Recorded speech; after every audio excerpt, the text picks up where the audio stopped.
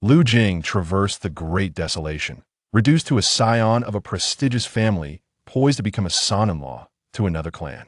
In this world, where the bizarre and extraordinary intertwine, Lu Jing commenced his journey as a lowly bridegroom, unable to approach his wife's family, with a future shrouded in darkness. In this year, in the north, wine connoisseurs sealed demons and commanded spirits, instilling awe across the realm. For 30 years in the south, an ancient dragon, having descended to the mortal realm, yearned to ascend to the heavenly gates once more. During this time, the Taoist on Peach Mountain devoted his days to Buddhist practice, while the wayward disciples of Thunder Sound Temple wielded their staffs, having already forged a realm of equality. This year, the sage had long ascended to the celestial gates, spending 48 years cultivating literature in the heavens, rendering knowledge scarce on earth. It was also in this year that Lu Jing, now a son-in-law, fretted over how to cultivate martial arts, refine his primordial spirit, and accumulate his destiny to survive the bitter winter ahead. The sun shone brightly, and the autumn breeze began to rise. Clad in azure robes, Lu Jing sat serenely among the artificial mountains, softly reciting classical texts. 6-3. Suyu, regret tardy, there is regret. 9-4. Perhaps leaping in the abyss, no blame. His voice, deep and resonant, articulated each word clearly, akin to the sound of jade, strong and vibrant, as his copy of the I Ching brimmed with his annotations. In the distance, within a delicate pavilion named Bright Moon Pavilion, a figure adorned in a red embroidered gown, exuding both charisma and natural beauty, gazed at the studious youth in azure. Lu, your brother is quite intriguing, soon to become a son-in-law to the Southern National Duke's residence, yet he remains steadfast in his daily studies. Does he not realize that once he becomes a son-in-law, he can no longer participate in the imperial examinations? Beside the elegant figure stood a beautiful young girl, bearing a striking resemblance to Lu Jing. Her name was Lu, Lu Jing's cousin from the second branch of the family. I wonder what useless text he's engrossed in. Lu lazily lifted her head, nonchalantly glancing toward Lu Jing's location. I've heard from the servants that he has been particularly diligent these past few months, though the books he reads seem rather peculiar. In my opinion, he is merely putting on an act to conceal his own shame, especially since the Southern National Duke's residence has repeatedly postponed the wedding, clearly indicating a change of heart. At this point, Lu slightly frowned, her eyes betraying her impatience. Noticing the inquisitive gaze from the elegant figure, she elaborated. The likely reason is that the martial prodigy from the Southern National Duke's residence is dissatisfied with being betrothed to such an ordinary husband. Moreover, I have also heard that the Duke's health has improved since Nanhiyu returned to the capital. Thus he may no longer require a good fortune bride. With her hair elegantly tied back, the elegant figure inquired curiously, so the Southern National Duke's residence no longer wishes for Lu Jing to become a son-in-law? Yet you mentioned just the other day that your brother's fate contract had already been submitted to the Household Registration Office, with his name recorded in the exterior ledger of the Southern residence. Strictly speaking, he has already become the son-in-law of the Southern residence. If they regret the marriage now, it would mean that the Southern family's daughter would have to divorce him. Wouldn't that be a disgrace to your brother? Miss Shengzi, you may simply refer to him as Lu Jing. Lu stood up, her face flushed with indignation, as if anyone cares about his fate. Although he is merely an uncherished, illegitimate son, he is still of the Lu bloodline. His becoming a son-in-law is a profound humiliation to our Jiuhu Lu family, especially now, when he has incurred the disdain of the Southern family, and the wedding date has been postponed multiple times. The elite of the 10-mile-long Ning Street are all watching the Lu family's embarrassment. I find myself quite ill at ease when I venture outside these days. Lu, Shangzi suddenly interrupted, her tone laced with indignation. Though I should not meddle in the private affairs of the Lu family, you must recognize that Lu Jing's position as a son-in-law was not of his own choosing. Lu was momentarily taken aback, yet her gaze sharpened. The Duke of the Southern Kingdom specifically requested him to marry Southern Hiyu, to bring joy to the ailing elder duke. There must be a reason for this explicit demand. It is most likely that Lu Jing has brought this calamity upon himself. Shengzi's expression remained calm, her words resonating with logic. Lu fell into a contemplative silence. Shengzi sighed inwardly, aware that the young masters and mistresses of the Lu family were not oblivious to the fact that this marriage was fundamentally a transaction. The Southern Duke's household gained a son-in-law of respectable lineage, while simultaneously providing a boost to the ailing Duke's spirits.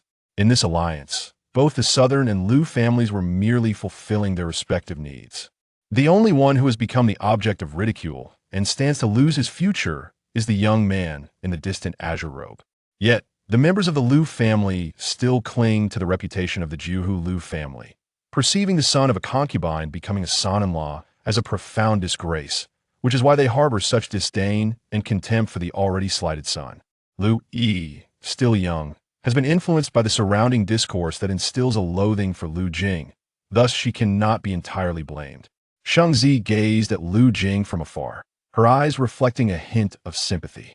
What a pitiful soul, she mused. Lu Jing remained oblivious to the fact that he was being observed while immersed in his studies among the rocks. He was simply absorbed in his reading. Strangely, however, the texts he perused were not the canonical works of this world, but rather a copy of the I Ching, a tome that does not exist in this realm. Days turned into months, and he toiled diligently in his studies. The sunlight danced upon the waters of the western courtyard of the Lu estate, and at last, Lu Jing completed the book in his hands. As the final sentence transformed into insight, imprinting itself in his mind, a flash of white light suddenly emerged, penetrating Lu Jing's consciousness. His mind, already filled with numerous strands of white light, wove a tapestry of brilliance, with this latest beam appearing to be the final tile, settling amidst the radiant expanse. With a resounding crash, Lu Jing's thoughts momentarily scattered. Upon regaining his focus, he observed that the myriad lights now radiated with a golden hue, shimmering brilliantly as a multitude of information cascaded into his awareness. The profundity of the I Ching lies in seeking fortune and avoiding misfortune. Acquired, fiery golden, fate-seeking fortune and avoiding misfortune. As these revelations flooded his mind, Lu Jing felt an extraordinary clarity enveloping his consciousness, accompanied by a burst of golden brilliance. Memories of the past began to surface quietly within his thoughts. This version of the I Ching did not belong to this world. It was merely that Lu Jing had fortuitously held a copy upon his arrival. The reason he delved so deeply into the study of the I Ching after his arrival in this realm was that he had discovered that each time he read it, a new strand of white light appeared in his mind. When these strands intertwined, it seemed as though they were constructing a magnificent palace. Thus, as Lu Jing, who had just stepped into this unfamiliar world, grasped onto a piece of salvational driftwood like a drowning man, he immersed himself in rigorous study day and night for over 3 months. Today, when the intertwining rays of white light in his mind finally coalesced, they formed a radiant orb of golden light, reminiscent of the blazing sun. Lu Jing, astonished by this revelation, suddenly noticed that the golden orb flashed with brilliance once more. A gentleman, upon reading, can navigate fortune and avert misfortune. There are spectators observing misfortune, deliberately reciting loudly to attract the attention of others, compelling them to admire your diligence. Fortune, attaining a white destiny feigning earnestness. Drawback, excessive pretense may evoke disdain from the discerning. Fortune, a gentleman remains untainted by external influences, continuing to immerse himself in study until the late hours. Benefit, attaining a white destiny diligent and assiduous, earning the admiration of onlookers. Lu Jing perceived clearly that lines of text sparkled brilliantly, suspended in his mind. Both misfortune and fortune seemed to await his decision.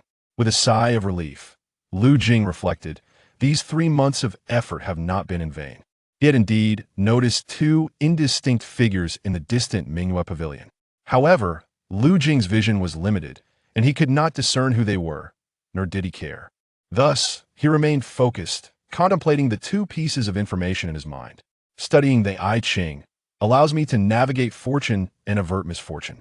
The first piece of information appeared to suggest showcasing his diligence before the guests. Yet the sign of misfortune likely stemmed from the risk of being perceived as insincere, thus undermining his position.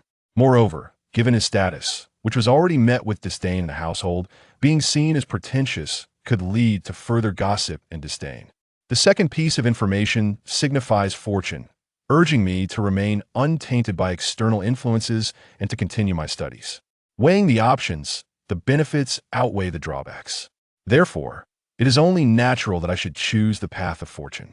In merely 2 or 3 breaths, Lu Jing reached his decision. Though it requires me to read late into the night, since it is a sign of fortune, it should ultimately benefit my life. With a composed demeanor, Lu Jing took a deep breath, retrieved another book, Jishun, from the stone table before him, and resumed his recitation. The sage possesses a resolute heart, thus enabling the full expression of his moral capabilities. The affairs of the world are ever-changing, and the stakes of life and death are immense. Therefore, one must strive to avoid danger while seeking life, even if it harms benevolence. Though the sign of fortune promised toil, Lu Jing had already gained clarity regarding his circumstances over the past 2 months. His birth mother's humble origins, coupled with the disdain from the matriarch of the Lu family, the First Lady, and even the esteemed General Lu Xinyuan, had rendered Lu Jing, the current self, a target of scorn. Moreover, what was initially a prospect of becoming a son-in-law now seemed to have turned into a source of derision, as the illustrious Nin family scorned him, making him a laughingstock among the noble families. With such a disheartening beginning, it seemed entirely possible for him to vanish from this world at any moment. He had no choice but to strive diligently. Furthermore, it was merely a matter of reading a bit more in comparison to the freedom of future choices. What was that? Chapter 2. The Maid, Qingwei, reflected the notion that no one is devoid of hope. Jishin, authored in his early years by the eminent Confucian scholar Ji Yuan, stands as one of his most controversial works. At first glance, the content of Jishin does not seem to extol Confucian or Taoist virtues. Rather, it delves into the realms of spirits, demons, and the supernatural. In this tome, the revered Ji Yuan employs a series of bizarre and fantastical parables to admonish the world, urging them to hold a profound reverence for the unseen forces of spirits and demons. This notion stands in stark contrast to the prevailing Confucian ideals of the time, which emphasized righteousness and the banishment of malevolent entities. Many esteemed scholars have historically penned verses mocking those who worship spirits. For instance, one line reads, "The deity's wrath and favor changed the countenance of the master, as countless spirits returned to the verdant mountains." Yet, despite the skepticism surrounding his work, Ji Yuan offered no explanations and later seldom referenced the supernatural. Lu Jing, upon perusing Jishin, initially found the myriad of strange and fantastical tales to be quite captivating. However, as he continued reading, he experienced a profound realization. Each story within Jishin presents a dichotomy of good and evil characters, including benevolent spirits and malevolent deities. If the teachings of Buddhism, Taoism, and Confucianism all emphasize the reverence for human nature, it follows that one should also regard the essence of spirits and demons to avert calamities wrought by malevolent forces. This serves to educate the populace on self-preservation rather than suggest that supernatural beings are superior. After digesting a parable about a neighbor who faced the wrath of a vengeful spirit, Lu Jing felt he had gleaned significant insights. Nevertheless, while the 3 schools of thought, Confucianism, Taoism, and Buddhism, hold differing views on spirits and demons, none outright deny their existence. The fact that prominent Confucian scholars have penned works discussing the supernatural raises a question. Does this imply the existence of these entities in our world? Lu Jing could not help but ponder. This world differs from the one he once knew.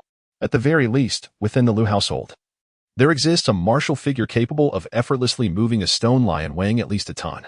In the imperial examinations, scholars aspiring for fame must also train in martial arts, mastering skills such as horseback riding, archery, and swordsmanship, an extraordinary expectation indeed. Regrettably, the original Lu family's 3rd young master had rarely ventured beyond the confines of his home. Even access to the family's library was restricted, leaving him with only vague memories that required contemplation to piece together. As Lu Jing was lost in thought, a gentle voice broke the silence. "Young Master Jing." It was Qingwei. Though his reverie was interrupted, he felt no irritation. In mere moments, a dark wooden food box was placed on the stone table before him. A young girl, expressing her grievances, stood nearby. She appeared to be around 17 or 18, clad in a simple light blue garment, adorned with a wooden hairpin. Her hair, as dark as night, framed a face untouched by cosmetics, yet radiating a natural elegance. Particularly, her willow leaf eyes added an extra touch of softness. "I first went to the old locust tree where you often linger," but you were not there. Only then did I find my way here. And your warm meal has turned cold. Qingyue served as Lu Jing's maid, the sole attendant in his chamber. Since Lu Jing was 8 years old, Qingyue, a year his senior, had been by his side. In their youth, when Lu Jing's mother was still alive, Qingyue accompanied him in play and attended to minor tasks. After his mother's passing, Qingyue matured into the most capable of maids. The modest little room was meticulously managed by Qingyue, and even the meals on the table were prepared by her own hands. In families of noble lineage, such as the Lu family of Geolake, each courtyard typically possesses its own kitchen. However, the kitchen's busyness rendered the quality of the meals sent from his mother's time rather disappointing, often too cold, stale, or simply insufficient in quantity. Consequently, Qingyue took it upon herself to handle the culinary duties, and for the past few years, Lu Jing and Qingyue had been living in this manner. The meat was a gift from Miss Chang, tender and delectable. Truly, Miss Chang is a kind-hearted soul. Though she resides as a guest in the Lu residence, she repeatedly brings us provisions. As Qingyue gently recounted these mundane matters while retrieving 2 dishes and warm rice from the food box, Lu Jing smiled and accepted the chopsticks and bowl she offered. In many ways, Qingyue's presence provided him solace, alleviating the disorientation of suddenly finding himself in an unfamiliar world. Moreover, it was evident to Lu Jing that Qingyue genuinely regarded him as a cherished family member, despite her lowly status as a servant. Her concern for him was sincere and heartfelt. "Qingyue, your culinary skills have improved remarkably," Lu Jing remarked leisurely as he finished his meal, genuinely praising her efforts. A faint blush crept across Qingyue's cheeks, understanding that her young master was encouraging her. She was aware that her cooking, while not unpleasant, could hardly compare to the dishes prepared by the kitchen. In this era, cooking was a skilled trade, predominantly serving the needs of the affluent. For most common folk, meals were merely a means to satiate hunger rather than a delight to the palate. Under such circumstances, few would share their culinary skills with those outside their circle. Thus, Qingyue had to learn through her own trials and errors. Moreover, given the scarcity of spices in their humble abode and the necessity to economize even on oil and salt, how exquisite could her meals truly be? As the days grew colder, Qingyue sensed her young master was teasing her. Feeling a bit shy, she deftly shifted the conversation. As the saying goes, the autumn wind cuts to the bone. "Young master, you must change into your autumn attire tomorrow. Otherwise, should you catch a chill, this winter will be even more arduous." Speaking of autumn garments, Qingyue bit her lip. "By the way, this morning, Steward Lu sent word for me to collect the autumn clothes. I wonder what fabric this year's attire will be made of." In previous years, Lu Jing's autumn garments were not only inferior to those of other esteemed young ladies and gentlemen, but even less impressive compared to the attire of the steward's children. She hoped this year's would be thicker.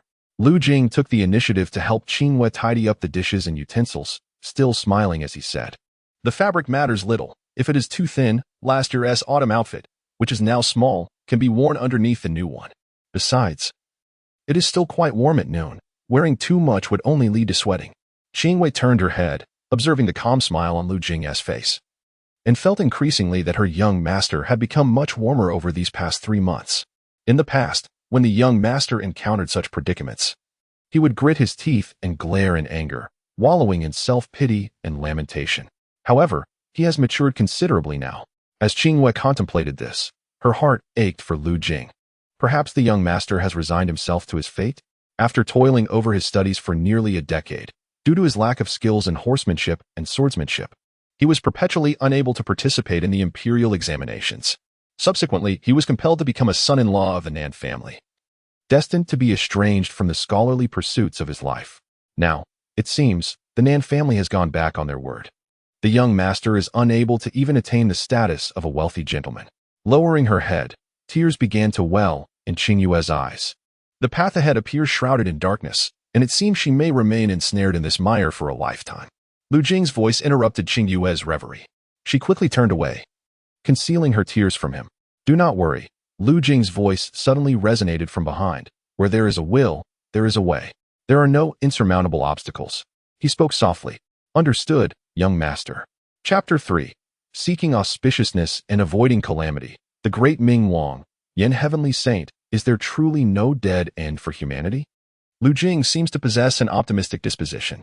Within the Mingwei Pavilion, separated by a considerable distance, Shang Zi could distinctly hear Lu Jing's soft murmurs. Practitioners of martial arts possess their own unique perspectives. Lu Jing was unable to discern the identities of the two figures within the pavilion. Yet Xingzi could vaguely catch the whispers of Lu Jing. I still have the peach blossom pastries from Su Xiangjai. I've already sent someone to fetch them. Lu Yi sat comfortably on a cushion, pouring tea for herself. Upon the table in the pavilion lay an array of jade plates, each adorned with dishes that were diverse in flavor, color, and aroma.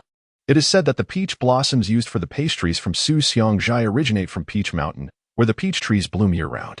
However, the mountain guardian's temperament is notoriously peculiar. He forbids anyone from ascending the mountain for leisure, let alone picking the blossoms. Yet, Su Xiangjai has somehow managed to procure these coveted peach blossoms.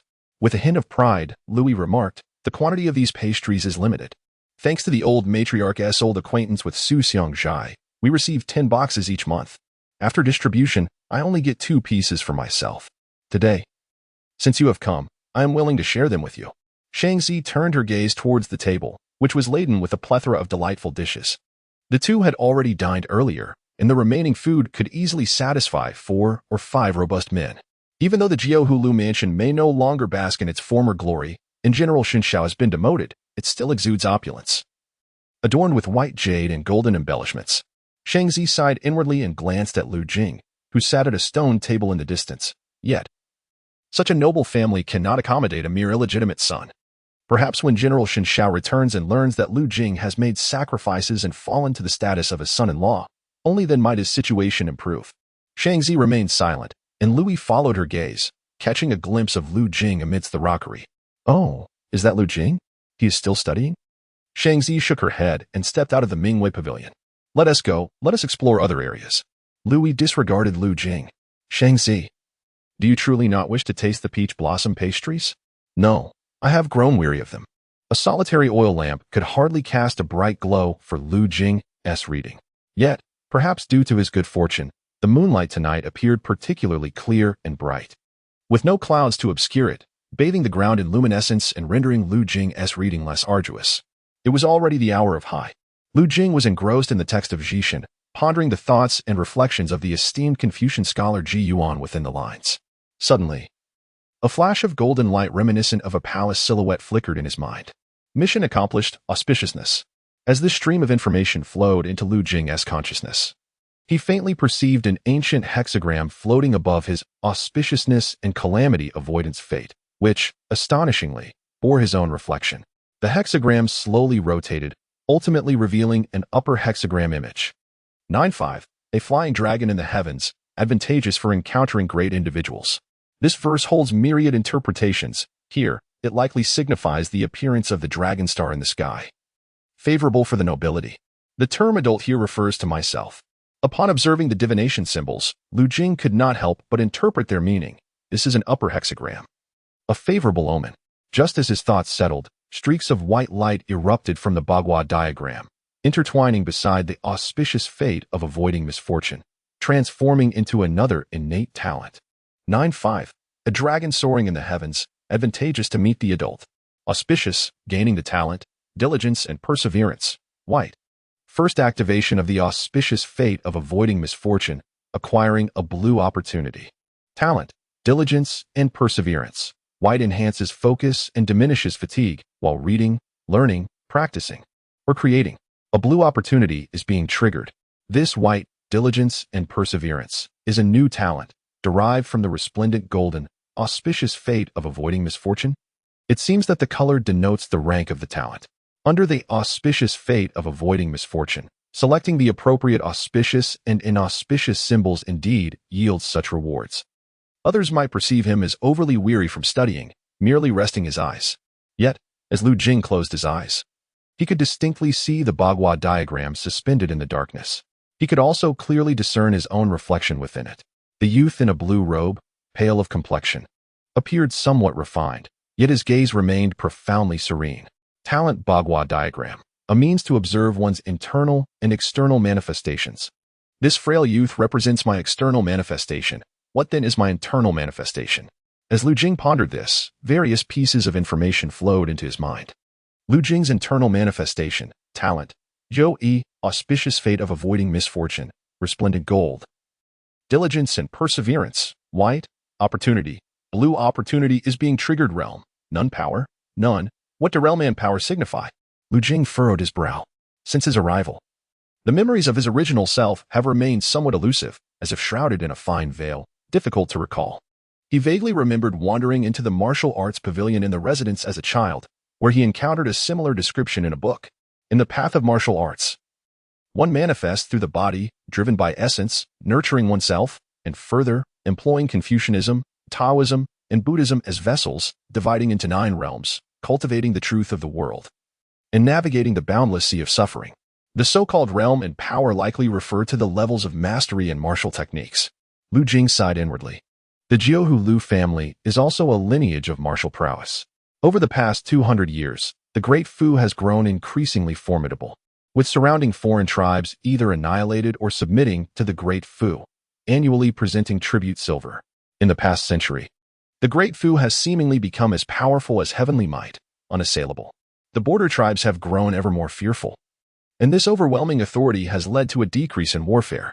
Consequently, the noble families have languished in comfort, their strength waning, and their influence diminishing year by year. A century ago, the Jiuhu Lu family was granted a marquee title, yet after numerous upheavals, it can now only pass down a countship. The once illustrious Shengxiu title has gradually been overshadowed by the practical authority of the Shengxiu general. Yet, despite this, the scions of the esteemed martial clan are all well versed in the art of combat. The original body, now 16, has yet to gain access to the martial classics pavilion, lacking instruction in equestrian skills, archery, and swordsmanship. This clearly illustrates that the original inhabitant of this body is regarded as an outsider within the Lu family. Lu Jing sighed, acknowledging that though he now occupies this form and has the chance for a second life, he is also confronted with its challenges. A thin veil of clouds drifted across the moon, obscuring its silvery light, while the starlit sky, hidden beneath the luminous glow, began to reveal itself. A gentle breeze swept through, prompting Lu Jing to ponder deeply. Suddenly, the book titled Jishin was turned a page by the wind. As he reached to steady the already intriguing volume, a picture unexpectedly fell from its open pages. Curiosity piqued, Lu Jing picked up the glimmering golden paper from the ground. The paper was exceedingly thin and originally folded. As he casually unfolded it, he beheld an image of a deity cradling a sphere of flame.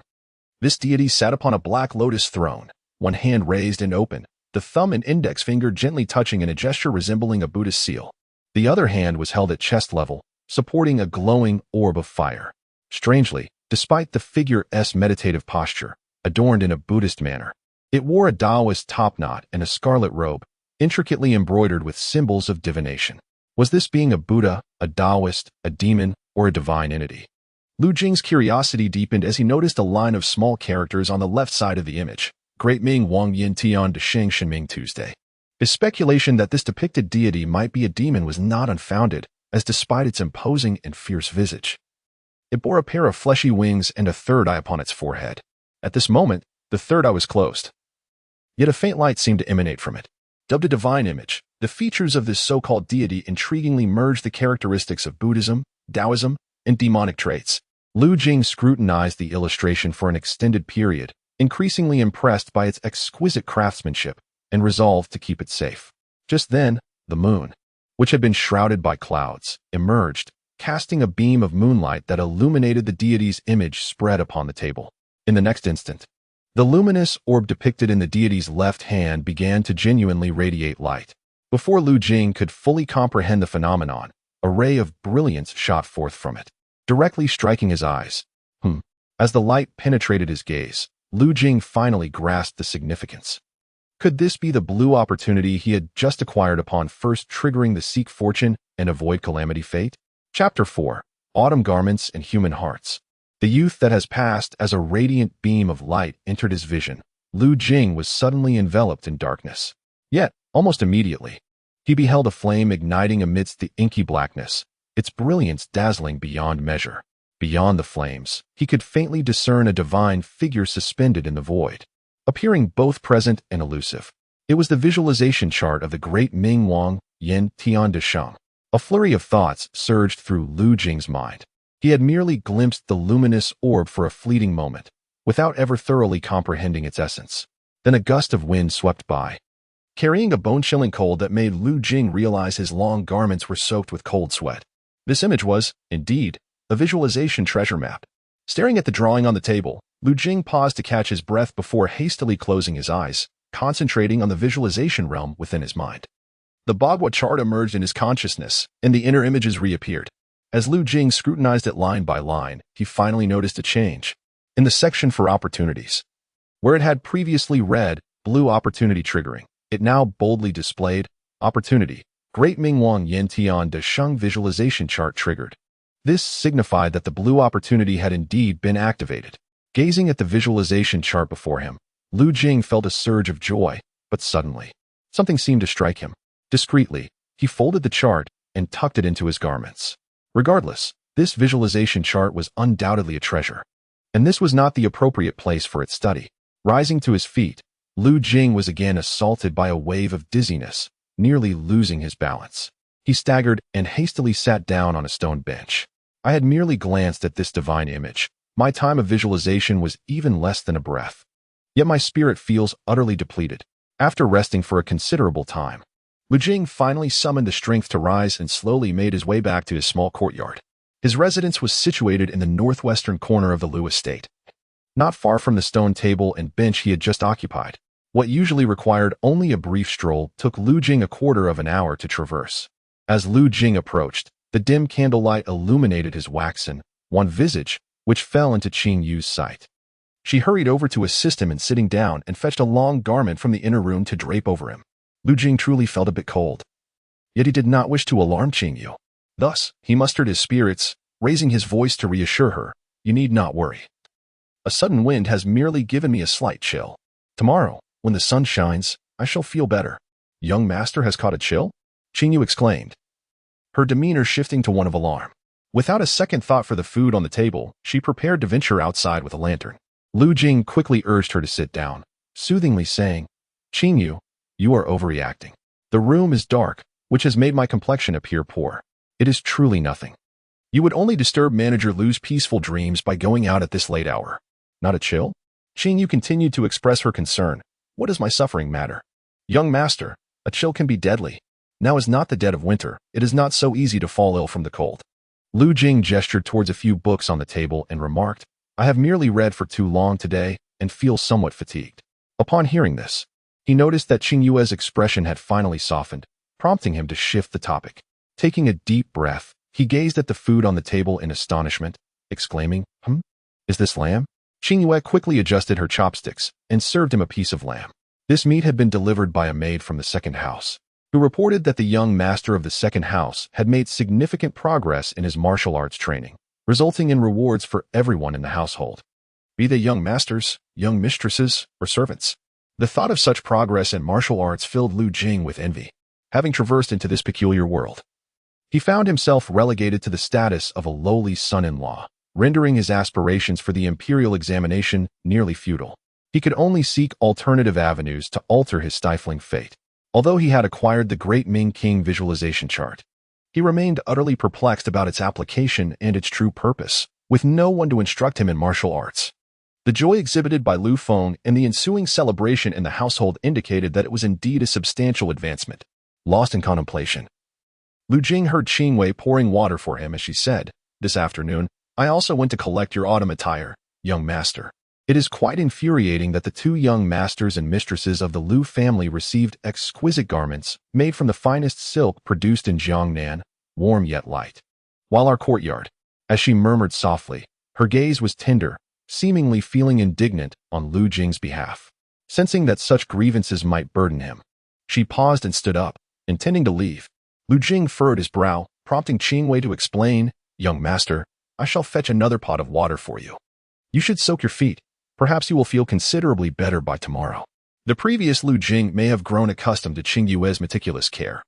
Yet the current Lu Jing genuinely felt fortunate to have such a gentle presence by his side. Therefore, he did not refuse her assistance, though he silently resolved to improve his life circumstances, lest he disappoint Qing Wei.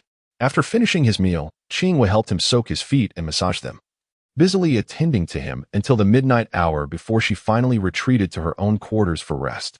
Once she departed, Lu Jing rose from his bed, lit a candle, and carefully examined the Great Ming King divine chart. However, recalling past experiences, he refrained from closing his eyes in focused visualization.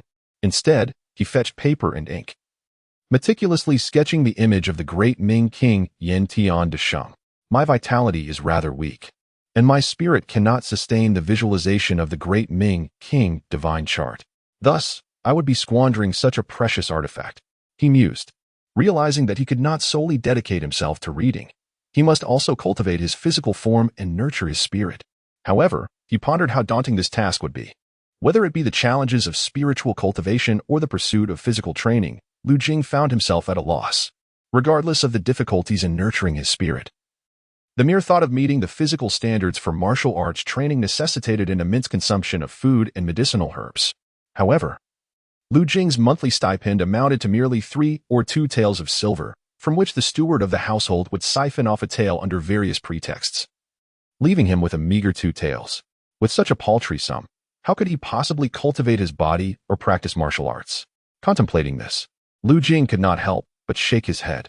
Yet, he felt no distress. His disposition was open-minded, and he understood that such matters required long-term consideration and patience for opportunities to arise. After meticulously copying the Great Ming Wang divine image 3 times, he carefully tucked the image away and peacefully drifted into slumber. As he lay in deep sleep, the Great Ming Wang divine image beneath his pillow began to emit a faint glow.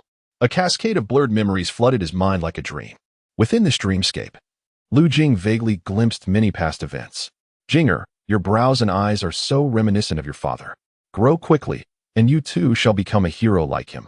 A woman, her features painted with grace and kindness, sat upon a decorated boat, subjected to the cold gazes of several onlookers, while playfully engaging with the infant in her arms. My dear, you must not cry, Jing. Get up, cough, cough.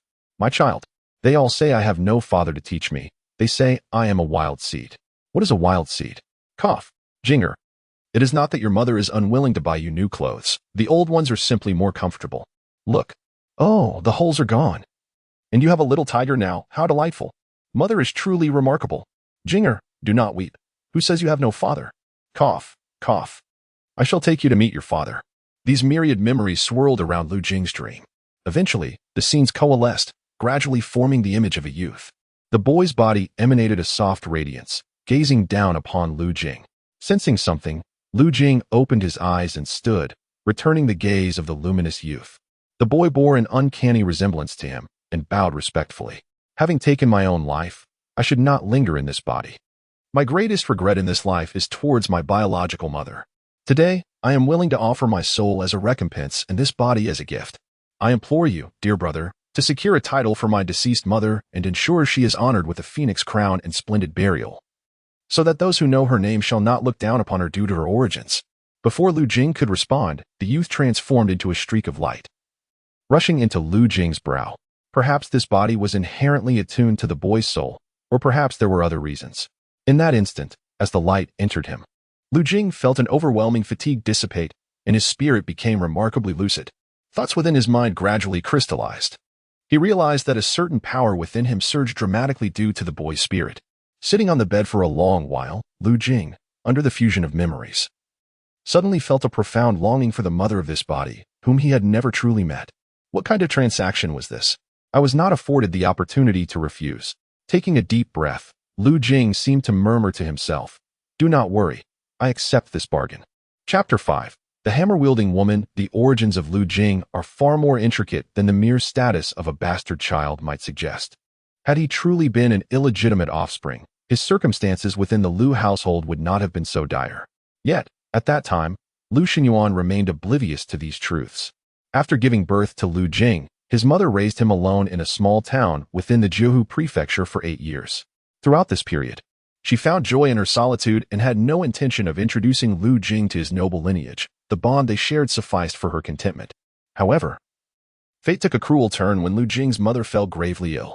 Aware that her time was limited, she set forth on a journey to Taishan capital, determined that Lu Jing should acknowledge his heritage. This journey was fraught with challenges. After traversing 2,000 miles, they arrived at Shirley Chongning Street.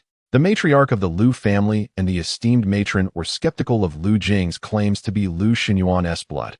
This skepticism stemmed from Lu Jing's striking resemblance to his ailing yet exquisite mother, devoid of any discernible features of Lu Xinyuan. Lu Xinyuan, known for his imposing demeanor, chose to remain silent during this ordeal. Consequently, the matriarch and the matron denied entry to the mother and son. Lu Jing's mother did not plead for acceptance nor negotiate for leniency. With a gentle disposition that shunned malice, she resolved to confront the authorities in Taishan capital, seeking justice against Lu Xinyuan for forsaking his own blood and abandoning his offspring. As a mere woman of the painting boat, my life is as insignificant as livestock, and my death unworthy of lament. General Shen Xiao may abandon me, and even if he were to strike me down, it would be within the bounds of legality. Yet my son, Lu Jing, carries the blood of the Jiuhu Lu family. To abandon one's own flesh and blood reflects a moral failing unworthy of nobility, she proclaimed. Kneeling before the magistrate of Taishan, a drumstick in one hand and Lu Jing's hand in the other, it is not uncommon for noble offspring to find themselves cast adrift in the world. However, the scandal that stirred Taishan capital was uniquely tied to Lu Xinyuan of the Jiuhu Lu family. Thus, influential figures within the Taishan court took notice, and public sentiment surged through the streets. Faced with mounting pressure, the Lu family had no choice but to welcome the mother and son into their household. Thus, 8 years prior, what began as a farcical tale allowed Lu Jing and his mother to enter the Lu residence. In his youth, Lu Jing remained unaware of his mother's motivations for such actions. As he matured, he harbored resentment towards her for the decisiveness that subjected them to the cold indifference of the Lu household. Yet, as his mother's health deteriorated and she soon departed from this world, he came to understand that she had anticipated her own demise. Filled with concern for his well-being, she had cast aside all worldly constraints, summoning immense courage to make that fateful decision. Within the gilded gates, no specter of starvation dwells. To endure the disdain of others is preferable to a silent death amidst unfounded currents of malice, she had said to him, grasping his hand in her final moments. Suddenly free from her cough, these memories flooded Lu Jing's mind, compelling him to yearn for the gentle gaze of the woman who had always watched over him with such tenderness. The gaze, humble as moss yet solemn as the earth. Lu Jing tossed and turned, unable to find slumber, yet felt his spirit remarkably clear. He took out the diagram of the great Ming King. Under the flickering candlelight, he scrutinized the image once more, then spread it across the table and closed his eyes. Thoughts began to sketch the vision of the great Ming King, Yantian Dashi, in his mind. In the darkness, everything appeared indistinct. The first image to take shape was the radiant orb held aloft in the left hand of the great Ming King Yantian Dashi. The brilliance was intense, fervent, and resplendent. As the radiance became increasingly vivid, Lu Jing sensed that he was not as frail as before, his blood was not depleted, and his spirit was far from languid. Simultaneously, he felt an extraordinary force searing through the flesh, fascia, bones, and even blood beneath his body, igniting a growing warmth within him. 1 breath, 2 breaths, 3 breaths. As Lu Jing's focus deepened, a flash of white light suddenly illuminated his mind. In an instant, he felt less fatigued, and his visualization seemed more concentrated and effortless. He realized, this white light must be the essence of my diligent and hardworking fate, enabling greater focus and reducing weariness during my cultivation. This white fate possesses astonishing efficacy. As time passed, the peculiar sensations within Lu Jing intensified.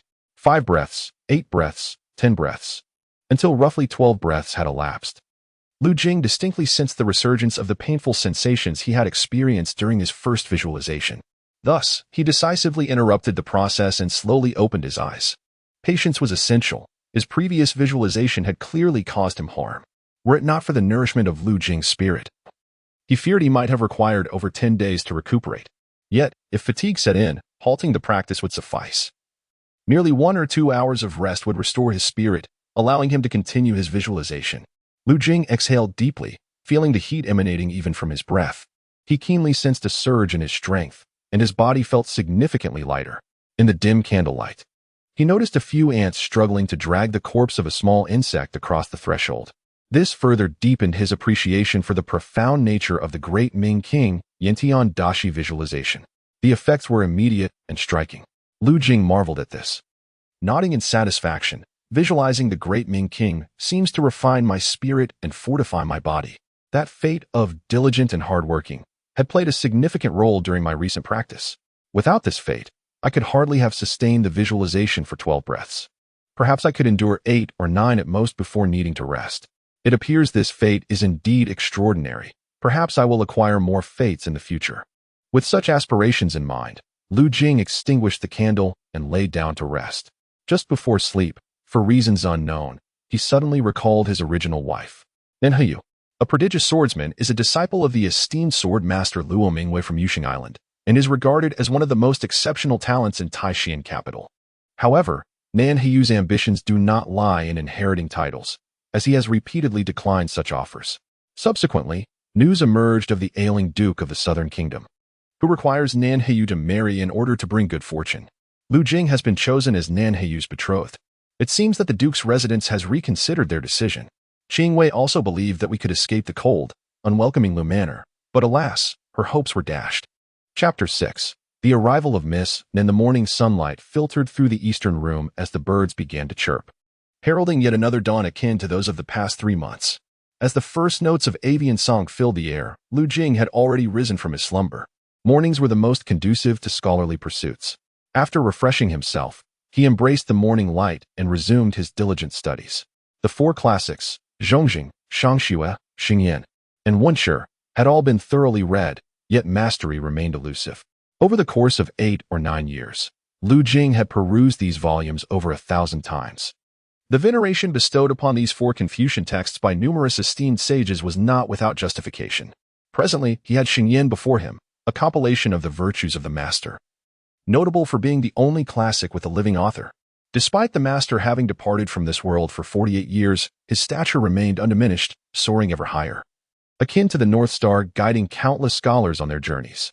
Even the Emperor Chong of Dafu had remarked that the master, while in the heavens, had diligently studied for over 40 years, returning to bestow knowledge upon the world, much like the snow that falls to the earth. Thus, Confucianism held a revered place in Dafu, standing apart from Buddhism.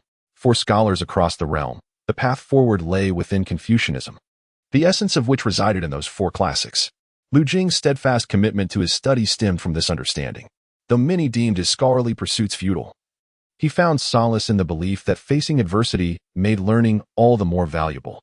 Should he forsake his studies, he would be left with nothing but despair, unable to alter his circumstances. By immersing himself in his studies, he could cultivate inner tranquility and enhance his character, while also amassing knowledge to seize any future opportunities that might arise. As the Zhou states, a gentleman conceals his abilities and awaits the right moment. What could be more advantageous? In the early hours of his studies, Lu Jing added a new practice to his routine: visualization. The image of the great Ming Wang Yintian de Xing had been indelibly stamped in his mind overnight. Within the realm of his internal cultivation, he had also incorporated the great Ming Wang Yintian de Sheng visualization method. Barely awake, Lu Jing sat cross-legged on his bed, performing the visualization of the great Ming Wang Yintian de Xing. Though the 12 breaths allocated for this practice were fleeting, they left him feeling considerably fatigued. Yet, he did not succumb to further slumber. After washing up and enjoying a bowl of morning congee, he strolled through the courtyard for a quarter of an hour. Lu Jing was not one to rush. He often studied for a quarter of an hour before allowing himself a brief respite to avoid depleting his energy and harming his health. Even so, with the support of his destiny attribute diligence and hard work, he found it increasingly easier to focus while reading, and fatigue was a distant concern.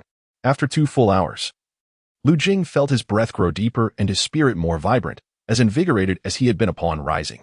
He continued his visualization, closing the book Xingyan and shutting his eyes to envision the great Ming Wang. After 12 breaths of time, Lu Jing slowly opened his eyes.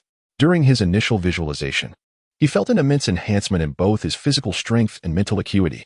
However, upon subsequent visualizations, he realized that the Great Bright King visualization technique was not a fierce conflagration, but rather akin to the gentle spring rain, quietly nurturing all things in silence. In just 3 brief visualizations, Lu Jing could distinctly sense the changes within his body. Yet, he remained entirely ignorant of the path of cultivation. The martial arts of the world are divided into 9 ranks. What, then, are these 9 ranks? He pondered when he might step into the realm of martial arts. Humanity is often drawn to the allure and curiosity of the unknown.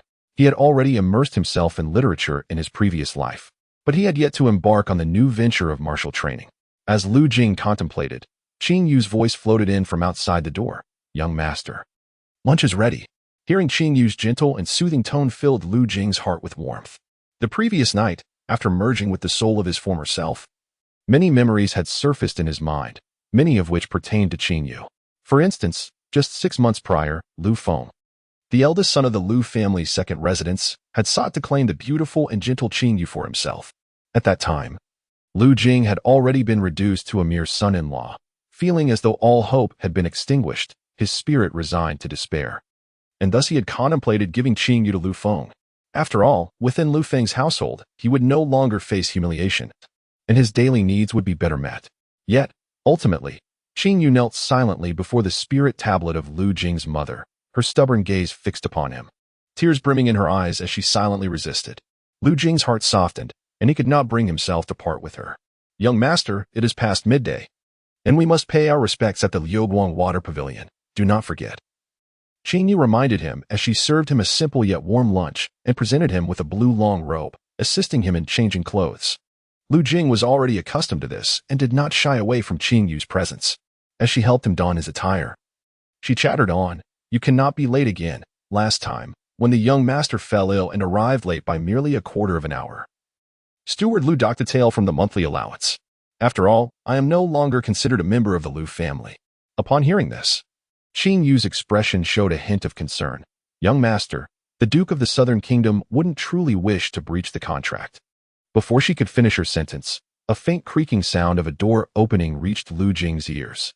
Until yesterday, he would have never detected such a subtle sound. In just one night, it felt as if he had undergone a transformation, his senses significantly heightened. Someone was approaching, just as Lu Jing reminded Qing Yu. A voice called from outside. "Is young Master Jing here?" Recognizing the voice, Qing Yu exclaimed, "It is Sister Jean Kuei, who is always by the grandmother's side. She has never visited our courtyard. I wonder what has happened?" A look of confusion and tension crossed her face. Lu Jing remained unresponsive, and after tying his hair, he rose to open the door. There stood a young woman of 18, with striking features. A beauty mark adorned her right brow, complemented by her phoenix-like eyes, exuding both allure and shrewdness. The young maiden, adorned in a gown of exquisite silk embroidered with golden flowers, wore garments of the finest quality, rarefied attire that even the legitimate sons and daughters of prominent officials in the capital could scarcely attain. The clothing that Lu Jing donned paled in comparison to the elegance of this maiden. Naturally, Lu Jing recognized her. She was Jean Kuei, the favored senior maidservant of the matriarch of the Lu household, enjoying a high status within the estate. It was unnecessary to elaborate on her position. Even the favored illegitimate sons of the family held less weight in the eyes of the matriarch than Jean Kuei did. To Lu Jing's surprise, upon seeing him, Jean Kuei performed a graceful curtsy, her face adorned with a hint of a smile, rather than displaying the usual lack of respect that other servants exhibited in his presence. Lu Jing returned her smile, concealing any signs of astonishment at her favor, and said, "Miss Jean Kuei, please do come in for some tea and respite from the midday heat." Jean Kuei, studying Lu Jing closely for a moment, replied, "Jean Kuei cherishes the well-being of young Master Jing. However, my purpose in coming today is to convey the matriarch's message. After midday, please ensure that you arrive later at the Liuguang Water Pavilion. Do not come too early." Lu Jing nodded in acknowledgement, poised to express some courteous remarks.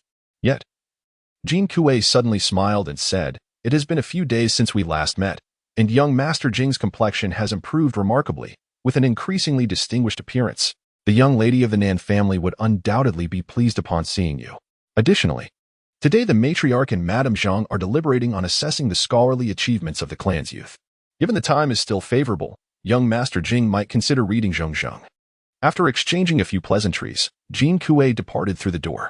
Qing Yu, puzzled, remarked to Lu Jing, "It is strange that the matriarch would send Miss Jean Kuei specifically to relay a message. It seems I owe her a debt of gratitude." Lu Jing closed the door and casually replied, "Has she not already stated? The young lady of the Nan family is coming." Chapter 7. The Pavilion of Water and its Prognostications. The pavilion serves as a refuge, a sanctuary shaped by its surroundings, whether by water's edge or flower's border, its form adapting to its environment. The Pavilion of Liuguang is a favored gathering place for the matriarch of the Lu family, nestled within the lush confines of the Lu estate's garden of observation. Beside the pavilion flows the winding waters of Liuguang Pool, from which it derives its name. Lu Jing had, in his previous life, explored many gardens, and over the past 3 months, He had made it a point to visit this locale every 10 days to pay his respects to the matriarch and the lady of the house. By all accounts, he should have grown accustomed to the grandeur of the pavilion of Liuguang. Yet, upon witnessing its beauty anew, he remained struck by the opulence of the Lu residence. The estate, adorned with white jade and gilded embellishments, stood as a testament to ancestral prosperity, ranking among the most luxurious dwellings on Chongning Street. Upon entering the main hall of the pavilion, Lu Jing discovered that despite his arrival being an hour later than instructed by the matriarch, 2 or 3 peers of the Lu family were still seated at the sandalwood table, engrossed in their studies. The matriarch was known for her stringent governance, yet she held a deep affection for scholars, ever hopeful that one of her descendants would achieve the honor of top scholar. Thus, regardless of their genuine interest in learning, the young men of the Lu family would always bring a classic to present to her, with Lu Jing being the sole exception. This was not due to any sense of superiority on Lu Jing's part, but rather an acute awareness that, due to his mother's plight, the matriarch could never truly favor him. Even if he were to present her with 100 books, she would perceive it as mere pretense, forming an impression of him as a schemer adept at navigating social currents. Thus, he preferred to arrive unencumbered, embodying a sense of lightness. Moreover, the act of reading necessitated tranquility and focus. In such a cacophonous environment, how could one possibly immerse oneself in literature? In the main hall of the pavilion, 2 rows of tables flanked the space. At the forefront of the right side sat a youth with hair as meticulously arranged as a finely cut blade, eyebrows resembling ink brush strokes, a face akin to a peach petal, and eyes that shimmered like autumn waters. This young man, adorned with a high cap and a silver belt, radiated a smile reminiscent of the full moon, an epitome of charm. He was Lu Jing, the eldest son of the Lu family, and Lu Jing's half-brother. Seated at the forefront of the left side was another young man, possessing sharp brows and a commanding stature. This was Lu Feng, the eldest son of the second branch of the Lu family, who had previously sought Lu Jing's assistance regarding Qinghua. Although the Lu family had yet to fully separate, the matriarch had long ago instituted a division of governance between the 2 branches. The head of the main branch, Lu Xinyuan, who had inherited the title, was Lu Jing's biological father, with Lu Qiong being the second son and Lu Jing the third. The head of the second branch was Lu Chongshan, who had many offspring, with Lu Feng being the eldest. The head of the second branch was deeply devoted to Buddhism, spending his days in fasting and prayer, while his wife, Madame Zhu, managed the myriad affairs of the household. At this moment, in the main hall of the pavilion, alongside Lu Qiong and Lu Feng, sat Lu Jing's cousin, Lu Yi, who was also Lu Feng's sister. Lu Yi was engaged in hushed conversation with a stranger beside her. This stranger, a young girl clad in red and veiled in light gauze, obscured her features, yet Lu Jing perceived her curious gaze directed toward him. Lu Jing cast a quick glance at the girl. Could she be Nan Hiu? He pondered within himself. Soon, the previous hints in Jean Kuei's words resurfaced in his mind, and coupled with the unfamiliar strangers present, he became increasingly convinced of his assumptions regarding the young maiden. Seated at the head of the pavilion was, of course, the matriarch of the Lu family, Madame Ning. Beside her, engaged in a hushed conversation, was Lady Zhong, Lu Qing's biological mother and the legitimate matriarch of the Lu household, who had taken on the responsibility of managing the estate following Lu Xinyuan's demotion. As Lu Jing entered the main hall, the matriarch remained with her eyes closed in repose, while Lady Zhong's gaze had already settled upon him. Originally nodding her head and occasionally glancing at the matriarch and Lady Zhong, Lu Qing, upon seeing Lu Jing's arrival, eagerly set down the book she had been perusing. She addressed Lu Jing, saying, "Why are you so tardy, Brother Jing? Coming to pay your respects to grandmother and mother, yet making them wait for you?" At this, Lu Feng turned his head to regard Lu Jing. In the center of the hall, Lu Jing bowed slowly, stating, "Lu Jing pays his respects to grandmother and mother." Although Lady Zhong was not Lu Jing's biological mother, her position as the legitimate matriarch meant that she held a status superior to that of a concubine's biological mother in the family hierarchy, and thus he was obliged to address her with the utmost respect. After paying his respects to the 2 elders, Lu Jing straightened himself and saluted his elder brothers, Lu Qing and Lu Feng. Lu Feng waved his hand dismissively, returning to his reading, while Lu Qing regarded Lu Jing with a newfound curiosity, exclaiming, "Brother Jing, you were quite audacious, arriving late without offering an apology." "Qinger, it was I who asked Lu Jing to delay his arrival," Madame Ning interjected, her eyes still closed. It was Lady Zhong who spoke next in a soft tone.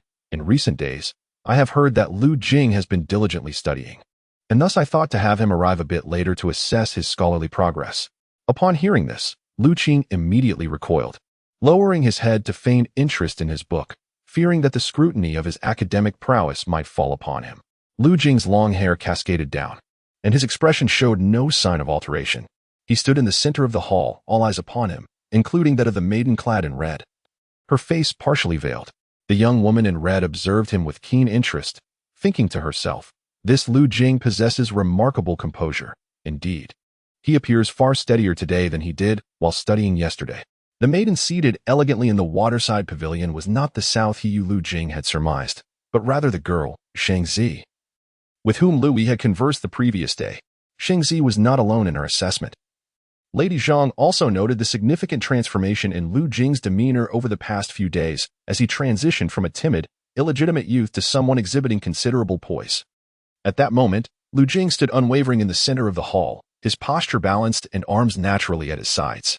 Even as Lady Zhang's gaze swept across him, he did not shy away but met her scrutiny with an air of calmness, embodying the essence of a diligent scholar, untouched by external distractions.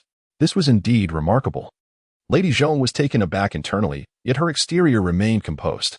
Unbeknownst to Lu Jing, this diligent disposition not only enhanced his scholarly pursuits but subtly altered the perceptions and impressions others held of him. After years of diligent study, you have surely gained profound insights into the Confucian classics. Today, I wish to assess your understanding. Lu Jing, what do you think? Madame Zhong spoke softly, her flowing skirt swaying slightly due to the passing breeze, exuding an air of nobility.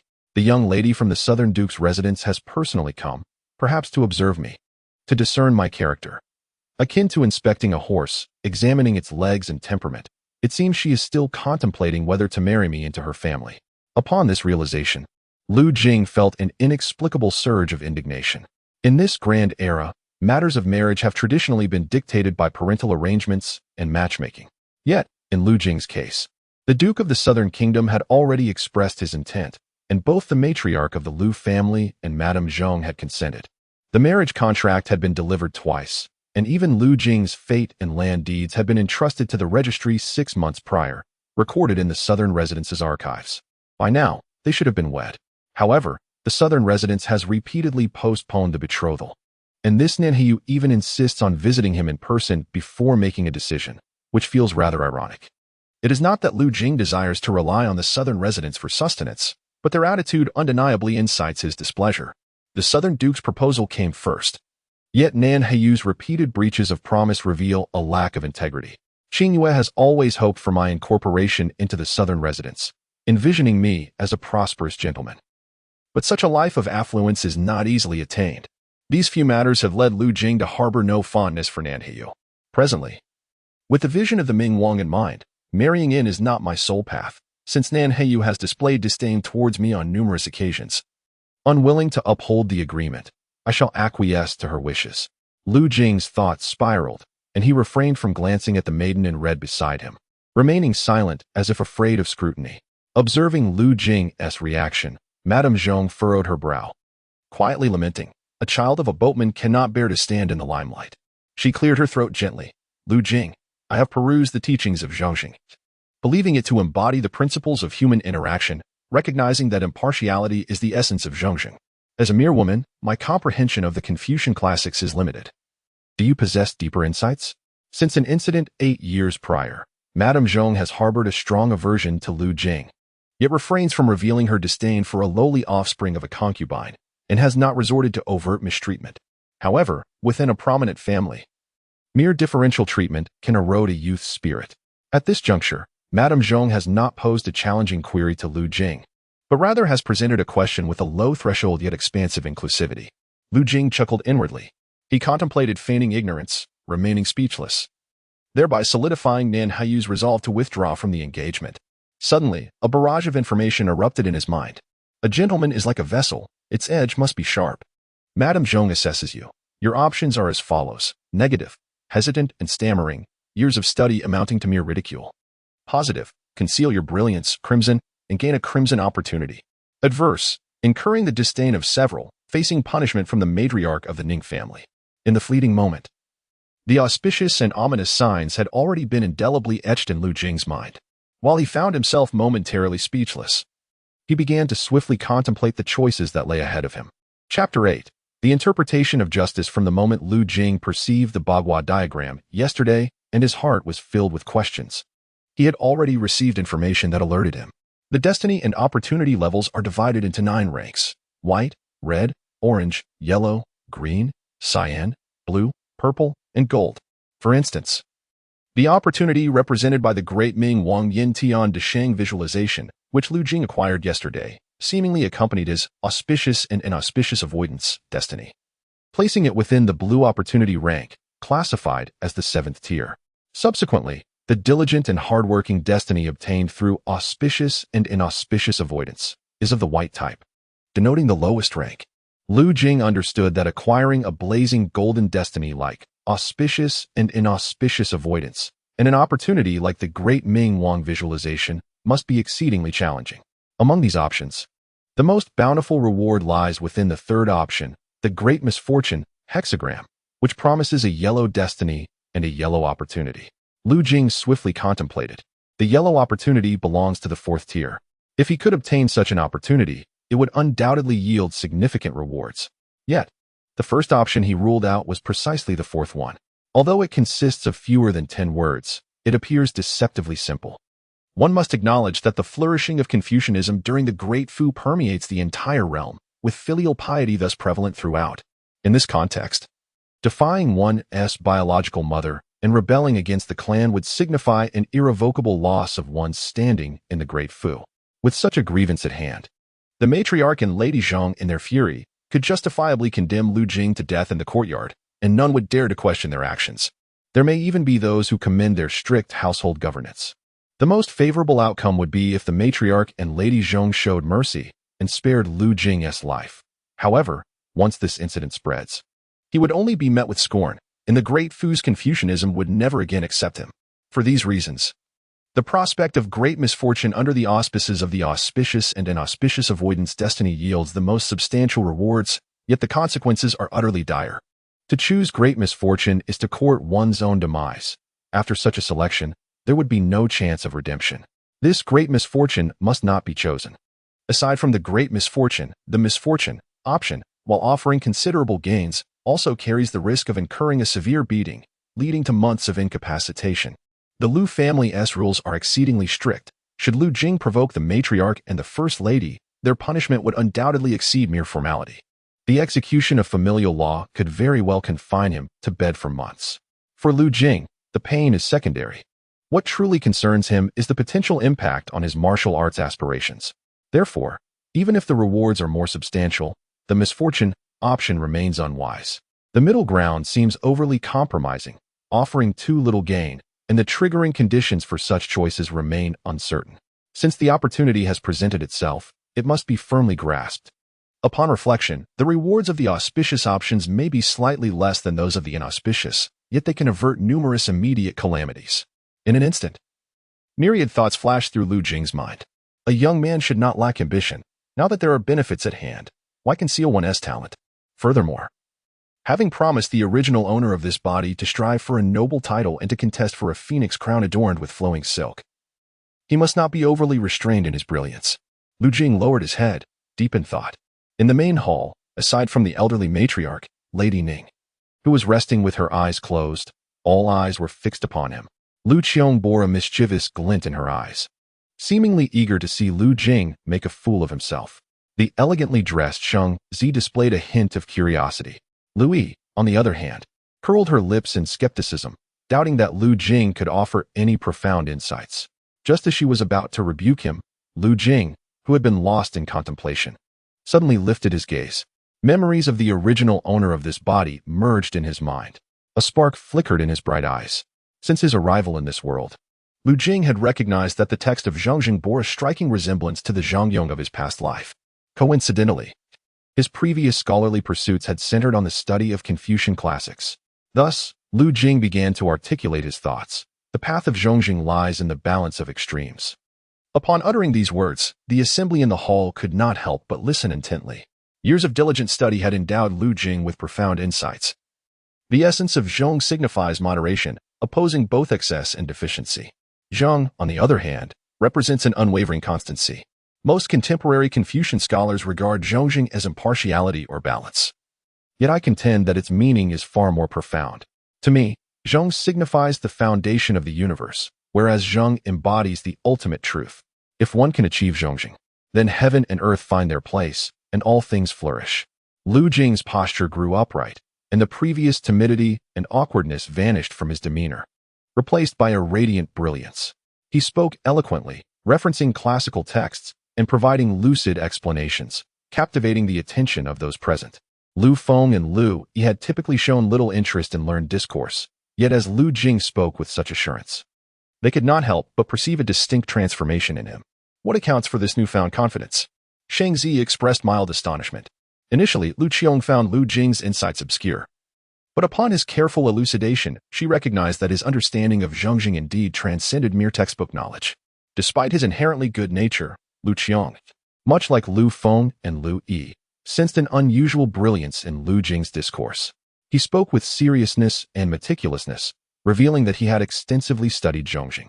Strangely, both Madame Zhong, who had previously been indifferent toward Lu Jing, and Lu Qiong found themselves struck by a similar thought. Even Lady Ning, who had been resting with her eyes closed, opened them to gaze intently at Lu Jing. After a considerable time, Lu Jing finally expressed the entirety of his thoughts. Thus, in his view, the term zhongjing encompasses profound meanings, embodying fundamental principles of the cosmos. By adopting a zhongjing approach to life, one can attain righteousness, propriety, and trust, leading to a flourishing human spirit. Perhaps this also aligns with the Taoist belief in the unity of heaven and humanity, where Confucianism and Taoism, though originating from different sources, ultimately converge. As Lu Jing's voice faded, a pin drop could be heard in the main hall. In the hall, those present had varying degrees of understanding of zhongjing, astonished by Lu Jing's unique insights. Even those who typically shunned literature were taken aback by Lu Jing's remarkable transformation. Their gazes towards him were distinct and multifaceted. After a considerable pause, the atmosphere shifted. With auspicious signs culminating, he openly expressed his learned thoughts, compelling the assembly to regard him with newfound respect. Award: Research Crimson, Destiny, a white opportunity emerged. Research Crimson engaging with texts, martial arts, magic, and other disciplines enhances comprehension abilities. A surge of joy filled Lu Jing's heart as a beam of white light appeared in his mind, sinking into the depths of his consciousness and vanishing. His aura became increasingly profound. After a significant moment, Madame Zhong was about to speak when the matriarch Ning suddenly waved her hand, declaring, "This discourse is rather tedious. I, as a mere woman, cannot comprehend it. You may leave." Standing centrally in the hall, Lu Jing promptly bowed in respect, stepping back a few paces before turning and departing the Liuguang Water Pavilion with purposeful strides. "You may also take your leave." Lu Qiong pouted, lethargically exiting, casting a few furtive glances at Shang Zi. However, when Shang Zi turned to look at him, Lu Qiong instinctively recoiled, hastily fleeing the pavilion, as if greatly intimidated by her presence. "Here, the young lady from the Sheng family has graced our residence as her friend. You must entertain her over the next few days to prevent her from growing bored." Matriarch Ning, who had spoken only once throughout, earnestly advised Lu Yi as Shang Zi paid her respects and departed. Lu Yi's eyes sparkled mischievously as she playfully replied, "Grandmother, Sister Shang adores the peach blossom pastries from Su Xiangzhai. Jin Kue, fetch a box of peach blossom pastries from the ice house." With that, everyone vacated the premises. Emerging from the inner hall of the pavilion were a young girl and an elderly woman. The young girl was a vision of beauty, standing tall with a long sword at her waist, exuding an ethereal sharpness. In contrast, the elderly woman appeared decrepit, her face a web of wrinkles, her gaze dull and lifeless. They both bowed to Matriarch Ning and Madame Zhong. The matriarch, who had been languidly reclined on her chaise, suddenly seemed revitalized, rising with a smile to invite the two to sit and converse. After an extended discussion, the girl and the elderly woman took their leave. Suddenly, Madame Zhong, who had been gazing out at the Liuguang pool, turned and remarked with a smile, "The matriarch is fortunate, and so is the Lu family. Lu Jing is indeed a diligent scholar." The matriarch's expression remained unaltered. "Fortunate? He is merely the son of a debtor, now fallen from grace." With a sigh, she continued, "The Shindubo family has produced a lowly son-in-law. I feel I have failed my ancestors. This is not a blessing for the house, but a disgrace." Chapter 9. The youthful bearing, crouching like a tiger, rising like a dragon as midday approached in the early autumn. The sun still refused to relinquish the fervent heat of summer. A gentle breeze swept by, effortlessly bringing a touch of coolness. Shangzi, carrying a box of exquisite peach blossom pastries, accompanied Lu Yi to the small courtyard of Lu Jing. This modest courtyard, nestled in the western wing of the Shenxiaobo residence, appeared far more tranquil and humble compared to the other courtyards inhabited by the scions of the Lu family. At the entrance stood a solitary pine tree, unlike the increasingly withered trees surrounding it, its leaves glistening as if it were a towering pagoda, standing majestically. Clearly, neither Shangzi nor Lu Yi showed any interest in the pine tree. Lu Yi harbored reservations about Shangzi's intention to present the precious pastries to Lu Jing, as they were originally a gift from the venerable matriarch, Madame Ning. Yet, she felt it unseemly to voice her concerns, merely mumbling under her breath that it seemed a pity to bestow such rare delicacies upon Lu Jing. Shangzi, however, paid little heed to Lu Yi's complaints. Her gaze fixed upon the small courtyard. The courtyard door was ajar. From a considerable distance, through the gaps of the camphor tree screen meant to obscure unattractive views, Shangzi clearly observed the scene within. The courtyard was adorned with a variety of flowers and plants, seemingly transplanted from elsewhere, tended to by a maid who was bent over in care. While these blossoms were not of great renown, they were meticulously nurtured, flourishing vibrantly, and even as autumn approached, they bloomed, imparting a sense of warmth to the aging courtyard. Within the modest enclosure stood the ubiquitous stone table and stools commonplace in the western wing. Lu Jing was practicing his calligraphy. Shangzi, intrigued by the sight of him at the stone table, was drawn to watch. Meanwhile, Lu Yi suddenly chuckled and remarked, "I have always seen our father prepare for riding with utmost reverence, bathing and changing attire, his desk immaculate. Yet here's Lu Jing, nonchalantly eating while he writes." Indeed. As Lu Yi noted, beside a sheet of draft paper lay a plate of ordinary vegetables. Every few characters Lu Jing penned, he would switch the brush to his left hand and pick up his chopsticks to take a few bites, exuding a casual demeanor. Shangzi was unfazed by this. Although her father had instilled in her a sense of reverence towards scholarship, her purpose for being here was her own, and the actions of others did not warrant her judgment. "Lu Yi, I have a request of your brother Jing today. Do not act disrespectfully and provoke him." Lu Yi paused, a flicker of confusion crossing her face. Shangzi sought something from Lu Jing? The Xing family wielded significant power in Taishan-Jing. Shangzi's father was the deputy minister of the Taishu Pavilion, a figure of considerable influence capable of commanding storms with a mere word. For one of such stature to seek assistance from Lu Jing was indeed puzzling. "Sister Shang, why not share your intentions with me? I could devise a solution for you." Shangzi shook her head, replying, "Many things are serendipitous and cannot be sought after. That which is easily obtained is seldom precious. Sister Shang, simply inform me of what you desire from Lu Jing, and I shall convey it to him." "He would not dare to refuse," Lu Yi remarked, a glimmer of mischievousness dancing in her eyes. However, Shangzi frowned, her countenance, already imbued with an air of elegance, now clouded with displeasure. "Lu Yi," Shangzi stated earnestly, "yesterday, Madame Zhong scrutinized your third brother Jing. I observed his every word and action. He possesses an extraordinary demeanor, coupled with a sharpness that cannot be overlooked. Though he may not be favored within the Lu household, he is by no means a weakling to be easily insulted. Furthermore, he is your elder brother. Your haughty demeanor before him may not be appropriate." Lu Yi, taken aback by Shangzi's solemn words, momentarily lost her composure. Yet, Shangzi did not afford her further opportunity to respond, as she made her way toward the small courtyard, instructing Lu Yi, once inside, remain silent. The two approached the entrance, where Lu Jing remained engrossed in his writing. The slightly faded brush glided across the rice paper with an unexpected flourish. "Young master, there are visitors at the door." Qingyu, who had been tending to the flowers, noticed Shangzi and Lu Yi and hastily brushed the dust from her hands, rising to her feet. At that moment, Lu Jing completed his final stroke, exhaling deeply before setting down his brush and lifting his gaze toward the entrance. As the door opened, Lu Jing was aware of the visitor's presence. However, having just penned the concluding line of his poem, he adhered to the principle of continuous writing espoused by the brushmaster Zhang Su, and thus did not pause.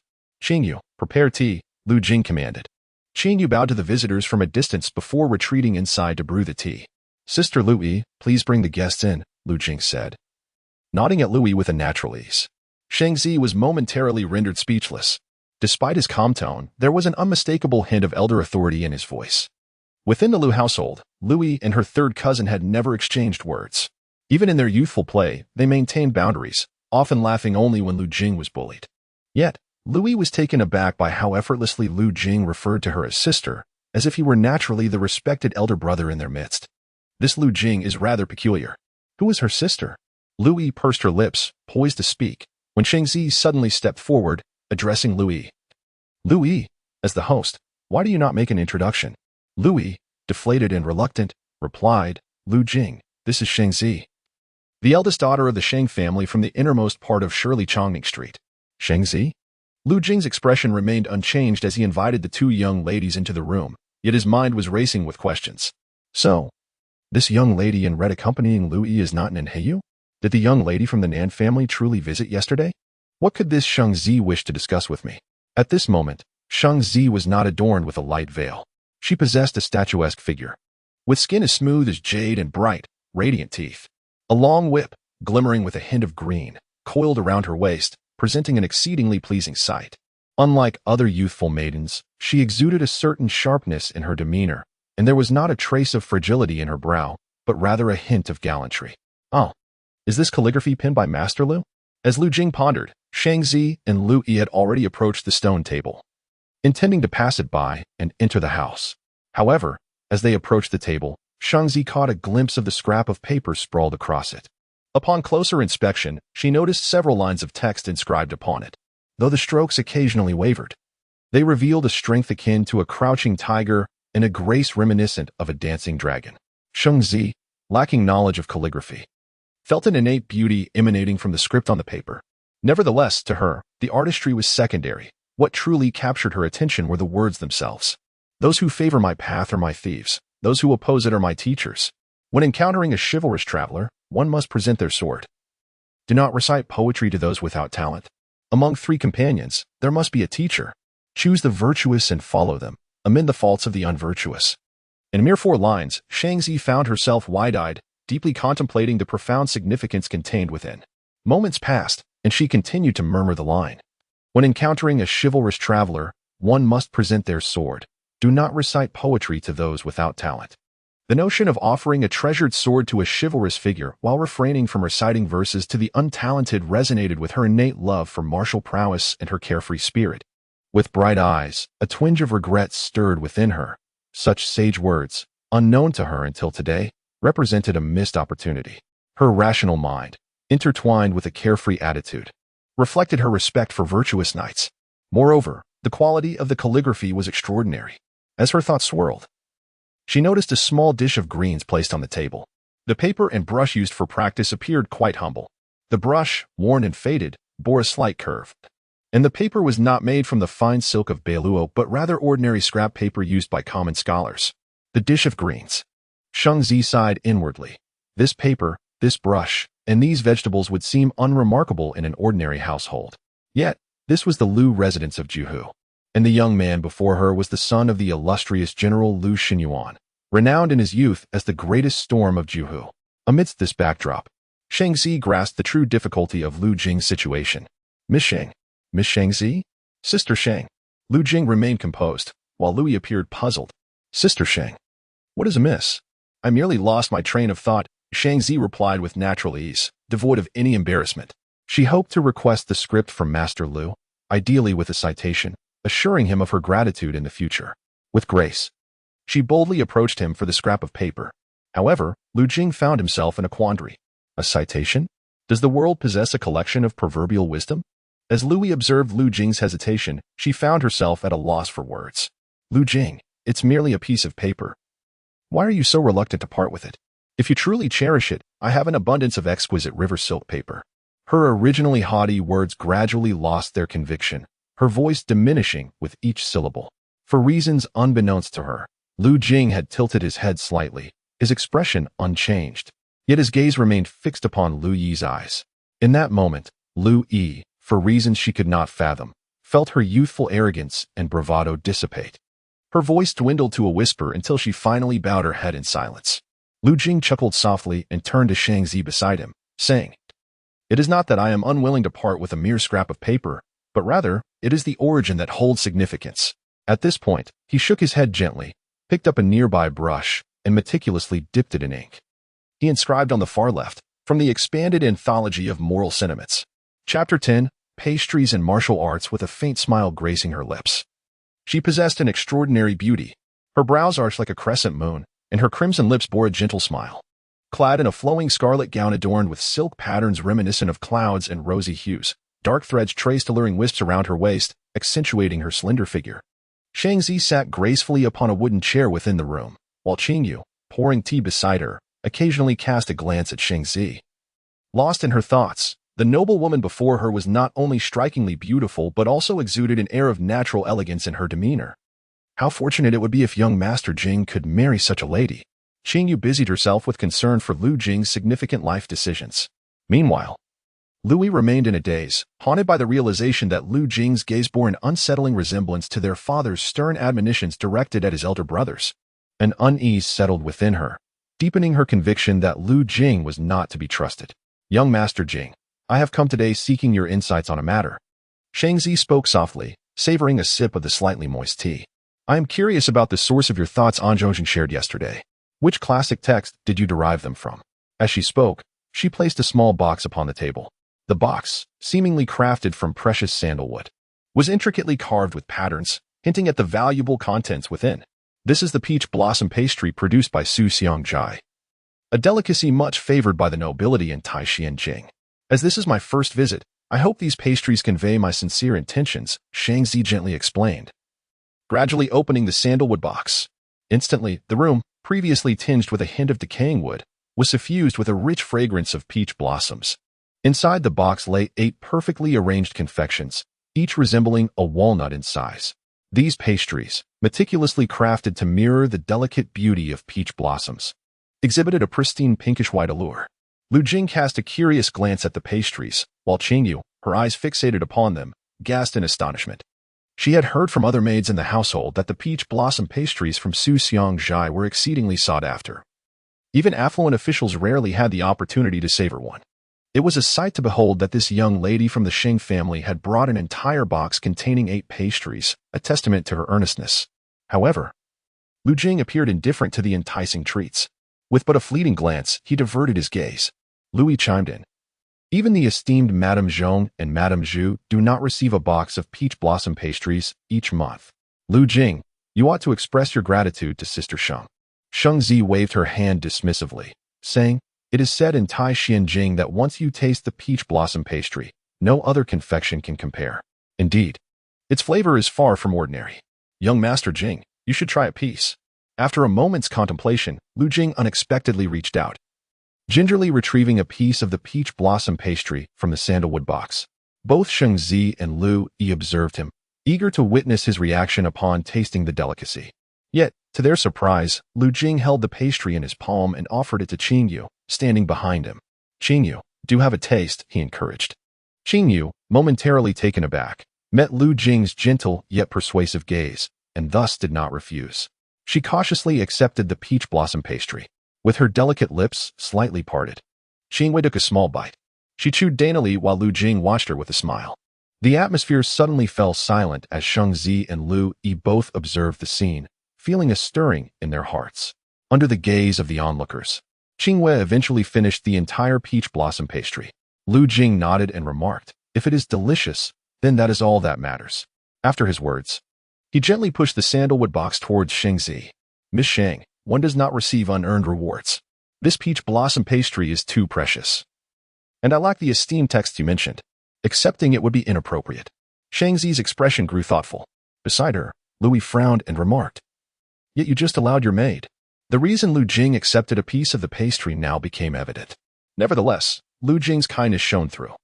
Despite his own hardships, having heard they could barely afford meat, he prioritized allowing the maid who had served him for many years to enjoy such a delicacy. Lu Yi's thoughts wandered, her 2 long braids adorned with silk ribbons swaying charmingly, making her appear quite adorable. Sheng Zi admired Lu Jing as she contemplated. He is indeed a young gentleman, with every word and action reflecting his principles. After a moment's reflection, Shang Zi set aside her reservations about the pastry and inquired, since you possess no texts, I wonder from where your insights on Zhongjing have originated? Lu Jing's understanding of Zhongjing was not solely his own. although the classic bore similarities to the doctrine of the middle way he had studied in his past life. Even his extensive studies in classical texts did not suffice for the depth required to astonish the illustrious guest of the Shang family, Zhong Yubai. Lu Jing replied, "My interpretation of Zhongjing springs from the teachings of numerous sages, as well as fragments found within various texts. What he spoke was indeed the truth. The notion he had articulated regarding the unity of heaven and man derived from the works of Kong Ji during the Warring States period, infused with his own understanding." As Xingzi spoke, she closely observed Lu Jing's expression. "One peach blossom pastry cannot fully convey my gratitude. I implore you, Mr. Jing, to accept it." At this juncture, Lu Jing continued to refuse, realizing that to persist in his rejection would only place Xingzi in an awkward position. The young lady of the Shang family displayed remarkable poise and grace in her dealings with others. Mutual admiration blossomed between them, and Lu Jing ceased his refusals. Just then, Lu Jing's attention was drawn to the azure whip Xingzi carried. From it, he noted her every movement exuded an air of propriety and elegance. Her demeanor sharp and her vitality reminiscent of one who had long engaged in martial arts. A thought suddenly surged in Lu Jing's mind. "Miss Shang," he called, halting her as she had begun to turn away, her gaze returning to him with a hint of curiosity. Lu Jing solemnly remarked, "If the young lady is interested, I possess numerous insights regarding Zhongjing that I can transcribe." A look of surprise flickered across Xingzi's face. Lu Jing's previous interpretations of Zhongjing had greatly astonished Zhong Yubai. Shaking his head, Lu Jing replied, "I am grateful for the young lady of the Xing family as kind intentions. Although those exquisite pastries are delectable, they do not align with my current desires. Being frail and of low status, indulging in such luxurious treats serves no benefit to me." With a tranquil demeanor, Lu Jing continued, "At the age of 16, I remain unaware of the 9 realms of martial arts in this world. I beseech the young lady of the Shang family to enlighten me." Chapter 11. The vital essence as stars, the primordial spirit illuminating the heavens once. In the realm of martial arts, my great Fu stood supreme. In the tranquil courtyard, the autumn breeze stirred, lifting a few fallen leaves from the sycamore trees outside. Before the stone table, Qingyue set down a sandalwood box filled with peach blossom pastries and served tea to the guests. Shengzi sat opposite Lu Jing and continued, "However, in recent decades, formidable warriors have emerged across the land. There is the scholar of the Deer Pond, whose sword energy travels 3,000 miles, cutting through the world like a snowfall, and the demonic sect of Candlestar Mountain, sealing monsters and commanding spirits, establishing a long life temple, coupled with the increasingly powerful northern Qin, which has repeatedly encroached upon our borders. The world is no longer dominated solely by Great Fu." As Xingzi spoke of these formidable warriors, admiration and envy were palpable on her face. Lu Jing maintained a composed demeanor, yet his heart brimmed with astonishment. Sword energy traveling 3,000 miles, sealing monsters and commanding spirits. Despite having mentally prepared himself due to the sudden emergence of the great Ming's Wang Yintian's divine vision within his soul. Hearing Xingzi articulate these extraordinary phenomena made him question whether this world was merely a dream. To this day, Northern Qin's strength has nearly equaled that of our Great Fu. The martial spirit of Northern Qin is vast, akin to a series of mighty furnaces, overwhelming and unyielding. In terms of martial prowess, Great Fu can no longer contend with Northern Qin. As Xingzi reached this point, Lu Jing could not help but recall the current plight of the Lu family. He had once heard Lady Zhong mention that the Shunshao Duke's residence had gradually fallen into decline over the past 2 centuries, not due to the inadequacy of the Lu heirs, but rather because, for 200 years, Great Fu's dominance instilled fear in others, rendering them hesitant to engage in conflict. Over time, illustrious martial clans like the Lu family became increasingly insignificant, fading into obscurity until Northern Qin revealed its fangs. Reflecting on this, Lu Jing remarked, "Within, there are no scholars to uphold the law. Without, there are no foes to challenge. A nation inevitably perishes. This is the very predicament confronting Great Fu at present." Yet, curiosity overtook Lu Jing as he questioned, if the martial world no longer regards Great Fu as the foremost authority, then it is akin to an aged and emaciated lion. He hesitated, realizing that in such an era, certain truths should not be lightly spoken. Shengzi, surprised, replied, "Young Master Jing, at merely 16, why are you so unfamiliar with the realities of our time? I hold a unique position in the Lu family, lacking formal tutors or instructors. My visits to the library have only allowed me to peruse Confucian classics, which do not address current affairs," Lu Jing explained, maintaining his composure without a hint of embarrassment. a smile lingering on his lips. This candidness, which should have been a source of discomfort, only deepened Xingzi's curiosity. Although Lu Jing was only 16, he seemed to possess profound insight into the vicissitudes of life, shedding the frustrations of his own inadequacies. Such a temperament is indeed rare. Her esteem for Lu Jing rose considerably. Meanwhile, Lu Yi, who had been passively listening to Xingzi and Lu Jing's conversation, found herself bored. Upon hearing Lu Jing's question, to which she knew the answer, she clapped her hands and teased, "Lu Jing, are you unaware of our great Fu strengths? In the grand realm of Defu, prosperity abounds, and our army stands formidable, with 300,000 elite warriors reigning supreme across the land. While the martial prowess of Defu's warriors may be somewhat lacking, the number and strength of their spiritual practitioners far exceed those of Beijing. These practitioners, capable of transforming reality, wield divine fire, illuminate the stars with their essence, and traverse the heavens and the depths of the earth with but a thought. Their power to navigate through thunderous tribulations, cleave mountains, and divide rivers solidifies Defu's supremacy over Beijing." A look of self-satisfaction adorned Lu Yi's face, her eyes narrowing into crescent moons. Spiritual practitioners? Lu Jing's gaze sparkled with intrigue as he turned to Shangzi, requesting her guidance. At that moment, Shangzi rose gracefully, unfastening the azure whip at her waist. With a flick of her wrist, the whip transformed into a fearsome serpent, striking downwards with ferocity. With a sharp crack, the azure whip struck the gray stone below. Lu Jing's pupils contracted as he observed a profound fissure emerge in the stone, a testament to the whip's overwhelming force embedding itself into the rock, carving a deep groove that belied mere cracks. Drawing in a breath, Lu Jing remained transfixed by the stone, recognizing the might of martial arts. As Shangzi completed her strike, she nonchalantly arranged the whip in her hands. To embark upon the martial path, one must first forge their skeletal structure and enhance their vitality, transforming flesh and sinew into a great furnace. This triad of realms is referred to as bone forging, vitality, and furnace. Upon attaining the furnace stage, one's physique becomes robust, agile, and resilient, capable of lifting the stone lions that guard the entrance of your Lu household without a second thought. As Xingzi spoke, her delicate hand casually pushed against the edge of a heavy stone table, astonishingly moving it a full foot closer to Lu Jing's chest. At that moment, Lu Jing could no longer conceal his astonishment, his mouth slightly agape at the extraordinary sight before him. This is the initial triad of martial realms, the first significant trials faced by martial practitioners. Upon mastering the furnace stage, one can use it as a core to refine their organs, cultivating their own snowy peaks, drawing vital energy into their being, their physical vitality shining like a radiant sun. Subsequently, they can refine their mind and the two vital points within the heart, achieving the innate state. These successive realms are known as Snowy Peak, Great Sun, and Innate, representing the three stages of martial arts. To attain mastery in these stages is to be regarded as an extraordinary martial talent, and I hold deep admiration for such individuals.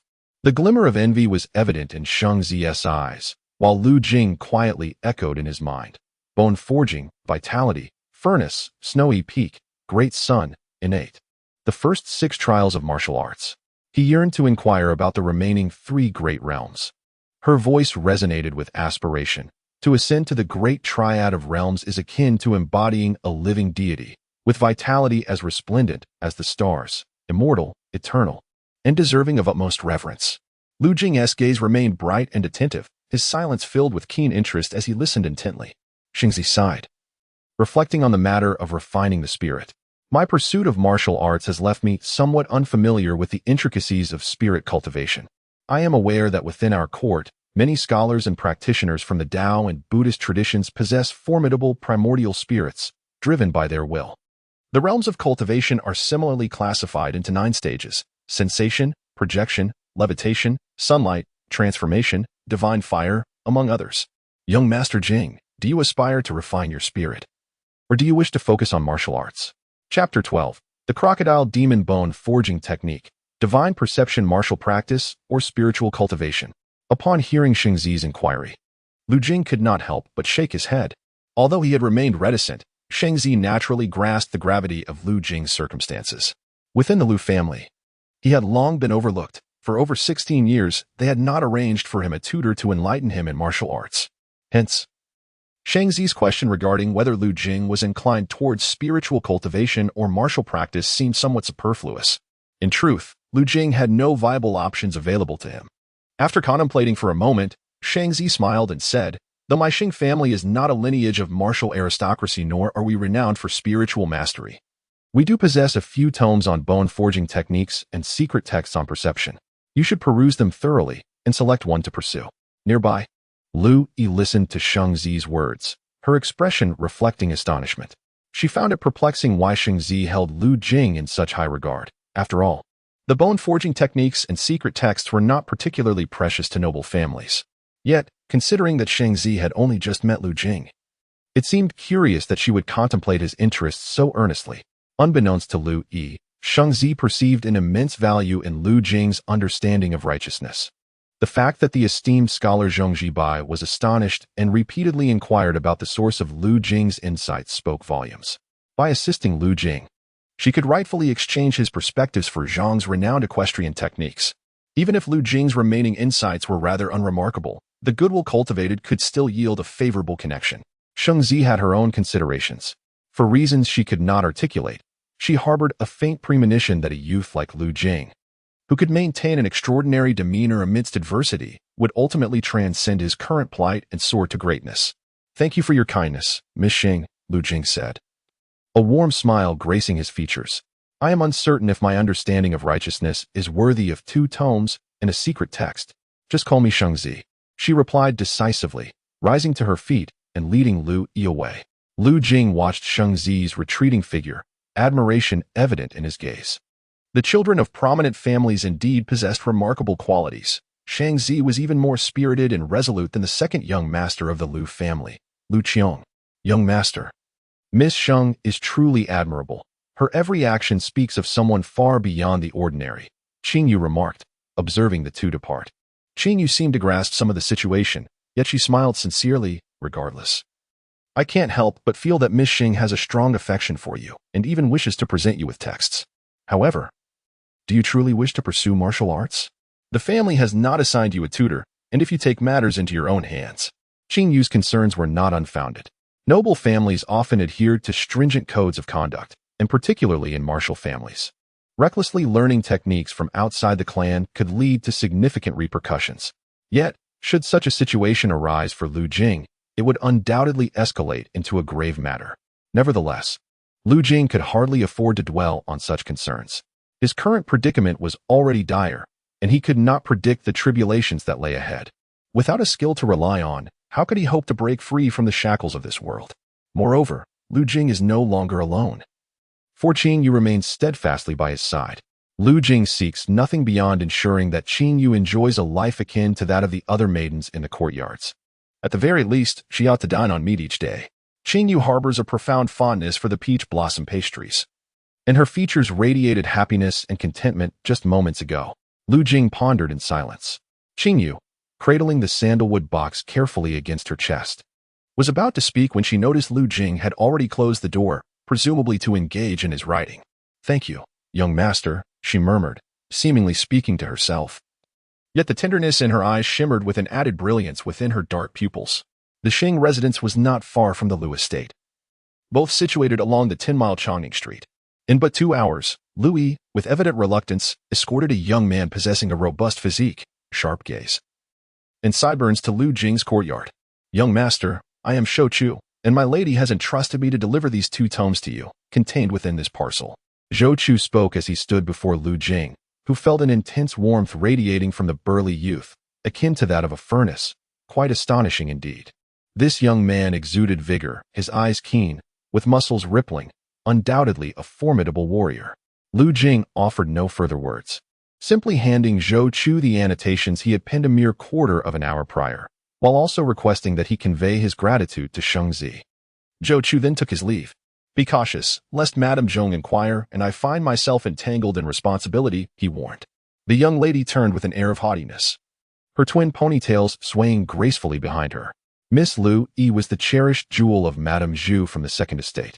While the master of the Second Estate was consumed by his devotion to Buddhism, rarely seen by even Madame Zhu, yet he consistently summoned Miss Lu Yi each month. A touch of arrogance in her demeanor was to be expected, young master need not take it to heart. Qingyu, perhaps fearing that Lu Jing might become agitated or unnecessarily troubled, sought to console him.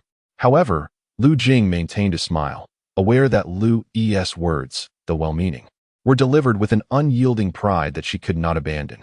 He chose to ignore her. Qingyu acquiesced but cast a concerned glance at the parcel in Lu Jing's hands, saying, "Young master, although Miss Lu Yi's words may seem quite impolite, they must be rooted in truth. You must practice martial arts and refine your spirit, but do not rush the process." Within the parcel lay 2 tomes. The first was a martial arts manual, its cover boldly emblazoned with the title, Crocodile Demon Bone Forging Technique. The second tome was an esoteric text on spiritual refinement, titled Divine Resonance Chapter. Chapter 13, The Mysterious Great Bright King, the fortune of moves whether it be the Crocodile Demon Bone Forging Technique or the Divine Perception Scroll. At this moment, they appeared exceptionally precious in Lu Jing's eyes. A profound curiosity welled within him, and his gaze sparkled with an unprecedented brilliance. These 2 tomes might very well determine the course of my future. Taking a deep breath, Lu Jing picked up the Crocodile Demon Bone Forging Technique. As he opened the cover, he was greeted by 3 lines inscribed on the title page, in the form of a crocodile forging iron bones, establishing the foundation of martial arts. To the left of these lines was a depiction of a fearsome giant crocodile, its fangs bared and skin taut, poised as if to pounce. From the coiled flesh of the giant crocodile, glimmering bones could be discerned, supplying immense power. The thick blood and flesh surrounding these bones pulsed with a vigorous energy. With just a glance, Lu Jing understood that under the might of this giant crocodile, even a cauldron forged from gold or iron would be reduced to mere fragments. Among all animal bones, those of the crocodile are the most resilient. The Crocodile Demon Bone Forging Technique must be extraordinarily valuable.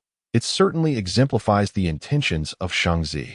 Remembering Shangzi, Lu Jing cast aside his myriad thoughts and continued to read. The Crocodile Demon Bone Forging Technique comprised a total of 81 pages. 72 of those pages contained a distinct martial art, whether it be a strike, a kick, or a body technique. These 72 martial forms, while their lethality was secondary, demanded meticulous attention to posture and movement, for it is through these forms that the bones are reforged, establishing the foundation of martial prowess. For instance, one technique, Crocodile Demon Emerges from Water, involves twisting the arms backward, placing the right leg atop the left, and tensing the entire skeletal structure as if attempting to burst forth from the depths, delivering a fatal strike to the adversary. As Lu Jing contemplated this, a flash of crimson light suddenly illuminated his mind. Originally engrossed in studying the first form of the bone forging technique, the clarity in his thoughts surged, and his gaze sharpened immensely. He scrutinized the annotations on the page, discerning profound meanings woven within the text. From the extent of arm twisting to the degree of skeletal tension and the amplitude of leg movements. All of this seemed like the guidance of a master, rendered with utmost clarity. Could it be? This insight stems from the fortune I acquired during my last auspicious omen. Lu Jing felt a surge of joy within him. Under the influence of this fortuitous insight, my comprehension of texts, martial arts, and spiritual techniques will be heightened. This crimson fate possesses such remarkable benefits. Elated, Lu Jing had previously harbored concerns, fearing that, as Lu Yi had warned, hastily engaging in martial practice might be detrimental to him. However, with the aid of this fortuitous insight, it felt as though he were under the mentorship of a distinguished expert in this discipline, assuring him of safety in practice. This fortuitous insight, being of crimson nature, surpassed even the diligence associated with the white fate, yielding superior results. Suppressing his excitement, Lu Jing set the Crocodile Demon Bone Forging Technique on the table and picked up the other tome, the Divine Perception Scroll. Upon opening it, he was met with intricate incantations and seals. Reciting incantations, performing seals, dispelling distractions, and vanquishing errant thoughts, one's mind ascends to the heights of the heavens. Resonating with the primordial spirit, Lu Jing meticulously contemplates the profound truths contained within. The divine beings referenced in this secret scripture pertain to the primordial spirit. The primordial spirit, the sovereign of the soul, is a confluence of thoughts. When it is formidable, one can perceive the essence of the world, evade dire calamities, transcend tribulations, and ascend to celestial gates. By harnessing the divine to navigate the world, the entirety of existence unfolds before one's eyes. Lu Jing absorbed the first volume of the Divine Resonance chapter with remarkable acuity. Though termed the Resonance chapter, this tome of spiritual cultivation encompasses the practices of resonance, astral projection, levitation, and solar illumination across 4 distinct realms, which is indeed fortuitous.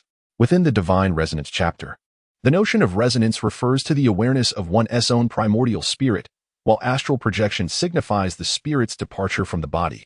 The definition of levitation is quite straightforward. It merely requires the primordial spirit to ascend and traverse freely. Solar illumination allows the spirit to maneuver unimpeded beneath the blazing sun, shielded from its scorching rays. Each of these 4 realms is imbued with wonder, igniting a yearning in Lu Jing's heart.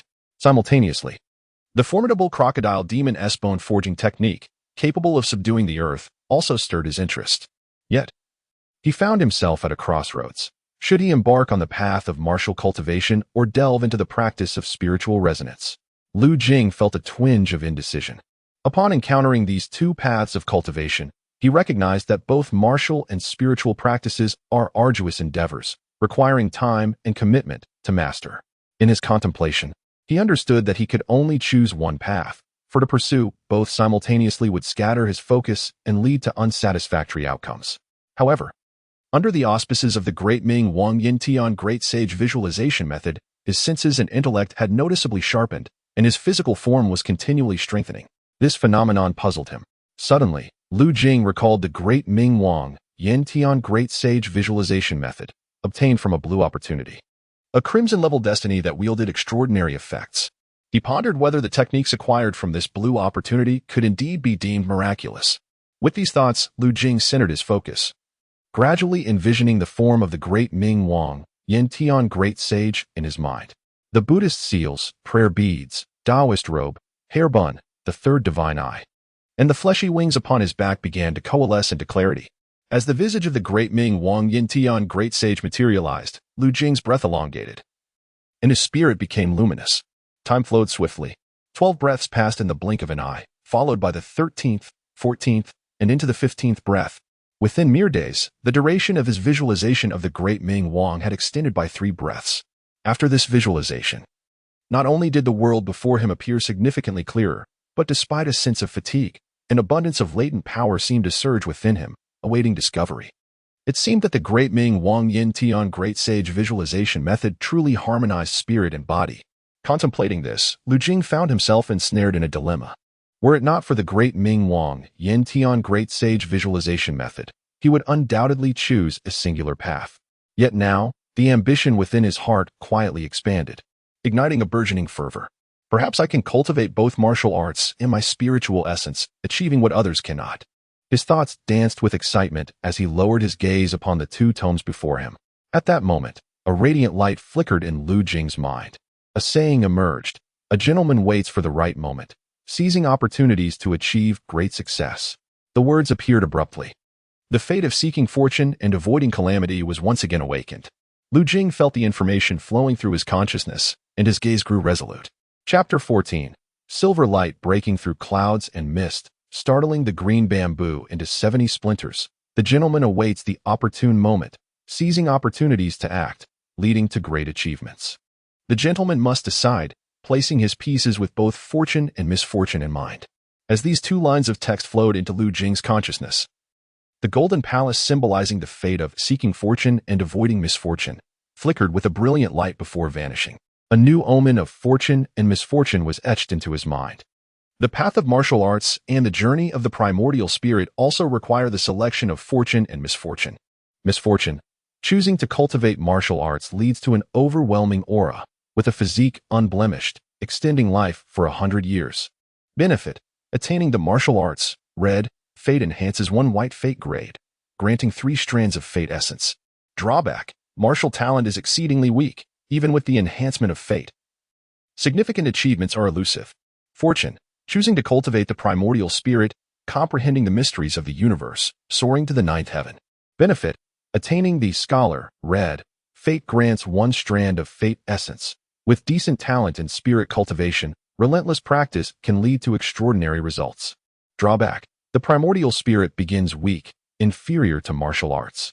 Great misfortune, choosing to cultivate both simultaneously, mastering martial arts and the primordial spirit. traversing the cosmos with the body and overcoming tribulations with the spirit, capable of discerning the truth in all things. Benefit: attaining the prodigy, yellow. Fate enhances 1 white fate grade, granting an orange opportunity and 10 strands of fate essence. Drawback: cultivating both spirit and martial arts is immensely challenging, and enduring tribulations is exceedingly difficult, making it hard to transcend the mundane. What is this fate essence? 3 options lay before Lu Jing's mind. After the previous 2 selections, he understood the significance of the seeking fortune and avoiding misfortune fate. The essence of seeking fortune and avoiding misfortune is to predict the fortune or misfortune of current choices, while also balancing them. When Lu Jing chose an option with greater misfortune, this brilliant fate could serve to compensate for the severe misfortune of that choice. Thus, the rewards of the seeking fortune and avoiding misfortune fate often yield the greatest benefits from severe misfortunes. For the time being, this holds true, however. He pondered whether there would be other variables in the future. Lu Jing's thoughts sharpened. The last time Madame Zhong tested him, he did not select the option of great misfortune. For in that circumstance, choosing the great misfortune was akin to inviting his own demise. Yet now, his attention fell upon this current option of great misfortune. With my visualization of the great bright king and several strands of fate, under the prediction of seeking fortune and avoiding misfortune, perhaps I can still navigate the challenges of cultivating both martial arts and the primordial spirit. Lu Jing mused, but my visualization of the great bright king progresses daily, and both my body and spirit improve each day. Furthermore, in the future, I am certain to acquire additional strands of fate. Considering this, choosing to cultivate martial arts and the primordial spirit indeed holds great potential. Moreover, selecting the current option of great misfortune would grant me a yellow-level fate and an orange opportunity. The more Lu Jing contemplated, the more his heart stirred, and his gaze grew resolute. Certain ominous signs must be avoided, lest they lead to immediate demise. However, today's option of great misfortune is not absolute. I still have ample room for improvement, and transforming great misfortune into great fortune is indeed possible. If a man lacks the courage to take risks, his achievements are likely to be limited. With this thought in mind, Lu Jing glanced down at the evil crocodile bone forging technique and the divine perception scroll. Resolute, he picked up the scroll on divine perception, just as Lu Jing immersed himself in studying this scroll. Hoping to attune to his own primordial spirit and embark on the path of spiritual cultivation, Shangzi found herself in a bamboo grove, observing the middle-aged man across from her. This man, with long hair cascading over his shoulders and clad in a gray robe, possessed a dignified appearance. Seated comfortably on a mat, exuding an aura of profound tranquility, an almost imperceptible barrier seemed to envelop him, protecting him from the numerous mosquitoes buzzing in the bamboo forest. He was none other than Zhong Yubai, a distinguished guest of the Sheng family. Seated opposite Zhong Yubai, Shangzi savored her tea, occasionally stealing glances at him. His gaze appeared particularly solemn, occasionally flickering with surprise, which piqued Shangzi's curiosity. Typically, Zhong Yubai was a man of few words, moving with grace, his expression consistently serene. Yet today, a chuckle bubbled up within her. Clearly, her choice was astute. Lu Jing's insights into righteousness were indeed remarkable, capable of evoking such a reaction from Zhong Yubai. It seemed the techniques for subduing horses were promising. This led Shangzi to ponder her rare steed from the Shiliang region. Though it had been in the estate for some time, its fierce temperament and untamed spirit had prevented her from riding it even once. The young man from the Lu family suggested that these insights stemmed from ancient sages and the teachings of Confucianism and Taoism. After a lengthy pause, Zhong Yubai took a deep breath, neatly arranging the several pages of paper before him, wiping the tea table with his sleeve. He placed the papers on the table, cautious not to let dust or water stains tarnish them. Lu Jing had indeed said so. Shangzi remarked that Lu Jing had not provided any definitive sources for his insights on righteousness. As she spoke, she seemed to recall something, retrieving another piece of paper from her waist. These lines, however, do have a source. Shangzi unfolded the paper and handed it to Zhong Yubai. Zhong Yubai rubbed his hands together, accepting the paper and scrutinizing it closely. The words flowed with an elegant vigor, reminiscent of soaring dragons and fierce tigers, exuding an exquisite aesthetic. You say this was written by Lu Jing while practicing his calligraphy? Zhong Yubai's tone grew noticeably urgent as his gaze shifted to the annotations on righteousness before him. He noted the similarity between the regular script used in those annotations and the cursive script in the 4 lines of text. This young man has such remarkable calligraphic skill? Zhang Yubai's eyes shone with intensity as he examined the paper, finding the strokes vigorous and powerful, each line imbued with depth and antiquity, while occasionally shifting with a capricious grace that captivated him. Aside from a few strokes that seemed somewhat erratic, likely due to fatigue, the level of mastery displayed in this cursive script commanded Zhang Yubai's respect. Is this calligraphy truly exceptional? Shang Zi smiled and remarked, I too find this occasion immensely aesthetic. A dance of dragons and phoenixes that remains within the bounds of propriety. Zhang Yubai racked his brains, struggling to recall such a classic as the expanded collection of wise sayings. It is said that among 3 travelers, one shall surely be my teacher. Thus, I shall follow the virtuous and amend the unvirtuous. However, what perplexed Zhang Yubai were the preceding lines. Those who praise me are my thieves, while those who criticize me are my teachers. When encountering a knight, one must present their sword. Only those of talent may offer poetry. Is there truly a classic such as the expanded collection of wise sayings in this world? I have diligently studied the Confucian and Taoist classics for 60 years. Why have I never heard of it? Furthermore, the Lu family of Juhu, a noble lineage of martial prowess. How could there exist a Confucian or Taoist text that I have not perused within the Lu residence? Zhang Yubai was utterly bewildered. And thus he pressed the crumpled paper down and inquired of Shang Zi with great care, Miss Zi, is Lu Jing truly just an unfavored illegitimate son? Surely, the Zhang family must know. Shang Zi, still harboring doubts, replied, Lu Jing is none other than the son-in-law of the renowned Southern Kingdom's sword Dao prodigy, Nan Hiyu, who has been the talk of the town these past few months. Suddenly, a glimmer of cold light flashed forth, and a flying sword soared into the void, akin to silver radiance piercing the heavens, startling the surrounding bamboo, causing 70 stalks to tremble. Absurd. Chapter 15. The Bright Yellow Fate. A talented practitioner Lu Jing sat cross-legged, silently reciting obscure and enigmatic incantations. With his study of fate, the entry into this realm had become considerably simpler for him. Clouds and mist, blazing sun, deities, and the celestial heights. As Lu Jing envisioned these scenes in his mind, the murmured incantations flowed into his ears, complemented by the peculiar seals. In the blink of an eye, a flash of white light illuminated his consciousness, and within his thoughts, he began to intricately portray these vivid images. This was the influence of the diligence and perseverance fate, enhancing his focus and facilitating his visualization. Just as the thought emerged, he immediately quelled it. Devoting himself to the practice of the sensory chapter, various images arose in his mind, allowing him to vaguely discern a humanoid figure within the vision. Yet, before he could grasp it, an overwhelming tide of thoughts surged, causing the figure to vanish in an instant. It was a failure. Lu Jing furrowed his brow, opened his eyes, then closed them once more to continue his visualization. Once, thrice, 10 times, dozens of times. Lu Jing repeated the visualization and sensing, gradually calming the tumultuous thoughts swirling in his mind. The brilliance within his consciousness became increasingly solid, and upon closer inspection, a faint humanoid figure began to emerge. This is my primordial spirit. Lu Jing slowly awakened within his visualization. The sensory chapter had also stated that the path of the primordial spirit should not be rushed. Achieving a sense of the primordial spirit today was already a remarkable progress. He placed the sensory chapter on the table and picked up the tome on the crocodile demon bone forging technique. The auspicious and inauspicious fate suggested that his martial talents and innate potential were rather mediocre, likely leading to no significant achievements. Yet, without practicing martial arts, how could he alter the fate of a bastard son or a son-in-law? Lu Jing couldn't help but recall the happiness and satisfaction reflected in Qing Yu's eyes when she savored that piece of peach blossom pastry earlier. At the very least, he wished to ensure that Qing Yu could occasionally indulge in such delicacies. With a hint of amusement at himself, Lu Jing began to meticulously read the final 9 pages of the crocodile demon bone forging technique. The treatise comprised 81 pages.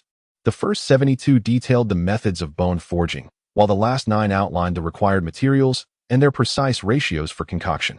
Although possessing a martial arts method like the crocodile demon bone forging technique could expedite his mastery over the forging process, the aid of elixirs remained indispensable. Lu Jing's demeanor was calm, yet his heart bore a slight burden. The materials listed in the bone forging prescription were surely not commonplace.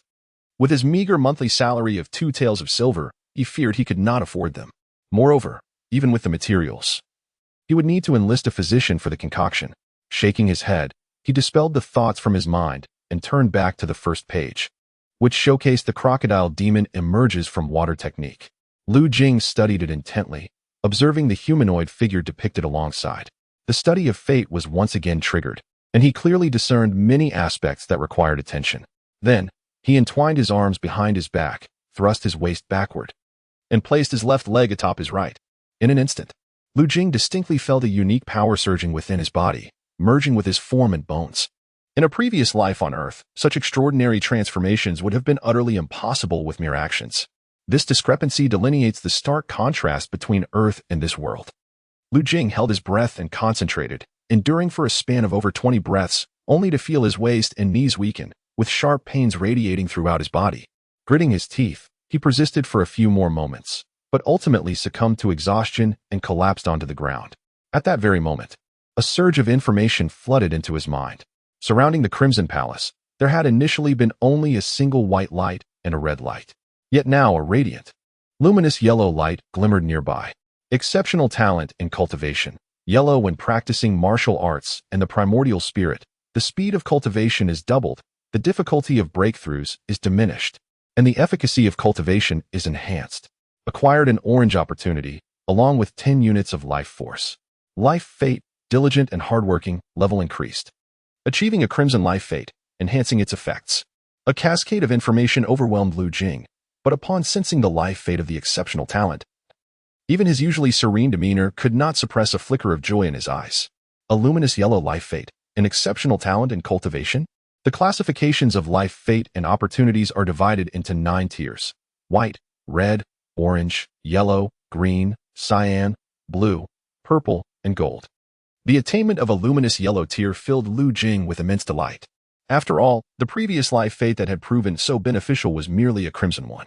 Furthermore, the white life fate of diligence and hard work had also been elevated to a crimson life fate due to this ominous sign, significantly enhancing its effects and greatly improving his focus during cultivation while alleviating fatigue. Consequently, his future practice would become considerably easier. With his gaze shimmering, Lu Jing felt a sense of calmness settle within him. Additionally, this life fate energy, when accumulated, seemed capable of elevating the tier of his life fate. As evening approached, the autumn breeze carried a hint of chill.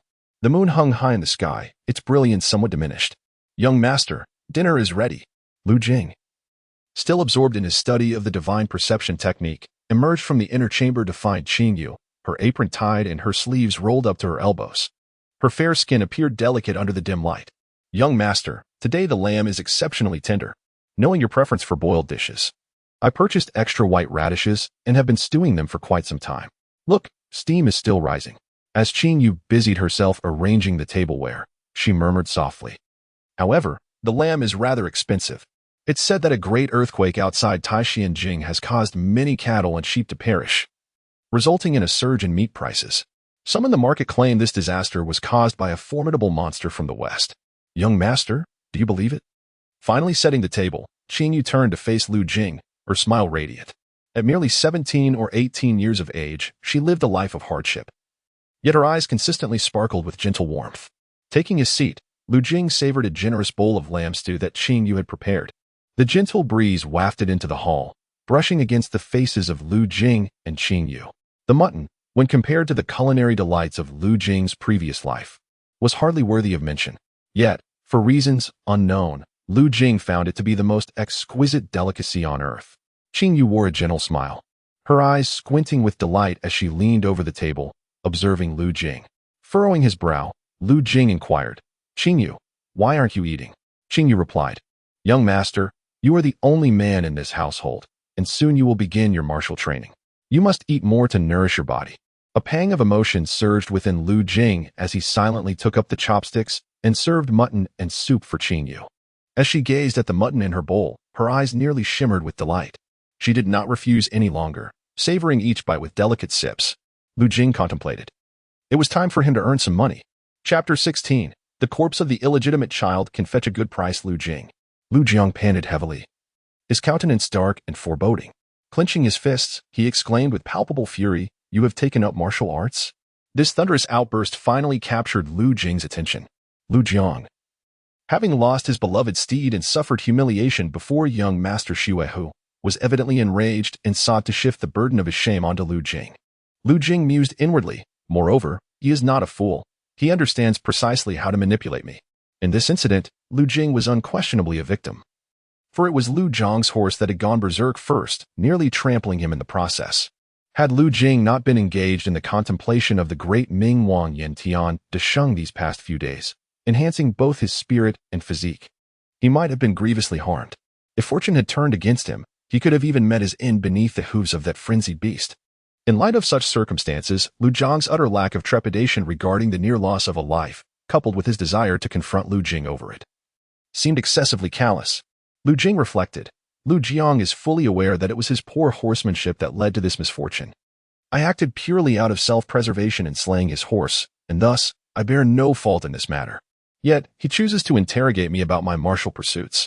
Before Lu Jing could further contemplate the situation, Lu Jiang had already stepped forward, fixing an intense gaze upon him. As Lu Jing scrutinized him, he sensed a fervent energy radiating from Lu Jiang, stirring the air around them and rendering his own breaths labored. Lu Jing's eyes narrowed slightly. This is the Blood Qi realm. Lu Jing, the clan has neither assigned you a martial instructor nor bestowed upon you any texts. From whom did you acquire your martial knowledge? Are you not aware of the clan's regulations? Unless granted permission by an elder, one must not cultivate other martial arts. Lu Zhang's voice was laced with authority as he advanced upon Lu Jing, his presence imposing. Even your elder brother, Lu Feng, faced punishment for such transgressions. Lu Jing, have you forgotten your place? Lu Jiang made no mention of the dead horse beside them, though his ire revealed his inner turmoil. The black-winged horse was a gift I had implored my mother for many days, persuading her to speak on my behalf to Lady Zhu, who ultimately bestowed it upon me. My mother had toiled tirelessly, extolling that woman with countless praises to secure such a steed. Today, not only did I suffer humiliation before young Master Shuahu, but now the black-winged horse lies dead. Lu Jiang was entirely oblivious to the fact that Lu Jing, sharing the same bloodline, had nearly been crushed by the horse moments ago. Yet he continued to approach Lu Jing with aggression. However, Lu Jing remained steadfast, unflinching in the face of Lu Jiang's wrath. Brother, he declared resolutely, even if I have erred, there are elders to impose punishment. My legitimate mother, Lady Zhong, holds authority in this household. What is it you desire? To assume the role of the head of the family and personally mete out punishment to me? Lu Jiang faltered momentarily, his breath catching. Lu Jing surveyed their surroundings and continued. This is the western courtyard of the Shunshao Marquis' residence, not the Gue Mountain Manor.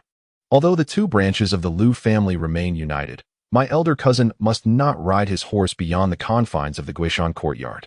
Today, not only did you ride into the courtyard, but you also committed an act of violence. It seems that I will face punishment, and my cousin will gain little advantage from this. Lu Jing's tone was casual, yet each word he spoke was laden with meaning.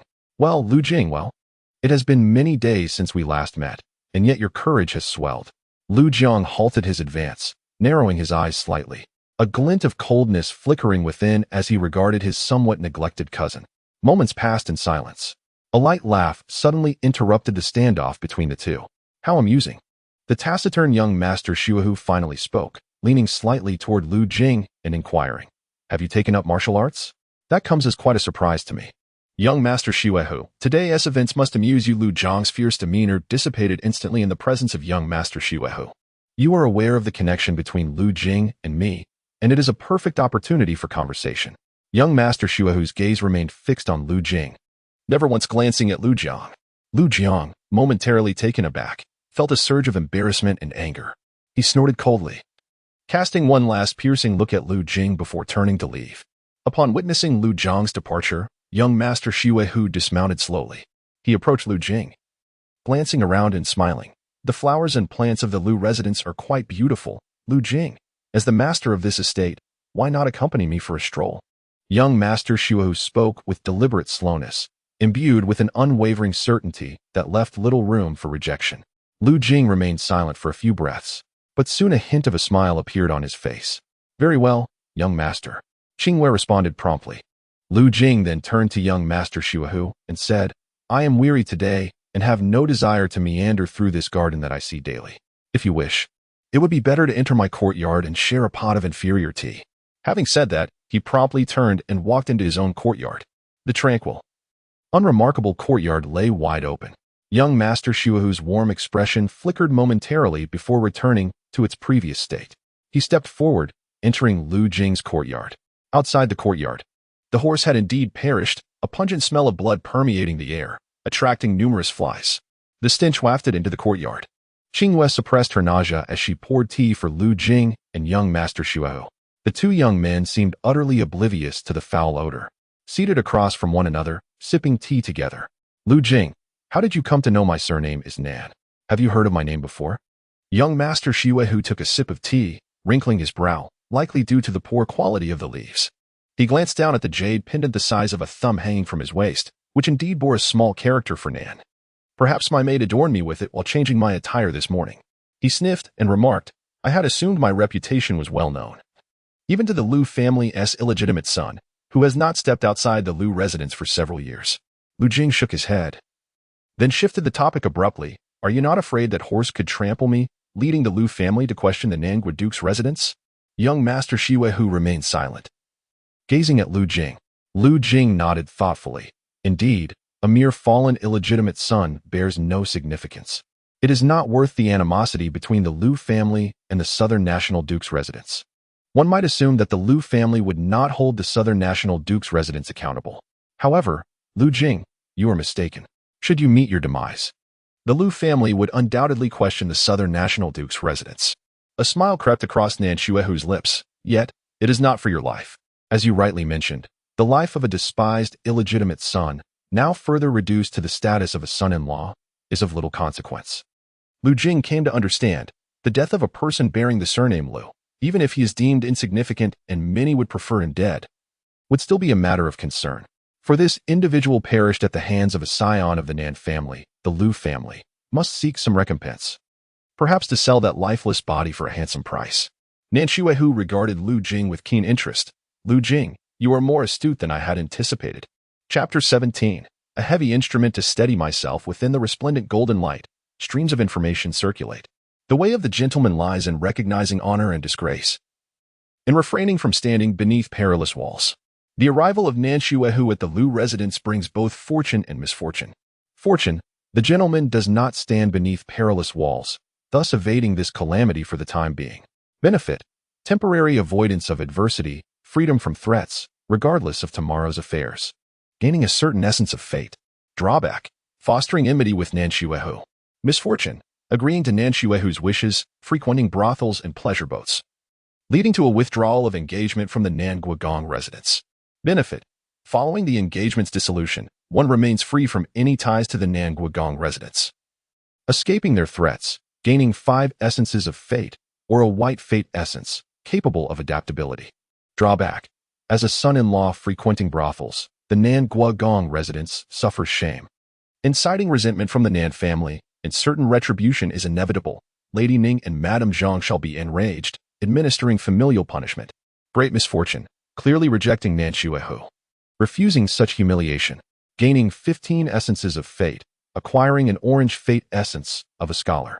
Drawback, from this day forth, one shall face the animosity of Nan Xuehu and threats from certain individuals within the Nan Guogong residence, with a high likelihood of facing death in the future. Such a plethora of information swirled in Lu Jing's mind, and he instinctively made a decision. At this moment, as Nan Xuehu had yet to conclude his words, Lu Jing suddenly interjected, speaking slowly, as you have mentioned, young Master Nan, should this occur, the venerable Nan Gugu would be enraged and retract the engagement. Nan Hanyu would merely need to draft a letter of divorce to remove my household registration from the Nan residence. In this manner, you shall achieve your desires. And the so-called swordsmanship prodigy, Nan Hanyu, may pursue her aspirations. However, Lu Jing's voice grew somber. Why should this be the case? Why? The heavens might unleash thunder, yet it could not overshadow his voice. Standing at the entrance, Nan Xuehu remained composed, unfazed by Lu Jing's inquiries. In this world, distinctions of status and worth exist, and matters vary in complexity. Often, the vast majority are unworthy of even asking why. My purpose in coming today was not to negotiate with you.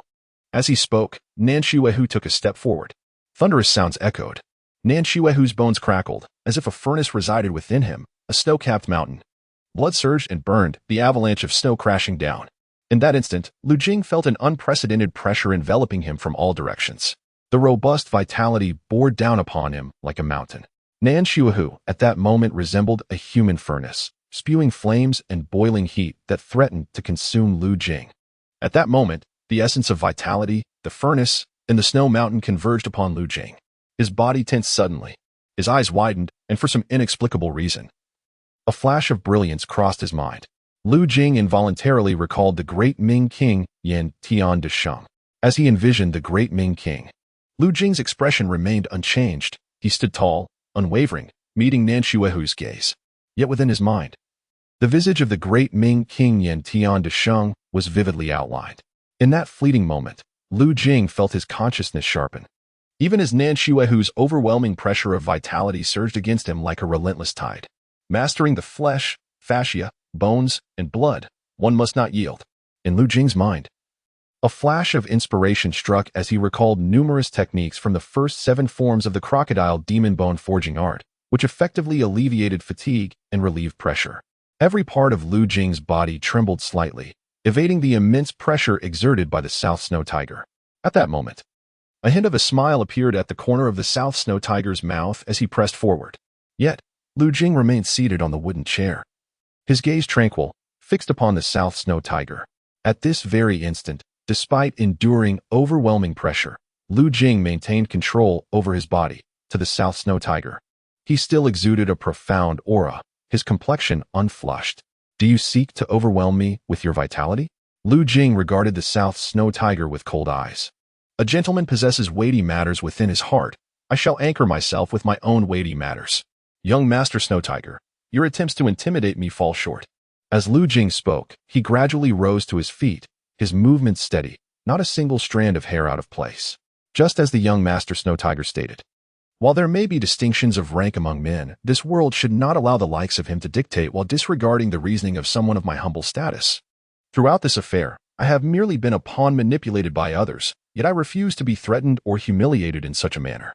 I am already aware that the Southern National Duke's residence is but an empty shell. If you were to advise me kindly, it would be tantamount to writing me a letter of divorce, which I would accept without hesitation. However, you must not threaten me. A gentleman must understand honor and disgrace. Having been humiliated and threatened by you today, how could I possibly grant you your desires?" Lu Jing approached, his gaze locked onto the South Snow Tiger's eyes. The South Snow Tiger, brimming with vitality, unleashed a fierce wind that surged towards Lu Jing's body.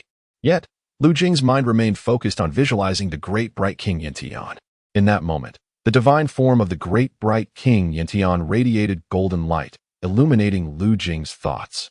Even as he sensed an overwhelming pressure that threatened to consume him, his willpower firmly sustained his body. Strangely, the South Snow Tiger perceived an oddity in Lu Jing. Although he could not sense any vitality emanating from him, Lu Jing was somehow able to withstand such tremendous pressure. The South Snow Tiger stood still, observing Lu Jing, whose expression remained composed and whose eyes held a hint of indifference for several breaths. Lu Jing stood with his hands clasped behind his back. A flicker of intrigue crossed the South Snow Tiger's gaze. Outside, the rain fell with great force, only to dissipate swiftly. As the dark clouds drifted away, the torrential downpour transformed into a gentle autumn rain, washing over the earth as if cleansing something. The South Snow Tiger's aura gradually subsided.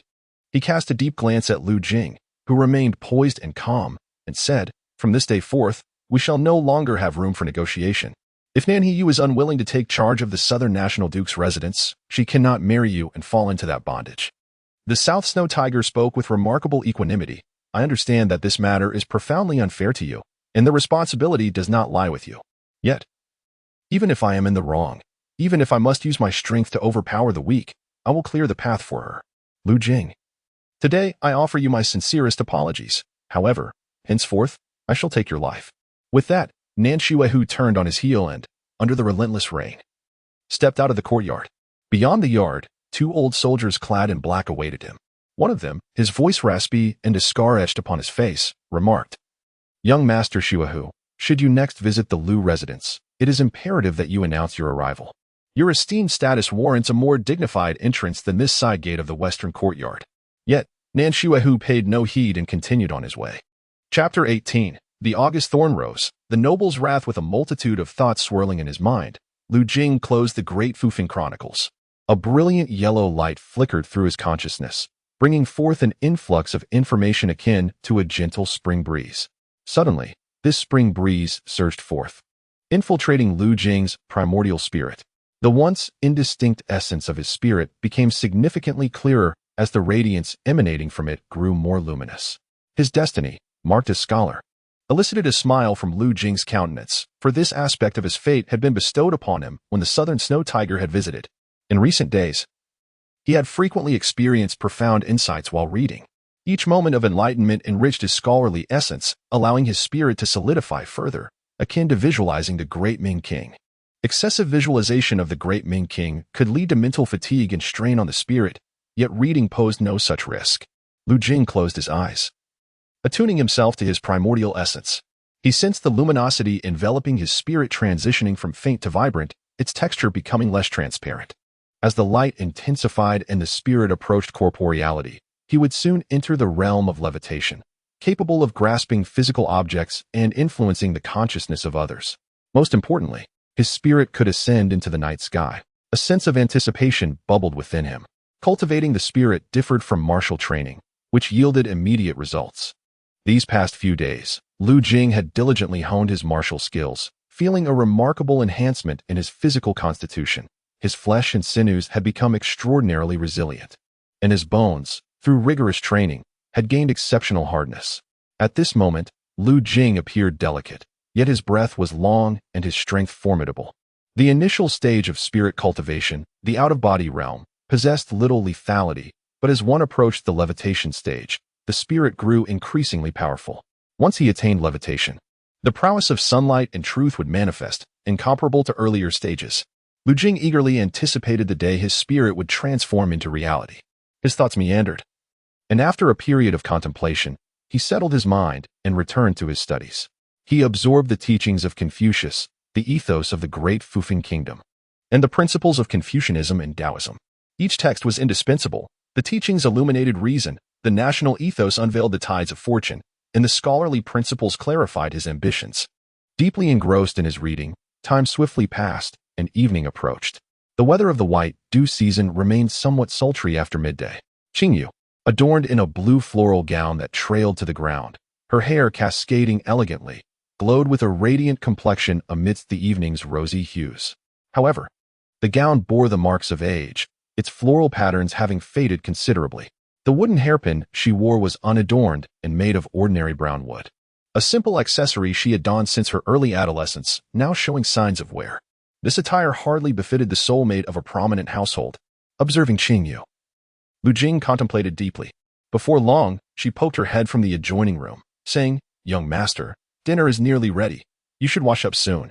Since it is rather warm indoors, why not dine in the courtyard?" Lu Jing smiled and nodded in agreement. Two individuals were seated around a stone table, which held merely 2 bowls of rice, accompanied by a plate of white radishes and another of cucumbers. Nonetheless, Lu Jing and Qingyu relished their meal with great enthusiasm. "Ah, young master, look. The wild roses in the courtyard have blossomed," Qingyu suddenly exclaimed, her voice rising as she caught Lu Jing's attention. He turned in mild confusion to see, indeed, a singular wild rose blooming in the modest flower bed. The blossoms, of vibrant crimson, appeared lush and full, with abundant foliage, presenting a truly captivating sight. "Do wild roses bloom in August?" Lu Jing pondered, taken aback.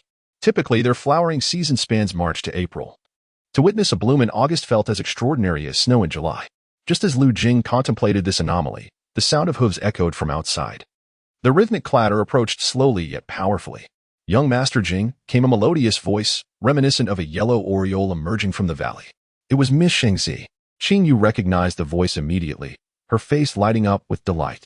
Her impression of Shengzi was exceedingly favorable, not only due to the box of peach blossom pastry she had brought, but also because of Shengzi's demeanor towards Lu Jing. Hastily, Qingyu rushed to open the door, with Lu Jing rising to join her. Upon opening the courtyard gate, they beheld Lu Yi and Sheng Zi standing a short distance away. Beside Sheng Zi stood a magnificent pure white steed, its entire coat gleaming, with a few strands of red hair adorning its forehead. Lu Jing observed closely and noted that even the horse's hooves were immaculate, exuding an air of exceptional grace. A splendid steed indeed. Whether among warriors or scholars, individuals of modest means or the affluent, possessing a fine horse was a matter of pride. Lu Jing gazed at the horse, feeling its keen and alert gaze. The creature's spirit seemed resolute, embodying a fierce essence. Now that he had cultivated his spiritual sense, he perceived the horse's remarkable vitality and valor. Moreover, the intensity of its lifeblood was akin to the blazing sun, clearly marking it as an extraordinary specimen. Lu Jing felt a pang of envy. He had longed for a horse, even beseeching Lady Zhang, his mother's acquaintance, to procure one for him during her illness. However, as his mother grew more silent in her affliction, his request remained unfulfilled. Consequently, he had not visited the Lu family stables to witness the horses racing, nor had he confided in his mother about his passion for them. "Young Master Jing, what do you think of my horse?" Shangzi asked, a smile gracing her lips as she stood beside the white steed, adorned in vibrant red attire. The white horse complemented her red garment, reminiscent of a red lotus nestled against a white stone, enhancing the overall beauty. Lu Jing returned her smile, stating, "This horse must be exceedingly precious. Its hooves are powerful, and its physique is robust.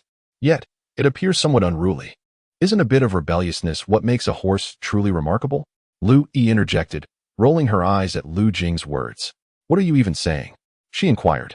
Lu Jing's expression remained unchanged. He did not fall silent, but rather stated, "As a scion of a prestigious family, when one's esteemed reputation is tarnished, it ignites a fervor within that is difficult to quell. This, in essence, reflects a lack of clarity in thought, which not only tarnishes one's character, but also detracts from one's martial path." She was about to inquire further when Lu Jing continued, speaking slowly. "The young aristocrats, accustomed to being scolded and indulging their whims, how could they endure the disarray of their own thoughts? In such circumstances, it is only natural to seek a scapegoat to bear the blame, thus shattering it to attain clarity and alleviate the tempest of one's inner rage. This, indeed, is the privilege of those who feast upon the fruits of power."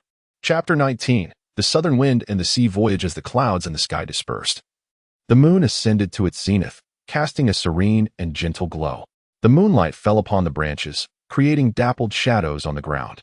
In front of the courtyard, the atmosphere lightened considerably as Su Zhang's spirits lifted. When Lu Jing spoke, his eyes seemed to shimmer with a unique brilliance, instilling a sense of trust and tranquility in Su Zhang. Lu Jing took the reins and handed them to Shangzi, who was gazing at him intently. With a smile, he remarked, "Miss Xing, there is no need for excessive formality. It was merely my curiosity that sparked this incident." Shangzi shook her head and replied, "Young Master Jing, we share a certain rapport. You may simply call me Shangzi, as you did earlier, without the need for such politeness." After pondering for a moment, Lu Jing was about to respond when Shangzi continued, "I recognized your sentiment in the phrase one must present their sword when encountering a hero. You possess a free-spirited nature and should not be so reserved." Lu Jing then chuckled, "In that case, I shall no longer be evasive. It is growing dark, and I, along with Lu Yi, need to go horseback riding. Until we meet again."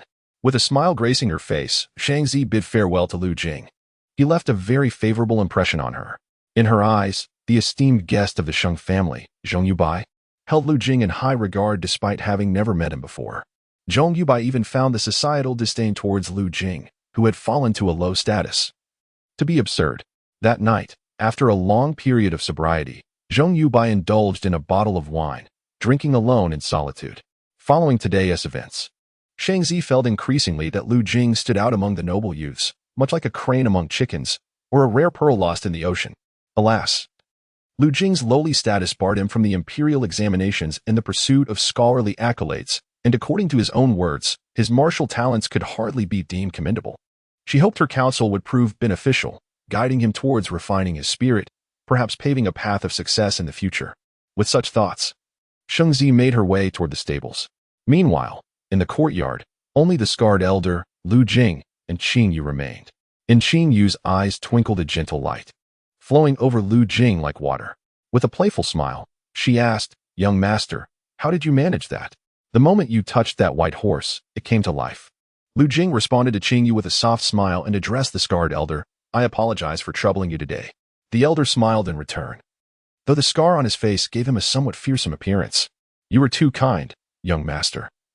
We are merely servants of the Lu family and do not deserve such respect." Lu Jing remained composed and said little more, though internally he had already surmised the identities of the scarred elder and the old soldier named Wu Bei Si from that day.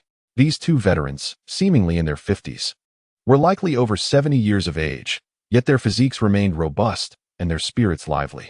This realization awakened memories from Lu Jing's past life, intertwining with his current existence.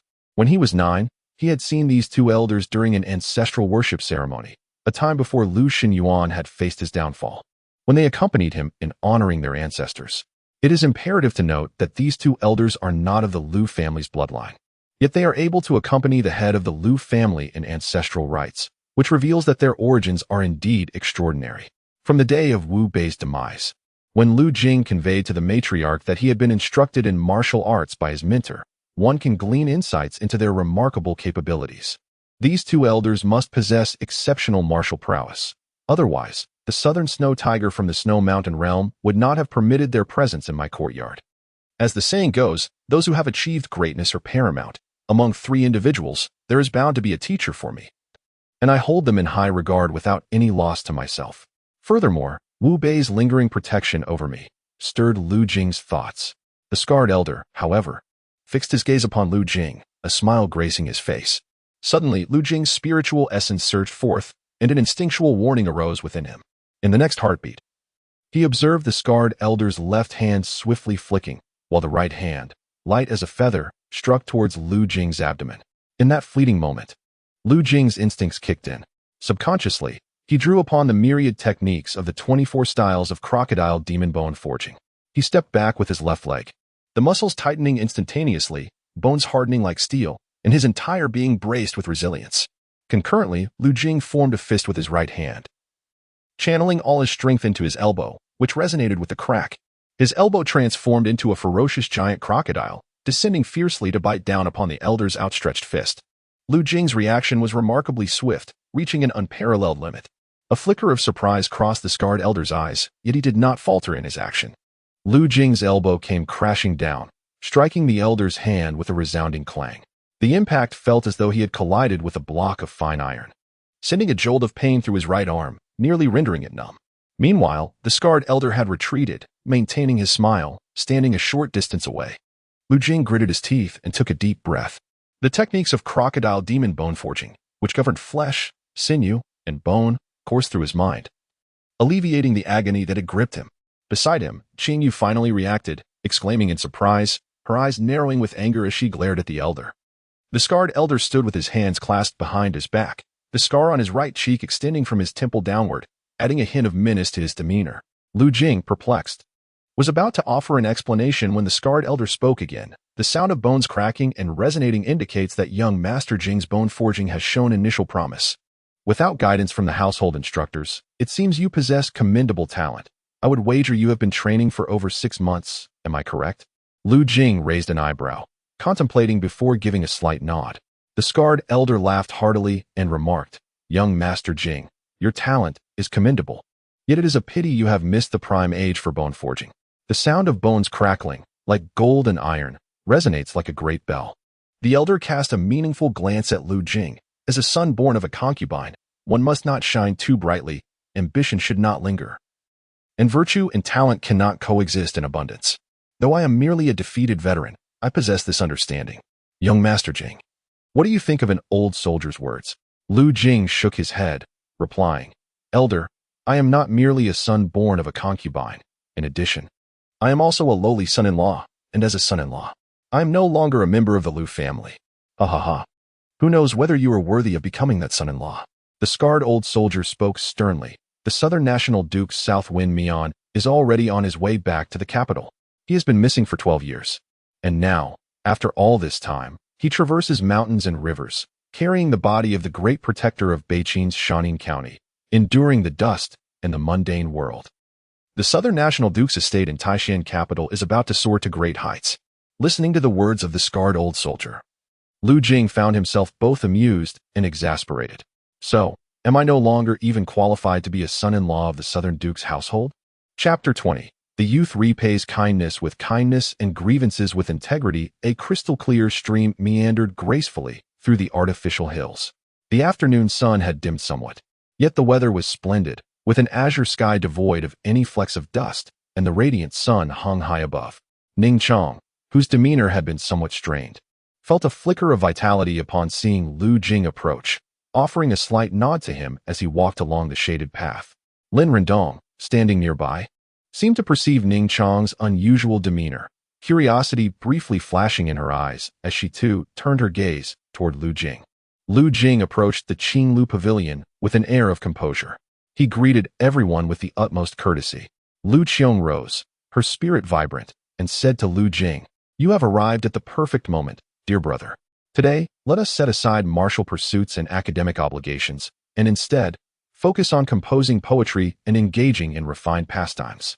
I happened to encounter my cousin and Miss Rendong in the northern courtyard, and I invited them to join us. It would be splendid if you could prepare ink and pen here to record our verses, should our poetry gain renown in the future. Your name may also be mentioned alongside ours." Lu Qiong had never been fond of martial training or scholarly endeavors, but she possessed a profound love for poetry. Having perused the classic text questions of poetry from the 4 books countless times. Meanwhile, Lu Jiang remained silent, a fleeting glimmer of cold light flashing in his eyes as he silently observed Lu Jing. As Lu Qiong spoke, the others in the Qiglu pavilion remained quiet. However, an unusual expression flickered in the eyes of the 2 handmaidens, Shi Qiu and Xue Lu, who served Lu Qiong and Lu Jiang respectively. These 2 maids were responsible for their master's daily routines, and their status in the household was notably elevated. Apart from attending to their masters, they were free from labor, with other servants handling the rest. This was evident from their attire. Xue Lu, Lu Jiang's maid, donned a yellow silk robe adorned with a redwood and pearl hairpin, the pearls alone being worth a substantial sum, likely exceeding 100 taels of silver. Even the daughters of ordinary merchants rarely possessed such a hairpin, underscoring Lu Jiang's fondness for Xue Lu.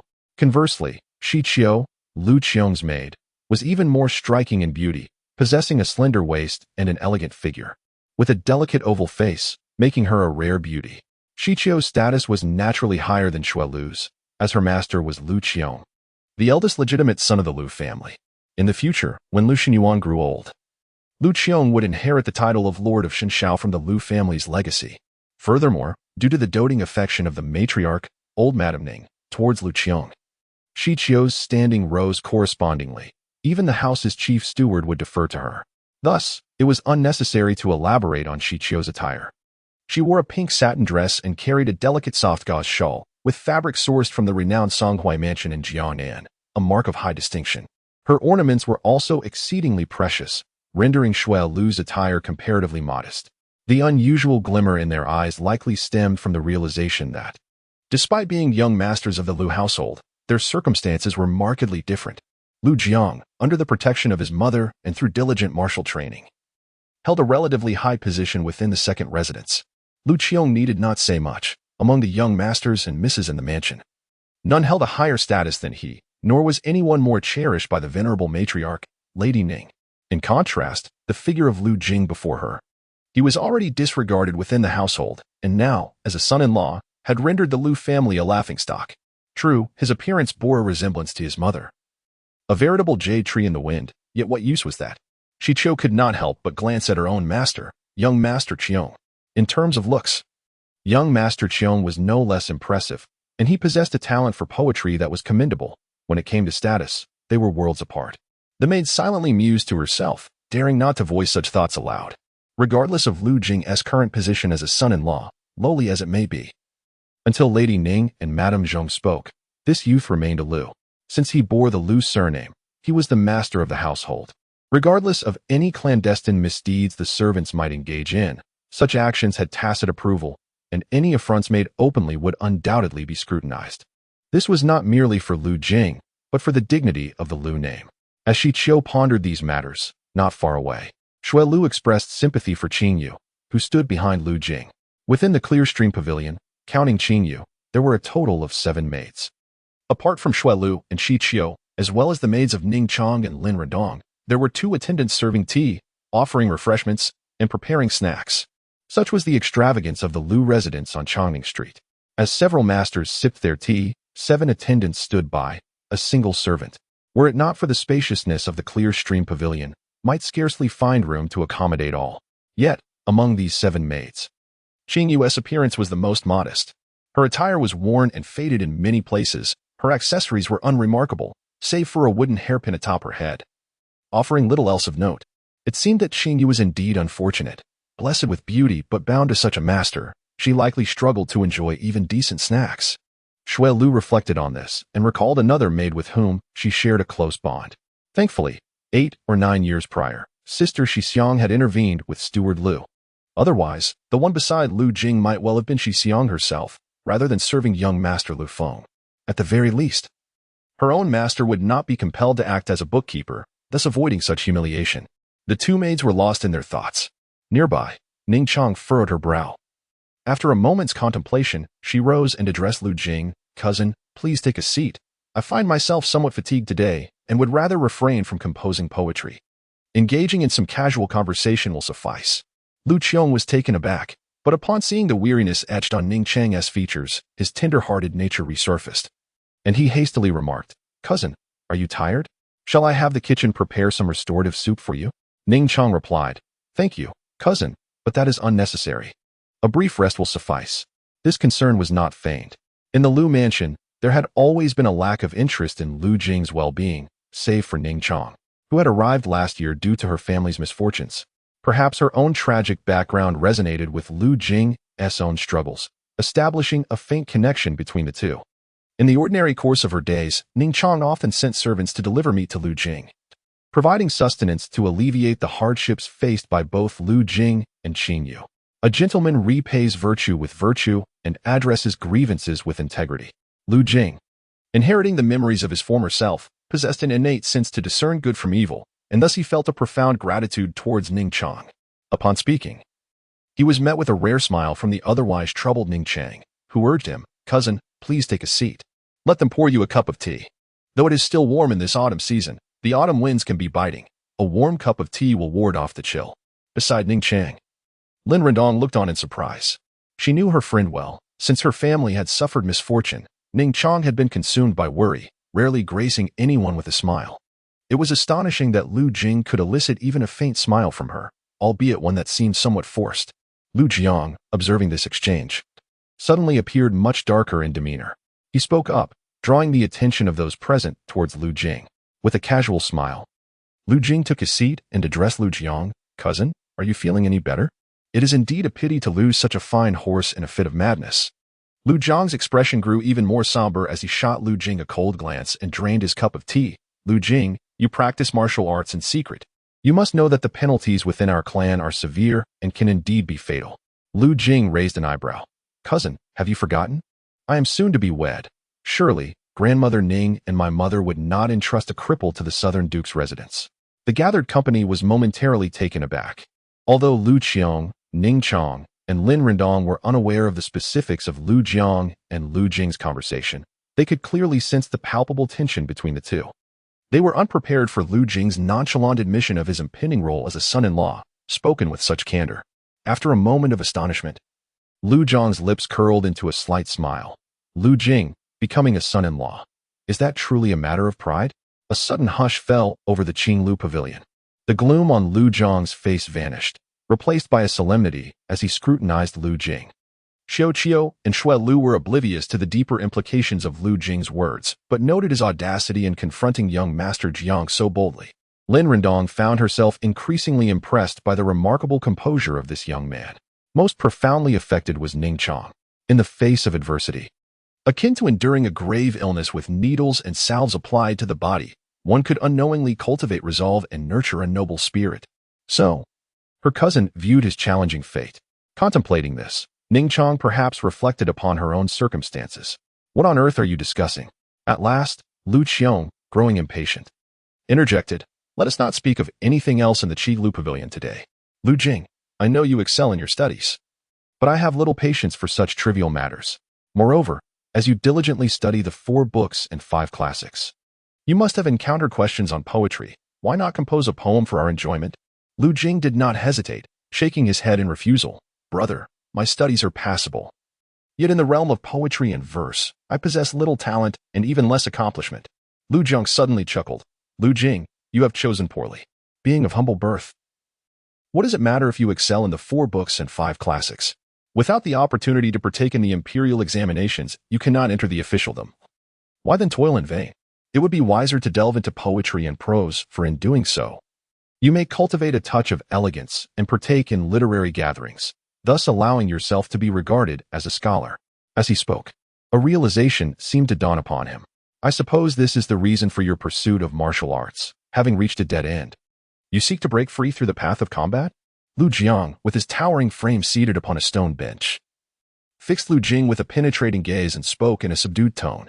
Yet, it is a pity that if my memory serves me right, you are already 16 or 17 years of age. To forge one's bones at such an age is no small feat. Chapter 21. In the frosty woods without leaves. The cascading waters soar, dragons and serpents race, resonating with strength as Lu Jing spoke. An air of gravitas suddenly enveloped him.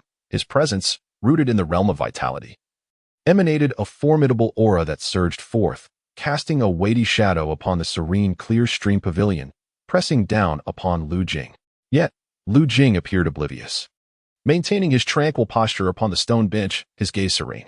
This should alleviate my fifth elder brother's concerns, Lu Jing remarked. However, I must trouble you to refrain from introducing unfamiliar individuals into the manor in the future, lest your temper flare increasingly. He continued, for instance, concerning the young master of the Snow Tiger. I wonder if you have been racing alongside him of late? At this point, Lu Jing seemed to recollect something suddenly, a glimmer of realization crossing his countenance. I had almost forgotten that your steed has long since perished. Lu Jing's breath caught abruptly, and he could no longer suppress the loathing in his eyes. With a cold sneer, he retorted, Lu Jing, how dare you speak to me in such a manner? Enough. Ning Chang interjected, interrupting Lu Jing's tirade. Lu Jing is your cousin. While I am unaware of the grievances that lie between you, they should not be brought into this clear stream pavilion. Today, apart from myself and my cousin, there are also guests present. Your aggressive demeanor only serves to amuse the onlookers. Lu Jing furrowed her brow in agreement, stating, my cousin speaks wisely. Lu Jing, whatever enmity exists between you, I wish not to interfere. Please discuss it privately and do not disturb my enjoyment. Lu Jing's expression grew increasingly sullen. His gaze fixated on Lu Jing for what felt like an eternity. After a moment, the storm cloud on his face dissipated, replaced by a semblance of a smile. Cousin. Dear cousin, I was merely jesting with Lu Jing. There is no significant matter between us, and I trust that after today, Lu Jing will recognize his error in addressing me in such a way. Lu Jing's words were laden with implications. However, Lu Jing remained unperturbed, as though he had not perceived the underlying threat in Lu Jing's tone. In an effort to ease the tension, Ning Chang turned to Lu Jing and said, Lu Jing, just now, Lu Jing praised your calligraphy, stating that you possess remarkable skill. Why not inscribe a few characters for us to admire? Lu Jing chimed in with a smile. My father, in his youth, also excelled in the songby style of cursive script, much like his martial prowess, fierce and unyielding, akin to a storm on the horizon. Even in Taishan capital, he was renowned, with many nobility seeking his writings. I did not anticipate that you too have mastered the art of calligraphy. Do show us. Observing the unfolding dynamics within the pavilion, Lin Rending, who had remained silent until now, finally spoke up. Young Master Jing, my father also possesses a deep appreciation for calligraphy, often seeking masters in the art. Having been influenced by him, I too have developed an interest. If you would be so generous with your brushwork, I would be eager to witness the essence of your craft. With his demeanor returning to normal, Lu Jing added with a grin. The youthful expression of calligraphy is indeed rare. Lu Jing, since you have already revealed your talent, how could you decline? The assembled hosts within the clear stream pavilion encouraged him thus, while the maids exchanged glances, clearly intrigued. Among the maidservants present, aside from the two attending to the wine, the rest were young women nurtured by distinguished families. While they may not be masters of the arts such as music, chess, calligraphy, or painting, they possessed a foundational understanding of these disciplines. Even Qing Yue, who had long been overlooked, had accompanied Lu Jing and received education from his mother, learning to read and write alongside him, not to mention the likes of Shi Qiu and Xue Lu. Over time, their interest in the arts naturally blossomed. Many gazes turned towards Lu Jing, who, in turn, caught a glimpse of Lu Jing's dismissive expression from the corner of his eye, yet he paid it no mind. Lu Jing likely deemed him too young, merely 16 or 17, to have cultivated any significant skill in the brush. A smile tugged at Lu Jing's lips. His purpose for coming to the Qinglu Pavilion was to counter grievances with honesty, to provoke the ire of Lu Jing, who had repeatedly attempted to embarrass him, thus clouding his judgment. With a clear mind, Lu Jing understood his intentions for being there and inclined his head slightly in acknowledgement of the onlookers. To refuse further would be impolite. Qing'an, "Prepare the ink and brush," Ning Chong instructed her maid. Qingyan, hearing her mistress's command, promptly retrieved the pre-prepared ink and brush. Two accompanying maidservants cleared the stone table of any clutter. Qingyue stepped forward to lay out the paper and grind the ink. Her bright eyes sparkled with anticipation, and her simple attire accentuated her elegance. Lu Jing regarded Qingyue with a contemplative gaze, while admiration flickered in Lu Qiang's eyes as she observed Qingyue's preparations. The expressions of Lu Jing and Lu Qiang diverged. Lu Jing's thoughts were profound, suppressing certain emotions within his eyes, whereas Lu Qiang appeared open and carefree, as if merely admiring something beautiful. "Young master, the ink is ready," Qingyue spoke softly as she stepped back behind Lu Jing. He approached and grasped the brush. In that instant, a flash of crimson light illuminated his mind, triggering the diligent and hard-working fate, which allowed him to focus intently. His demeanor became increasingly remarkable, catching the attention of many present. Holding the brush and gazing up at the clear sky, he resembled a jade tree standing gracefully in the wind. Lin Rendong, stroking his silver hair, suddenly recalled a line of poetry that seemed fitting to describe Lu Jing at this moment. Though Lu Jing held the brush, he did not immediately put it to paper. After a moment of contemplation, he turned to Ning Chang and said, "Cousin, as a renowned talent from southern Jiangsu, why not compose a poem?" Ning Chang had previously stated her intention not to write poetry today, yet at this moment, she appeared to have forgotten her own words. She nodded gently, pondering for a while before softly reciting. "A flurry of blossoms diminishes the spring's charm. In days past, a tranquil courtyard still remains." Ning Chang's tone turned somber, and her eyes seemed to brim with tears as she whispered her lines. Lu Jing furrowed his brow, but began to write. The expressions of those gathered around the stone table shifted as they watched Lu Jing write. Ning Chang was moved as well, but continued to recite. "Rain lashes. Winds rage from dawn to dusk. Can one bear the fragrant grass stretching far into the heavens?" Lu Jing's brow furrowed deeper as he continued to write. At this moment, several maidservants widened their eyes in astonishment. Lu Qiang found the cursive script to flow like a river, the strokes swift and dynamic, imbued with a captivating rhythm. The initial indifference in Lu Jing's gaze quietly vanished, replaced by a deepening glow. However, the attention of all present was captivated by Lu Jing's calligraphy, overshadowing even the exquisite verses composed by Ning Chang, leaving no one to notice the shift in Lu Jing's expression. With a heart full of longing and sorrow, "Where lies the towering building?" Gazing longingly towards the southern banks of Su. Leaning alone against the railing, she gazed for a long time. In the shadow of the slanting sun, the mountains appeared boundless. Once Ning Chang concluded her recitation, Lu Jing had also finished his writing. He stood tall, looking invigorated, though a slight furrow remained on his brow, lost in thought. Looking again at Lu Jing's characters, most of those present, fond of the arts of music, chess, calligraphy, and painting, recognized the exceptional quality of his writing. The brushstrokes were bold yet unpretentious, akin to dragons and snakes racing, resonating with strength. Beside him, Lin Rendong, the most discerning of calligraphy, could not help but exclaim, "This writing possesses a certain vigor, though somewhat slender, reminiscent of frost-laden woods and cascading waters. Excellent, excellent, truly excellent." The repeated praises were a testament to her admiration. Lu Jing remained silent, suddenly recalling that this seemingly approachable girl, beneath her exterior, harbored a quiet pride, having yet to exchange a word with him that day. Chapter 22. The destiny of vital energy and the unforeseen fortune of the rare jade. A round moon gradually ascended, delicate and cool, spilling down icy silver rays from the heavens. Lu Jing and Qing Yu traversed the vast expanse of the Lu residence, occasionally spotting maids and servants hastily passing by. However, shrouded in the night and given Lu Jing's status, most of the servants pretended not to recognize the young master, swiftly brushing past them. Occasionally, someone would bow and greet him with a respectful "Young Master Jing," which was already considered exceedingly courteous. For Qingyu, the recent outburst of conflict left her somewhat unsettled. She could not help but recall Zhang Yuan, bleeding profusely on the shaded path. Yet, her concern for Zhang Yuan was not born from pity. She had gleaned from Lu Jing's cryptic words prior to his intervention that Zhang Yuan harbored malevolent intentions. Had the young master's martial prowess been less formidable, the consequences would have been dire.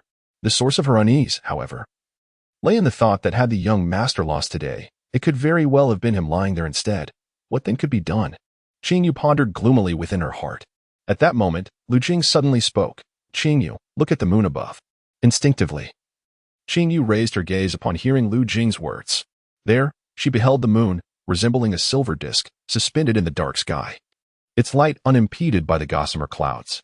How perfectly round it is. Though she was typically well-mannered, today, in Lu Jing's presence, she had directly referred to Lu Jing by name, a clear indication of her disdain for him. This behavior would likely reach Lady Zhang's ears.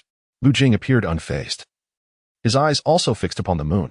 The gray robe he wore seemed to absorb the moonlight, and despite its brilliance, he remained strikingly unpretentious. Qing Yu's face was clouded with worry. Would the matriarch summon the young master? If she did not, that would be for the best. However, should she extend an invitation? Coupled with the secret training in martial arts, it could lead to reprimands for the young master, causing him to lose face. Do not fret, Lu Jing said calmly. Aside from a select few, the majority of this household does not harbor resentment towards us. They merely bear a distaste. At most, they believe I have become a son-in-law, bringing shame to the Lu family and diminishing its prestige. Given this, we need not concern ourselves with their opinions, especially since. As Lu Jing spoke, a glimmer of coldness flashed in his eyes. If it pertains to Lu Jiang, I am no longer a member of the Lu family. Even Lady Ning and Lady Zhong would not dare to impose severe penalties. Upon hearing Lu Jing's words, Qing Yu exhaled deeply, a gentle smile returning to her face. As long as the young master remains untroubled, that is all that matters. I fear for your inner turmoil. Lu Jing chuckled softly, shaking his head. They continued walking under the moon's gentle glow, making their way toward their small courtyard. During the Mid-Autumn Festival, one must reunite. Qing Yu, do you wish to leave the residence to see your family? Lu Jing suddenly inquired, gazing at the distant courtyard. Qing Yu paused, then resolutely shook her head. My father has remarried and has children of his own. Since I entered the residence, my siblings have never met me. We have only exchanged letters. Young Master Jing, now that I am with you, it is indeed a reunion. Qing Wei has prepared warm water for Lu Jing once more, attending to his washing and dressing. Over these past months, Lu Jing has grown accustomed to Qing Yue's service, and he does not stand on ceremony. This, in fact, is how Qing Wei perceives her own value. Should Lu Jing abruptly strip her of the work she has devoted herself to for so many years, it would surely cause her great distress. Suppressing his curiosity, Lu Jing sits upright on the wooden bed, closing his eyes to contemplate the great Ming King. The image of the great Ming King Yan Tian de Sheng gradually materializes in his mind, as several moments quietly pass. With divine eyes, a towering physique, and flames burning brightly in his hands, the great Ming King Yan Tian de Sheng is imbued with an air of mystery. Contemplating the great Ming King allows Lu Jing to keenly sense the extension of his own breath, with his flesh, tendons, and bones all experiencing a marked progression, and his strength becoming much more substantial. This method of visualization concerning the great Ming King Yan Tian de Sheng seems to fundamentally refine my primordial spirit and physical form, while also being compatible with other cultivation techniques, serving as a significant support for my current endeavors. As Lu Jing reflects, he disperses the image of the great Ming King from his mind. He then perceives the myriad of information circulating around the auspicious and inauspicious palace of fate in his consciousness. This information naturally pertains to the rewards garnered from this journey to the Qinshui Pavilion. Lu Jing shifts his focus to one particular piece of information. Having acquired 20 strands of fate essence, with a thought, a surge of white light suddenly emerges in his mind, intertwining and dancing in the air. Coupled with the previous 25 strands of fate essence obtained, he now possesses a total of 45 strands of fate essence amidst the swirling white light. A sense of anticipation wells up within Lu Jing as he contemplates further. His thoughts abruptly concentrate on a crimson glow suspended in his mind. Industriousness, fate. With a subtle movement of his thoughts, 30 strands of the entwined fate essence suddenly burst forth, merging into the crimson glow. Instantly, the red light erupts with brilliance, transforming and radiating a vibrant orange glow. Following this, new information floods Lu Jing's mind. Swallowing and fusing fate essence, crimson fate, industriousness transforms into orange fate, single-mindedness. Single-mindedness, orange fate. Upon activation, it enables rapid mental concentration, free from distractions. Effect: increases focus by 80% while under focused conditions. Reduces mental and physical fatigue by 80%. As Lu Jing perceives the effects of the orange fate single-mindedness, born from the transformation of the crimson fate industriousness, a sense of delight blossoms within him. With the elevation in rank, the efficacy of this fate has significantly improved. Thus, during my daily martial arts practice and the refinement of my primordial spirit, the results in a focused state will not only be enhanced, But the reduction in fatigue will also allow for prolonged cultivation. A faint smile graces Lu Jing's lips. Now, aside from auspiciousness and inauspiciousness, he possesses a total of 4 types of fate. Originally, the Crimson level fates included research and industriousness. The reason he has not elevated his research fate is that he understands that, in the short term, he possesses no martial arts manuals. And the essence of the soul requires profound contemplation. Moreover, based on his prior experiences with the 2 texts, the crocodile demon bone casting technique and divine sensation, he concludes that the rudimentary cultivation methods available to him, alongside the Crimson research fate, are sufficient to meet his needs without requiring enhancement. As for the Yang orange fate, scholar, and the Ming yellow fate, cultivation prodigy, the quantity of fate energy that Lu Jing possesses is insufficient to elevate these 2 fates. After careful consideration, he determines that upgrading the diligent and hardworking fate would be the most appropriate course of action. As Lu Jing contemplates, he also allows his thoughts to drift towards another piece of information residing within his mind. This information is intertwined with a resplendent radiance. Within this brilliance, a beautiful jade is faintly discernible, hovering gently as if awaiting Lu Jing's summons. Fortune favors him. Lu Jing's eyes glimmer with excitement. The choice he made at the Qiglu Pavilion, which was fraught with peril, presents a chance to obtain this extraordinary object. But he remains uncertain about the true utility of this wondrous artifact. Chapter 23. What fault lies with Lu Jing?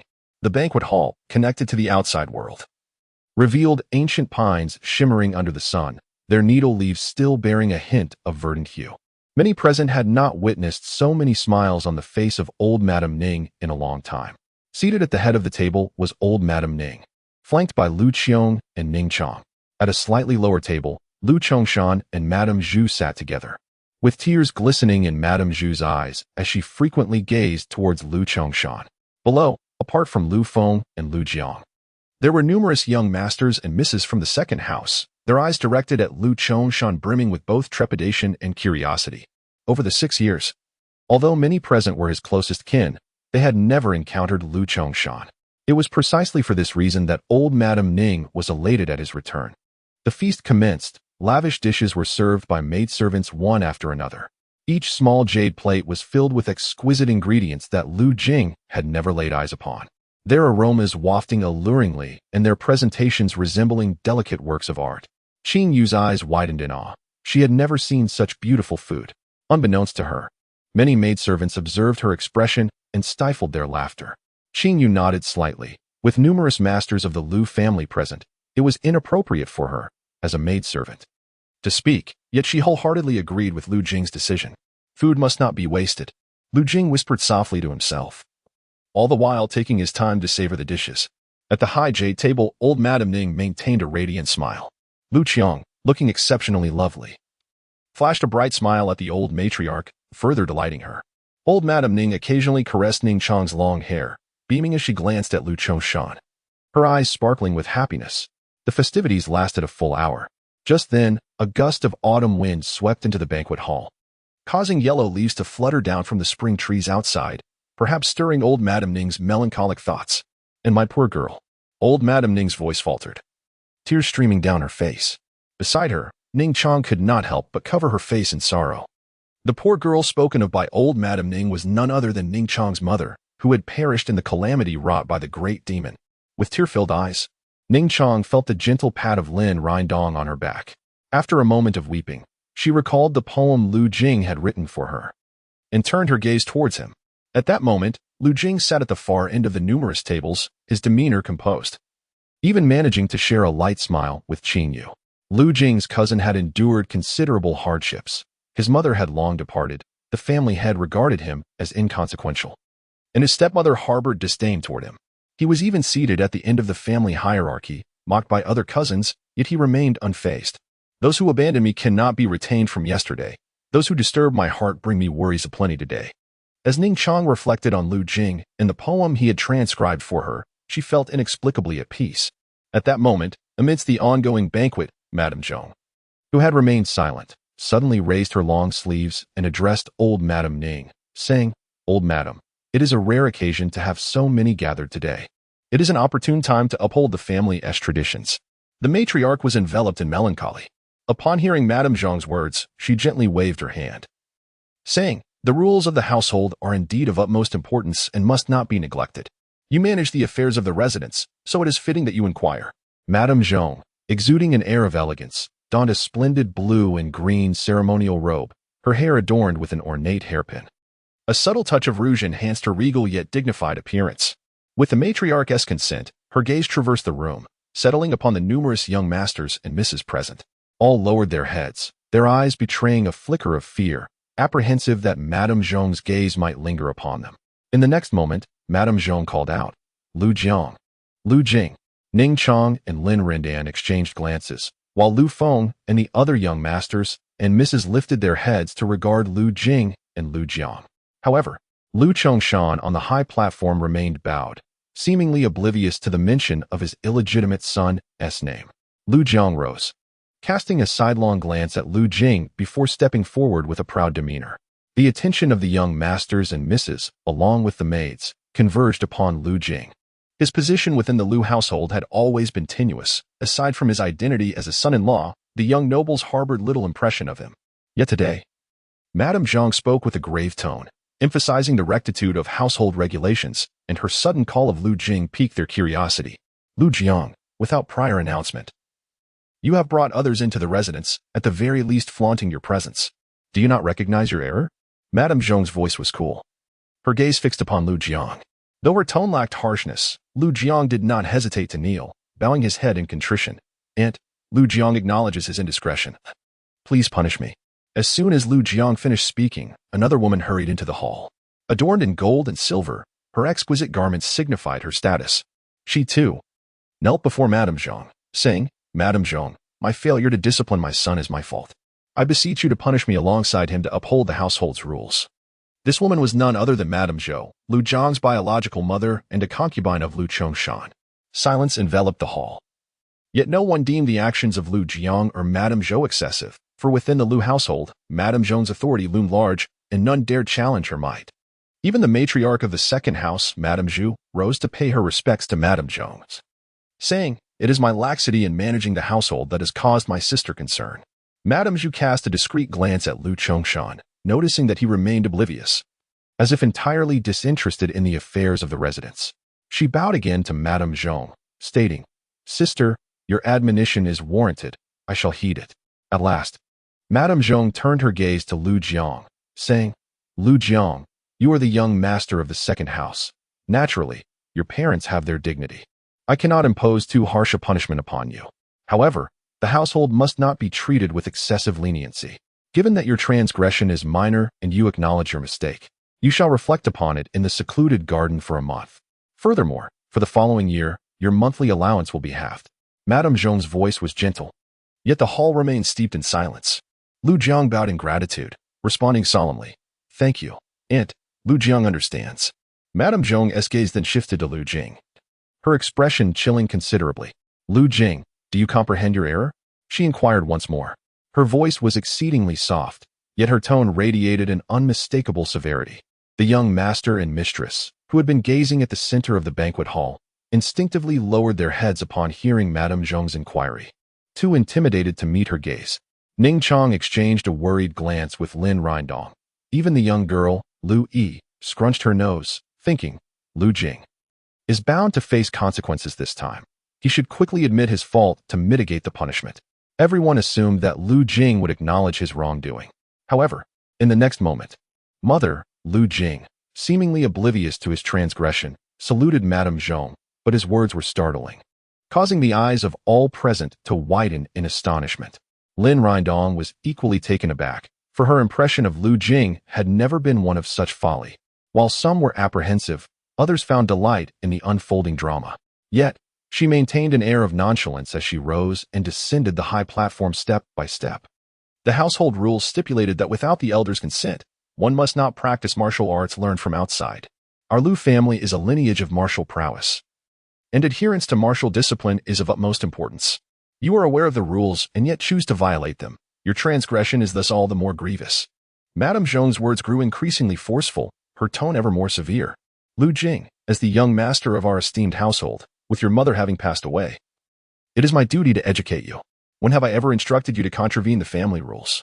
Lu Jing, you are fully aware of your misdeed. Your stepmother queries you, yet you retort at me. Do you believe that as you prepare to leave the estate, I, the matriarch of the Lu family, shall not impose a punishment upon you? Madame Zhong's every word seemed to interrogate Lu Jing. Yet, many of the ladies from the second household turned pale. The implication was clear. Even if Lord Chongshan were to return and Duke Shenxiao were absent, Madame Zhong had already assumed the role of matriarch of the Lu household. Lu Jing and Lu Jiang were merely pieces on Madame Zhong's chessboard. The matter concerning Lu Jiang was a mere reprimand, a display of her leniency. In contrast, Lu Jing was to be used as an example of authority. Qin Yu watched this scene with tears welling in her eyes, feeling utterly lost. Ning Chong was inexplicably filled with a pang of bitterness, reflecting on her own situation. Her cousin's plight mirrored hers. Lu Jiang had his biological mother pleading on his behalf and his stepmother to share the burden. Yet, when her cousin erred, no one was there to advocate for him. If one day she too were to falter, who would come to her aid? Ning Cheng inhaled deeply, poised to implore the elder beside her, Grandmother Ning. But she heard Lu Jing softly articulate, Mother, while there are indeed such rules within the clan, how have I erred? His demeanor remained tranquil, devoid of any fear, as he recounted, I once encountered an elderly man in black fishing by the Shishui pond in the western courtyard. He claimed to be a martial arts instructor of the Lu family and, seeing my exceptional aptitude, wished to teach me the art of combat. He extended an invitation, and I, Lu Jing, dared not refuse. Thus my martial skills were acquired through him. Am I to believe that I was deceived by this elder, that he is not a member of the Lu household? At this point, Lu Jing paused slightly and continued. That elder mentioned his name was Wu Beici. Madame Zhong's brow furrowed sharply. Even Grandmother Ning, who had been reclining in her chair, seemingly indifferent to worldly affairs, suddenly opened her eyes wide. Chapter 24. The prosperity of the capital and the deceit of the Lu family. I long to ride the winds and return, yet fear the cold heights of the jade towers and palaces.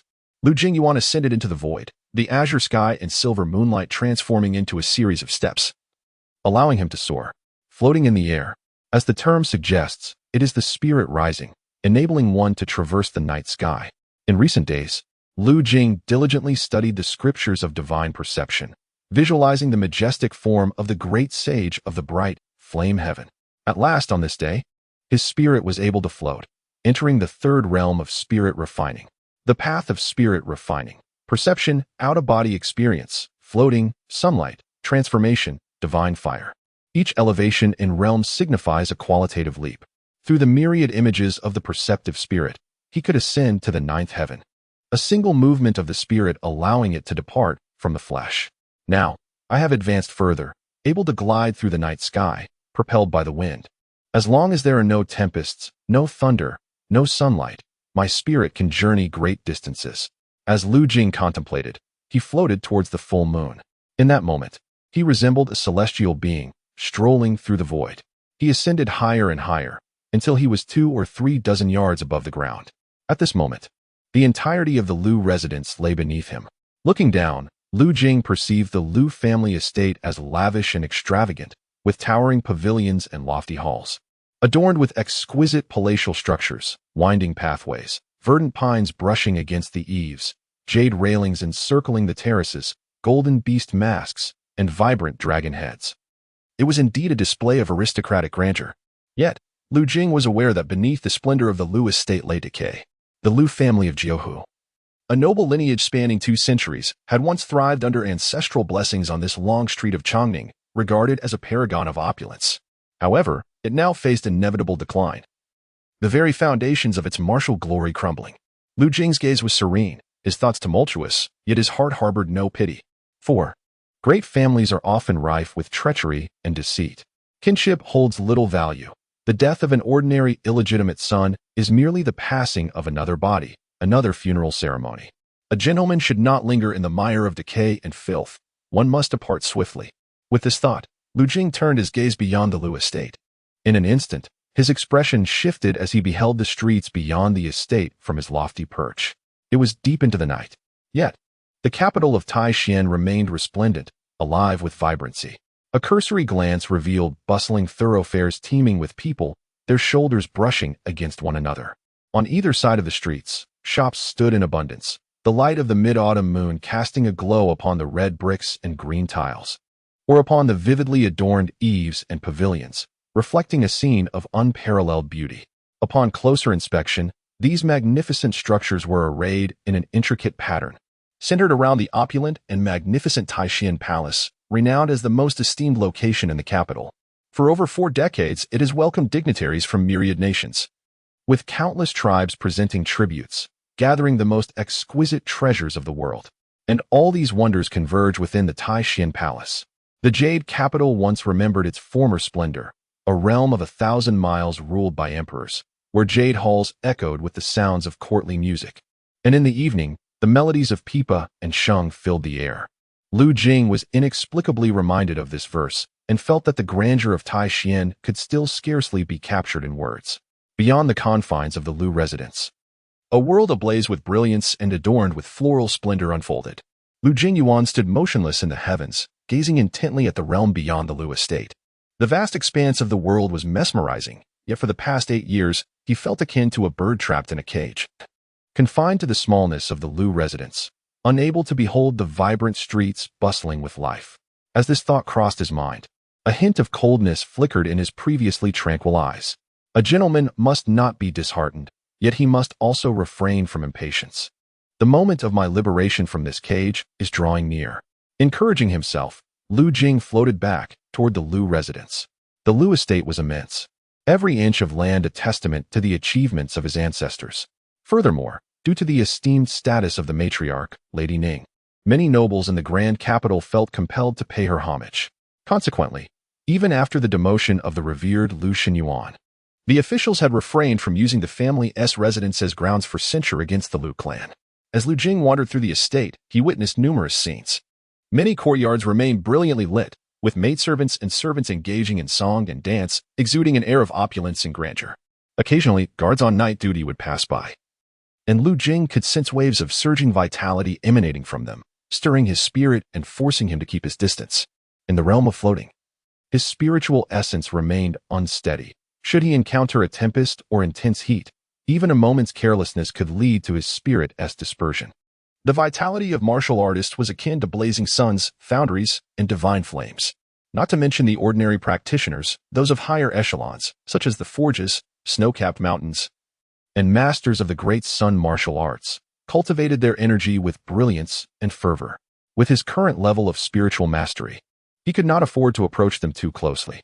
Thus, Lu Jing drifted through the Lu residence, attuned to the fluctuations of his spiritual essence. However, he refrained from utilizing his ability to hover in pursuit of dubious endeavors. A gentleman may face moments of despair, yet he must not resort to underhanded actions in his daily life. Otherwise, how could he hope to grasp the profound truths of the I Ching? At that moment, a group of individuals approached from a distance. Lu Jing focused his gaze and quickly discerned their identities: Lu Jiang, the maid Xuelio, and Lu Zhang's mother, Madame Zhou. Lu Jing raised an eyebrow, intending to withdraw, when he overheard Madame Zhou, walking beside Lu Jiang, express her concern. "Jiang, slow down. Your punishment today is not severe. It is merely Madame Zhou asserting her authority. There's no need to be so upset. Being overly agitated will do you no good." Madame Zhou was a young and beautiful woman. When she became a concubine to Lu Chongshan, she was merely 15, and she bore Lu Jiang at the tender age of 16. Now, 17 years had swiftly passed, yet she remained strikingly beautiful, having been nurtured in a prestigious family. Though merely a concubine, she exuded a certain grace. However, in this moment, she appeared as a typical mother, tenderly advising her only child. Lu Zhang's expression was dark, emanating a fierce aura, revealing his deep frustration. "Mother, it's not Madame Zhou that I am angry with, but that detestable son-in-law." Xuelu followed closely behind Lu Jiang and Madame Zhou, engaging in hushed conversation. The other maidservants and attendants could only trail at a distance, fearful that Lu Zhang's temper might extend to them. Madame Zhou furrowed her brow as she walked towards her courtyard, remarking, "Jiang, why must you let that loathsome son-in-law vex you? Though he has escaped punishment today, he has incurred the disdain of both old Madame Ning and Madame Zhou, and his future in the manor will surely be fraught with difficulty. Even if he were to leave the manor, he would ultimately remain a son-in-law, subject to ridicule and scorn. As for you, our status may not be overwhelmingly exalted, yet we enjoy certain luxuries. In due time, once your martial prowess advances further, I shall petition Madame Zhou on your behalf to secure you a position within the military. We too Bear the surname Lu and have the support of other noble families. Your future prospects far surpass those of that despicable son-in-law. With all these considerations, why should you let a mere misfortune trouble you? Your quarrel with him only serves to your detriment. Madame Zhou spoke to Lu Jing with a tone of gentle admonition, her words laced with a hint of pride.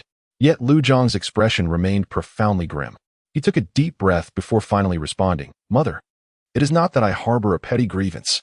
The enmity between Lu Jing and myself is neither trivial nor monumental. It stems merely from the loss of a beloved steed and a capable servant. Had he been an ordinary, illegitimate son, I would have dismissed the matter without such ire. But the crux of the issue lies in the fact that he is a universally detested blight. Since his arrival at the Lu Manor, he has been scorned by both old Madame Ning and Madame Zhong, his standing utterly abject.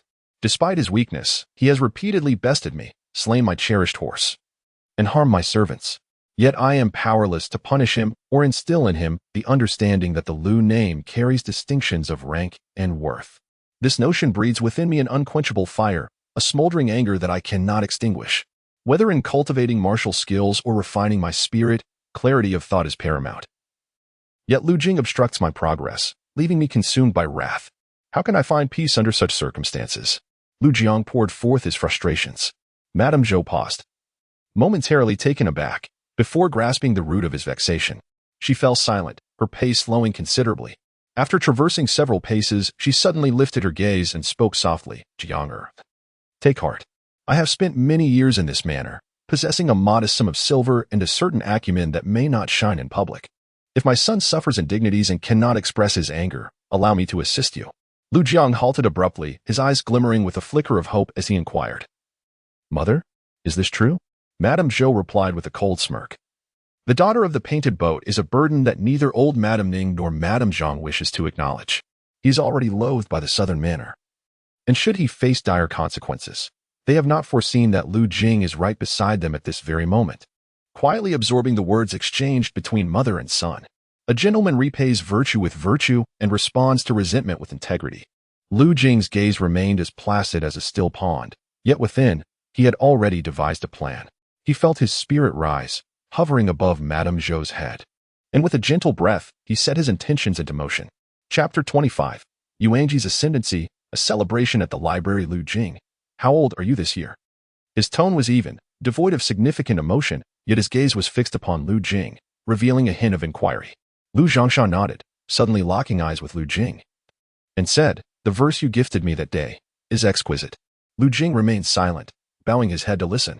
After a moment's contemplation, Lu Zhongshan continued, "Yet, I harbor a sense of unease.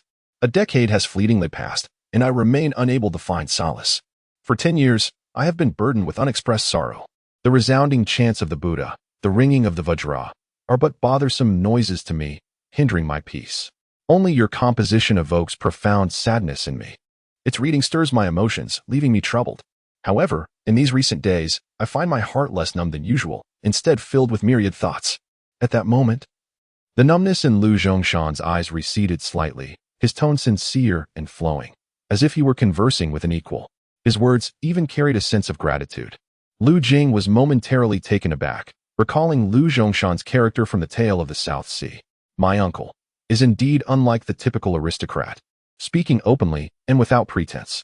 Thoughts flickered through Lu Jing's mind. Lu Zhongshan paused, then addressed Lu Jing again. "Since I was your age, I have held a deep affection for poetry and calligraphy. Your simple piece of paper stirs my heart. Lu Jing, I must thank you for it." Lu Jing shook his head, his expression calm as he replied, "Uncle, you overstate it. It is merely a fortuitous verse and an ordinary piece of writing. It does not warrant your gratitude towards a younger relative." Hearing Lu Jing's words, a semblance of a smile crept onto Lu Zhongshan's face. Perhaps having not smiled in a long while, that smile appeared somewhat stiff. At that moment, the game-watching gentleman suddenly turned his gaze towards Lu Zhongshan. Lu Zhongshan nodded and finally inquired, "Lu Jing, I wish to ask you where you found this verse. Was it from the poetry collection in the Lu family's library?" Lu Jing's heart stirred, due to Ning Chong and Lin Rendong's earlier inquiries today, coupled with his prior intuition. He had already formulated an answer in his mind upon entering the Bieshan courtyard. He replied, "This verse is from my childhood in Jiuhu. My mother acquired a poetry book from an unknown source and often recited it to me. Over time, I memorized it. Lu Zhongshan exchanged glances with the game-watching gentleman. The gentleman smiled, and Lu Zhongshan turned back, saying, "Your mother is indeed fortunate. Su Shi could compose such poetry, yet remains unknown to the world. Even the game-watching gentleman has never heard of his name, and it seems your mother stumbled upon it by chance." Lu Jing maintained his composure, responding, "There are countless extraordinary individuals in the world, and throughout history, many poets and masters have faded into obscurity. It is entirely reasonable that the game-watching gentleman has not heard of them."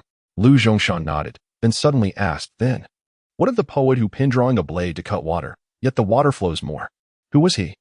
Was he also discovered by your mother in that mysterious poetry book?" The game-watching gentleman may have never heard of Li Bai either. Jing felt a sense of helplessness in his heart, yet spoke, "It is likely, as you say, there are countless extraordinary individuals in this world. Li Bai must be one of those poets lost to history. The Go Master, I presume, might not be aware of all the renowned poets." The Go Master served as the teacher at the book tower and was also the compiler of its poetry collection. Lzhn's eyes held a glimmer of profound meaning as he uttered startling words. Jing's expression finally shifted, and he could not help but glance again at the Go Master. The book tower. It stands as a revered sanctuary for scholars across the realm, with the Great Book Tower being a sacred site of Confucianism and Taoism, and its teacher regarded as one of the most esteemed sages, revered by countless scholars. Jing had never anticipated that this mute friend of Lzhn's would hail from the book tower, and moreover, be its teacher. What left Jing most disheartened was the fact that this Go Master was also responsible for the collection and compilation of poetry across the land, rendering him momentarily at a loss for words. At that moment, the Go Master suddenly smiled.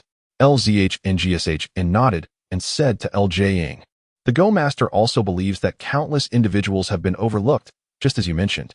At this juncture, Lzhn's hesitated for a few moments, then abruptly stood, his slender visage revealing a hint of anticipation. Jing, aside from the lines 10 years of life and death, a vast oblivion, did you find any other collections of poetry expressing sorrow within that anthology? Having already learned from past experiences, Jing instinctively considered a refusal to avoid further complications. However, at that very moment, a golden light flooded his thoughts. Upper 9. Observe the footwear. Examine the auspicious signs. Its rotation is greatly fortunate. The image suggests great fortune resides above, a grand celebration indeed. The gentleman seizes the opportunity, contemplating and observing. One must not lightly let it slip away. Auspicious. Politely decline Lzhn's, fearing numerous trivial matters and questions. Advantageous. No need to further explain the origins of the poetry, thus avoiding much trouble. Gain vitality from 5 life paths. Detrimental. Risk losing numerous opportunities, making it difficult for Lzhn's to express further gratitude. Great auspice. Follow and respond, transcribing a new verse. Advantageous. Lzhn's will be immensely grateful, possibly aiding you in future matters. Gain vitality from 3 life paths. Detrimental. Lzhn's and the Go Master may grow increasingly suspicious of the authenticity of the poetry collection, questioning the origins of these verses. A multitude of information exploded in Jing's mind. After a moment of contemplation, he devised a plan. The absence of ominous signs indicated that whether Jing opted for the Auspicious or the Great Auspicious, he would incur no losses, with only 2 paths of vitality remaining. However, I had initially intended to use Lzhn's to break the shackles of the L family. If I refuse now, it may very well lead to the loss of numerous opportunities, as suggested by the auspicious signs. Choosing great auspiciousness would merely complicate the explanations. A gentleman seeks fortune and avoids misfortune. When both auspicious and great auspicious signs present themselves in this situation, one must not let the great auspicious slip away. Jing's heart stirred as he glanced toward the ink and brush on Lzhn's desk. Lzhn's hurriedly made way. Jing, showing no hesitation, stepped forward to seize the brush. In an instant, the brush seemed to connect with his very essence, dancing with ink as it transformed into a magnificent display, flowing seamlessly with vitality. His words danced with the grace of dragons and serpents, swirling and twisting like the dawn's first light amidst electric storms. The spirit of his writing flowed freely, undulating like the waves of a vast ocean, a sight to behold in its exquisite beauty. In a mere span of a few breaths, exquisite characters leaped onto the fine river silk paper, accompanied by a multitude of words. The chess observer had already risen, his eyes reflecting deep contemplation as they gazed upon the ink on the silk. Lu Qingshan stepped forward with a hint of anticipation and excitement, fixating on the new verses pinned by Lu Jing. The two stood transfixed, as if time itself had paused. They scrutinized the verses on the paper, where Lu Jing's calligraphy and the fresh lyrics harmoniously intertwined. The chess observer's expression shifted through various emotions: surprise, admiration, joy, ultimately giving way to a sense of melancholy. Lu Yong? Is there truly such a poet in this world? I have lived for over 30 years. Yet I have never encountered his verses, the chess observer mused inwardly. Lu Qingshan continued to murmur, gone, gone, 1,000 miles of misty waves. The evening gloom stretches vast over the Chu skies. What a poignant cry of the cicadas, echoing against the twilight of the long pavilion. 10 fleeting years have passed. Jianyang has been gone for a decade, and my child has also departed for 10 years. What benefit do the myriad luxuries and splendors of this world bring me?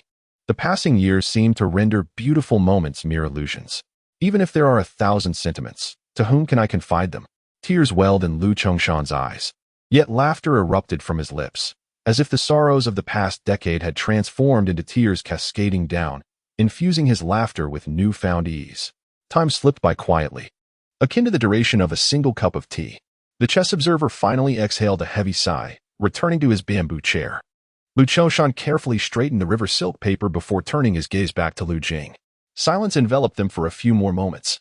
Suddenly, a pure and clear voice resonated in Lu Jing's mind. Lu Jing, your calligraphy is exceptional, surpassing that of many scholars in the calligraphy hall. The hall is in need of a scholar to transcribe classics. Would you be willing to join? As the voice echoed, Lu Jing instantly comprehended. The chess observer was communicating with him on a spiritual level. This was undoubtedly a form of spiritual communication. Yet, for reasons unknown, the observer's words came forth haltingly, as if he were still straining to express them. However, at that moment, Lu Jing could only revel in the joy that filled his heart, unspoken yet unmistakable. Chapter 26. The youth and the book tower. A delicate mist enveloped the air outside the bamboo dwelling, shrouding the surrounding woods in a soft embrace. The sky, once laden with dark, indistinct clouds, seemed to have silently dispersed, allowing sunlight to cascade upon the bamboo house. Looking out from the windows, the misty forest appeared imbued with newfound vitality. In this moment, Lu Jing's mood mirrored the sunlight breaking through the fog, as the icy demeanor of yesteryears began to thaw. Mr. Guanxi, with a warm expression and a smile gracing his lips, gazed intently at Lu Jing. Beside him, Lu Qingshan cast a surprised glance at Mr. Guanxi before addressing Lu Jing. Lu Jing, Mr. Guanxi is extending an invitation to you. Why do you hesitate? Every scholar yearns to enter the academy. There was a hint of envy in Lu Qingshan's tone as he spoke. He then clasped his hands behind his back and stared out at the sky, reminiscing. In my youth, I too entered the book tower for study, but I could only reach the 2nd floor. Now, having squandered over 40 years, I find myself unable to behold the splendor of the 3rd floor. Lu Jing, you are still young, and your calligraphy is commendable.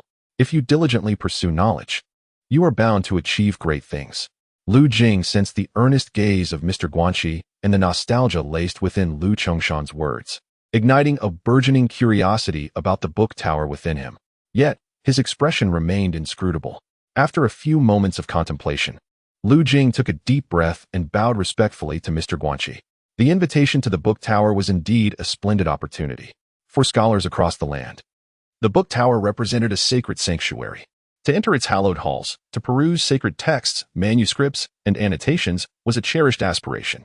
As Lu Jing spoke, a glimmer of light sparkled in his eyes, and his voice resonated with longing, a yearning that stemmed from a young scholar's vision of the book tower. Pure and unblemished in the eyes of Mr. Guanxi and Lu Qingshan.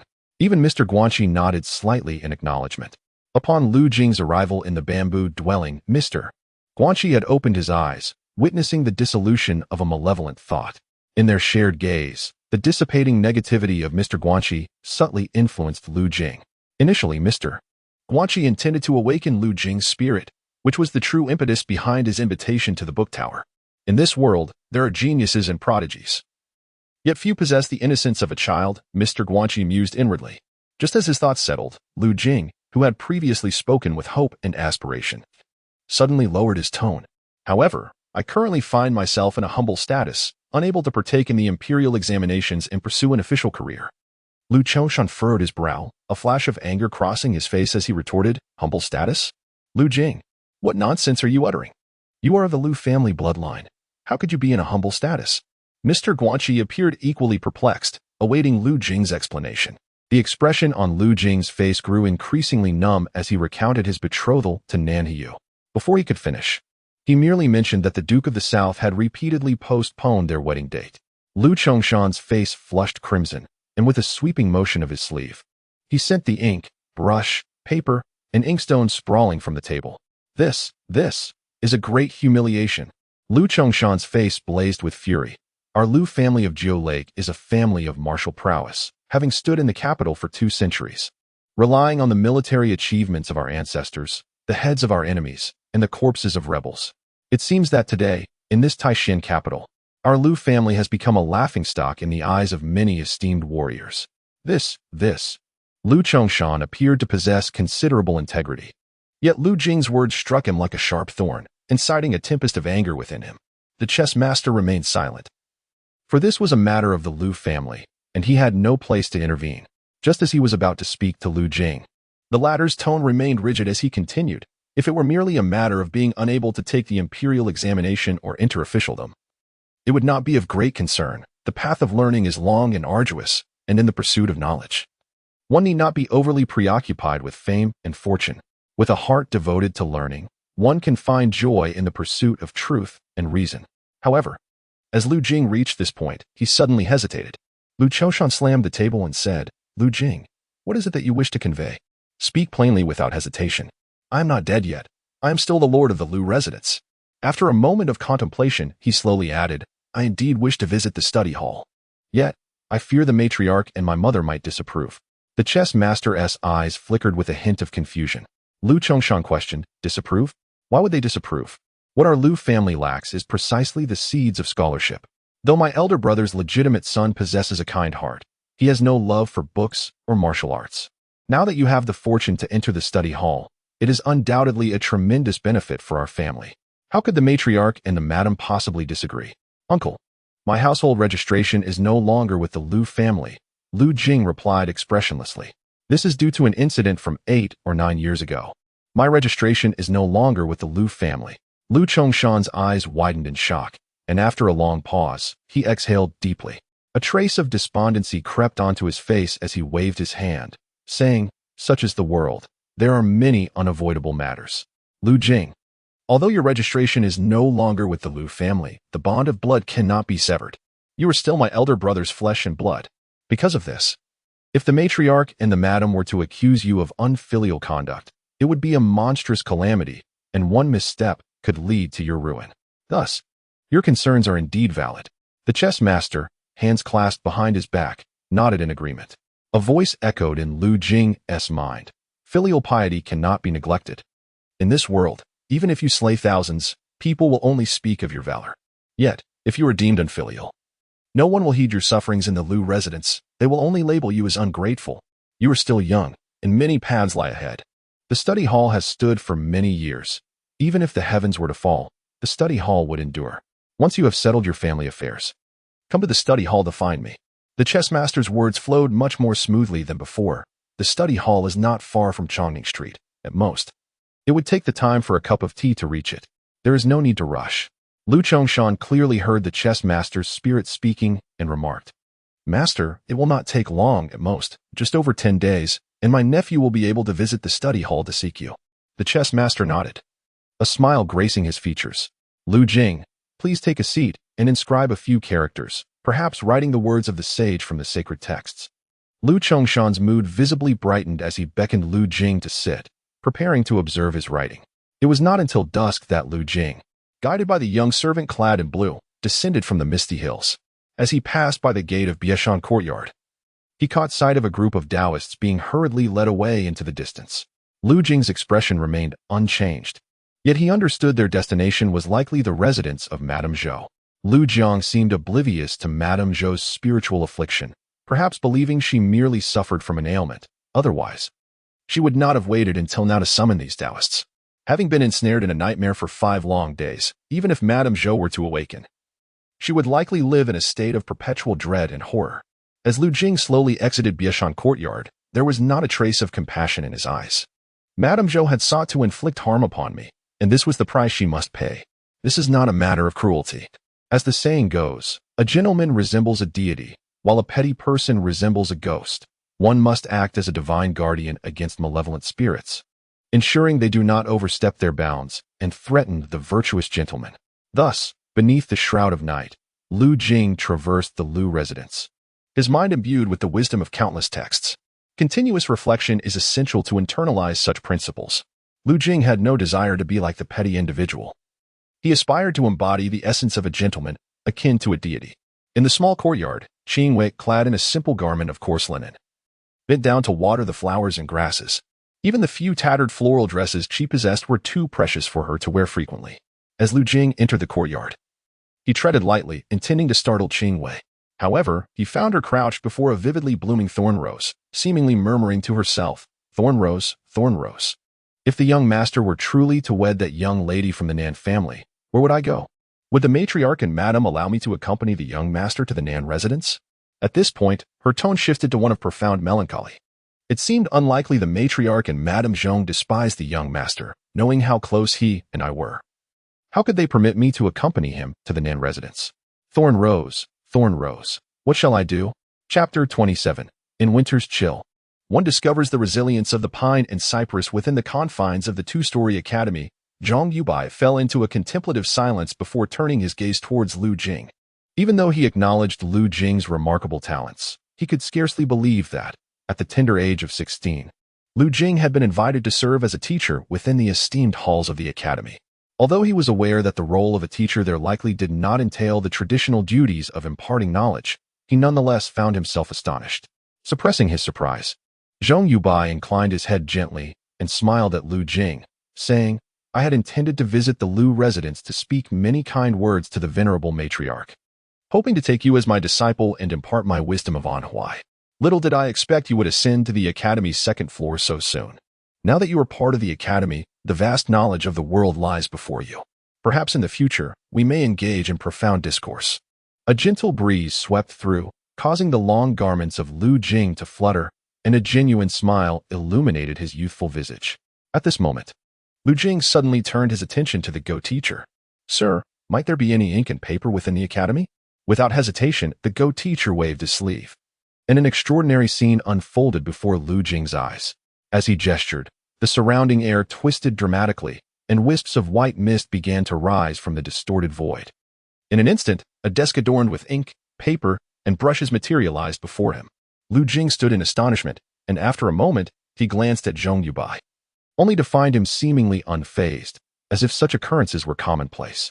Shaking his head, Lu Jing felt increasingly aware of the world's enigmatic nature.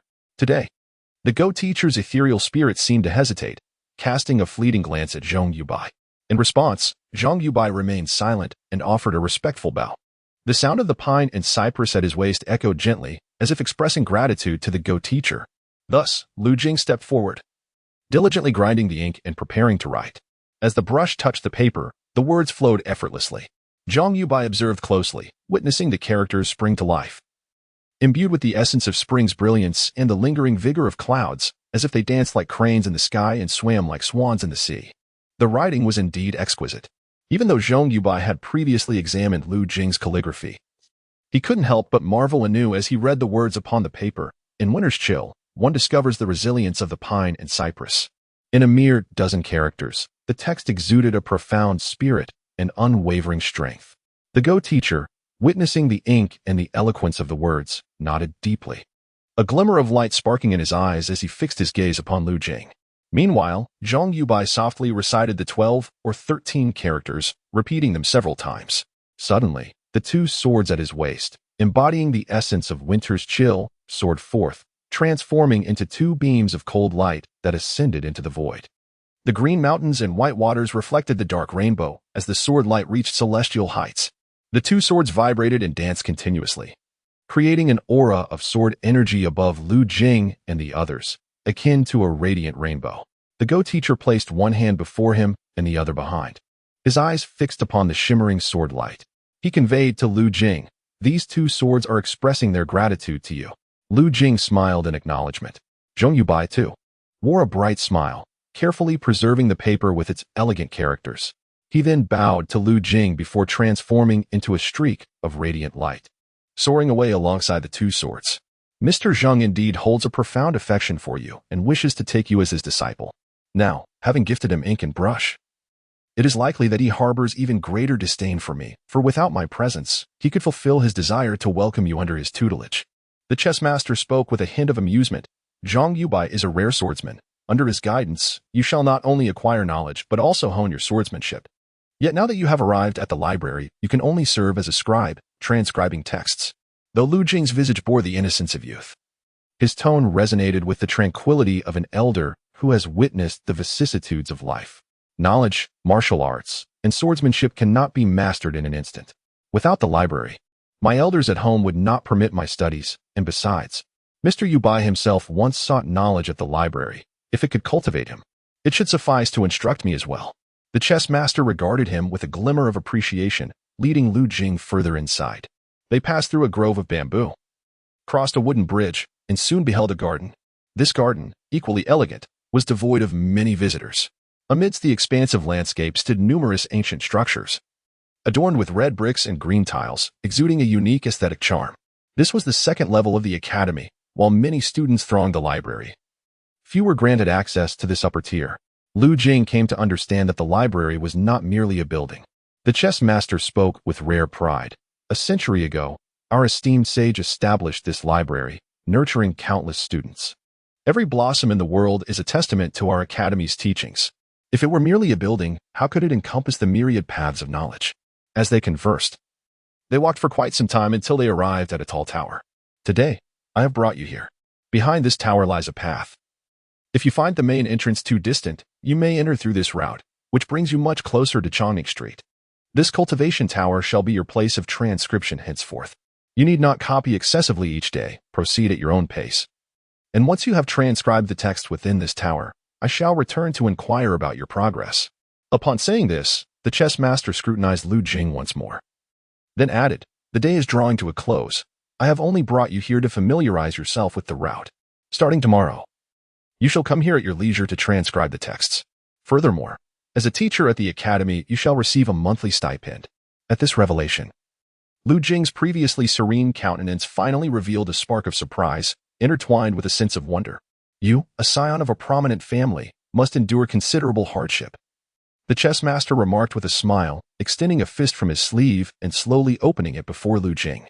To his astonishment, within the chess master's palm lay 4 or 5 coins. These coins shimmered with a golden hue, tinged with white, and upon closer inspection, the white seemed to resemble delicate clouds, both exquisite and extraordinary.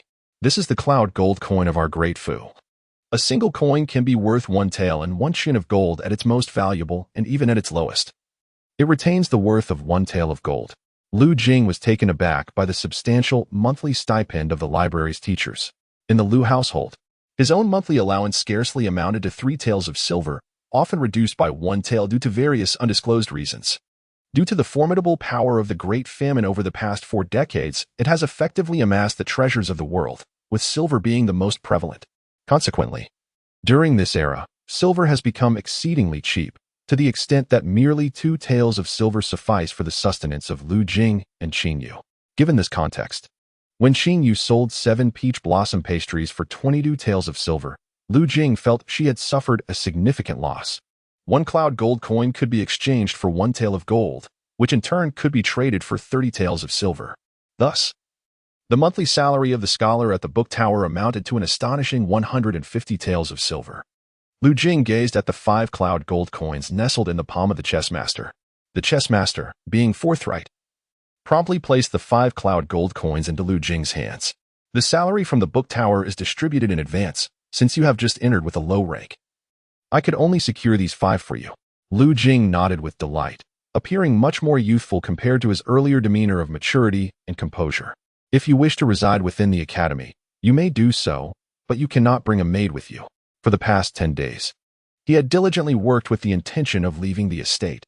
Once he departed, there would be more avenues for Lu Jing to strengthen himself. As for fleeing directly, Both the Lu and Nen households would undoubtedly not permit Lu Jing to escape alone. Setting aside the mysterious Southern National Duke's residence, even Zhao Wenyang and Wu Bei, members of the illustrious Lu family, would pose challenges beyond Lu Jing's current capabilities. Moreover, considering that the Lu family still holds the title of count amidst the decline of martial families, it is evident that they possess some depth of heritage.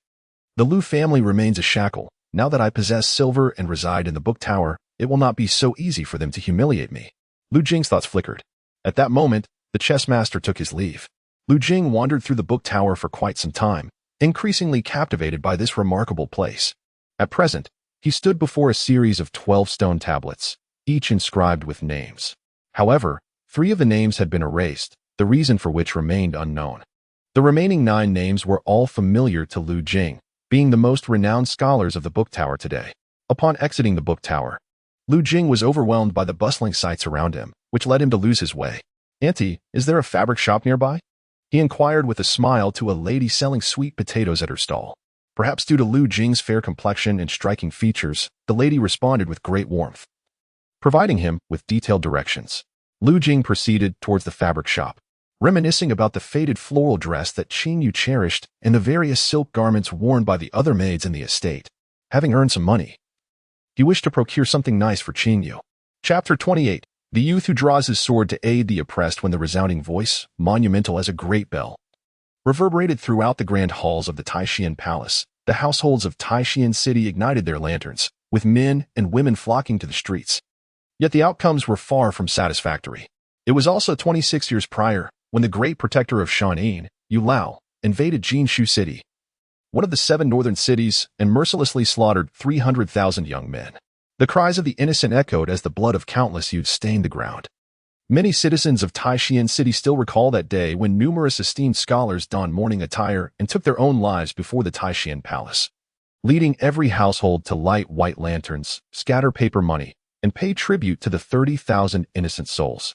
The military officials of the court longed to consume the flesh and drink the blood of Yu Lao. How could the people of Taishan City not harbor resentment? Thus, this night was destined to be one of sleeplessness. The streets were ablaze with light as countless individuals poured forth, hurling curses, laughter, and tears into the night. Upon returning to Taishan City, Nan Fengmian was summoned to the Taishan Palace, remaining there for a full hour before emerging.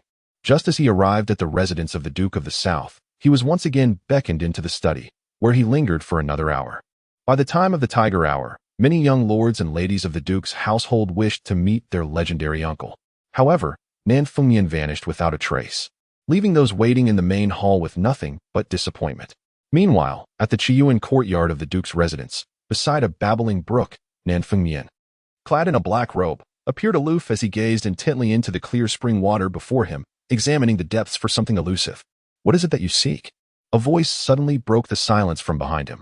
Standing there was a middle-aged man, appearing to be in his 40s, yet his eyes bore the weight of fatigue. His attire was far from the lavish garments of other noble gentlemen, instead a simple gray. He was Nan Tingui, the father of Nan Heyu. In recent years, the Duke of the South had been ailing, unable to manage the household affairs, thus placing the burden of responsibility on his eldest son, Nan Tingui. The years had etched deep lines of duty and pressure upon him. "Your relatives await you today, along with many elders. And yet you have come here to search for that blue-horned turtle?" Nan Tingui furrowed his brow. 12 years ago, you vanished without a trace. I had hoped you were attending to significant matters, yet before you left, you should have at least informed your father and mother. These 12 years, your mother has. Have you seen my black turtle? Nan Fengmian interrupted with a smile, attempting to appease. After 12 years, that turtle must have grown quite large. It would be perfect to slaughter it, sprinkle some cumin, and roast it. I have grown fond of such grilled delicacies in Beijing. That is a blue-horned turtle, not a black turtle. How could it be consumed? Nan Tingui sighed deeply. After spending 12 years in enemy territory, how can you still be so frivolous? With such impudence, how can you bear the weight of the family responsibilities? Suddenly jolted from his search for the turtle, Nan Fengmian lifted his head sharply, turning to scrutinize Nan Tingui before shaking his head vehemently. "Brother, do not bring harm upon me. You have merely managed family affairs for a mere 3 to 5 years. And yet you have grown so seasoned. How could I possibly bear such a heavy responsibility? Moreover, as the legitimate eldest son, It is only natural for you to inherit the title of Duke and oversee the affairs of the Southern Estate. How could a frivolous person like myself navigate the helm of the Southern House? As Nan Fengmian spoke, he did not forget about his azure tortoise. Just as he was about to inquire, Nan Tinggui shook his head and said, I am inherently dull-witted. Managing the vast estate of the Southern House for 3 to 5 years has already drained my energies. A gentle breeze stirred, and the resplendent dawn began to emerge. The rising sun gradually ascended, shattering the dark canopy of the sky, bringing light and warmth, and casting its influence upon the vast expanse of the world. The soft glow illuminated Nan Fengmian. Nan Fengmian maintained his nonchalant smile as he turned to gaze at Nan Tinggui. Brother, who told you I lurked in Beijing for the sake of national grievances, or that I killed Yu Lao for the Southern House? Nan Tinggui was momentarily taken aback, contemplating his response. Yet, Nan Fengmian turned away and softly continued, The world perceives me as a great hero for the nation and its people. But I know that 12 years ago, I was merely a youth who drew his sword to assist in matters of injustice. I traveled to the northern lands and witnessed a young woman being dragged by Yu Lao with a heavy Chuzhong horse. I saw her abdomen torn open, revealing the innocent infant within, her eyes dulled by extreme pain, her garments shredded by the roadside thorns, exposing her bloodied flesh. Meanwhile, I beheld Yu Lao, drinking and laughing heartily. Hence, I desired to slay him, to prevent him from laughing so joyfully while bringing death. As Nan Fengmian recounted his tale, the playful glimmer in his eyes dimmed somewhat, revealing a hint of pride. I sought to avenge that unfortunate woman by killing that old dog. I buried one of his arms and one of his legs where she perished. The reason for this act is as simple as that. Brother, how could someone as impulsive as I possibly govern the Duke's estate? Upon hearing Nan Fengmian's words, Nan Tinggui fell into a deep silence. After a prolonged moment, he raised his head and inquired, Yu Lao mercilessly slaughtered 300,000 men in Jinshu City, while you remained indifferent. Yet for that one unfamiliar woman, whose name you do not even know, you spent 12 years pursuing her murderer. Nan Fengmian chuckled softly. I did not witness the deaths of those 300,000 men, but I did see the suffering and fear of that woman in her final moments, and the guilt she bore for the child within her until her last breath. Brother, you see, I am thus unwise. If the Southern Duke's estate were to fall under my stewardship, I fear that the remaining days would be few. Nan Tinggui was momentarily speechless. Nan Fengmian turned his head, and after a brief pause, suddenly raised his hand. A surge of energy coalesced and shot forth, striking the small pond, and soon after, an azure tortoise slowly emerged, landing in Nan Fengmian's palm. As for the matters of the Duke's estate, you need not worry. Has our father not already made plans? He deserves this grand estate. Early in the morning, as dawn barely broke, with the sun revealing only a sliver of its brilliance, illuminating the morning glow, Lu Jing had already risen. He contemplated the great Ming King and practiced the crocodile demon bone forging technique. Today, he delved into the text of the crocodile demon bone forging technique, immersing himself in study, undistracted by fate, and thus gained new insights. He stood in the radiant glow of the rising sun, executing a series of intricate and wondrous movements. His flesh quivered continuously, at times swelling and then swiftly contracting. The fascia of his body seemed to bounce, as if infused with vigor. Meanwhile, Lu Jing practiced with unwavering focus, performing the 24th, 38th, 65th, and finally the 72nd forms of the crocodile demon bone forging technique. As he completed a full set of the technique, every inch of his flesh vibrated with a rapid, subtle intensity, unleashing a formidable power that rendered his bones as unyielding as iron. The friction between his bones and flesh resonated, producing a deep, sonorous clang akin to a mighty bell. His bones rang like thunder. Upon concluding, Lu Jing could not help but exhibit a glimmer of delight in his eyes. This was the first time he had successfully executed the entire 72 forms of the crocodile demon bone forging technique, and the results were astonishing. He had anticipated needing another 2 or 3 days of practice to achieve such bone hardness, yet he had already accomplished it this very morning. As he pondered, he attempted to lift the stone table in the courtyard. This table must weigh over 1,000 genes, yet I was still able to raise it with ease. I have now attained the strength of 1,000 genes, capable of lifting cauldrons, and I am but a humble practitioner of the bone-forging martial path. Reflecting on this, it was hardly surprising that South Snow Tiger, after breaking through the first 3 realms of martial arts and traversing thousands of miles over 4 days and nights, could still slay the black-faced armored soldiers of North Qin. He shook his head slightly, dismissing such thoughts. The Lu residence was merely a quarter of an hour's walk from the study. and the little path was remarkably serene and secluded. At that moment, Lu Jing felt the flesh, fascia, and bones of his body pulsating, emitting a series of resounding bell-like tones that echoed 30 times. My progress in bone forging is commendable. The resonating bones rang 33 times.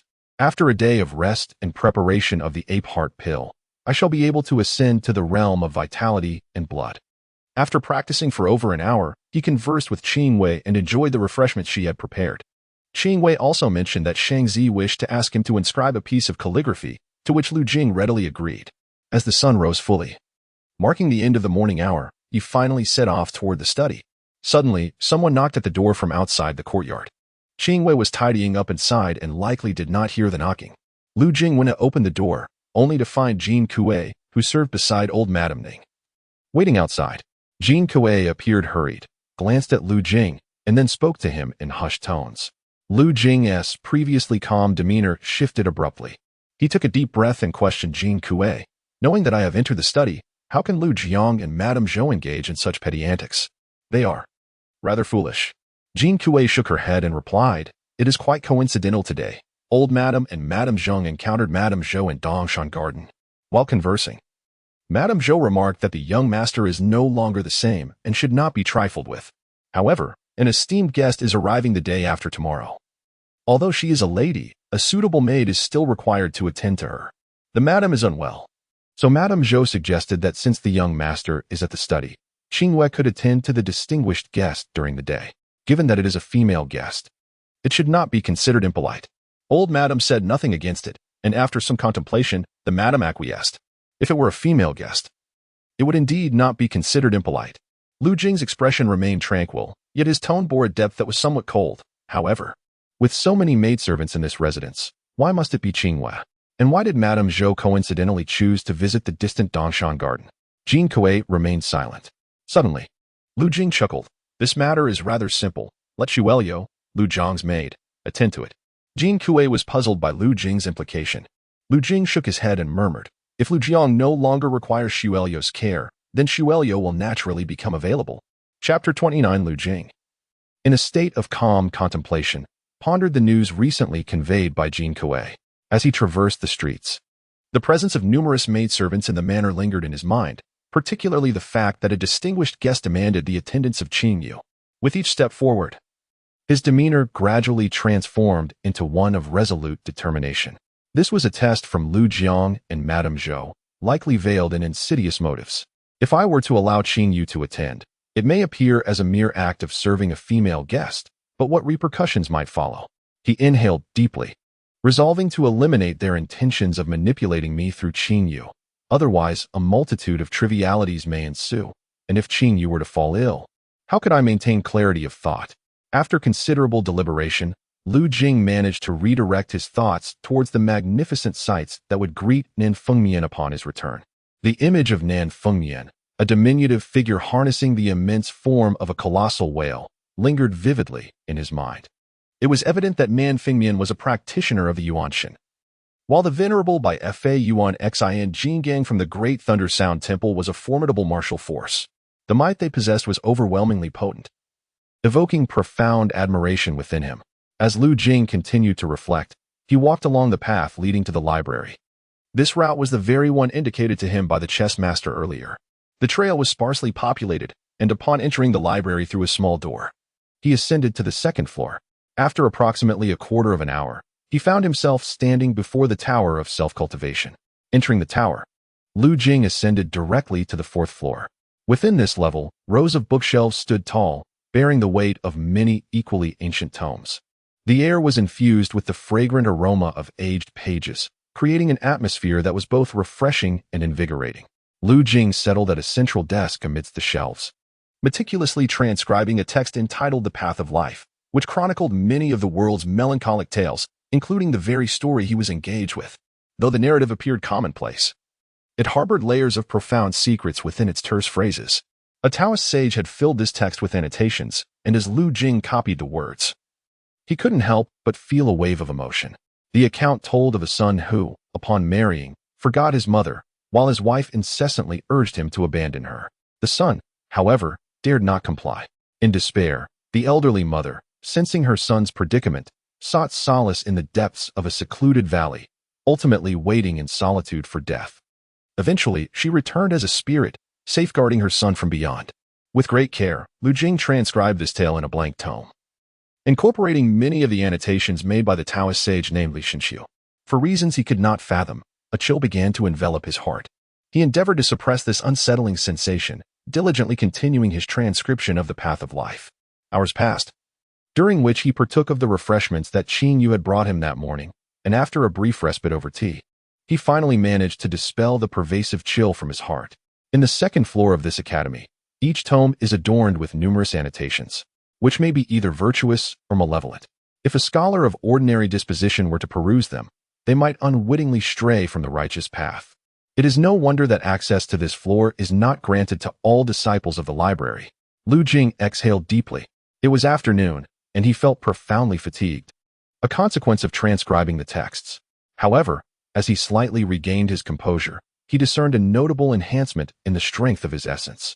Oh, the act of transcribing texts is indeed akin to studying. The truths contained within these volumes are extraordinarily precious, capable of nourishing my spirit. Coupled with the auspicious destiny of a scholar, this endeavor fortifies my own essence, resulting in such an elevation. Lu Jing recognized this, yet his countenance revealed little mirth. The scholar's destiny was remarkably well suited to him at this juncture. By day, he transcribes texts and absorbs vast knowledge, unknowingly amplifying his essence as though in constant contemplation. Furthermore, as he visualizes the great Ming Wang Yin Tian de Sheng, his essence strengthens even more swiftly. Nevertheless, such cultivation still demands considerable energy, leaving him utterly exhausted. It is likely for this reason that the chess master advised him to act within his limits. With this thought, Lu Jing set aside his writing implements, assuming a meditative posture to rest. Within the cultivation tower, he was not alone. Several disciples of the library were present. Albeit their purpose for being there differed from Lu Jing's, they sought to study the various texts on self-cultivation. Lu Jing's gaze fell upon them. Noting the tranquility and composure of these young men, and even the elder scholars, their expressions replete with confidence. These scholars were all exceptional, predominantly in their 30s or 40s, with a few elders, and the least number being youths. As Lu Jing surveyed the surroundings, he finally spotted a young boy amidst the crowd. The boy wore a tall cap, his long hair cascading over his shoulders, and was clad in a white robe, intently engrossed in a book, perhaps sensing Lu Jing's gaze. The boy suddenly looked up, meeting Lu Jing's eyes. In that fleeting moment, Lu Jing's essence trembled violently, as if confronted by an imposing mountain, instilling within him a formidable sense of pressure. The boy's essence was astonishingly powerful.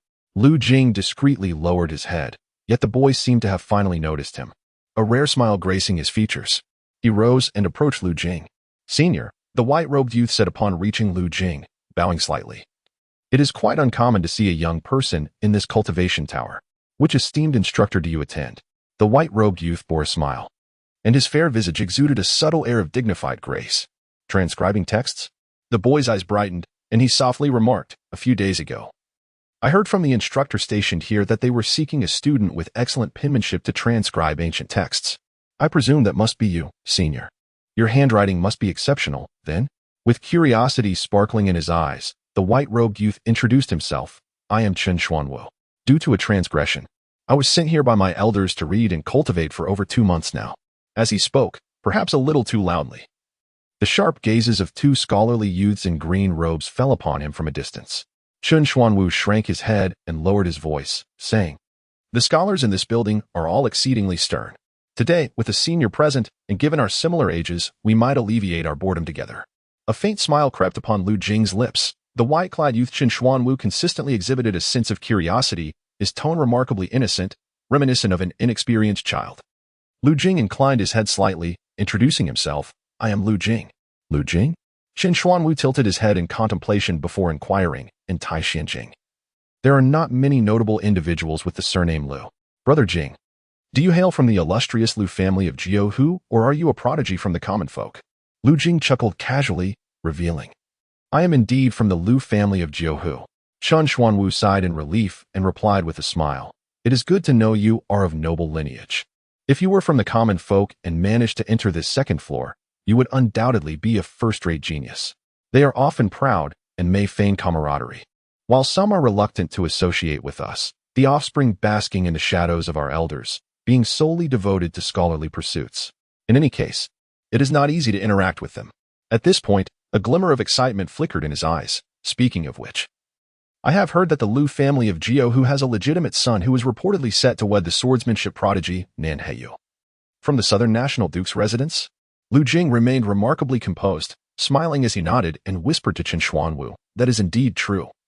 But now that Nan Fengmian has returned to the Southern Duke's residence, I wonder if they still value the Lu family of Jiaohu. Moreover, I have heard that the Lu family's legitimate son is not favored within the clan and lacks remarkable qualities. I suspect that the prodigy Nan Heyu would be reluctant, especially since she is merely 19, with her mastery of swordsmanship already extraordinary. Even my elders have praised her on numerous occasions. However, you need not worry, for the old duke is a man of his word. Having already established an engagement, he will not renege." Perhaps having not spoken for a long time, Chen Xuanwu, encountering a peer in Lu Jing, opened up a floodgate of conversation that he could not close. For some reason, as Lu Jing gazed at the youth, he saw a pure and innocent light in his eyes, devoid of malice. He merely articulated his impressions, making it difficult for one to feel annoyance despite the abundance of words. Thus, feeling a surge of curiosity, he asked, "Brother Xuanwu, is Nan Heyu truly as remarkable as they say?" Remarkable does not begin to describe her. Chen Xuanwu's expression dimmed slightly. "My elders often compare me to her. Nan Heyu began her training at 12, and by 13, she was already capable of manipulating her primordial spirit. At 14, she went to Yuxing Island to study the primordial spirit swordsmanship under the Grandmaster, Luo Minghua. At 15, she could command 90 swords. Her sword energy dancing like the stars and swirling like flowing water. Her renowned sword, Qianxiu Shui, is celebrated throughout the world. Comparatively, in the vast Taixinjing, only a few esteemed figures can be her equals. Now, at merely 19, she has bested 3 swordsmanship masters, her fame echoing across the realm. Not to mention the Lu family of Jiao whose legitimate son. Even many acclaimed young powerhouses cannot rival her." Chen Xuanwu paused for a moment before continuing. "It seems that the young master of the Lu family possesses extraordinary fortune. Numerous noble youths have pursued Nan Heyu, yet she has ultimately chosen to wed him." The young man in white then cast a glance at Lu Jing. "It appears that this illegitimate son is likely of a similar age to you. Perhaps a cousin, or rather, it is I." Lu Jing remained composed, speaking softly. Chen Xuanwu expressed confusion. Lu Jing, maintaining his calm demeanor, replied, "The illegitimate son of the Lu family, who is soon to be welcomed into the Nan family and marry the illustrious Nan Heyu, is indeed me." Chapter 30. A beauty awaits for 70 years. The autumn wind whispers through the air, cool and crisp, as the foliage trembles and falls, adorned with frost. Thus, when this autumn breeze arises and the tranquil voice of Lu Jing permeates the atmosphere, Lu Zhang's expression darkens. Much like the withered plants under the biting chill of dew and frost, shadowy and inscrutable, he remains perched high upon a magnificent black steed, gazing down upon Lu Jing. Lu Jing, in turn, looks up at him, devoid of awe or fear, his demeanor exuding only a serene calmness. "Then, you are unwilling to reconcile with me?" After a prolonged silence, Lu Jiang suddenly chuckles, yet the smile upon his face bears little warmth. He scrutinizes Lu Jing, leaning forward slightly to declare, "The Lu estate is vast, yet it feels exceedingly small. We shall encounter one another many more times. Today, this conversation marks our final exchange. Perhaps, in due time, the Southern House will retract the marriage proposal, and the esteemed Miss Tianjia will pin you a letter of separation. You shall then realize that even the most ordinary disciples of the library cannot escape the confines of their lineage. By then, Lu Jing, you will comprehend that it was folly to utter these words to me today, to presume upon such ridiculous fortitude." With that, Lu Jiang straightens up and tightens the reins. The hooves of the magnificent black steed rise high, the powerful wind sweeping past Lu Jing with a fierce rush. Yet, Lu Jing stands resolute, unflinching in the face of the approaching horse, his countenance betraying no trace of fear. Ultimately, the hooves descend, landing upon the hard ground of gray bricks. Crack! The 2 robust bricks shatter beneath the weight, leaving 2 imprints. Lu Jiang sneers, urging his horse onward. Yet, Lu Jing remains steadfast, smiling as he declares, "Cousin, today I must inform you that reconciliation between us is utterly impossible. To you, our rift may seem trivial. You have merely lost a horse and a servant. However, had I met defeat at Zhang Yuan's hands that day, I would have, as you suggested, faced death or ruin, with the best outcome being a life spent in bed. Such a rift, dear cousin, do you believe it can simply be reconciled? How can we reconcile? As Lu Jing rides ahead, his body stiffens. Even his grip on the reins tightening, causing the black steed to momentarily falter. Thus, Lu Jing departs. Lu Jing continues to stroll along the shaded path, contemplating how Lu Jing perceives reconciliation as a boon to me, while neglecting to reflect on the grievances between us and their true origins. Moreover, while he seeks to reconcile today, yesterday he was still engaged in schemes surrounding the esteemed guest, merely shifting from overt oppression to subtle, insidious tactics, which is utterly contemptible. Lu Jing perceives the hidden intentions lurking within Lu Jing's heart. Though both are illegitimate sons of the Lu family, their circumstances diverge greatly. Lu Jing's mother once held favor, amassing considerable wealth and endearing herself to the legitimate wife, Madame Zhu. Naturally, Lu Jing thrives in the house, accustomed to arrogance and tyranny. Now, believing himself aggrieved, how could he easily reconcile with Lu Jing? A petty man is hard to appease. Perhaps this is for the best. Lu Jing's eyes flicker, lost in contemplation of thoughts unknown. He entered the Lu residence and made his way to his own courtyard, only to discover two guests within. One was Lu Yi, a young lady adorned in a delicate pink gown intricately woven with golden threads, draped in a cloak of emerald-patterned brocade. Her accessories, a pearl hairpin with cloud motifs, ruby-red jade drop earrings, and a jade pendant at her waist, betrayed her status as a favored daughter of the Lu family. However, today Lu Yi appeared less lively than usual, her eyes reflecting a profound melancholy that surprised Lu Jing.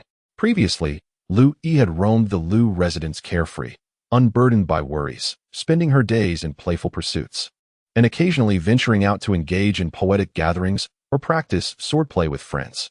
Yet today, she seemed rather listless. Lu Jing observed her closely but refrained from inquiring about her demeanor. The other guest was naturally Shengzi. Today, she wore a light touch of makeup, enhancing her beauty with a hint of peach blossom powder and vibrant red lips. The subtle flush of her cheeks and the faint fragrance of her presence were delightful to behold. She had been seated at a stone table conversing with Lu Yi and stood up upon noticing Lu Jing's arrival. Not far off, Qingyu bore traces of soil on her face, likely from her recent activities in the Songhua garden. Upon spotting Lu Jing, her face brightened with a smile. With a cheerful expression, Shangzi gestured toward the stone table, where a complete set of writing implements was displayed. Upon closer inspection, the quality of these scholarly treasures was exceptional. The brush, a 1,000-year-old red mulberry from Yiwu Dao, and the paper, notably finer than Yichao paper, radiated a delicate golden sheen.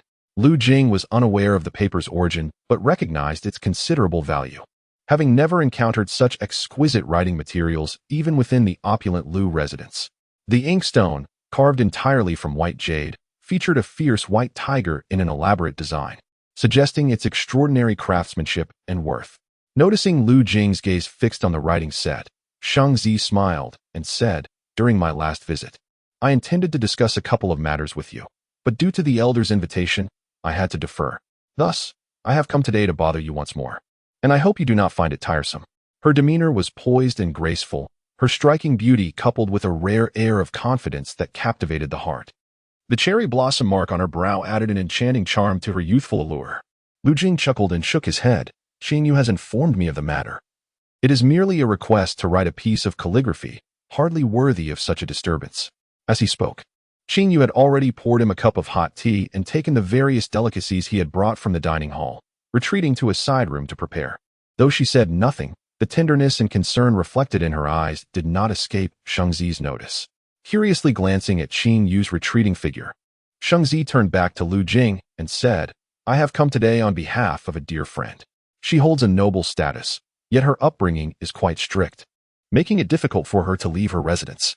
In just a few words, she conveyed her purpose with clarity and decisiveness, devoid of any hesitation. Shangzi is one of the few friends that Lu Jing has in this world. When she made a simple request, there was no reason for him to refuse. He nodded and inquired, "What words would you like me to write?" Shangzi then winked at Lu Jing and continued, "My esteemed friend is not lacking in anything, and there is no reason for me to impose upon you without a token of appreciation. Therefore, I have prepared a gift. The 4 treasures of the study on this table are merely a prelude." As she spoke, she deftly unfastened a sword from her waist. "This is a gift from me and my esteemed friend to you. Now that you have entered the scholarly realm, how could you be without a gentleman's sword at your side?" Lu Jing furrowed his brow as he examined the sword in Shang Zi's hand. The blade was approximately 2 feet long, resembling a gentleman's sword meant for adornment. The hilt appeared translucent, crafted from white jade, intricately engraved with swirling clouds and flowing water. The scabbard, made of black sandalwood, emitted a subtle fragrance. It was evident that this gentleman's sword was of great value, and Lu Jing felt unworthy of such a magnificent gift for merely writing a few characters. I cannot accept such a generous gift for just a few words, Lu Jing said, shaking his head. Shang Zi, we are acquainted, and you know my character. How could I accept something without merit? He was not being overly proud. He understood that everything in this world has its worth. Although his calligraphy was commendable, he was currently without titles or fame, and he recognized that his words were not worth such a precious sword. To accept it impulsively would mean incurring a debt, one that he would inevitably have to repay. For this reason, he resolutely declined. Just a few words, I can gift them to you. You may take them as a favor, he offered, stepping towards the stone table. He prepared the ink and picked up the brush, gently pushing aside a stack of golden pages. With a smile, he inquired, what painting do we have here? Shang Zi paused for a moment before hastily retrieving a painting from her long sleeves and carefully unfolding it. Upon seeing it, Lu Jing perceived an old wooden chair depicted on the canvas, upon which sat a girl with a wan expression, displaying a hint of frailty. Her eyes were cast down, devoid of vitality, and even hope seemed scant. In the distance, a sun cast its rays upon her, lending her a touch of life. The scene was rich with imagery, a small bridge, flowing water, ancient trees, and exotic flowers, all vividly brought to life on the canvas. It was evident that the artist had poured considerable effort into this work.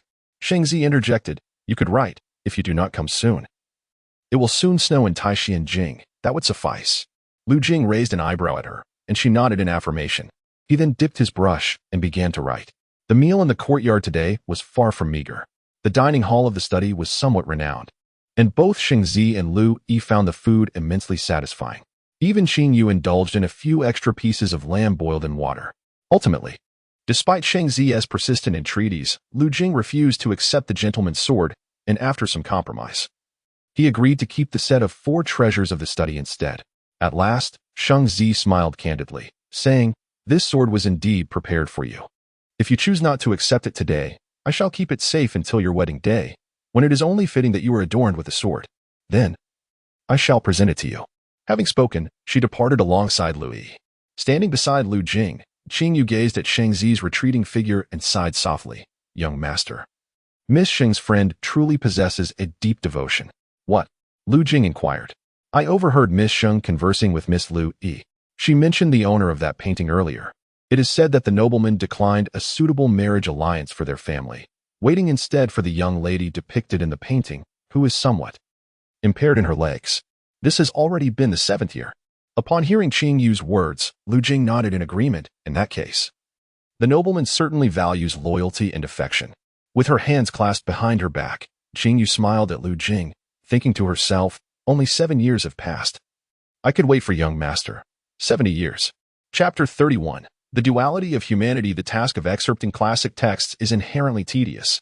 Yet, when Lu Jing took up the pen, his heart unwavering and his destiny as a scholar ignited, he found himself immersed in the joy of the endeavor. Just as the chess master had foretold, perhaps it was due to Lu Jing's mastery in martial arts, his control over the sinews and bones of his body becoming increasingly adept, bolstered by the rigorous cultivation of his vital essence. In the process of transcribing these texts, he felt no weariness. Rather, he sensed a notable enhancement in his calligraphic prowess. After all, a pen wielded with strength renders characters with depth, while wisdom imbues the strokes with heartfelt significance. Often, he would glance at the clock, only to realize that a whole teacup's worth of time had slipped away. His expression always tinged with admiration. Brother Jing, how have you honed your calligraphy? Chen Xuanwu inquired. Your cursive script surpasses even that of my elders. Although his family elders were proficient in the art of writing, they favored the classical script, having devoted decades to its mastery. If the opportunity arises, I shall introduce you to him. I believe you two would find much to discuss. At this, Chen Xuanwu mumbled to himself, thank goodness he loves words. Otherwise, he would spend his days in idleness, neglecting the classics, only to admonish me. Lu Jing lifted his gaze and chuckled. Having an elder to guide you is indeed a blessing. When navigating this world, the sincere teachings of a mentor will ease your path. Do not grow weary of it.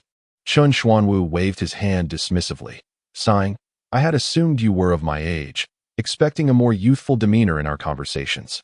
Yet, you spend your days writing, speaking only occasionally, and your mannerisms mirror those of my elders. Lu Jing shook his head, returning his focus to his writing. Out of the corner of his eye, he noticed the book Qin Xuanwu clutched, and he felt a twinge of helplessness. It was rather peculiar that Qin Xuanwu held such fascination for that genre of literature, seemingly unable to part with it. Although Lu Jing bore no disdain for these light-hearted chronicles, curiosity compelled him to borrow one from Qin Xuanwu for a thorough examination. However, he soon realized that Qin Xuanwu's interest in such texts was rather pronounced. Throughout the day, he sought out similar works to peruse. Yet, each person has their own pursuits, and Lu Jing was neither Qin Xuanwu's mentor nor his elder. As a mere scribe of the library, he saw no need to meddle in matters beyond his duties.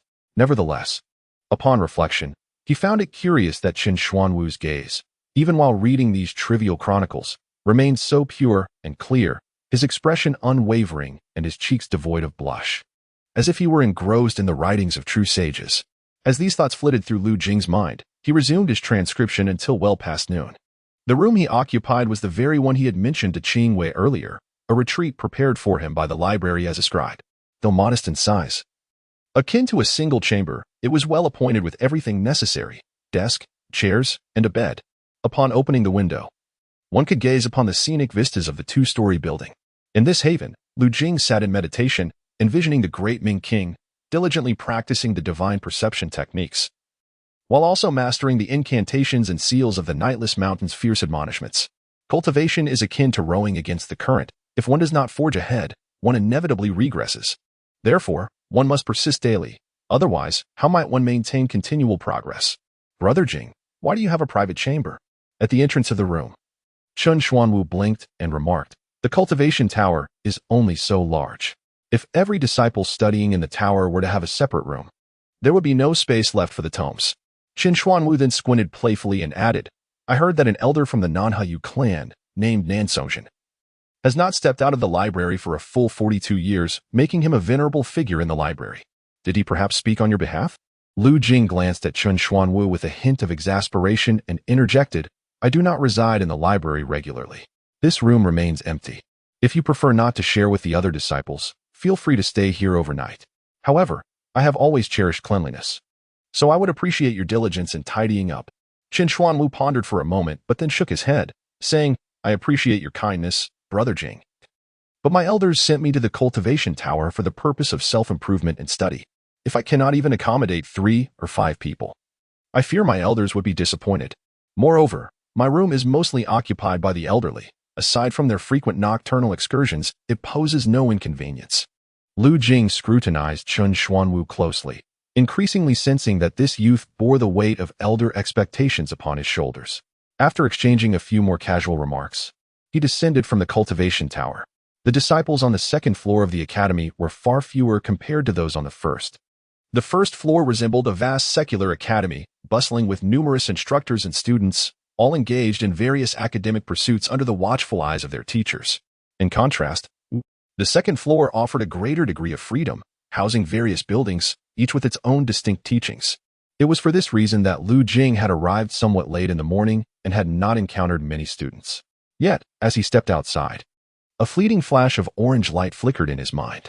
Lu Jing sensed that the fate of the cave demon had abruptly activated, causing his primordial spirit to emit a faint glow. Soon after, he noticed 2 figures clad in black, a young man and woman, passing by him from a distance. Yet, they were enveloped in a swirling aura of green demonic energy. Were there truly demons within the library? Lu Jing furrowed his brow. This seemed rather indiscriminate.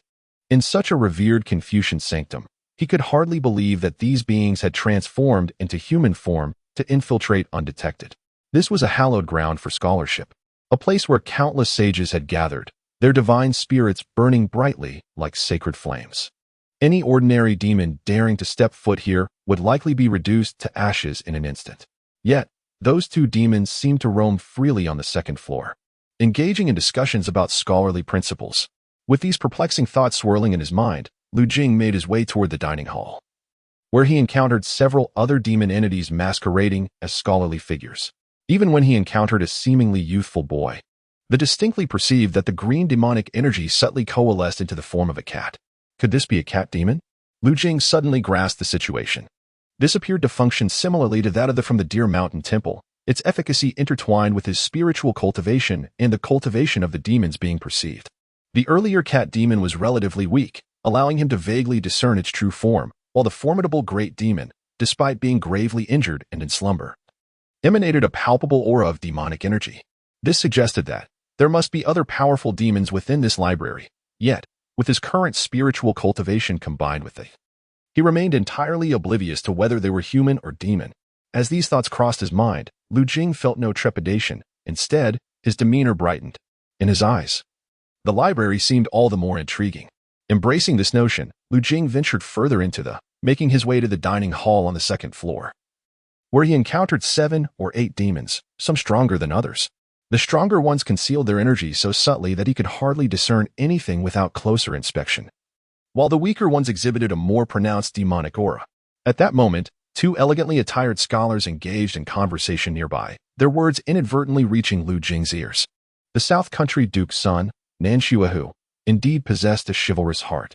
Earlier that morning, on Victory Street, General Hu's notorious son had galloped forth and knocked down an elderly woman, accustomed to his own arrogance. He deemed the woman an obstacle and raised his whip to strike her. Had that whip descended, the poor woman would likely have met a tragic fate. The surrounding townsfolk, sympathizing with her plight, dared not provoke the general's son, who loomed over them like a fearsome deity. Who could argue otherwise? Fortunately, Master Shuehu happened to be passing by, having frequented the West Celebration Pavilion for tea, and promptly intervened, seizing the whip and dragging the ruffian off his horse, thereby saving the woman's life. It seems that the Duke's blade, whether wielded by Nan Fengmian or Nan Shuehu, was always employed with fervor. Nan Shuehu had already earned merit 4 years prior, though his status as a mere illegitimate son held him back. Such tales were unfamiliar to Lu Jing, who had lingered in the library for too long without hearing of them. Yet, the illustrious Nan Hayu, despite being a prodigy, was still a woman destined for marriage. How could she inherit a title? Perhaps she would find a man to wed. Was someone truly entering the Nan household through marriage? Surely, it could not be an ordinary commoner. How could a peasant ever cross the threshold of the Nan estate? Lu Jing could not recall the specifics, only that it was likely a martial illegitimate son, whose status was of little significance.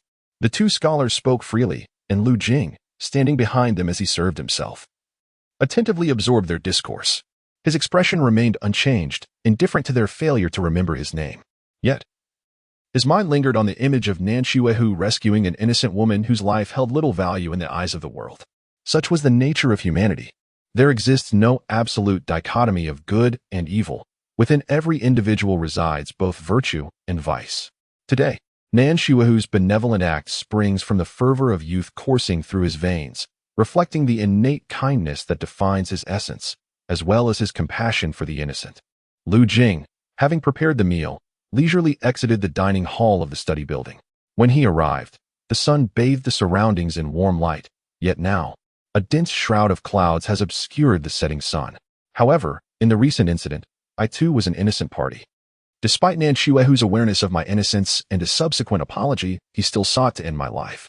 This reveals the darker facets of his being, the malevolence that lurks within. Both good and evil demand reckoning. Chapter 63, The Noble Maiden Enters the Evil Sect. Chaos in the Dragon Palace after the dark clouds dispersed. The evening sky appeared clearer, radiating a serene blue rather than gloom. The mountains beyond the capital of Taishan were bathed in a soft glow under the setting sun. This evening, the west gate of the Lu residence was notably different. Typically, only 2 guards stood watch, but today, 4 additional figures were present. These 4 were evidently not the usual guards of the Lu household. Although they wore plain black attire, each bore a formidable saber on their backs. Even from a distance, Lu Jing could sense the chilling aura emanating from those sabers. The new guards merely cast a distant glance at Lu Jing, yet he felt a shiver run through his very essence. These were warriors who had survived the battlefield, their martial prowess exceptional, each a formidable force in their own right. Lu Jing recognized that these guards hailed from the 3 prefectures of Chong'an under the command of the Prince of Chong'an. Their presence indicated that the Princess of Chong'an had also arrived. However, Lu Jing remained unfazed by this development.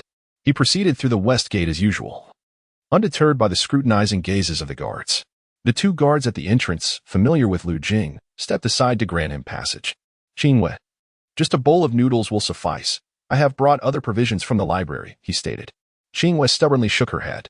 If we continually bring food from the library, it will surely cost a fortune, she replied. After a moment of thoughtful silence, she added, in the past, when we lacked funds, we could not prepare many dishes. Now that we are somewhat better off, I must learn to cook a few good meals. Otherwise, when guests arrive, how will we entertain them? Would that not reflect poorly on you? Lu Jing listened to Qingyue's earnest words without contradiction. They sat at the table, surrounded by an array of dishes, including 2 prepared by Qingyue beforehand. As they dined, she continued to chatter. Young master, today we went to welcome the Princess of Chong'an. She certainly has a commanding presence. She did not even descend from her palanquin upon arrival, which was carried all the way to the entrance of Guansong Courtyard. Lu Jing casually remarked, indeed. The Princess of Chong'an is quite impressive. Many generals and esteemed warriors in Taishan regard the prince with deep respect. Qingwei, somewhat understanding yet still naive, continued, however. Today I encountered young Master Feng's maid, Shixiang. She took the initiative to engage me in conversation, claiming that I was originally designated to serve the princess. But then, Miss Chong approached the matriarch, and it was changed to Xuelio and the young lady Jing Kuei. She exhaled deeply before adding, although the princess is not lacking in attendance, it is customary for the Lu residents to assign someone to guide her upon her arrival. Fortunately, I was not chosen, otherwise. A hint of apprehension crossed Qingyue's face as Lu Jing listened attentively, a smile gracing his lips. Unbeknownst to her, for this seemingly trivial matter, Lu Jing had quietly made significant arrangements. However, while I was out shopping today, I encountered several individuals from other mountain courtyards, and their gazes were quite menacing. I did not inquire further, but it struck me as peculiar. By this time, darkness had enveloped the surroundings. Gazing through the open door, the night sky was adorned with a myriad of twinkling stars, a spectacle that the autumn heavens generously offered on cloudless nights. These stars resembled fine grains of sand, weaving a splendid Milky Way that flowed into the celestial expanse. It was simply breathtaking. Lu Jing and Qingyu beheld the night sky, and Qingyu remarked, young master, this time the old matriarch has not summoned us. It is said that the Princess of Chong'an has come to the Lu residence, and she did not arrive empty-handed. She brought many gifts, both renowned and obscure. The old matriarch has hosted her gathering in the Gusong courtyard, and it seems that nearly all the Lu family members have assembled there tonight. Upon hearing this, a brighter smile spread across Lu Jing's face as he nodded. It appears that my many endeavors have borne fruit. The old matriarch and Madame Zhong are likely troubled and reluctant to see me, which ironically allows us to cultivate a closer bond. Qingyu, puzzled, inquired, young master, what have you done? At that moment, the grand banquet hall of Gusong Courtyard was already filled with guests. Here, have you inquired? Does your father truly refuse to come? Lady Ning sat at the head of the table, her brow furrowed, her eyes reflecting a deep sense of helplessness. Madame Zhong, clad in resplendent attire, could not help but sigh. Today's banquet hosts esteemed guests, yet Lu Choshan still refuses to emerge from the misty slopes. Matriarch. It matters little that Lord Chongshan is absent. I believe the princess has heard of his condition and is aware that he does not intend to slight her. Madame Zhong thoughtfully replied, then resolved to comfort the matriarch. The princess is currently resting, and once the banquet commences, she will arrive. It would be rather unseemly for there to be no male to welcome her. As she spoke, she glanced around the vast banquet hall, where numerous members of the Lu family were seated. Have all arrived? Today, although it is said that I am hosting, it is in truth the princess who graciously lends her name, and we must not neglect anyone in the household, young or old. Lady Ning posed a question, and the steward Lu, who stood nearby, bowed slightly and reported, Matriarch, aside from Lord Chongshan, Madame Zhou from the second estate, the fifth master of the second estate, and the third master of the main estate, everyone else is present. Lady Ning instinctively inquired, third master? Who is that? The steward opened his mouth, momentarily at a loss for words. Madame Zhong interjected, that refers to Lu Jing. As per your instructions, I did not invite him. Were it not for the current circumstances, how would he have received such favor? Let him remain in his dilapidated courtyard for now. After the princess departs, this matter will surely find resolution. Madame Zhong smiled gracefully. In the past, matters concerning Lu Jiang were certainly of great significance, yet now that the princess is in residence, it is indeed a blessing for the Lu family. After this, the family will surely fare better with other noble houses. A smile graced Lady Ning's face, but it was soon followed by a sigh. The outcome of the princess's visit remains uncertain. If the result is favorable and pleases her, the Lu family will undoubtedly reap benefits. However, if the outcome is poor and those of equal rank are unwilling to assist her, this matter may prove difficult. Madame Zhong fell silent for a few moments before shaking her head and saying, if Prince Chong'an were to come in person, this matter would indeed be easier to discuss. Once he speaks, I believe the Holy Monarch would not hold the noble lady accountable for her transgressions. A mother's love for her daughter is a natural and undeniable bond. With the princess's arrival, no one could possibly cast aspersions. As soon as Madame Zhong finished her words, old Madame Ning seemed to recall her daughter, who had suffered grievously, and turned her gaze towards Ning Chong, tears welling up in her eyes. Madame Zhong hastily reminded her, Old Madam, our esteemed guest is about to arrive. Old Madame Ning wiped the corners of her eyes, a hint of resignation in her voice as she remarked, even someone of the princess's stature must endure the trials of kinship. What path has the noble lady chosen? Instead of being a respectable princess, she has taken to that nefarious sect, consorting with demons, aspiring to be a great sage. It is said that she stirred the northern sea and slaughtered an entire dragon palace, inciting the holy monarch's wrath. Madame Zhong also frowned in confusion, but sought to console old Madame Ning, saying, earlier, when I visited the princess's quarters to pay my respects, she mentioned that she intends to meet with the Chancellor, Jiang Baisher, tomorrow. However, I wonder if he will see her under such circumstances. Though old Madame Ning was advanced in years, she possessed a sharp intellect and quickly replied, to approach Chancellor Jiang without cause is unwise. He will surely find an excuse to decline her request, especially knowing she comes regarding such matters. I have heard that he shares a passion for poetry, much like many scholars in the realm. Should she present him with a couple of exquisite verses, perhaps he might grant her an audience. Madame Zhong smiled. You have indeed conceived an excellent plan, old madam. The princess has already thought of this, but the most renowned poets are elusive, like dragons that are rarely seen. It is often impossible to seek them out. The princess has prepared a couple of verses, but whether they will capture the chancellor's favor remains uncertain. As the two conversed, Louis, who had been summoned by old Madame Ning for questioning, stood nearby. Hearing Madame Zhong's comments, she slightly pursed her lips and whispered, no exquisite poetry? Why not ask my cousin Santang? He has a wealth of poetry at his disposal, and even my father would express admiration for his work. Neither old Madame Ning nor Madame Zhong caught Lui's murmurs. Just then, someone announced from the entrance, prompting old Madame Ning and Madame Zhong to rise hurriedly. A luxurious sedan chair entered the hall, draped in delicate sheer fabric, with servants holding golden-tipped poles adorned with pearls at each corner. From within the gossamer veil emerged a regal lady, her figure partially concealed, yet alluringly visible. She appeared to be in her late 20s, exuding grace and elegance. Clad in a flowing white gown with pale blue lotus flowers embroidered at the cuffs, silver threads traced delicate clouds across her gown, complemented by a broad silk sash at her chest. This woman possessed a slender waist and a captivating allure, her beauty enhanced by the folds of her attire, which artfully balanced her form, making her a rare enchantress in the world. The Princess of Chong'an was renowned as a great beauty. Stepping gracefully beneath the light veil, she entered the hall, prompting all present to rise in her honor. Old Madame Ning and Madame Zhong also stepped aside, yielding the principal position. The princess approached with graceful steps, ascending the jade platform.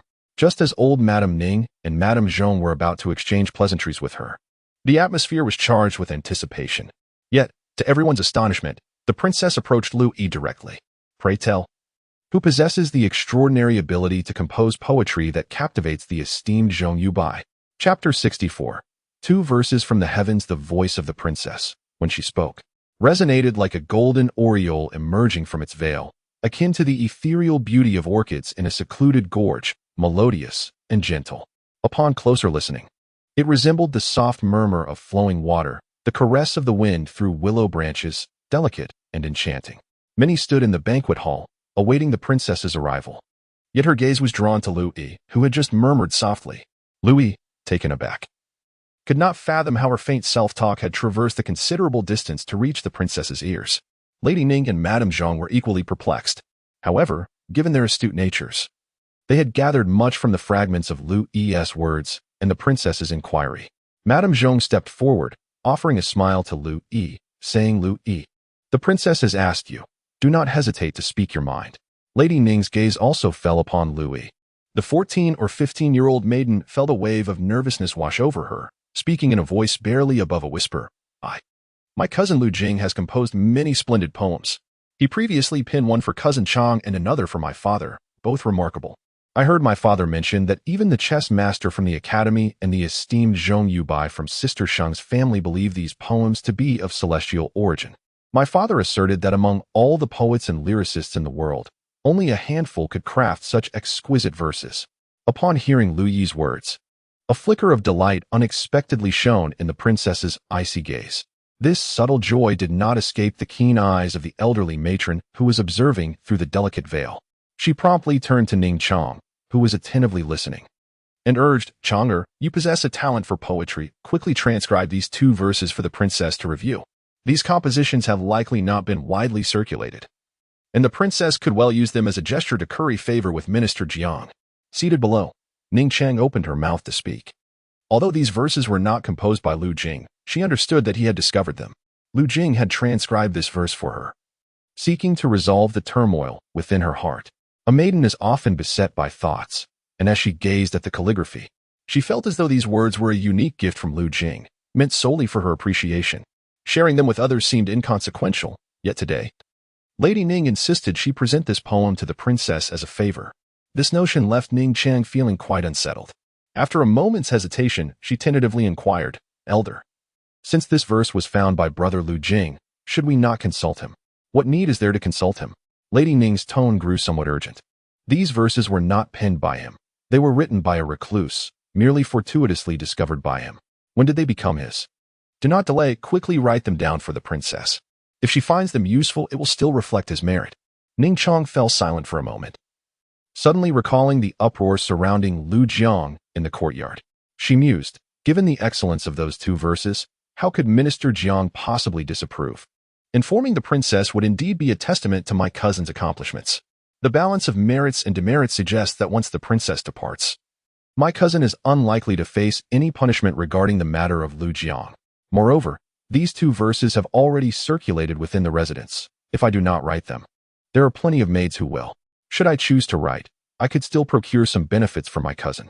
With this thought, Ning Chang, upon receiving the ink and brush from Jin Kuei, ceased her hesitations and penned the lines. "Abandon me, yesterday cannot be retained, and 10 years of life and death." Both are vague. As for the verse "The Cold Cicada's Lament," it likely did not circulate due to Lu Chongshan's personal motives. Thus, she proceeded to write in silence. Jin Kuei observed intently, her eyes brimming with admiration.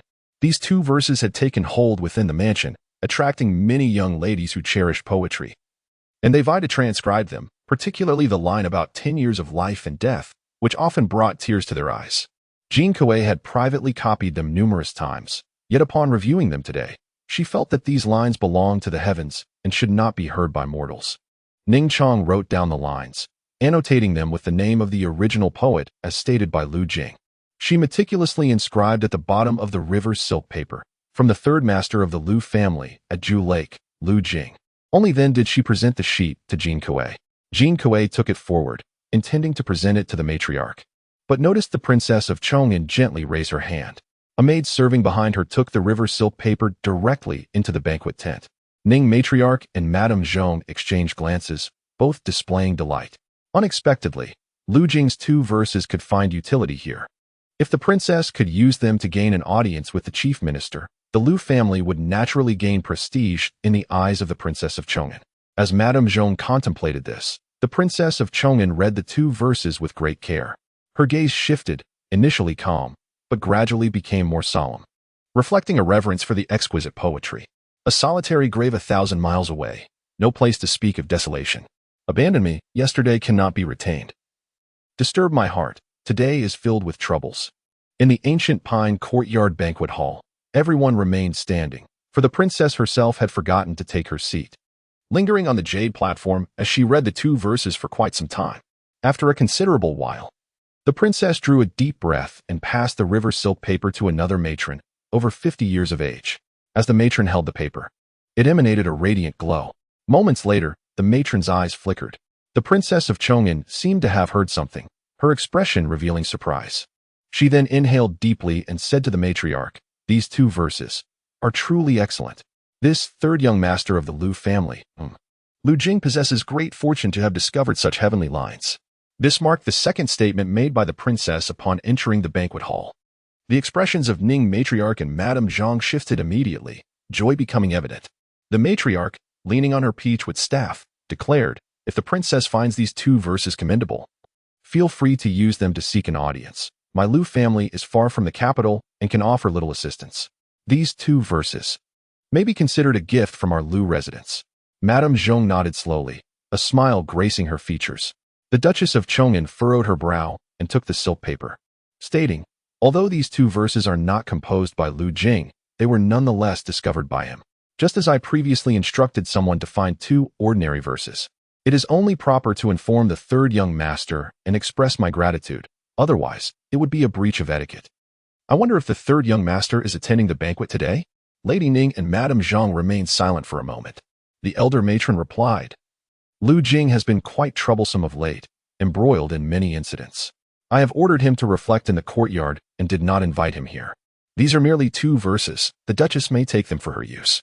I can still manage these affairs." At that moment, Lu Qiong, who had been silent, suddenly spoke up, "Grandmother, mother, what harm would it do for the Duchess to inquire with third brother about the etiquette? He is now a student at the study hall and frequents it. We do not know if he has already disseminated these verses. Such beautiful verses, once spread, could echo throughout Taixinjing in just a day. If they reach the ears of the Prime Minister, how shall we present these verses?" Lu Qiong, mischievous and disinclined towards studies in martial arts, held a genuine interest in poetry and had composed commendable verses himself. Observing his grandmother's disdain for Lu Jing at the banquet, and recalling their previous encounters, he thought to mediate. Hearing Lu Qiong's words, both Lady Ning and Madame Zhang's expression shifted. They contemplated for a moment. Lady Ning praised. "Qiong'er is indeed perceptive. This is indeed a concern. In that case, Jin Kuei, you should go to the west courtyard and inquire with Lu Jing, reminding him not to spread these 2 verses. The others in the hall should also refrain from speaking indiscreetly." The Duchess of Chong'an, her brow slightly furrowed, suggested, "Why not invite the third young master here? I can ask him directly. If he is willing, I shall express my sincere gratitude. These 2 verses are of great value and should not be treated lightly." As she spoke, she pondered and instructed the seemingly ordinary girl behind her, whose gaze was gentle. "Roshui, you should accompany Jin Kuei to request the presence of the third young master of the Lu family. Having these 2 verses is already splendid. But if he possesses other precious verses, an additional one could serve as an invitation and one to seek assistance from the Prime Minister." Seeing the Duchess speak so decisively, Lady Ning did not voice any objections but remarked, "How can our Lu family's younger generation be addressed as young master by the Duchess? There is no need for your maid to go. I will have Jin Kuei summon him." The Duchess, however, stubbornly shook her head and instructed Roshui, "Do not lose your decorum. Having these 2 verses has already been a significant aid. I do not wish to repay with force." Thus, Jin Kuei and Roshui departed from the Gusong courtyard and made their way to the west courtyard. Along the way, Roshui inquired in detail about the third young master of the Lu family.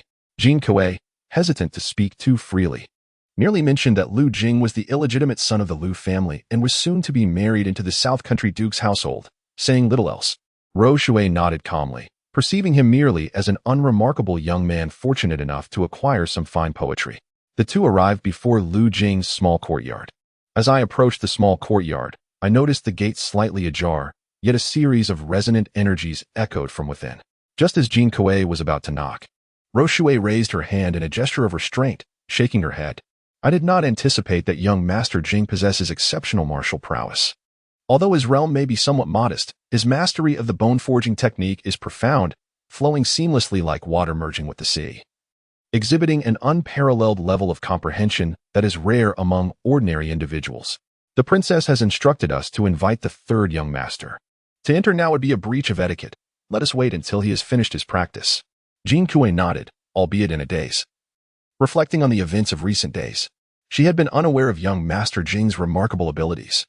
Oblivious to the fact that he had trained in martial arts and had achieved such proficiency that he could defeat the renowned young Master Jiang, who had some reputation in martial arts.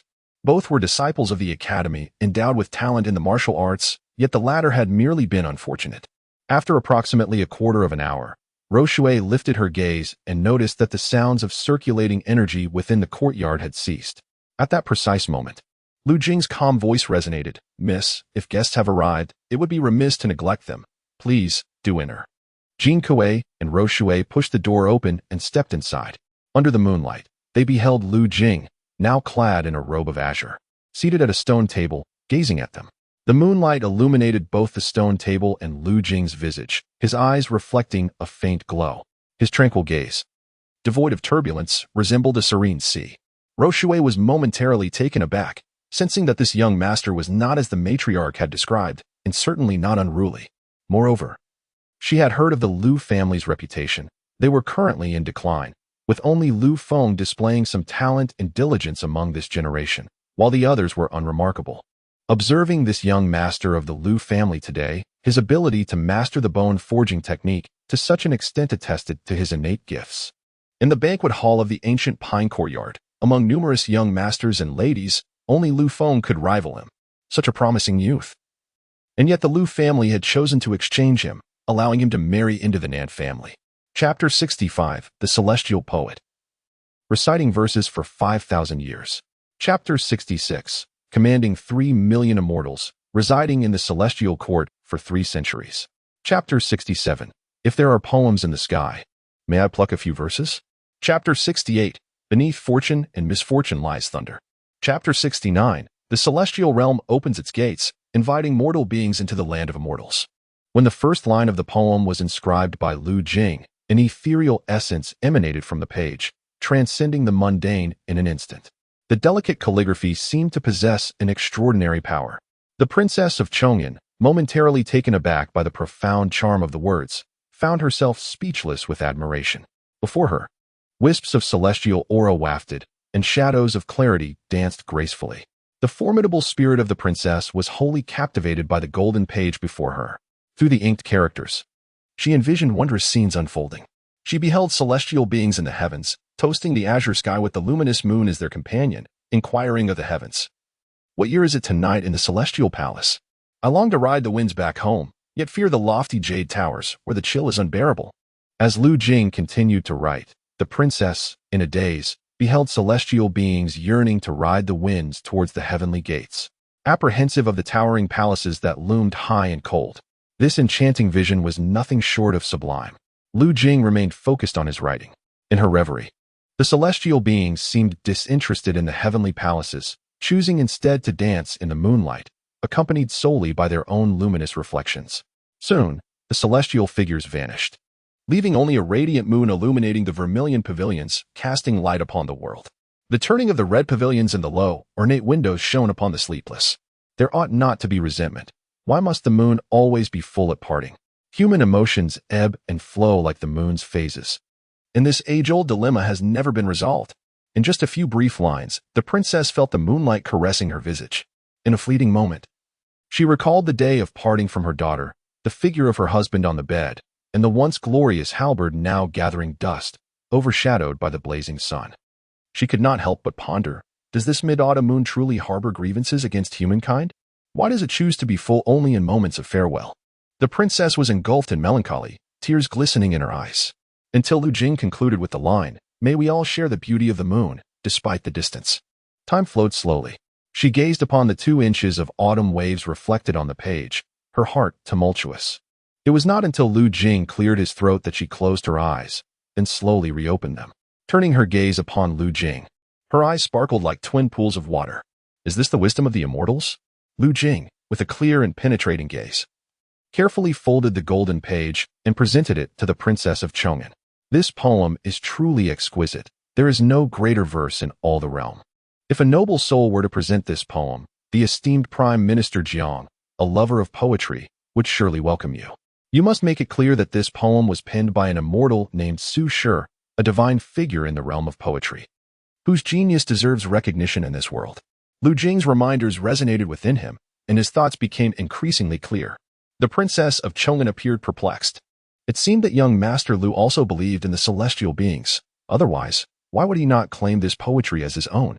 In the vast expanse of celestial realms, who else could traverse the domain of poetic immortality but him? Lu Jing smiled casually, offering no further explanation. Having made his choice, he was determined to suppress his own desires, even though a part of him yearned to claim those exquisite poems as his own. As mere mortals, it is natural to harbor greed and longing, and Lu Jing was no exception. However, upon arriving in this realm, he had acquired a destiny and cultivated his martial spirit, leading to an increasingly favorable existence. Yet, this did not diminish his nostalgia for his resplendent homeland, a land that nurtured countless civilizations and produced numerous heroes and scholars. All that Lu Jing brought with him were memories of those poems.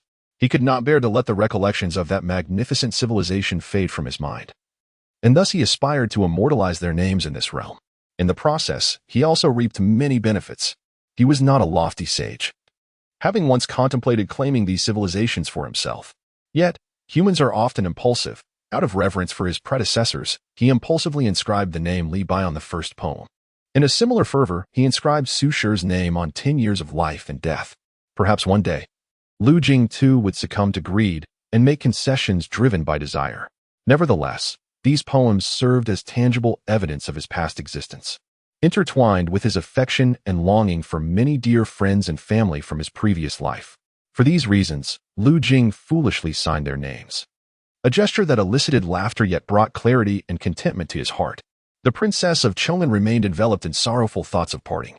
She accepted the golden page from Lu Jing's hand and gently nodded in gratitude, expressing, "Thank you, young Master Lu. Should you ever require anything in the future, please do not hesitate to inform me." Tears still shimmered in her eyes as she spoke. Lu Jing pondered for a moment before responding kindly. "Your Highness need not worry excessively. Perfection is a rarity in this world, just like the full moon of the Mid-Autumn Festival. Once it reaches its zenith, there will inevitably be a waning. Everything must possess an element of incompleteness to endure. Perhaps this Mid-Autumn Festival, your Highness may not reunite with your family. Yet when the moon wanes, you may return to the world below and meet them once more." The princess listened intently to Lu Jing's words, recognizing the wisdom within them, though she had struggled to grasp them amidst her own circumstances. Yet, she reflected, the truth that perfection cannot endure was a lesson she had only understood after shedding her own flaws at the age of 30. How could this 16-year-old boy speak with such maturity? The princess of Chong'an found herself perplexed. She noted the clarity of Lu Jing's gaze, subtle and serene, yet strikingly lucid, reminiscent of an innocent youth. Yet, paradoxically, he was aware that celestial beings could be both benevolent and malevolent, understanding the importance of vigilance against human nature, and recognizing that only through incompleteness can one achieve permanence. How could a sage possess such profound wisdom, yet appear so ordinary? After contemplating several thoughts, the princess ultimately attributed his insights to his extraordinary wisdom. Historically, those endowed with celestial wisdom did not merely stumble upon the realms of the divine by chance. They were inherently exceptional. While mortals perceive them as gazing upon celestial landscapes, perhaps it is their aspirations that summon the divine realms. The heavenly domain opens its gates, inviting the celestial beings of the earth into its enchanting embrace. This, indeed, is the reason why those endowed with celestial wisdom often achieve great accomplishments. Young Master Lu Jing, I have intruded upon you for quite some time this evening. I wish to express my gratitude, but also to ask for your forgiveness for my indiscretion in observing you. My heart has been tumultuous today, and in a fleeting moment, I failed to consider the impoliteness of my actions. The night has grown late. The spirit of Princess Chong'an slowly ascends. After a moment's contemplation, she continues, your martial spirit is cultivated alongside your essence, and within this Lu residence. It is likely that none are aware of it. I am also cognizant that the Lu family has no intention of nurturing your talents. Thus, as she speaks, Princess Chong'an extends a hand. A stream of vital energy materializes and flows gracefully. It resembles the moment when Lu Jing witnessed the chess master extracting the table from the void. In Princess Chong'an's hand, 2 jade stones appear. Let these 2 jade stones serve as my token of apology. Each contains records of several arcane techniques and martial arts secrets. For a young gentleman of your standing, they should suffice, for even with your cultivation, you could not refine anything superior. Should you have further desires in the future, the Chong'an Wangfu shall never refuse. She gently tosses the 2 jade stones, which float and hover before Lu Jing's eyes.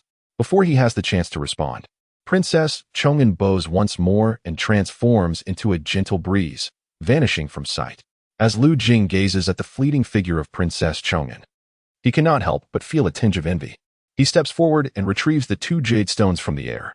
Yet his mind is still occupied with the choices made today. When I spoke of only a single verse, I had already acquired the essence of fate and the celestial tome of destiny. Now, with Princess Chong'an bestowing these 2 jade stones upon me. Previously, Lu Jing's writings were perceived by Princess Chong'an not due to any celestial wisdom he possessed, but rather because of the newly acquired Yangcheng destiny. As for these 2 jade stones, with these thoughts, Lu Jing's spirit exits his body and enters the jade stones in succession. The martial arts secrets and arcane techniques within these stones are truly extraordinary. Lu Jing exhales deeply, a cloud of turbid breath escaping. He then gazes out the window. Outside, the night is deep and silent, yet his thoughts are somewhat tangled. Having received the favor of the princess, the opportunity to discreetly depart the Lu residence may arise. Chapter 70. The Radiance of the Sun and Moon, the True Profound Art of the Great Snowy Mountain. Chapter 71. The Lofty Gift in a Narrow Alley. A wild cat cautiously treaded on tiptoe along the azure eaves. It paused intermittently, raising its tail to observe the 2 figures within the alley. Lu Jing stood inside the alley, while Nan Xuehu remained outside. With his hands clasped behind his back, Nan Xuehu stood tall. Lu Jing turned to face him, his gaze calm and undisturbed. The alley indeed bore an air of desolation, silent save for the rustling branches and the occasional cry of the wild cat. Noticing Lu Jing's demeanor, Nan Xuehu offered a gentle smile and stepped into the alley. The 2 walked side by side deeper into the passage. Today, Nan Xuehu exuded no arrogance. He resembled a graceful nobleman. Beside him, Lu Jing also shone brightly. With strikingly handsome features, his black hair casually tied back, exuding a subtle sheen, complemented by his elegant stature, Lu Jing indeed embodied the reputation of his mother. However, his attire appeared considerably more modest compared to Nan Xuehu's. Many could discern at a glance that Lu Jing's clothing was of ordinary fabric, neither the luxurious silk of the Songhui residence nor the fine cotton of the Luqing estate. Especially when walking alongside Nan Xuehu, Lu Jing's garments paled in comparison to the latter's splendid attire. Yet, despite this disparity, Lu Jing displayed no sign of discomfort. Lu Jing listened intently as Nan Xuehu continued. This way, the clan will likely refrain from pressuring her into marriage. Perhaps, in due time, the Nan family will come to withdraw the engagement. While this may not be the most fortunate outcome for you, it does promise a semblance of stability. Curiosity flickered across Lu Jing's face as he replied, "You do not wish for Nan He to inherit the title, nor for her to wield the Nan family scythe. Is it not for your own sake?" Nan Xuehu candidly responded, "I am unworthy." Lu Jing regarded him with lingering curiosity. Were anyone else to pose such a question to Nan Xuehu, he would undoubtedly frown in anger. "Is there any reason for this?" Lu Jing interjected, gazing intently into Nan Xuehu's eyes. If the family had a legitimate son, the illegitimate would surely be deemed worthless, content merely to enjoy a life of luxury. However, the Nan family lacks a legitimate heir. You are the eldest son of the Duke, Nan Tingue, the most significant descendant, endowed with talent. Even being the son of a concubine holds more merit than allowing a woman to inherit the title. After a moment of contemplation, Nan Xuehu shook his head. "I am impulsive and brash, while I possess a measure of courage that allows me to serve as a lieutenant or even a general in the military. I am unfit to bear the title of Duke of the Nan family. The intricacies of this matter are beyond your understanding, and even I struggle to comprehend them fully." Lu Jing nodded in realization. "So your warning to me at the Lu residence the other day was truly solely for Nan He's sake?" As they continued walking in silence for several paces, Lu Jing suddenly halted and said, "Wait for me here. I shall retrieve a few items." Nan Xuehu looked up to see a fabric shop. He scrutinized Lu Jing with a hint of helplessness in his heart. To others, especially those noble young masters, he commanded utmost respect and would not be treated with any semblance of indifference. Yet, Lu Jing appeared somewhat languid. Thus, Nan Xuehu could only wait outside the fabric shop. Not long after, Lu Jing emerged with several well-packaged bundles, tightly bound with twine, which he held in his hand. Nan Xuehu, upon seeing the packages, remarked, "You ought to make a few garments. Otherwise, you hardly resemble a scion of a prominent family." However, Lu Jing paid him no heed, instead lifting the packages high and meticulously smoothing out the wrinkles upon them. As Nan Xuehu prepared to move forward, Lu Jing turned around again. Nan Xuehu took a deep breath, recalling his past actions, and suppressed his discontent, following Lu Jing's lead. "He was a year younger than I," Nan Xuehu said, gazing ahead with a nostalgic expression. "During my childhood, My mother was often ill, and my father summoned many renowned physicians, yet none proved effective. In those early years, he was exceptionally kind, frequently bringing over exquisite gifts. She would tiptoe into our home, bearing nourishing delicacies gathered from various places. Sometimes they were tonics, other times whimsical trinkets, but regardless, they were always heartfelt offerings. Her kindness extended not only to me and my mother, but also to all the elders and servants in the household. Later, she went to Yushing Island and, unbeknownst to us, brought back a rare flower. My mother, tormented by illness for years, found miraculous relief after consuming the soup brewed from that flower. Even to this day, she diligently tends to the inconsequential greenery within our residence. Reflecting on it now, had it not been for that flower, my mother might have departed from me when I was merely 16. At this point, Nan Shuehu turned to Lu Jing and said, "You too are a son of a concubine. You must understand that in a prestigious family, losing one's mother equates to losing everything. Your situation might even be worse than mine. At least my biological father possesses a kind heart. Had others been present, they would surely have been taken aback." For at that moment, Nan Shuehu spoke slowly, his gaze unusually earnest, devoid of his usual fervor. "Indeed," Lu Jing replied, nodding gently. "It follows then that your willingness to forsake your inherent goodness to threaten an innocent like myself is merely to clear the path for the kind-hearted Nan Hiyu, allowing her, as you say, to tread the path of swordsmanship, her spirit illuminated by the stars, navigating the trials of pure yang. Such reasoning might earn you admiration from others." As Lu Jing articulated this, they happened upon a bridge. Below them flowed a tributary of the Zhutai River, known as Kufeng River. This area had already become vibrant and bustling, with numerous tourists and splendid scenery. Yet amidst such beauty, Lu Jing's expression grew increasingly somber. He gazed at the river's surface and murmured, "Were others to hear your rationale, they would undoubtedly commend young Master Shuehu for his deep feelings and integrity, willing to become a villain to shield his blood relative sister. But I am not like others. I am the innocent you referenced in your tale of gratitude. From my vantage point, even with your extensive explanations today, I cannot bring myself to admire you." Standing on the bridge, Nan Shuehu looked down at the flowing water beneath, stating, "I do not seek your admiration, nor am I asking for your forgiveness. To you, Nan Hiyu does not represent a suitable destination. Your union with her would merely render you a wealthy gentleman for a lifetime, subject to ridicule and cold stares. Should you choose to annul this marriage, I shall, without hesitation, provide you with property and wealth, ensuring your future is devoid of worries. Furthermore, I would personally visit the Lu residence to procure a maid to accompany you, alleviating any concerns you may harbor. In this matter, I acknowledge your innocence.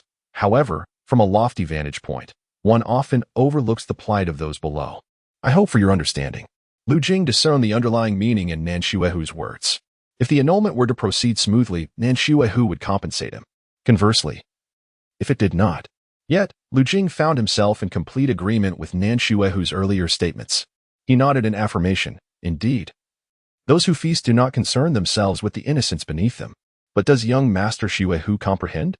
Some who now dwell in the depths may not remain there for eternity. When you converse at length with others today, they might perceive your words as sincere and remorseful.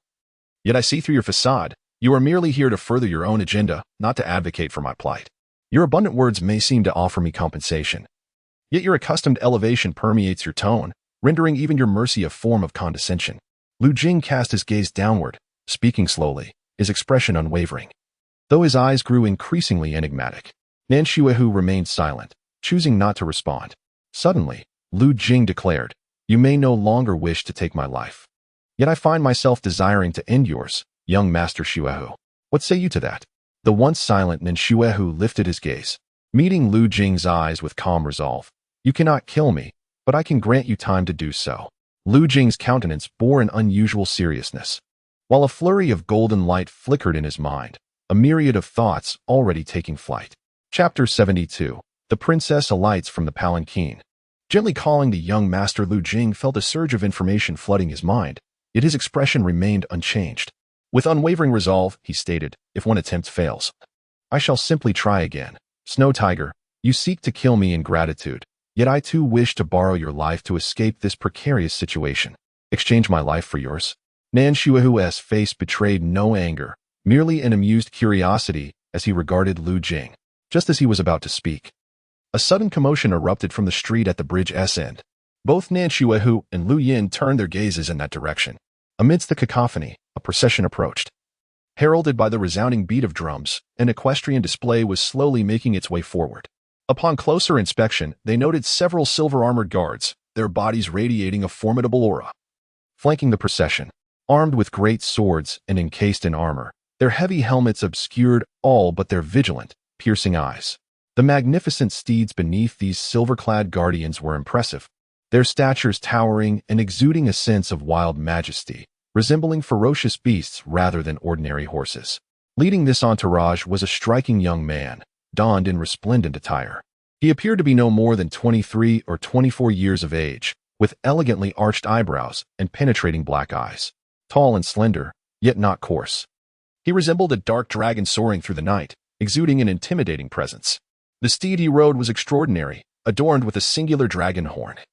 Its chestnut coat accentuated by blood-red tufts of hair upon its hooves, giving the illusion that it was treading upon flames. This was but a prelude. As the young man passed by, he inadvertently captivated the attention of both Lu Jing and Nan Shuahu. To their eyes, he resembled a blazing sun, radiant and searing, with an overwhelming vitality coursing through him, hinting at immense strength. After a moment of quiet contemplation, Nan Shuahu remarked, "He is the Marquis of Zhongshan, my esteemed peer." At merely 23 years of age, he has already gained renown across surrounding nations, earning his title through merit rather than ancestral privilege. Few are there in the world who remain unaware of his name. Lu Jing too gazed upon the Marquis of Zhongshan, fully aware of his illustrious reputation. Yet this was his first encounter with the man himself. No wonder Qin Xuanwu spoke of the Marquis's unparalleled appearance. Indeed, he was extraordinary. After a brief silence, Nan Shuahu continued, "Among the young martial artists of Taishanjing, the Marquis's talents are second to none. He once rode his dragon steed to the shores of Shuhai." Plucking a sacred branch, Lu Jing interjected with a smile, "There is no need for you to elaborate, Snow Tiger. I am already aware of this tale." He indeed rode his dragon steed to Shuhai to retrieve a cherished sacred branch, intending to present it to Nan Hanyu. A smile graced Nan Shuahu's face as he replied, "This story has become quite the topic of admiration in Taishanjing. Yet my sister has never accepted his sacred branch, nor has she agreed to his invitations." Lu Baojian exhibited a look of bewilderment. "The young master of the Snow Tiger speaks to me thus, likely wishing for me to reflect upon my own worth. Even a person of the stature of the Marquis of Zhongshan has not garnered a response from Nan Hanyu. How then could I, this inconsequential and uncherished illegitimate son, be deemed a worthy match for the young lady of the Nan family?"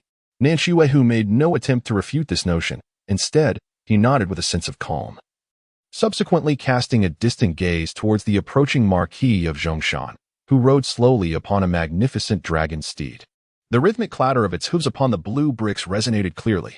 It appeared that the Marquis had also noticed Nan Shuahu upon the bridge, for he turned his head in that direction and offered a slow nod of acknowledgement.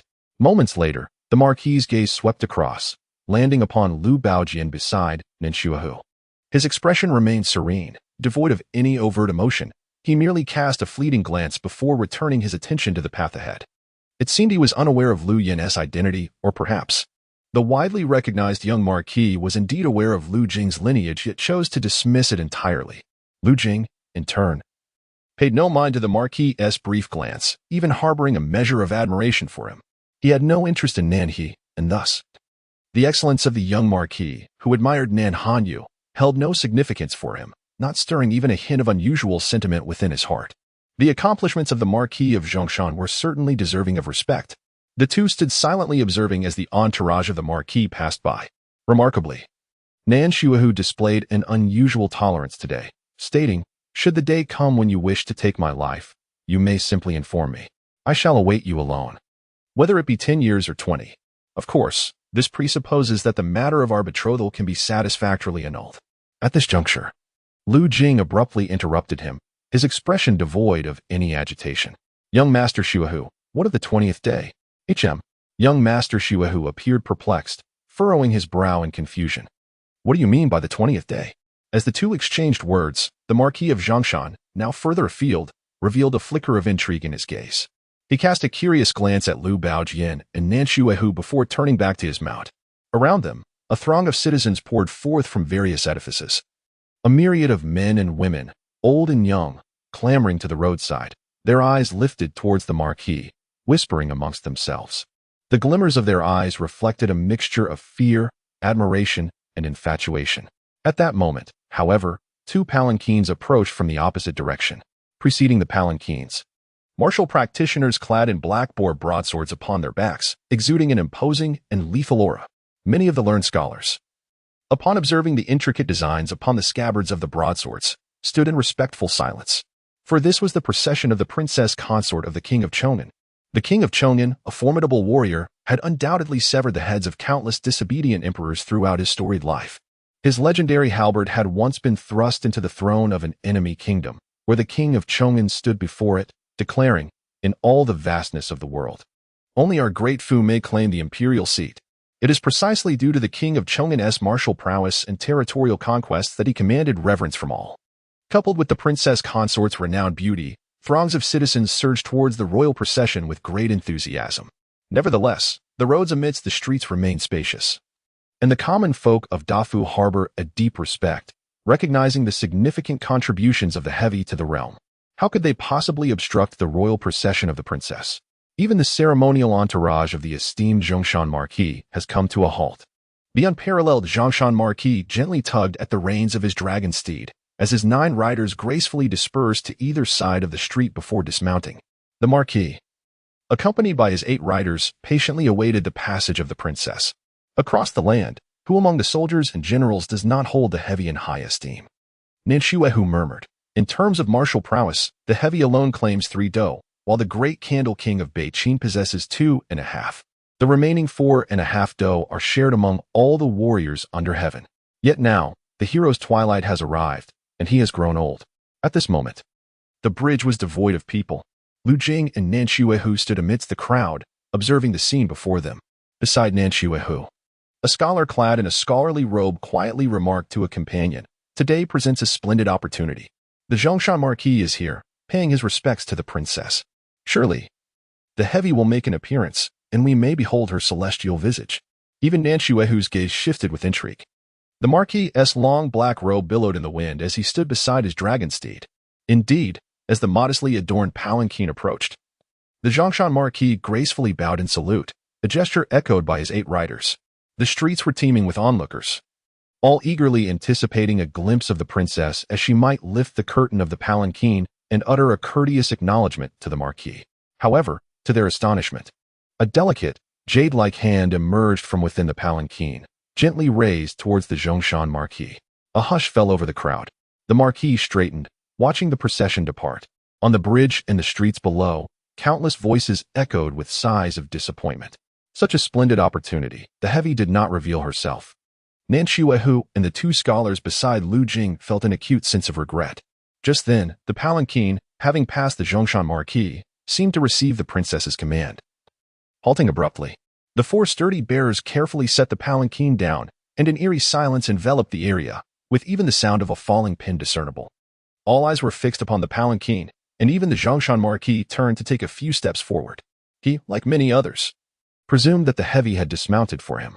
However, within mere moments, the curtain of the palanquin was drawn aside, revealing a noble lady draped in sheer gauze. Her exquisite features partially veiled, yet her captivating eyes, like the beauty of spring, sparkled with allure. She possessed an ethereal grace, her gaze, a subtle dance of emotions, conveyed a depth of feeling akin to the enchanting bloom of flowers, radiating elegance and a fragrance reminiscent of autumn dew. Merely her eyes and form were enough to define beauty. Leaning slightly forward, her gaze did not turn towards the back, but instead directed towards the bridge beside her. Chapter 73. As we enter Rizhao, we may engage in grave malfeasance. Chapter 74. Once entered the celestial gate, now finding it dull. Returning to the mortal realm, it was yet another autumn morning. The dawn's light could not dispel the lingering chill in the air. The elusive white clouds and dew seemed ill-suited to coexist with the sunlight, yet today, amidst the fog, the sun shone oddly. In recent days, Lu Jing had been diligently practicing the sword radiance of sun and moon, yet even the most steadfast spirit encounters fatigue. Whenever this happened, Lu Jing would take a prolonged rest, delving deeply into the profound techniques of the Great Snow Mountain. As the sun began to rise, Lu Jing had consumed his porridge and snacks, as was his custom, and proceeded to the library to transcribe texts. Today, however, felt somewhat different from previous days. Upon ascending to the 4th level of the cultivation tower, he noticed Chen Xuanwu casting him a knowing glance. Puzzled, Lu Jing followed Chen Xuanwu's gaze and beheld a gentleman in azure robes, possessing an elegant demeanor and warm complexion, who was intently examining the text Lu Jing had transcribed at his desk. The gentleman's earnestness in every endeavor was palpable, devoid of any carelessness. Seeing the gentleman's arrival, a smile crept onto Lu Jing's face. He increasingly sensed a unique aura emanating from this scholar. His presence was imbued with the refined grace of a true gentleman, exhibiting an ancient simplicity in both speech and action. Thus, Lu Jing smiled at Chen Xuanwu and quietly waited behind the gentleman. After some time, the gentleman concluded his review of Lu Jing's transcription of commentaries of the profound. He closed the newly inked pages, their fragrance still lingering, and turned to Lu Jing, his voice resonating with a calm authority. Patience and composure commendable. The gentleman nodded. Your small script has improved significantly, yet it still pales in comparison to your cursive. Maintaining the decorum of a disciple, Lu Jing bowed respectfully and replied, Since I am transcribing texts, it is only fitting that I do so with care. Otherwise, should future generations read my work and become plagued with doubts, it would indeed be unfavorable. Therefore, I shall only employ cursive for those texts that are originally in that style. If you find it unsuitable, I shall revert to small script in the future. The gentleman waved his hand dismissively. There is no need for such concern. Your cursive is superior. To those who understand the art of writing, the elegance within is evident, revealing the spirit of dragons and phoenixes, as well as the vigor of your heart. The gentleman nodded repeatedly, as if he were indeed offering praise. Chen Xuanwu could not help but recall the accounts his 2 elder brothers had shared about the various scholars of the library, particularly the esteemed gentleman. Meanwhile, the disciples within the cultivation tower were lost in their thoughts. The gentleman, after a moment of contemplation, suddenly lifted his head and spoke to Lu Jing, Come with me. Following the gentleman down the stairs, Lu Jing pondered where he might be led. Just then, he heard a multitude reciting poetry by the roadside. The day of yesterday cannot be retained. Today is fraught with worries. 10 years of life and death, both vague and distant, unthought of, I forget. Many passing disciples were lost in reverie, reciting these verses with reverence in their eyes. When the authors of the poems were mentioned, the respect deepened further, as if they were discussing realms of celestial wonder. Indeed, there are occasional discussions surrounding Lu Jing, as people speculate about the identity of the individual fortunate enough to discover such celestial verses. While accompanying the esteemed Mr. Guanxi, Lu Bao overheard a young scholar earnestly proclaiming to his companion that these extraordinary lines of poetry must have descended from the heavens, attributing them to Brother Zhou. The term heavenly verses was meant to praise these 2 stanzas rather than imply that they originated from the skies. However, it is worth noting that the esteemed book tower has meticulously compiled historical records throughout the ages, dedicating countless efforts to the collection of exquisite poetry. If these verses were indeed of mortal origin, how could they have remained obscured? Even if they were incomplete, a phrase or 2 ought to have surfaced. Brother Zhou. The new anthology from the book tower clearly states that these 2 stanzas were transcribed by a certain Lu Jing. How could they be deemed heavenly verses? In this world, few can claim to witness the ethereal realms, yet there are some, and Lu Bao must surely be among them. Listening to the myriad of rumors, Lu Jing observed as the surrounding scholars continually bowed to Mr. Guanxi, following him up a gentle rise to a venerable locust tree. The tree appeared ancient, its leaves swaying gracefully in the autumn breeze. Upon closer inspection, one could discern numerous scars on the trunk, resembling sword wounds, albeit broader. Upon reaching the locust tree, Mr. Guanxi paused, and the area was remarkably serene, reminiscent of a 2nd or 3rd story. Lu Jing felt a tinge of confusion, but then he witnessed Mr. Guanxi crouching down, diligently clearing away the withered weeds at the base of the tree. When the underbrush was removed, he discovered a few crooked lines etched into the lowest part of the trunk, 2 of the 4 masters of the book tower. Lu Bao could not help but feel a surge of solemnity. He had once heard Shang Zi speak of the master of the barefoot, a great scholar who ventured alone into Nanjiao. It was said that he departed from the book tower due to the tragic demise of the 4 masters, who had perished after spitting blood. Although Lu Bao was unaware of the true nature of these masters, witnessing Mr. Guanxi's earnestness in removing the weeds kindled a sense of reverence within him. He stepped closer and noticed a line of tiny, poorly inscribed characters beneath the crooked epitaph, akin to the scribbles of a child at play. Mr. Guanxi instinctively raised his gaze, observing that one of the branches appeared slightly different. He gently lifted his hand, channeling his spirit and vitality, which settled upon that particular branch. With a crack, a wooden sword emerged, flying diagonally from the branch and landing in Mr. Guanxi's grasp. This sword was a deep ebony hue, adorned with intricate, mysterious patterns that seemed to serve both as decoration and a vessel of hidden meaning. Upon seeing the wooden sword, Mr. Guanxi's previously tranquil expression shifted, revealing a wave of melancholy. Lu Bao gazed on with curiosity as Mr. Guanxi seemed to grasp something profound. He looked around at the ancient locust tree before finally fixing his gaze upon Lu Bao. This is the black sandalwood sword used by the four masters in their earlier sword training. I never expected it to be concealed within this tree. Mr. Guanxi appeared to be elucidating this to Lu Bao, who also regarded the black sandalwood sword with intrigue. Mr. Guanxi smiled gently. I visit this place every few days. It has been my routine for the past 12 years. Yet, over the span of 12 years, I had never discovered that this wooden sword lay hidden within this locust tree. However, today I have brought you here, and the wind blows in such a fortuitous manner. The Lu residence is similarly affected. The divine Xia fears that the 8,000 prisoners from northern Qin, who approach the imperial borders of Taixinjing, cannot travel swiftly. At the very least, it will take 3 months. If you wish to leave the residence, you must hasten, but do not act too recklessly. Not to mention the stringent laws of the realm. Even the martial men of the Lu family are exceptionally formidable. Lu Bao trailed behind Master Guanxi. Upon hearing Master Guanxi's heartfelt murmurs, he felt a growing respect for him. Chapter 75, The Sword of Mr. C, How Valuable Is It? Chapter 76, This Sword Cuts Down Immortals. Great Auspicious. Chapter 77, Guiding the Stars. You arrive on starlight as dawn broke once more. Lu Jing, having visited the library to transcribe classical texts, kindly brought a bowl of noodles to Qin Xuanwu. Despite the offering, Qin Xuanwu consumed the noodles with a furrowed brow, his expression marred by discontent. Lu Jing was not inclined to believe that the noodles were unpalatable. Rather, he sensed that Qin Xuanwu had been troubled for some time, though he refrained from inquiring further. However, when he inadvertently raised his gaze towards Qin Xuanwu, he caught a weary sigh escaping the latter's lips. Confused, Lu Jing asked, "Is your distraction these past few days related to this matter?" Qin Xuanwu, youthful and impassioned, could not conceal his feelings, his eyes reflecting a profound melancholy. "Many envy my position, and my elders hold great trust and expectations for me," he lamented. From their very first encounter, Lu Jing had perceived the extraordinary nature of the young man in white. Qin Xuanwu's mind was untainted and clear, his sincerity evident in every deliberate word exchanged with Lu Jing. Yet, this did not diminish the formidable strength of his spirit. In that fleeting moment of eye contact, Lu Jing discerned the weightiness of Qin Xuanwu's essence, akin to a radiant Buddha illuminating the darkness, casting light upon the world. What ordinary youth possessed such formidable spiritual prowess? Qin Xuanwu, despite his tender age, only a year or two senior to Lu Jing, had achieved a level of mastery that surpassed expectation.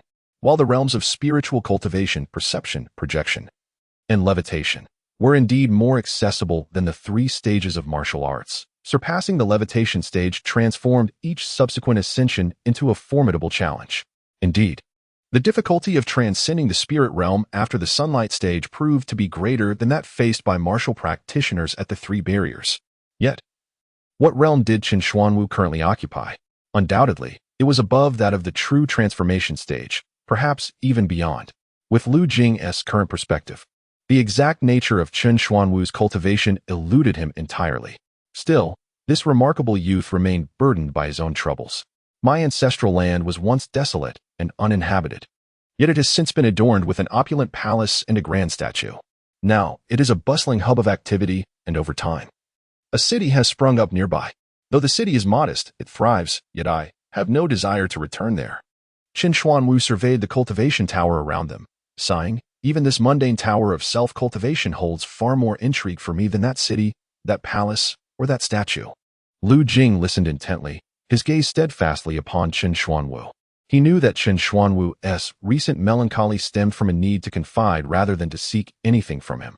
As Qin Xuanwu continued, he glanced down at the springtime notes in his hand, lamenting, "It is truly disheartening to be unable to appreciate such fine literature." There was an unmistakable tone of resignation and reluctance in Qin Xuanwu's voice, and Lu Jing discerned his strong aversion to discussing his ancestral land. Observing Qin Xuanwu's silence, Lu Jing pondered for a moment before posing a sudden question. Is your ancestral land far from Taishianjing? Qin Xuanwu shook his head. Not particularly far. Qin Xuanwu remarked. It is approximately only 1,200 miles. If we can harness divine fire to propel our swords, we shall arrive swiftly. Lu Bao fell silent in an instant. Qin Xuanwu, awaiting his response, observed Lu Jing's prolonged silence and inquired, Brother Jing, do you wish to share something? Lu Jing pondered for a moment and ultimately said, If it were closer, I could visit you more often and bring you some books you desire to read. Should I be unable to come myself, I could entrust others to deliver them. Qin Xuanwu's eyes brightened, and he nodded eagerly, then whispered, But Brother Jing, do be cautious. While those books are indeed wonderful, they must not be discovered by our elders, for such a discovery would necessitate kneeling and reflection. Lu Yin chuckled softly and replied, That was indeed my intention, however. The ancestral land is a daunting 1,200 miles from Zhuangkanjing, and my journey would likely take considerable time. Is that not a simple matter? Qin Xuanwu blinked with pride. I have learned the art of the great Star Lord and can direct a star for you, allowing its light to pave your way. You shall traverse upon starlight and reach your destination quickly. What? The art of the great Star Lord? Lu Jing thought he had misheard. Qin Xuanwu, engrossed in his meal, mumbled, I must admit, after several meals of your family's noodles, they seem to grow increasingly delectable. Lu Jing diligently transcribed texts immersed in thought. As he extracted wisdom from the tomes, he often felt a profound sense of the intricacies of the world. Much of the world's knowledge originated from the Great Fu, with many scholars emerging from its 4 cycles. Lu Jing understood that the original nation was established by the Great Fu, which commanded the world with its mighty generals, bringing not only conquest, but also a wealth of civilization. Recently, as he transcribed numerous texts, he became acquainted with many renowned figures, such as the eminent Confucian Yuan Ji, who authored Ji Shun, and the sage Li Shintu, who commented on Sure Tuesday. Additionally, there was the distinguished poet Yu Qingshi of northern Qin, who gained fame for her compositions, celebrated throughout the realm. From the 4th floor of the cultivation tower, one could behold the resplendent Taishian palace, majestic and magnificent. It stood in stark contrast to the distant mountains at dusk, resembling a heavenly edifice piercing the clouds. Lu Bao admired the scenery for a while, feeling a sense of tranquility before bidding farewell to the preoccupied Qin Xuanwu and descending the cultivation tower. The 2nd floor was exceptionally serene, the autumn air crisp and refreshing. This library, for reasons unknown, presented an environment markedly distinct from the outside world. The verdant trees of Midi remained vibrant, and many flowers that had blossomed in spring were now in full bloom, nourishing the flora, creating a vivid tableau of vitality. Each time Lu Bao traversed the 2nd floor, he felt an inexplicable sense of wonder. On this day, he followed his usual path along the broad, shaded avenue. Arriving at the foot of a small hill, curiously, he gazed at the scene below. An elderly man, engrossed in his reading, reclined in a chair. However, today, beside him sat a young girl, softly conversing with the elder while her gaze drifted towards the setting sun. As the sun descended, the evening glow transformed into a vibrant hue, casting a purplish twilight. The girl, perhaps intrigued by the peculiar twilight, observed it intently. The elderly man's eyes radiated kindness as he set aside the tome in his hands to accompany the young girl in admiring the evening glow.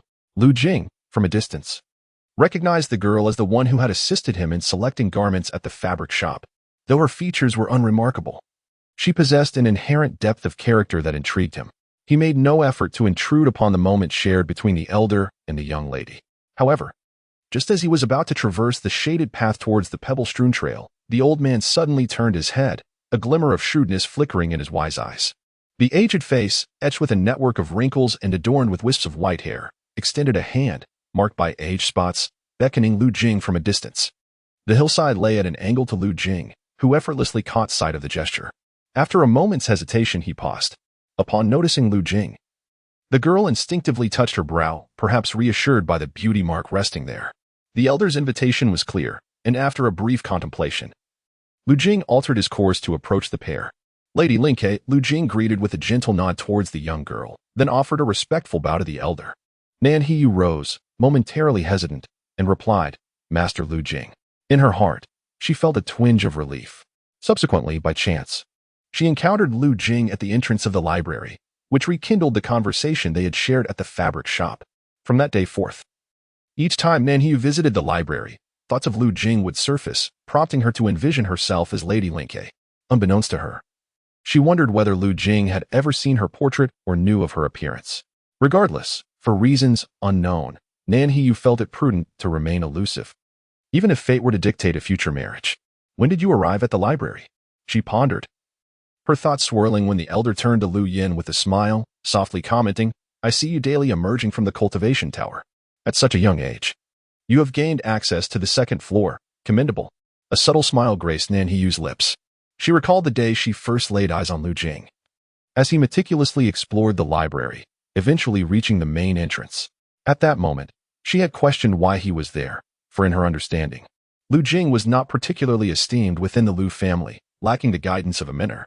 Although he diligently studied and developed insights into many classics, entry into the library was not easily granted. Perhaps it was this curiosity that led Nan Heyu to follow Lu Jing, serendipitously becoming Lady Lingke and posing her seemingly endless questions. Casting her gaze towards the towering cultivation tower, her mind became more entangled in doubt. She looked back at Lu Jing, only to notice that he had donned a new robe, bathed in the radiant glow of the sunset.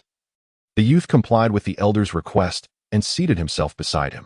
A gentle breeze stirred, causing his hair to sway lightly, while his dark and luminous eyes held a tranquil depth that hinted at profound thoughts. Chapter 78, The Pure Young Crossing of the Thunder Tribulation. Lifespan may reach 300 years. Additional update 3.3, Performance Report and Explanation. Chapter 79, The Moonlight Falls Upon the Sword, Sharpening Its Edge. Chapter 1, Chapter 80, The Fate of the Handsome Man. 36 years with the heavy snow, second update, in the Lu residence, every 10 days. The young masters and ladies are required to pay their respects to old Madame Ning and Madame Zhong at the Liuguang Pavilion. Last time, Lu Jing had used the excuse of visiting the study to avoid going. This morning, however, Miss Jinxiu arrived to remind him that old Madame Ning had been muttering about some young masters and ladies not coming to pay their respects, seemingly having forgotten the strict rules of the household. This remark was not specifically directed at Lu Jing.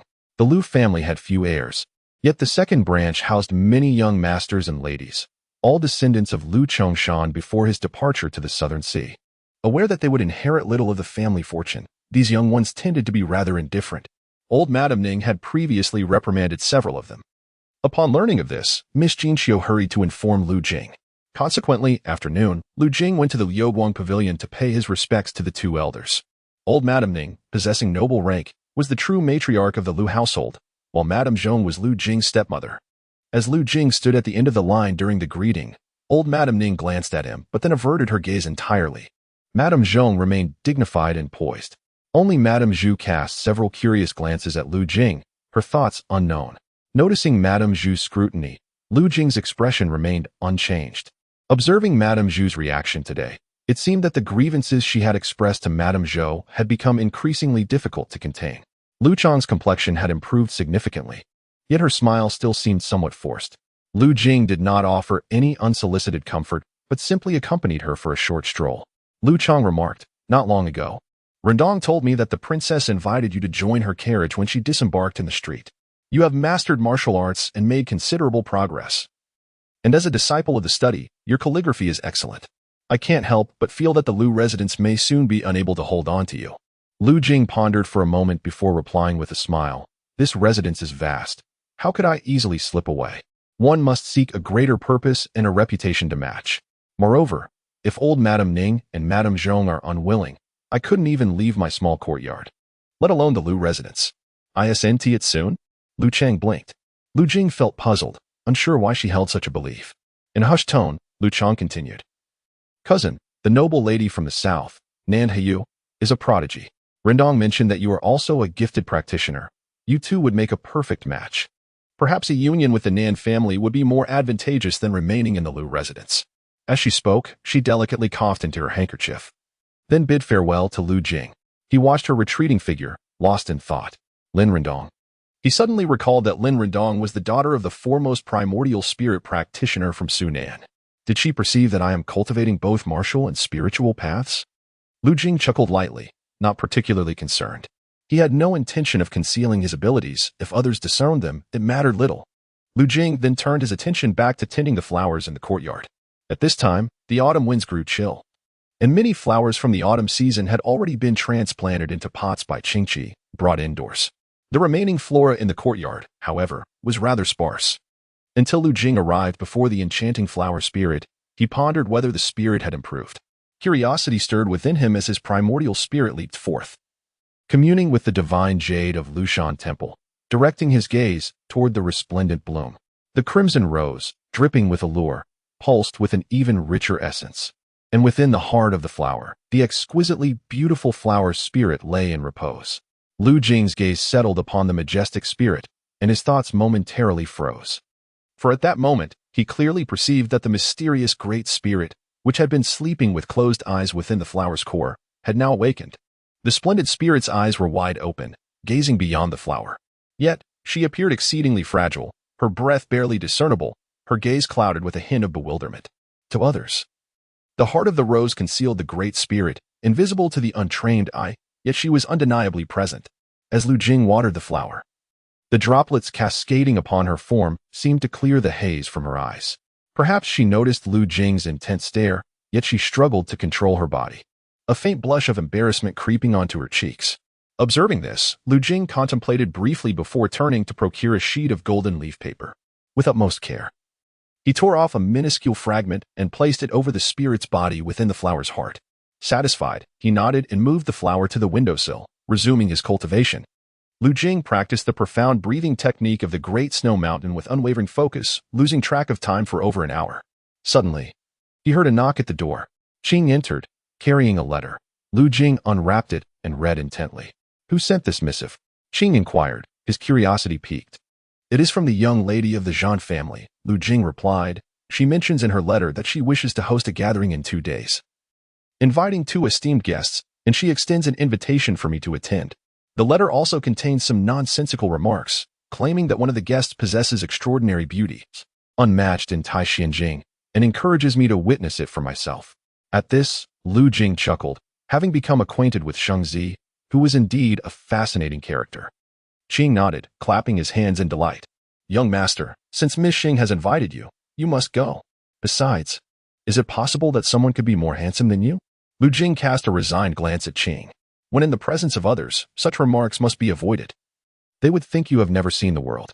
"I have indeed not seen much of the world," Qing mused, then added thoughtfully. "However, even if I were to encounter many fine sights in the future, I would still likely deem you the most handsome." Intrigued, Lu Jing inquired, "Why is that?" "I cannot say for certain," Qing replied, "but I perceive that you grow increasingly distinguished, and as your stature elevates further, so too will your allure." Lu Jing took this as mere whimsy from Qing's imagination and chose to remain silent. Qing then asked, "Young master, will you accept Miss Sheng's invitation?" Lu Jing hesitated, a flicker of golden light flashing in his mind. "Shang Jiao, a great ascent, its feathers may serve as an instrument, auspicious. Invited by Zhanzi, one may meet the esteemed. Auspicious, attending the Zhan residence for the appointment. Beneficial, one may meet the esteemed and observe the celestial beings. To gain 10 strands of fate's essence, to acquire the radiant fate of a handsome man." Lu Jing paused, taken aback. The divination of this auspicious and inauspicious fate has revealed a singular hexagram, signifying the utmost fortune. "It is evident, my lord. It is evident that the celestial beings are at play." Lu Bao raised an eyebrow, a flicker of curiosity igniting within him. Celestial beings. With that in mind, a visit would be of no consequence. His thoughts lingered on the fate of the handsome man. Handsome man, Yangqing fate, growing increasingly beautiful with the passage of time. Such a fate exists? Lu Jing did not dwell on it. At that moment, a gentle breeze swept by. Lu Bao and Qing lifted their gazes, their expression shifting. The hour was not particularly late, though it was the autumn equinox. The chill of the cold dew had yet to arrive, and there remained some time before the frost would descend. If the sun were to shine, even in the northern realm of Taixinjing, the air would not be deemed cold. However, as that gust of wind blew through, Lu Bao and Qing looked up to witness snowflakes cascading from the heavens.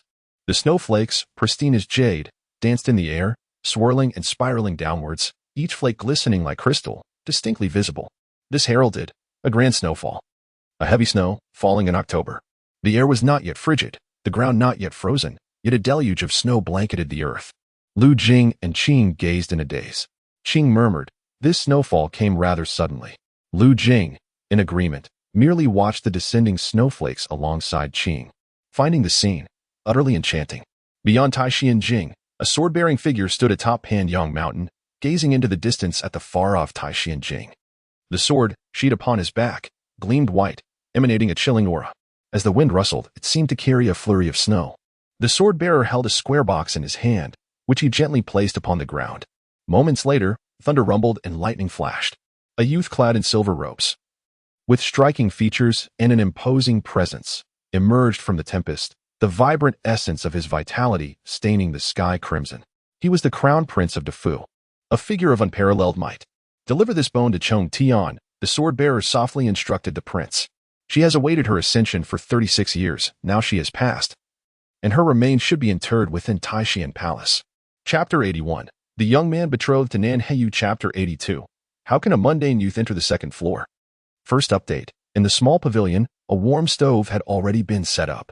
The fuel burning within was not the fine huizhou charcoal typically favored by affluent households, and the smoke it produced lacked any fragrance. At this moment, the expressions of the other 4 individuals in the pavilion varied greatly. When Princess Anqing posed her question, her gaze momentarily flickered towards Shangzi, accompanied by a hint of youthful reproach. Shangzi glanced apologetically at Lu Jing, furrowing her brow without directing her attention back to Princess Anqing. Su Baiyan, seemingly contemplative, observed Lu Jing closely, as if awaiting his response. Su Zhaoshi, perhaps sensing the rudeness in Princess Anqing's remarks, was about to interject to ease the tension. Yet, Lu Jing nodded and replied with a smile. "I hadn't anticipated that Nan Heiyu's reputation was so extensive that it would bring me notoriety as well." His words appeared to be a strategic retreat, yet his demeanor remained unchanged, and he spoke with utmost composure. Upon hearing his response, Princess Anqing's gaze lingered on Shangzi. "Shangzi, if there were others invited to today's gathering, why were you not considerate enough to inform me? I had assumed it would just be the 4 of us. Yet a 5th has unexpectedly joined." Shangzi continued to frown. While Princess Anqing could be somewhat willful, she typically did not exhibit such blatant discourtesy. Uncertain of what had provoked her today, Shangzi retorted without hesitation, "As the host, I may extend invitations as I please. Anqing, when it is your turn to host, do refrain from inviting others." Princess Anqing's expression grew increasingly petulant, but she refrained from countering Shangzi's remarks, choosing instead to enter the pavilion and take her seat at the head, backed by the garden pond. Shangzi offered Lu Jing a silent, apologetic smile before inviting the others to sit. At that moment, a moth, perhaps drawn by the warmth of the charcoal, unfurled its wings and fluttered closer. Annoyed and in a fit of temper, Princess Anqing waved her hand dismissively. Su Baiyan, maintaining an air of composure, cast a brief glance at the moth. In an instant, the moth vanished as if it had never existed. A gentle breeze swept through, carrying with it a chill, and Lu Jing keenly observed this occurrence, swiftly realizing that the remarkably handsome Su Baiyan was indeed a practitioner of considerable prowess in the realm of spiritual cultivation. Noticing the atmosphere in the pavilion becoming somewhat stagnant, Su Zhaoshi observed that the maidservants behind them had already warmed the clear wine and were refilling the cups. He lifted his glass, his expression as warm as ever. Today's opportunity was exceedingly rare. With Baiyan successfully embarking on his official career, he might soon soar to great heights, fulfilling his lofty ambitions. The group raised their glasses in a toast. Su Zhaoshi took the lead, downing his drink in one gulp, and the maidservant immediately presented him with a napkin. His every gesture exuded an air of nobility as he accepted the napkin and delicately wiped his lips. He then gazed contemplatively at Su Baiyan, remarking, "I remember when Princess Anqing and I were neighbors, residing on the now non-existent Tongyuan Street." Su Zhaoshi seemed particularly adept at attuning to the emotions of those around him. He spoke halfway, glancing at Lu Jing with a tone that carried a hint of introduction. At that time, Shang Sifa had yet to ascend to prominence. He was merely an inspector. Baiyan resided in a narrow alley behind the residences of myself and Princess Anqing. By chance, we gathered at the intersection of 4 humble houses, where Anqing and I propped ladders against the wall, and they engaged us in conversation from the corners of their own dwelling. This exchange continued for 4 or 5 years. Time has flown by unexpectedly. Those mischievous children have now matured, each bearing their own burdens and weathering their own storms. It is truly delightful to gather here today, and I am grateful to be allowed out of my residence. As Su Zhaoshi spoke, his tone remained gentle, his eyes reflecting nostalgia. Meanwhile, Princess Anqing's gaze towards Shangzi intensified with a hint of reproach. Su Baiyan's lips curled into a subtle smile, his face emanating a faint silvery glow. He reminisced, back then, beneath that thatched roof, I would gaze up at the lofty western wall where Princess and brother Zhao Shi resided, wondering how the house could be built so high. Standing at the base, I had to tilt my head to its utmost limit to catch a glimpse of you. In time, Uncle Zhou also rose to great heights, while Shengzi moved to Chongning Street, leaving Tong Yuan Street in ruins. My mother's sister and I then erected another thatched house amidst those ashes, and thus, for 5 more years passed. Reflecting on those days, though they were arduous, they held their own joys, and I truly miss them. Su Baiyin smiled softly, and Lu Jing regarded him with newfound understanding. He realized that this graceful youth did not hail from a prestigious family, nor could he even be deemed a scion of humble origins. Yet, for some reason, when Su Baiyin recounted his past, Lu Jing perceived not a trace of mirth in his eyes, only an icy chill. The others fell into a silence that lingered for a moment. Shengzi was the first to break the quiet. Baiyin, you have not only studied under a renowned master, but have also entered public service.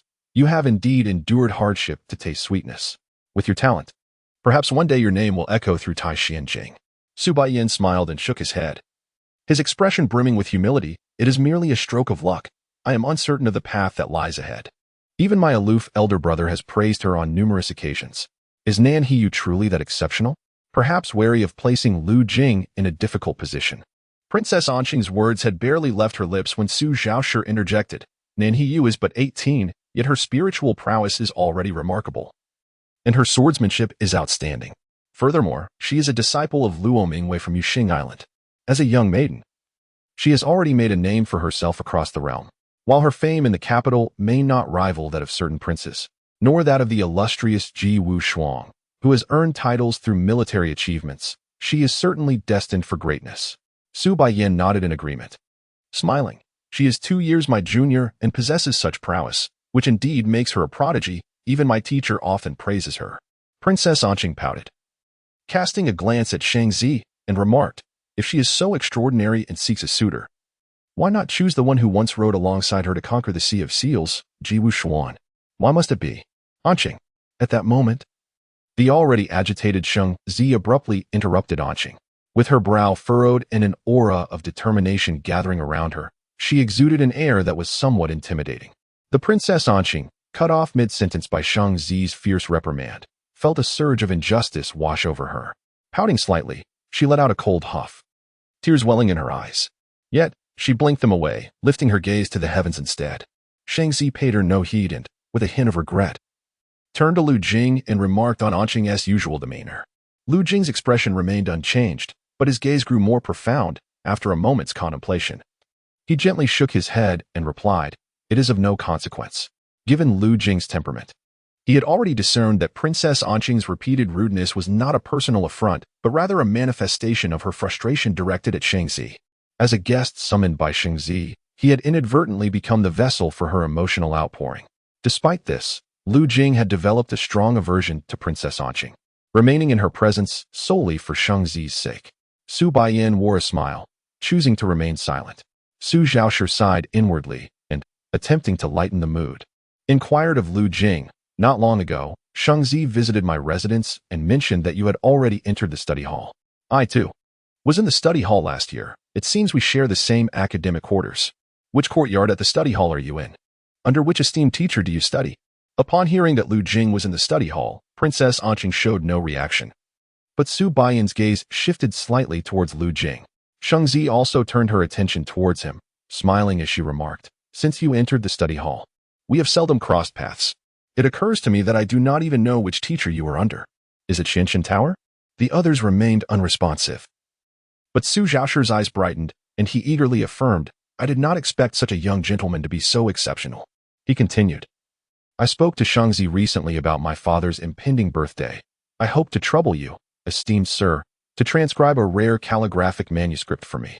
Before Su Zhaoshi could finish, Princess Anqing, now genuinely puzzled, glanced at the warm jade she held, then at Shengzi and Su Zhaoshi, shaking her head as she said, after half a year, you all seem increasingly peculiar.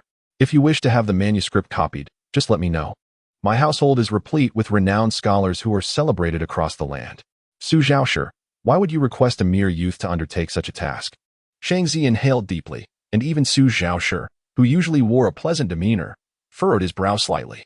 At this moment, Lu Jing smiled softly and slowly rose from his seat. Shang Zi's expression darkened, her eyes reflecting a hint of urgency as she too stood. She was about to apologize to Lu Jing when she caught his gentle gaze, which conveyed a slow shake of his head. At a loss for words, Shang Zi found herself rooted to the spot. Meanwhile, Lu Jing maintained his grace, a smile still gracing his face as he remarked, "The breeze in this small pavilion is rather vigorous today, and I find myself somewhat delicate. Thus, I must take my leave." Su Zhaoshi, now lacking the courage to request Lu Jing's transcription of the manuscript, rose instead, offering a slight nod of apology. Princess Anqing remained oblivious, her attention fixed on the warm jade in her hands. Su Baiyan casually nodded at Lu Jing and leaned over to converse with Princess Anqing. Lu Jing then exited the pavilion, retracing his steps. Shang Zi silently followed behind him, escorting him out. Halfway through, Lu Jing turned back, a smile gracing his face as he exchanged a few words with Shang Zi. She paused at a distance, gazing at his retreating figure. Within the pavilion, Su Zhaoshi furrowed his brow and remarked, "Anqing, while your usual high-handedness may be tolerated due to your noble status, today, Lu Jing is a guest specifically invited by Shang Zi. Your rudeness puts her in an awkward position. Typically, you are preoccupied with that girl from the Lu family, accompanying her everywhere, which is quite vexing." Shaking his head, Su Zhaoshi continued, "If you have grievances, speak them openly. Furthermore, your household is currently dealing with the queen's illness. So how can Shang Zi frequently visit? Today, you vent your frustrations on Lu Jing, but in doing so, you ruin Shang Zi's reputation. What will happen when she wishes to invite Lu Jing again?" Princess Anqing, perhaps weary of Su Zhaoshi's admonitions, waved her hand dismissively and retorted, "Why do you also scold me? Lu Jing is merely a junior son of the Lu family. In this current Lu household, even the legitimate eldest son cannot enter our circle, and he is a son-in-law to boot." Upon hearing this, Su Zhaoshi's anger intensified. He shot a glance at Su Baiyan and exclaimed, "While lineage is undoubtedly significant, it is not absolute. What you just said places Baiyan in an awkward position. Baiyan is not from an aristocratic family, yet he has mingled with us for so many years." Princess Anqing felt a twinge of guilt upon hearing Su Zhaoshi's stern words and recalled the frost on Shang Zi's face as she sent Lu Jing off. Though she was a princess accustomed to her domineering ways, she remained obstinate and retorted, "How can Lu Jing even be compared to Baiyan? Baiyan is an extraordinary practitioner of spiritual cultivation, trained under renowned masters, and has already entered the workforce at such a young age. What of Lu Jing?" Su Zhaoshi countered. "Lu Jing is a disciple of the Shulu." Princess Anqing scoffed, "There are many disciples of the Shulu. We should respect the institution, not an ordinary disciple." Su Zhaoshi shot her a glance. Lu Jing studies at the second level of the Xiaoshin Tower, situated on the second floor of the Shulu. He is merely 16 or 17 years old, yet has already attained the second level. Does that not qualify as remarkable? Princess Anqing raised her head to regard Su Zhaoshi. Su Baiyan, who had maintained a calm demeanor and seemed disinterested in the matter of Lu Jing, now displayed a hint of surprise. He scrutinized Su Zhaoshi closely and softly inquired, "Forgive my rudeness, but I am aware of the marriage arrangement involving the Southern Kingdom's Duke's family. However, I have heard that this junior son of the Lu family has not entered the Shulu, and if he has, it must have been quite recently. How could one so newly admitted attain the second level in such a short time? This matter does seem a bit peculiar." Chapter 83. The Young Scholar of the Book Tower. The murder of a sovereign by his own kin. Second update. Chapter 84. I have some trivial matters to attend to. Lu Jing silently listened to Zhong Yubai's desolate words. He could still sense that this esteemed scholar had undoubtedly endured considerable struggles over the years. The few words of encouragement he had offered him that day only deepened his remorse towards his homeland and the former monarch. Thus, it became clear why he harbored a death wish to venture into the northern Qin. This realization added an unspoken heaviness to Lu Jing's heart. After pondering for a moment, he poured another cup of wine for Zhong Yubai and remarked, "Mr. Yubai, there is no need for such a morbid resolve. Should you choose to journey to northern Qin with the intent of sacrificing yourself, it would be a disservice to King Anhui. Rather than perish so easily, why not serve in the Grand Court of Defu?" Zhong Yubai's gaze seemed clouded. Lu Jing continued, "The Emperor Chongtian of Defu, who styles himself as the Holy Monarch, is an enigma. For many days, I have been gleaning from the text in the library and have come across numerous legends about him. It is said that the emperor once entered a celestial realm in a dream, commanding 300,000 celestial beings and reigning in the celestial court for 3 centuries. He is the emperor among the immortals. Regardless of the veracity of this legend, the mere existence of such tales, coupled with his self-comparison to the Holy Monarch, implies that he must possess a degree of the Holy Monarch's grandeur. If he is truly the emperor among the immortals, how could he possibly fear a sword that slays earthly kings? Upon hearing Lu Jing's final statement, a flicker of clarity appeared in Zhang Yubai's expression. He turned his head in contemplation and nodded. Though the Fu may face decline, it is not solely the fault of a few.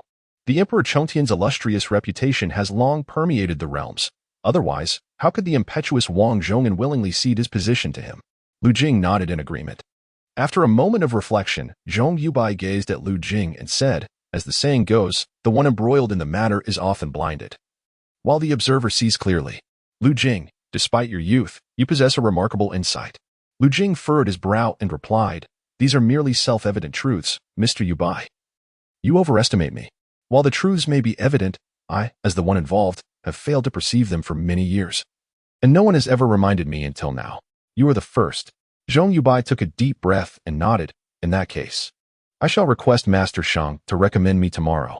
Days passed, and the snow in Taixinjing melted slowly. Despite the sun shining brightly these past few days, the chill remained palpable. The accumulated snow had yet to fully dissipate. Throughout this time, Lu Jing continued his visits to the library to extract texts and diligently practiced, feeling himself draw ever closer to enlightenment. One early morning, after practicing through the night and resting for half an hour, Lu Jing opened his door and stepped outside. In the distance, the sun had already risen, casting its golden light upon the world. Even in the deep autumn, the surroundings appeared vibrant and full of life. Lu Jing took a few steps forward before suddenly pausing, glancing around. He felt as though a mysterious energy lingered in the air, and he seemed to exist within that ethereal essence, stirring a sense of wonder within him. Thus, Lu Jing attempted to communicate with his primordial spirit, which gradually opened its eyes, allowing him to perceive the world beyond through his mortal eyes. In an instant, Lu Jing beheld a breathtaking spectacle. At this moment, the world was enveloped in a thick mist. Numerous white streams of energy drifted through the air, unobtrusive to the ordinary, yet seemingly nourishing all of creation, as if they were the very essence of existence itself. Is this the primordial energy?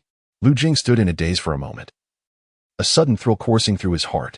He strolled through the small courtyard, noticing that the energy was peculiar, not shying away from him, allowing him to approach and disperse it. How could this energy be so rich? Curiosity welled within Lu Jing as he gazed toward the densest concentration of energy, which was found among the piles of snow. He observed that as the snow gradually melted, a profound energy began to rise from within, permeating the atmosphere. This snow was remarkably extraordinary. Lu Jing had already sensed something unusual about this snowfall. It had not rained recently, the weather remained mild, and there were scarce clouds. Yet an abundance of snow had fallen, lingering for several days without melting. Only today did he confirm that this heavy snowfall was not a natural occurrence, but rather bore some hidden significance. However, Lu Jing paid little mind to these thoughts. He could feel the dense energy, and his inner spirit, which had been meditating in his brow, felt even more substantial and solid than in previous days. This was why he was able to perceive the energy today. To comprehend the energy, I must naturally employ the divine sensing technique to draw the energy into my spirit, subsequently allowing it to undergo transformation. With this thought, Lu Jing glanced up at the rising sun. His spirit began to chant incantations, forming intricate seals. Standing under the sunlight, he looked up at the sun, feeling as if it was drawing nearer with each passing moment. He envisioned the rising sun in a vague yet profound manner. He sensed the surrounding energy gradually flowing toward him, entering his brow. With closed eyes, he welcomed the energy into his spirit, which radiated a brilliant light. This luminance enveloped his meditating spirit, growing ever more resplendent and dazzling.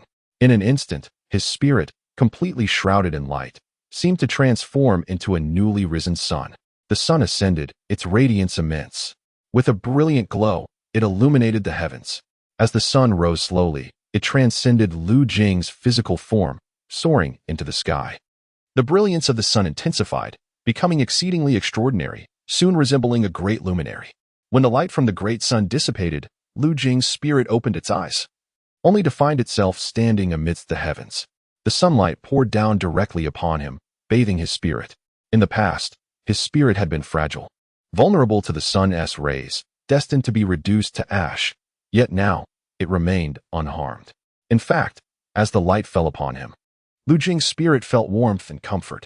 Looking around, Lu Jing perceived the world before him with newfound clarity, his spirit solidified, capable of traversing the blazing void.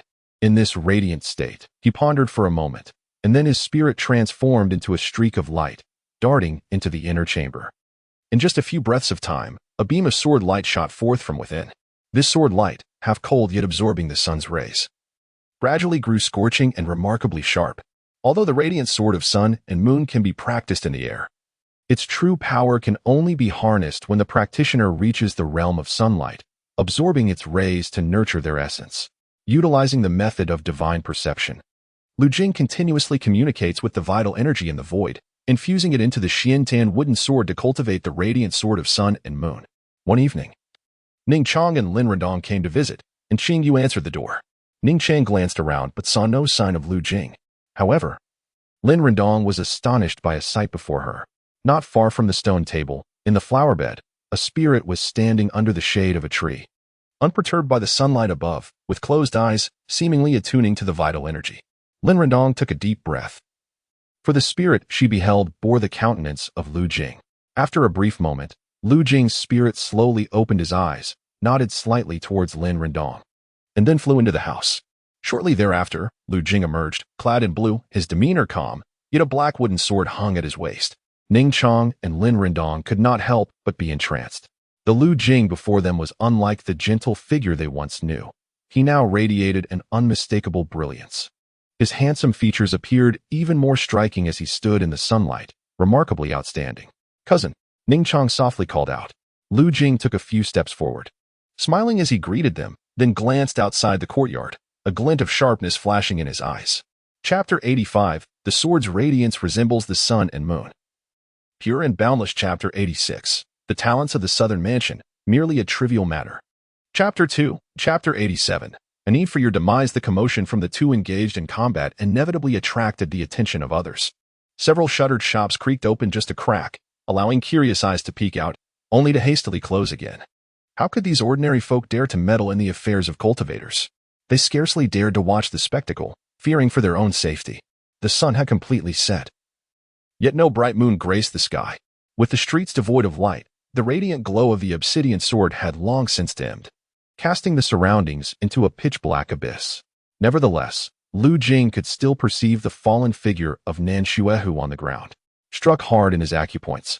Nan Shuehu's internal energy was in disarray, and his once formidable body now lay helplessly amidst the rubble, like a mere mass of clay. Lu Jing scrutinized him intently. Nan Shuehu gasped for breath, the excruciating pain coursing through him rendering him powerless. Thus, he turned his gaze to Lu Jing, who was presently looking down at him. Reminiscent of that day when he had sat atop the renowned Yulong mountain, gazing down at Lu Jing. This youth, though younger than him, bore no trace of naivety, especially under Lu Jing's calm scrutiny. Nan Shuehu found himself unable to fathom Lu Jing's next move. Suddenly, Lu Jing delivered a fierce kick to Nan Shuehu's face, causing him to spit out several mouthfuls of blood. Devoid of protective energy and unable to channel his techniques, Nan Shuehu could not withstand Lu Jing's forceful blow, despite his robust physique. To kill is one thing, but why degrade me further? Nan Shuehu spat, disregarding the pain as he ejected the blood from his mouth. He assumed that his words would elicit further humiliation from Lu Jing. However, Lu Jing remained unperturbed, standing languidly beneath the locust tree, seemingly unaffected by anger. Lu Jing continued to observe quietly, granting Nan Shuehu ample time to reflect on their encounters. After a prolonged contemplation, he was astounded to realize that, despite his noble lineage as the scion of the Southern Kingdom's public house, he had never triumphed over this illegitimate son in their exchanges. This time, his defeat was the most humiliating. That kick had been a demonstration of impending death. After a considerable pause, Lu Jing finally spoke, his expression no longer placid but revealing a hint of a smile. "You-born nobles often delight in looking down upon others, committing baseless atrocities under the guise of compassion. I must make you aware that every life has its fate, yet the sensation of having one's life grasped in another's hands is truly unpleasant." Nan Shuehu listened in silence, withholding his response.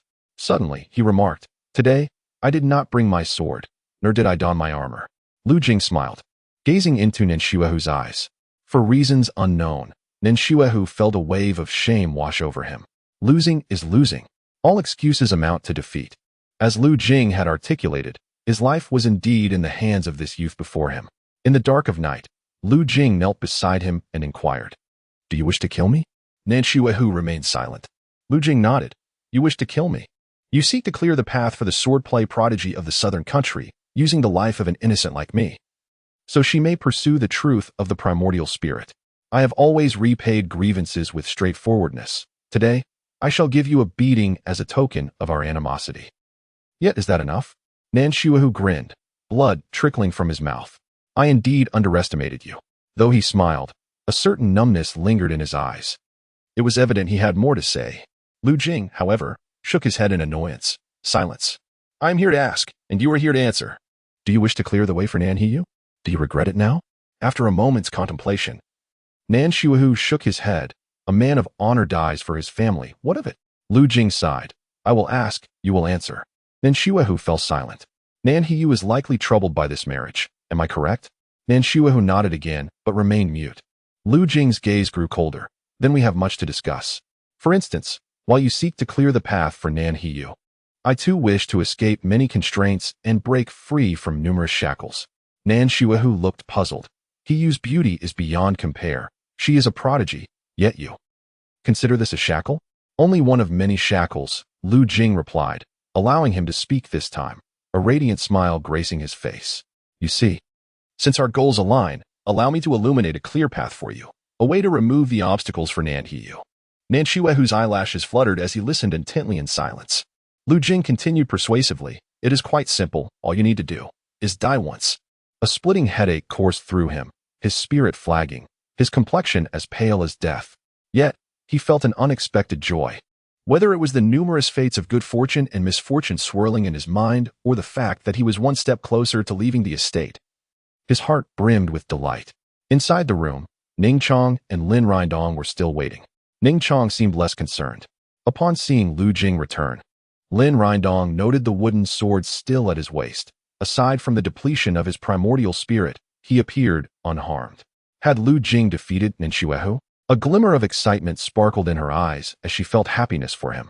Lu Jing, noticing Lin Rindong's smile, felt a twinge of confusion but returned her smile in kind. Qingyu, most familiar with Lu Jing, observed his pallor and frowned, anxiety creeping into her heart. Yet, with guests present, she refrained from speaking, instead fetching more charcoal to stoke the fire in the stove. Originally, her hands were delicate and fair, but years of tending to household matters had rendered them somewhat rough. Coupled with the soot from the charcoal, her hands were now marred with dark grime. Both Ning Chong and Lin Rindong watched her intently. Qingyu, feeling slightly embarrassed, tucked her hands behind her back. "Young master, Mrs., please continue your conversation. I shall prepare some supper for you." With that, she hurriedly exited. Ning Chong gazed at the charcoal in Lu Jing's room, a pang of bitterness swelling within her. This coal, likely derived from the gray coal of the coal mountain, burns feebly yet raises a considerable amount of dust, accompanied by an exceedingly unpleasant odor. Among the young masters and mistresses of modest means in Taixi and Jing, who would resort to such gray coal for warmth, Lin Rindong also found it quite perplexing. It was only on this day that she fully recognized Lu Jing's extraordinary nature. She sensed that this youth was shrouded in numerous secrets, his identity unable to obscure the resplendent brilliance he emanated. Yet, such a young master was subjected to harsh treatment within the Lu residence. This inevitably led her to recall her father's assessment of the Lu family of Jiuhu. The Lu family's decline over the years was for reasons known, as a noble from the palace had sent an ancient pine, claiming it to be a fortuitous charm that would protect the Lu residence for 30 years. But what kind of fortune was this? A once illustrious family on the brink of collapse is often accompanied by an array of peculiar occurrences. The two young ladies pondered in silence. Following Ning Chong's gaze, Lu Jing noticed the gray coal in the stove and, mistaking the smoke for a nuisance, joked, "This is all that is left of our coal, dear cousin. Please bear with it for a while.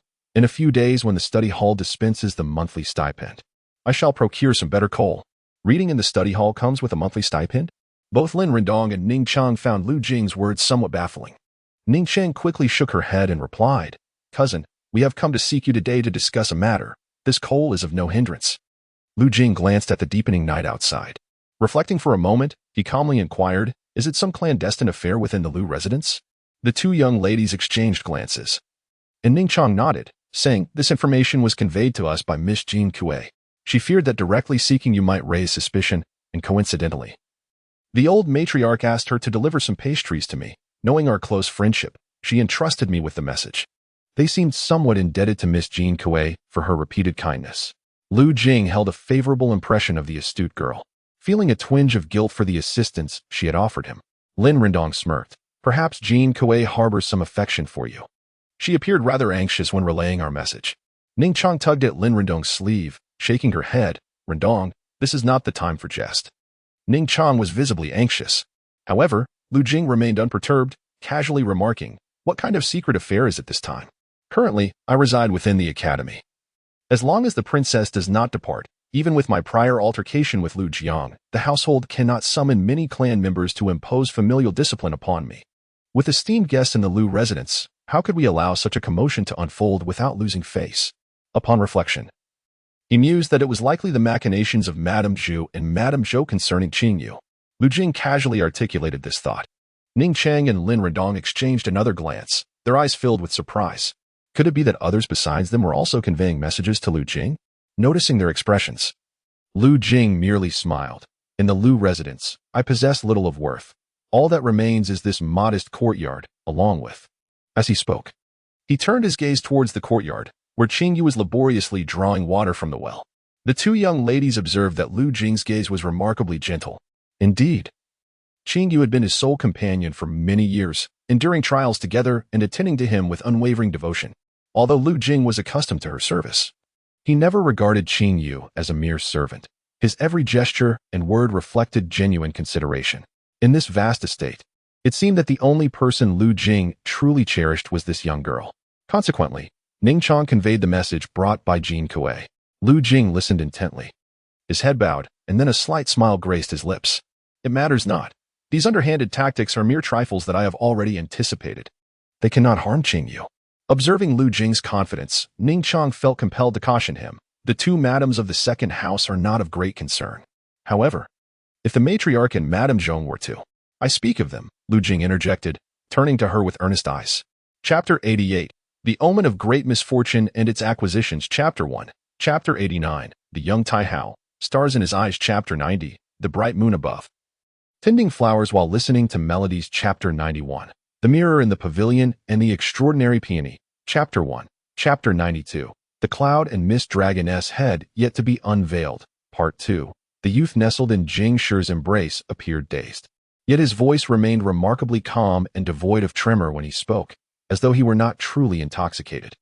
Observing Lu Jing's earnest gaze made Jing Shi feel a twinge of hesitation within her.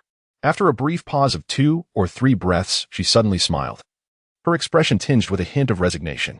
My lord, it is not only the maidens of the Shihua Pavilion who yearn for such an extraordinary peony. Even the girls in the other pavilions along Luhua Street desire it. However, the courtesan has set forth a rule that this rare bloom may only be obtained through talent. In a typical month, only 2 or 3 esteemed guests manage to win the courtesan's favor with their artistry to acquire the extraordinary peony. I am but a humble flower girl. Such distinguished guests would never bestow it upon me, she said softly, a smile lingering on her face, albeit somewhat forced. The peony itself was of little consequence, yet possessing that extraordinary flower would undoubtedly enhance her days within the Shihua Pavilion. Noticing Lu Jing listening intently to her explanation, she surmised that the young gentleman was merely curious, prompting his inquiry. To her surprise, however, once she finished her words, Lu Jing extended his arm to support himself and rose from her embrace. Jing Shi regarded Lu Jing with a bewildered expression, not quite understanding his actions. Chen Xuanwu and his companion Yin Rou also turned their attention to him as he stood. With a flushed face, Lu Jing nodded at Chen Xuanwu before turning to Jing Shi with a smile, saying, There is no need for extravagance. I shall pluck one for you. Pluck one? For me? Jing Shi sat in astonishment, blinking at Lu Jing. Perhaps Chen Xuanwu had indulged too much in drink, as he seemed unaware of Lu Jing's words. Yin Rou, however, gently shook her head at Jing Shi, likely suggesting that she allow him to go, even if it were merely drunken bravado, and not to disturb the guest's merriment. Jing Shi sensed Yin Rou's intention, but remained hesitant. Just then, she witnessed Lu Jing swaying as he exited the gauzy curtain and made his way toward the staircase. Fearing he might tumble down in his inebriation, she hastily rose to follow, but a servant had already come to assist Lu Jing. As Yin Rou had anticipated, the youth, having drunk too much, displayed the exuberance of youth. If she were to prevent him from going, he might very well become petulant. With this thought in mind, Jing Shi approached the railing and peered down at the elevated platform below. After a moment, Lu Jing continued his unsteady ascent, appearing quite intoxicated as he was supported by the servant. Upon reaching the stone table, he pushed aside two onlookers. Though the patrons were about to voice their objections, the servant quickly bowed and uttered a few words, prompting them to step aside. Thus, Lu Jing advanced and seized a fine brush. Glancing around, he shook his head, commenting, "This paper is rather too small." The attendant promptly summoned a larger sheet of paper for Lu Jing. This action captured the attention of many patrons nearby at the stone table, who began to speculate on the youth's intentions with such a grand canvas. Even the ethereal maiden atop the high platform cast her gaze upon Lu Jing. Lu Jing let out a drunken belch, his eyes still clouded with inebriation. Then, the onlookers witnessed him put pen to paper. With a single stroke, a few ink dots adorned the expansive canvas, reminiscent of distant mist lingering in the sky. Upon closer inspection, the spectators deemed this initial mark rather conventional. Yet, before they could ponder further, Lu Jing dipped his brush again, seemingly gesturing carelessly across the paper. A vast expanse of cloud sprang to life upon the surface. From that moment forth, the paper appeared infused with an enigmatic power, captivating all who beheld it. For an instant, they felt as though they truly witnessed a tempestuous cloud formation suspended in the heavens.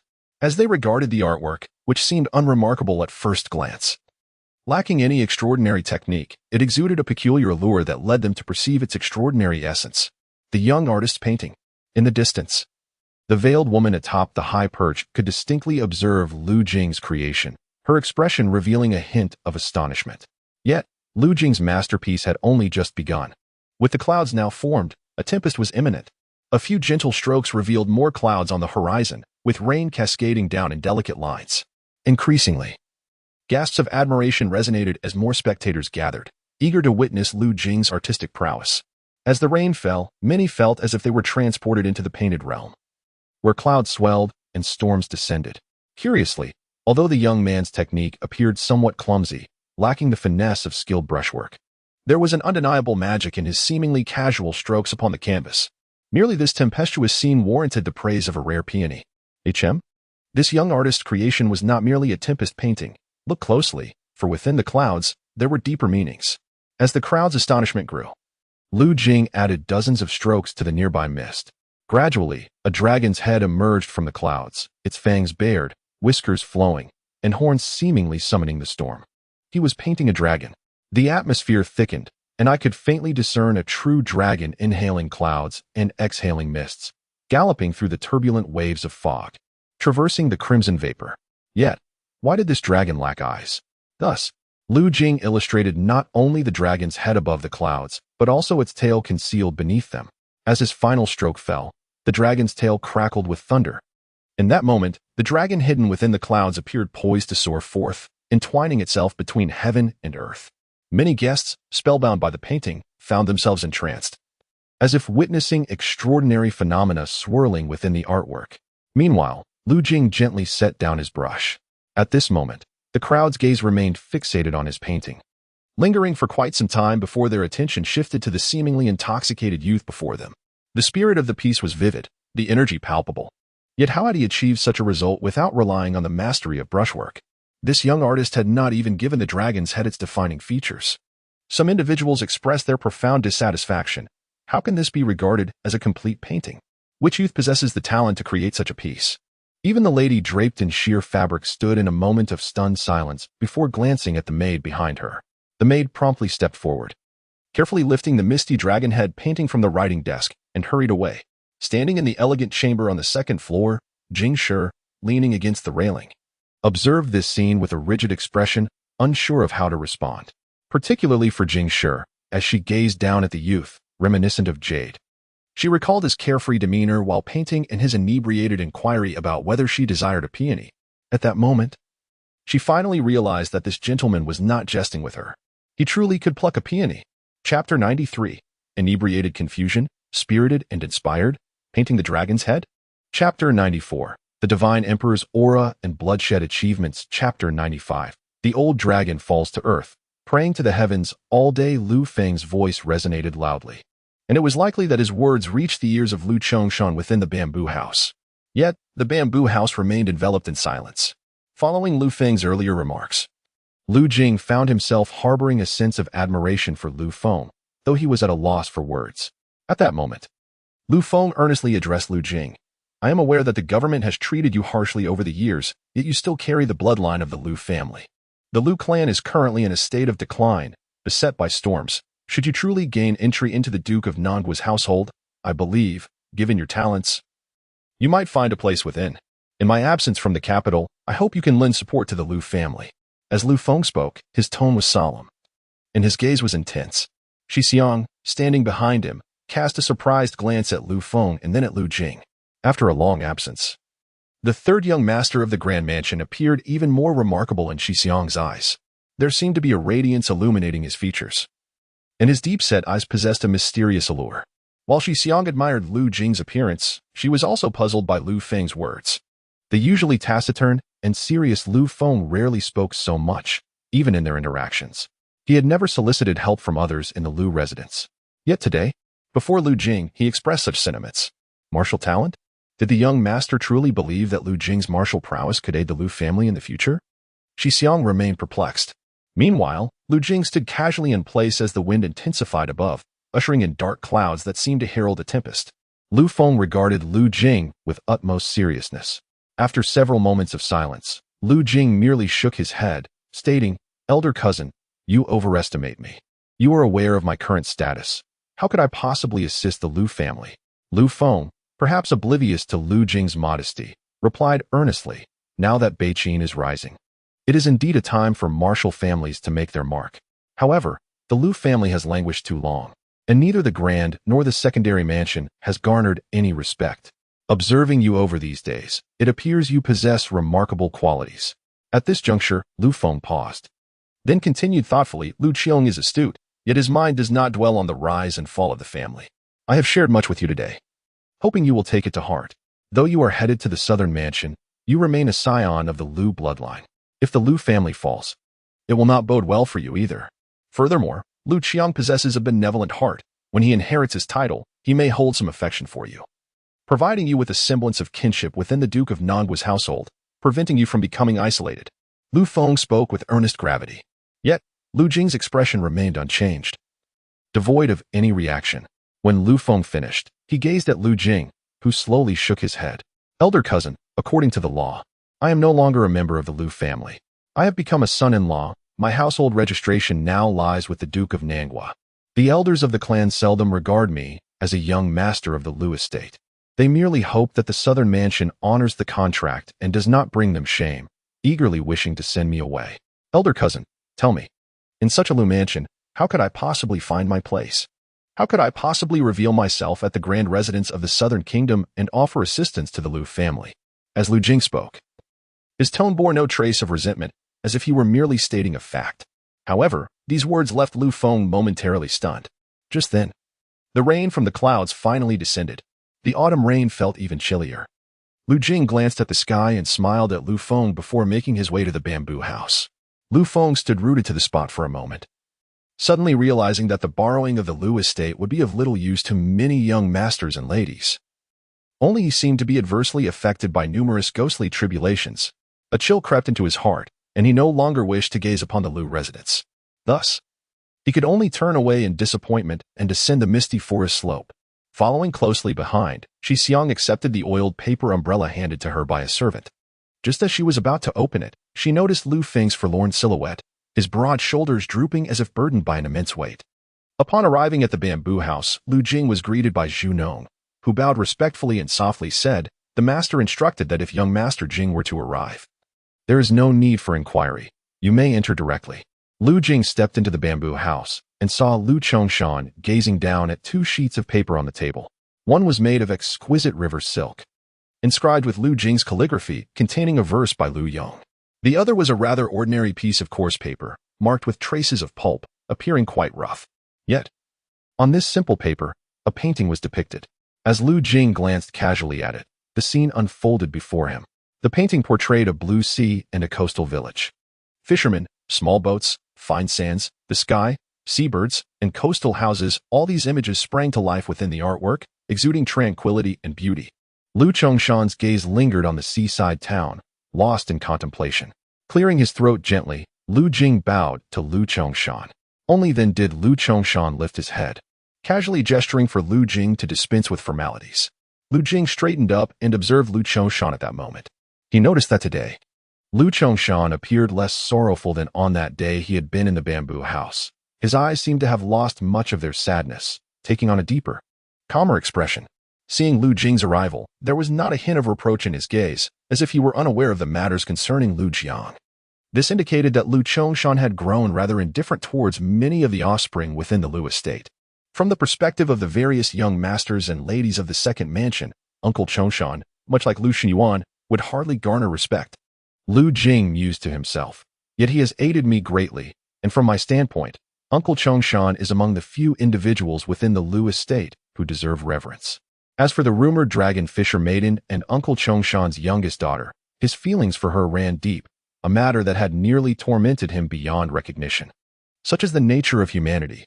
Depending on the angle from which one views a person, one can perceive entirely different glimmers or shadows. Lu Jing pondered within his heart. Within the Jiakhang Temple, there resides a glimmer of hope, offering a semblance of solace to my heart. Lu Zhongshan then addressed Lu Jingao, expressing gratitude for alleviating his myriad sorrows, yet lamenting the absence of a gift to bestow in return. At this juncture, Lu Zhongshan's speech faltered abruptly, his gaze inexplicably drawn to a stone-carving paperweight upon the table. A sudden realization seemed to dawn upon him as he turned away, retrieving a box from beneath his writing desk. Upon opening the box, Lu Zhongshan extracted a stone, faintly etched with the semblance of a sun, yet appearing unfinished. Nearly a work in progress. This stone carving is a treasure I acquired long ago. It possesses the power to calm one's spirit and ward off malevolent spirits and fiends. Over the years spent within the Jiakhang Temple, I have found no use for it, so I shall entrust it to you. Carry it with you. And should you encounter evil spirits or wicked beings, it may offer you protection.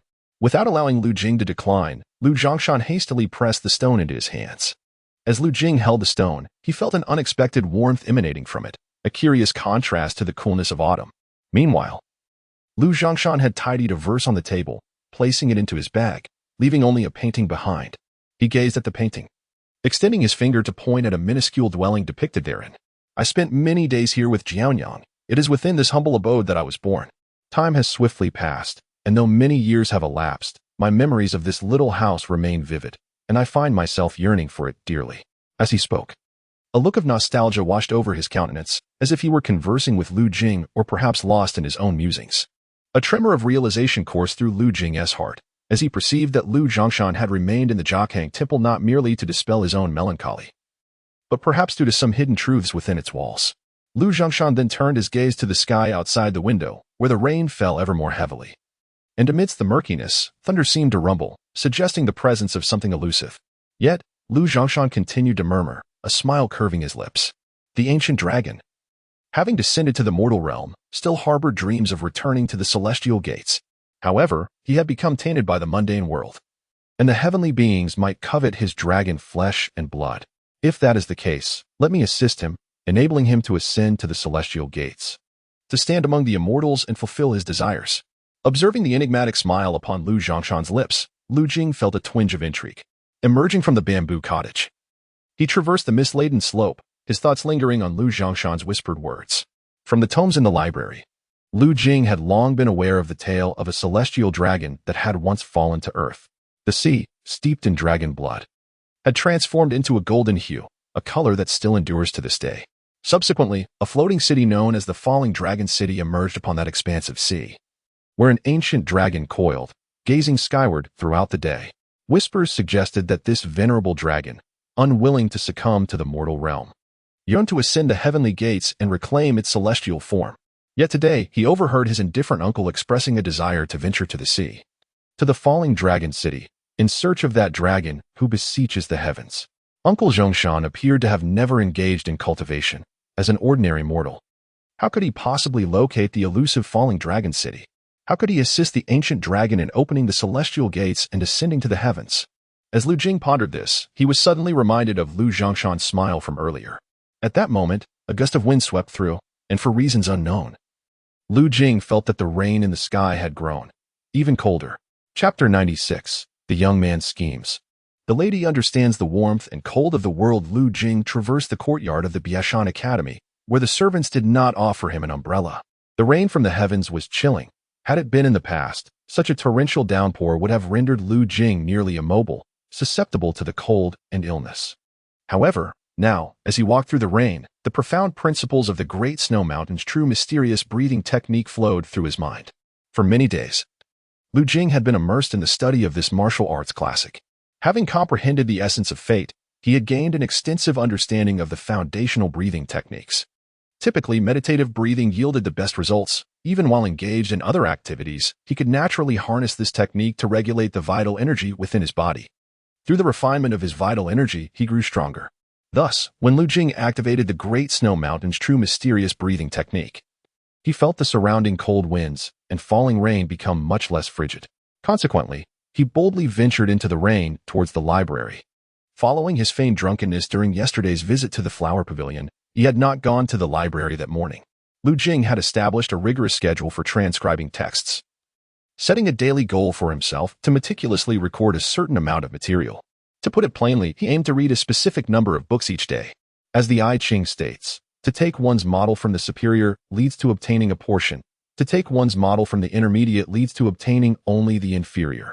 By setting stringent goals and demanding much of himself, even if he fell short, he would still achieve greater rewards. At this moment, the rain had ceased, and Qing Yu was in the side room, frowning as she contemplated a cookbook. Upon glancing at her, Lu Jing immediately recognized the book she held. Aware of Qing Yu's diligent efforts over the past days, he offered her encouragement. In the evening, as was her custom, Qing Yu prepared a bowl of clear soup noodles for Lu Jing. He relished the meal alongside the various dishes in the dining hall. Late into the night, after tending to the water for the exquisite flowers and contemplating the great bright king, he retrieved the 2 pieces of divine jade bestowed upon him by the princess of the reassuring king. The Great Snow Mountain's true mysterious technique encompassed a myriad of elements. Beyond the breathing methods and the 5 organs refining furnace for body tempering, it also included a set of boxing techniques. Unlike the grand and ostentatious crocodile demon bone forging technique, this boxing style could be practiced quietly even in the stillness of night without causing much disturbance. Yet, when this set of boxing techniques was harmonized with the Great Snow Mountain's true mysterious technique, Lu Jing could distinctly sense the rapid increase of vital energy within his body as he practiced. His flesh, tendons, and bones, as well as his internal organs, grew increasingly resilient due to the impact of this technique. He carefully selected a minor wind thunder technique from amongst several divine skills. Having reached a state of enlightenment, he could already sense the primordial energy and channel it into his primordial spirit, cultivating his magical techniques. This minor wind thunder technique could transform primordial energy into wind and thunder. Though it could not rival the might of nature, it was still sufficient for self-defense. With his comprehension of fate triggered, Lu Jing's primordial spirit recorded numerous incantations and seals, using the methods from the Divine Resonance chapter to attract primordial energy. He sat poised on his bed, channeling the energy into his primordial spirit. Excellence is achieved through diligence, while negligence leads to decline. One must not allow a single day of laxity in cultivation, otherwise, how can one expect to progress consistently? On the following morning, the princess, who had resided in the Lu residence for many days, rose early and departed, presumably to pay a visit to some noble acquaintance. However, today was unlike any other. For as soon as the princess had left the estate, a messenger arrived to summon Lu Jing. It was conveyed that at noon, the esteemed matriarch, Lady Ning, was hosting a banquet in the Spring Zay studio. The reasons were twofold. Firstly, to bid farewell to Lord Chongshan, and secondly, to celebrate the decision of the eldest son of the second household, Lu Feng, to accompany Princess Chong into the battlefield in pursuit of glory. Lady Ning graciously consented to this gathering as an occasion to send Lu Feng off. At this moment, none within the household had yet realized that Lu Chongshan had departed the estate the previous night. The invitation extended to the young master appeared rather peculiar. Qing Yu, with her observant eyes, discerned the oddities as well. Lu Jing, however, had already contemplated the news brought by Ning Chang and Lin Rendong on that day. When in the company of Qing Yu, Lu Jing always wore a smile, and his countenance remained untroubled. It matters not. Our elders have invited us, and we shall attend. Qing Yu shook her head, expressing concern. The matriarch's banquet is at Spring Zay Studio, which is not as spacious as the Guan Gu Song courtyard. The messenger explicitly stated that only the young masters and misses of the household should attend, without bringing their personal maids. As there will be attendance at the Springs A studio, she continued, tonight, there is likely to be a moon. Did you not wish to learn to paint? After dinner, I shall teach you to paint the moon. Qingyu repeatedly shook her head, fearing that taking food from the banquet might tarnish Lu Jing's reputation. Lu Jing remained unfazed and did not rush towards Springs A studio, knowing it was merely a midday gathering. The proximity of the study to the Lu residence was beneficial, as many young masters and misses had already left their courtyards to head to Springs A studio. Lu Jing followed suit, his eyes gleaming with an inexplicable light, and his smile indicated his evident delight. He mused that after today, Qingyu's matters would finally draw to a close, and the Lu residence would no longer hold her as leverage against him. With such thoughts, he strode towards Springs A studio. At that very moment, within the warm spring courtyard, Madame Zhong's personal maid was styling her hair.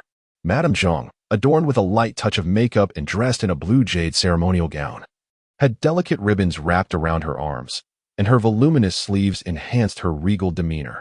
The maid, named Dongzhu, had been in attendance to Madame Zhong for many years. As she combed the hair, she curiously inquired, Madame Zhong, do you truly intend to send Qingyu to the second household? Madame Zhong remained composed, her expression reflecting tranquility. Lady Zhu from the second household has personally requested this. She seldom seeks favors from me, and as the matriarch of the Lu family, I must give it due consideration. Dongzhu, while meticulously arranging the hair, expressed her regret. Among all the young women in the estate, I believe only Xiong and Qingyu possess the most exquisite beauty. It is truly unfortunate that both of these maids are to be given to the second household. Madame Zhong, her expression unchanged, gazed at her reflection in the mirror and softly remarked, I shall ponder over this matter. Yet it does not imply that I shall indeed bestow Qingyue upon the second manor. I have heard that Madame Zhou has visited Madame Zhu on several occasions. Unable to wait for the princess to depart, seeking to reclaim some grievances regarding Lu Jiang from Lu Jing. Madame Zhu, being the esteemed matriarch of the second manor, oversees many affairs. Should she refrain from advocating for Lu Jiang, it would be a matter of pride for her. Thus, she has targeted Qingyue, who has been inseparable from Lu Jing, intending to make him experience the anguish of losing a loved one. Such cunning stratagems are not concealed by Madame Zhu, and I, too, can discern them at a glance. At this point, Madame Zhong took the delicate blush from her dressing table and gently applied it. The second manor seeks to reprimand Lu Jing, which is why Madame Zhu has come to consult me. However, this also reminds me that Qingyue has indeed blossomed into a remarkable beauty. It is quite likely that Lu Jing will soon be heading to the Southern Duke's residence, and it would be a great pity to part with such a lovely maiden. It is improbable that I would truly relinquish Qingyue to the second manor. Rather, it serves as an excellent strategy. Madam, you have indeed considered every aspect. Madame Zhong sighed at this moment, with the master away. How can I not contemplate more deeply while managing the affairs of this vast Lu manor? Dongzhu, your thoughts today seem somewhat lacking. Regardless, Lu Jing remains, in name, the illegitimate son of our Lu family, yet he has not yet gone to the Southern Duke's residence. As such, I still hold the position of his rightful mother. This matter must be taken into account. Dongzhu listened intently. Madame Zhong smiled. In any case, Lu Jing and Qingyue have been each other's sole support for many years. There exists a bond between them. Thus, let Qingyue accompany Lu Jing through the remainder of his days in this Lu manor. Only then can we claim to have truly considered every angle. Dongzhu carefully styled Madame Zhong's hair and adorned her with hairpins and golden ornaments.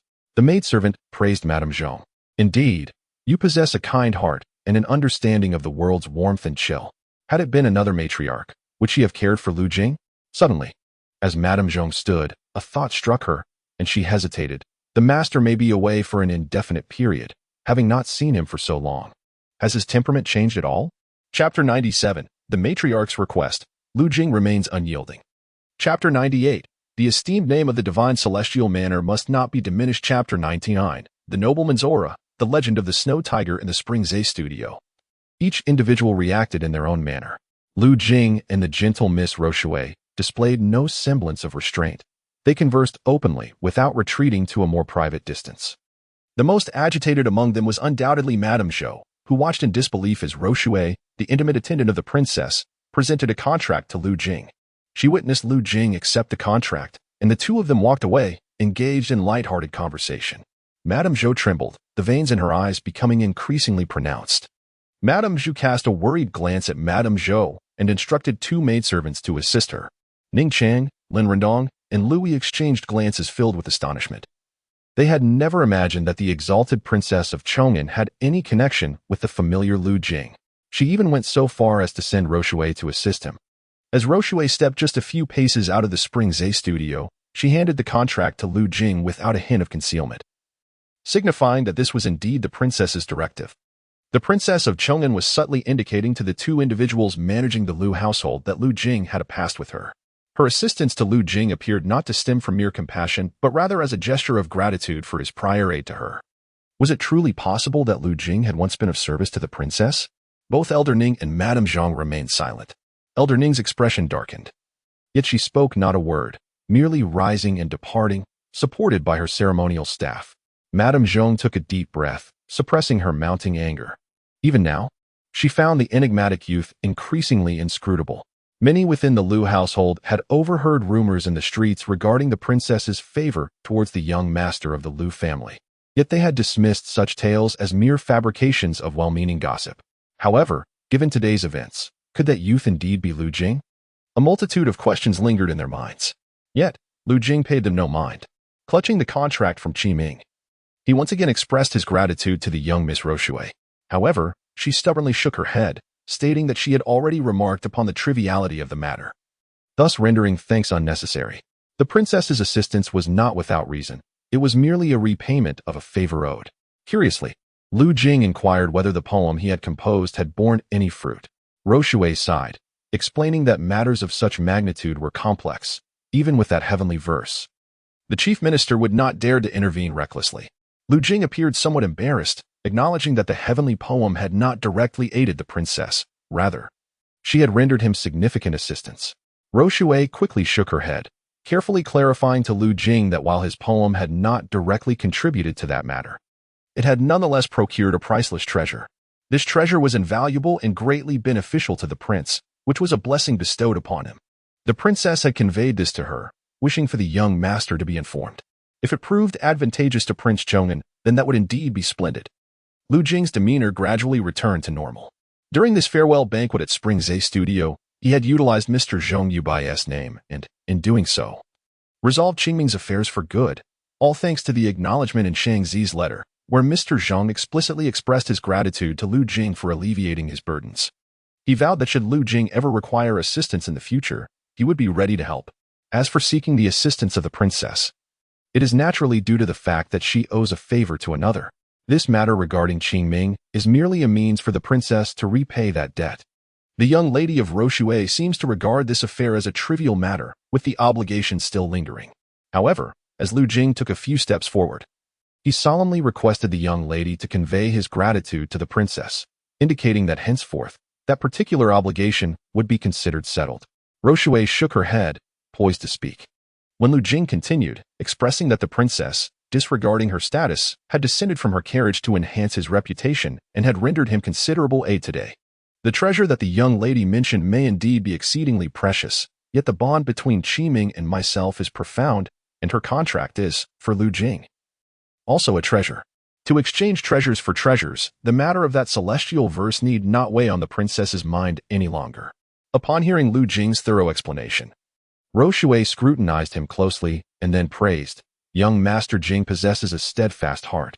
At such a tender age, he exhibits the demeanor of a gentleman, which earned her respect, for he did not resort to petty actions to repay favors. However, Rochue, being merely a servant, would relay young Master Jing's words to the princess. Whether the mistress would remember his kindness, she could not speculate.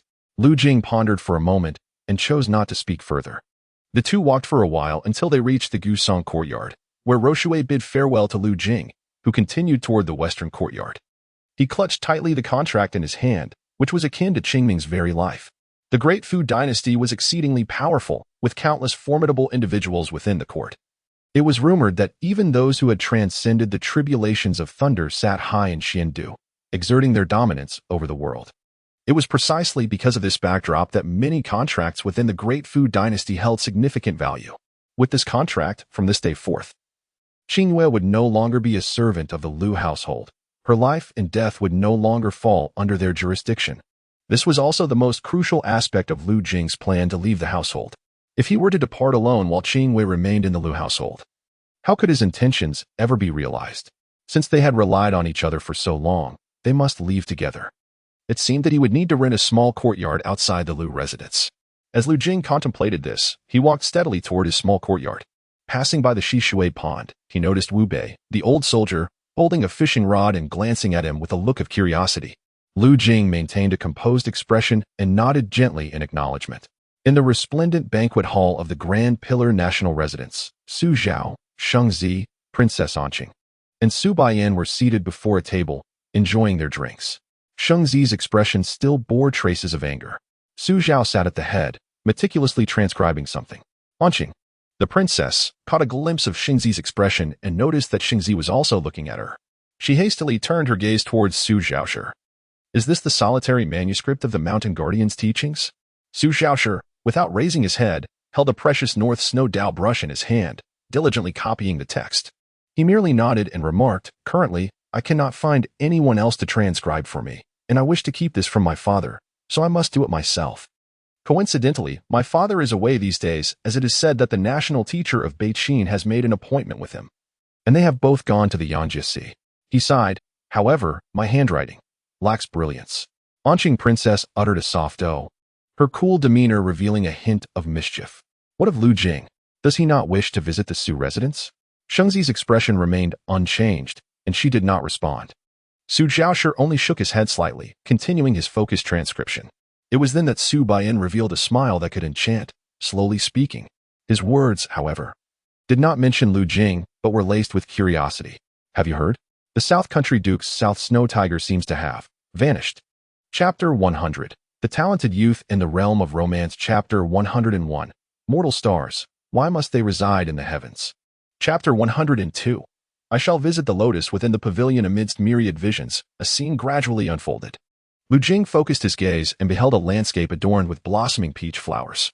These blossoms, delicate and pure, filled the air with their fragrant essence, creating a breathtaking panorama of petals cascading like a gentle rain. In the midst of this enchanting scenery, Lu Jing discerned a vaguely discernible figure of a Taoist seated among the peach blossoms. The Taoist held a jar of peach blossom wine, and his robe was embroidered with a grand bagua symbol on the back. Although the image of the bagua appeared somewhat faded, it could not overshadow the ethereal aura surrounding the Taoist. As the Taoist sipped his wine, a floating whisk hovered beside him, warding off the surrounding bees. Curiously, the tome in the Taoist's hands was not a scripture, but rather the scripture of the extinction of Dharma, a renowned text from the Lanta Temple in the West City, authored by the current abbot, Ban Yinmi, an esteemed figure in the Buddhist realm. The sight of this wine-drinking Taoist reading a Buddhist scripture was indeed perplexing. Before Lu Jing could ponder this anomaly, the Taoist took another sip of the peach blossom wine, and, with a flick of his sleeve, a radiant sun materialized above the peach mountain. This resplendent sun ascended slowly, illuminating the entire mountain with its brilliance. In the center of the sun, numerous Sanskrit characters were inscribed, articulating profound Buddhist principles of both the esoteric and exoteric nature. Lu Jing yearned to scrutinize these inscriptions, only to find many of them incomplete. The wine-drinking Taoist shook his head and remarked, cultivation, cultivation. If one perceives the sun illuminating the world and nurturing all beings, what then constitutes true cultivation? With another wave of his sleeve, the magnificent sun faded from view. As the scene subtly shifted, Lu Jing observed amidst the fluttering peach blossoms a peach blossom spirit, deftly carving the sun from above into stone. This multitude of visions eventually dissipated, yielding a cascade of information. Peach Blossom Sunstone, Knowledge 1. Crafted by the Peach Blossom Spirit atop the Peach Mountain, depicting the celestial Sanskrit sun. Knowledge 2. Incomplete, a work in progress. Knowledge 3. Wearing this stone can stabilize one's spirit and ward off malevolent entities. Knowledge 4. Countless intricate Sanskrit characters adorn it, yet only one complete Buddhist secret remains. Known as the Dharmakaya of the sun. This influx of information left Lu Jing momentarily astounded. The solar orange fate he had recently acquired proved to be extraordinary. The unfinished stone carving itself was a treasure, and it intriguingly bore a complete Buddhist secret. Dharmakaya of the sun? Lu Jing pondered deeply, committing the knowledge to memory, and felt a surge of joy within. The secret of the Dharmakaya was indeed remarkable. If he could study it thoroughly and master it, his spirit would be significantly strengthened in confrontations with others. As Lu Jing contemplated this, his thoughts gravitated towards the powers of the spirit. The South Country's nobleman, Nan Shuihu, appeared to have indeed vanished. The first to discover this was a close attendant of Nan Shuihu. Naturally free-spirited, Nan Shuihu preferred solitude when venturing out, often accompanied only by his esteemed steed, the Cloud Dragon. However, in the capital of Taishan, Nan Shuihu refrained from frequenting establishments of pleasure, rarely forging close ties with the young noblemen of his household, and seldom returned home late. Even when he occasionally ventured to the Jiaoshan mountain for hunting, he would bring along his famed snow-drinking blade and don his cold tiger armor. However, the personal maid of Nan Shuihu discovered that his prized blade and armor still hung in his chamber, and the situation surrounding Yuelong Mountain had also become increasingly peculiar. Consequently, the Nan Guogongfu began dispatching individuals to investigate, yet they found naught. After several days, the Nan Guogongfu finally reported the incident to the authorities, and rumors began to circulate throughout the capital. For reasons unknown, this matter spread with remarkable swiftness, prompting a multitude of discussions. Even Lady Ning and Madame Zhong of the Lu residence had caught wind of the tale. Only days prior, they had been engaged in conversation about it. It is worth noting that the Lu residence currently lacked any prominent male figure, and news from the court often took days to reach them. Yet, this particular incident was indeed disseminated with unusual rapidity. The Nangua Gongfu had not been tranquil in recent days. The heart of the Gongfu was the residence of the Duke, known as Nanwei Hall, with those three grand characters pinned by the Duke's own hand. At the entrance of Nanyue Hall, a colossal stone, towering over 10 feet, bore an inscription: "The Great Peak can safeguard a region." These mere 8 characters encapsulated the remarkable achievements of the aging Duke, who had once been in the prime of his youth. Yet today, there was no sign of the Duke within Nanyue Hall. Nan Tingue remained clad in his customary gray robe, his expression tinged with ire. It was one thing for our eyes in the Nan residence to be unaware of Shuihu's whereabouts, but why was there no record from the guards? This Taixianjing was a land illuminated by the holy monarch's grace. The Xian guards were the monarch's discerning gaze, and even those who could traverse thunder and fire could not escape their scrutiny. Could Shuihu truly vanish without a trace? Furrowing his brow, Nantingue softly reprimanded a young man within the hall. Although the youth appeared youthful, his eyes held a depth of composure. Clad in armor, he emanated a vigorous aura, akin to a raging inferno, evoking astonishment. When observing this young man, and then glancing at Nan Tingue, one could not help but feel that the latter, the steward of the Nan residence, appeared rather ordinary, his countenance betraying weariness and strain. Yet, when Nan Tingue admonished the armored youth, the latter merely bowed his head humbly, a flicker of guilt crossing his eyes. "Adoptive father, this matter indeed harbors oddities, but I have dispatched individuals to investigate. Shuihu cannot have simply vanished. We shall surely uncover some clues." Nan Tingue sighed deeply, then suddenly furrowed his brow, vigorously rubbing his chinquan acupoints. Perceiving Nan Tingue's actions, the young man lifted his head, concern flashing in his gaze. "Adoptive father, you again." Nan Tingue gestured dismissively. "It is merely fatigue. The vessels on the southern sea encountered a great demon causing turmoil, and half of them have sunk. I fear that provisions for Xuandu will be insufficient next month." The youth's brow furrowed sharply. These great demons have grown audacious, daring to threaten even our Nan residence's merchant ships? The southward return, shaking his head casually, remarked, "It is indeed a curious matter. The Dragon Palace of the Northern Sea has been nearly decimated by several great saints from Candlestar Mountain, causing chaos in the Northern Sea. A few formidable demons have fled, seeking to usurp the rightful order, while the Holy Monarch has yet to issue a command. Consequently, many weaker creatures can no longer endure the turmoil of the Northern Sea and have departed. It is likely that some demons among them have set their sights on our southern merchant ships. However, it matters not, for Yunu has already departed." Upon hearing Southward Return's words, the young man seemed to feel a sense of relief and was about to take his leave. Seated at the upper table, Southward Return appeared to be lost in thought once more, forcefully striking the armrest. This tumultuous season brought with it complications. The illegitimate son of the Lu family, betrothed to Hiyu, had once again visited the flower pavilion. Someone in the household had mentioned this to me, leaving me utterly astounded. "Yuexiang, come and enlighten me on how the Lu family governs their affairs." Despite having a betrothal with Hiyu, he dared to indulge in revelry at the flower pavilion, even gifting a lotus from the establishment to a courtesan, drunkenly proclaiming his lineage. As Southward Return reached this point, he inhaled deeply, What status does a son-in-law possess? Committing such a transgression, even if he were to be executed, none would dare to speak ill of us. As it stands, I and your esteemed mother are already troubled by this marriage. Perhaps it would be best to resolve this vexatious matter once and for all. Southward Return's tone was stern. However, kneeling before him, Nan Yuexiang felt a surge of indignation, yet his eyes reflected deep contemplation. After a moment, he addressed Southward Return. I understand that my adoptive father is presently enraged, yet this matter requires careful deliberation. Although Lu Jing is a son-in-law to the Nan family, due to various reasons, he is yet to wed you, and his marriage has been postponed multiple times due to my adoptive father's influence. Many in the capital have discerned the Nan family's dissatisfaction with this ordinary illegitimate son. Should Lu Shu have indeed arrived at the Nan residence and committed such an error, he could be harshly punished. Yet, he remains at the Lu family. Under these circumstances, if it is as my adoptive father claims, it may be difficult to silence the whispers of the capital. Southward Return's anger had not yet subsided as he scoffed. Am I to fear the gossip of those in the capital? Nan Hiyu is my daughter. She is of my blood. When the Duke of the State arranged this marriage, I was away managing the family's affairs and could not intervene. Otherwise, I would never have consented. Even if I were to bear the reputation of a wolf-hearted murderer, I fear not. My daughter has her own desires. Why should she be burdened with the heavy shackles of the Nan Duke's household, losing her freedom for a lifetime? Nan Yuexiang remained silent for a moment, fully aware of Southward Return's deep love for his daughter, yet he, as the adopted son of the Nan family, remained clear-headed. He continued, this marriage was arranged by the late Duke. Now that such an incident has occurred, the old Duke has no further desires. If we were to go against his wishes, it could only lead to his distress and earn us a reputation for being unfilial. Upon hearing these words, Nan Ting's previously raging anger began to subside. Reminded of the Duke, a hint of reluctance and tenderness flickered in his eyes, prompting him to take a deep breath and slowly nod. After a moment of silence, Nan Yu turned to gaze at the entrance of Nan Yu Hall.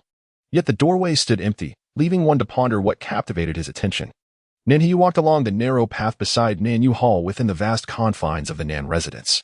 Her mind was still entangled with numerous unsettling terms: flower planting pavilion, brothel, courtesan. Each phrase resonated painfully. The elderly woman accompanying her, furrowing her brow, kept her head down in silence, trailing behind. After walking for a while, Nan Yu halted and turned to the old woman, inquiring, "Are you aware of this matter?" The old woman momentarily froze, nodding before responding, "The mistress instructed me not to disclose this to you." As she spoke, a tinge of sorrow appeared on her face. Observing Nan Hiyu's silhouette, she suddenly felt that being born into such a prominent family came with its own burdens, which were not entirely favorable. Nan Hiyu, seemingly unfazed, pondered for a brief moment before making her way towards the estate's exit. The old woman, perplexed, asked, "Miss, where do you intend to go?" Chapter 103. Can the dragon's eye illuminate and soar beyond the paper? Chapter 104. Young Master Jing, your affairs have emerged in the library. Lu Jing remained unaware of Nan Hiyu's visit to the flower pavilion. Even if he were informed, it would only bring him a measure of joy. At this moment, Lu Jing was engrossed in transcribing ancient texts. Today's manuscript was a rather brief biographical account, which, upon closer inspection, could hardly be deemed a classic. Yet it was included in the Tower of Self-Cultivation, attesting to the extraordinary individuals it chronicled. The record detailed the illustrious achievements of King Chong'an of the Great Fu. Lu Jing carefully inscribed the words, noting the legendary Great Sun Spear wielded by the king. The origins of the Great Sun Spear were shrouded in mystery. Yet its fame stemmed from the fact that many years ago, King Chong'an, brandishing the spear, dominated the realms for decades. The celestial generals and unparalleled warriors of numerous nations had found themselves utterly overwhelmed by the might of the Great Sun Spear. It was due to King Chong'an's formidable presence that the Great Fu expanded its dominion with such remarkable speed. Later, when the northern Qin rose to prominence, King Chong'an single-handedly defended the Divine Pass for 13 years, staving off an impressive force of 60,000 elite troops from the north, a feat that defied belief. Through the act of transcription, Lu Jing could discern the sheer terror of King Chong'an at the height of his power from the very lines he penned. The Great Fu had established its supremacy for 4 decades, and among countless heroes, there were but 2 or 3 who could rival King Chong'an. He epitomized the fortunes of the Great Fu and heralded an era of martial prosperity. This was the reason why the princess of King Chong'an arrived in the capital and took residence at the Lu Manor. prompting numerous military generals and distinguished martial families to pay their respects.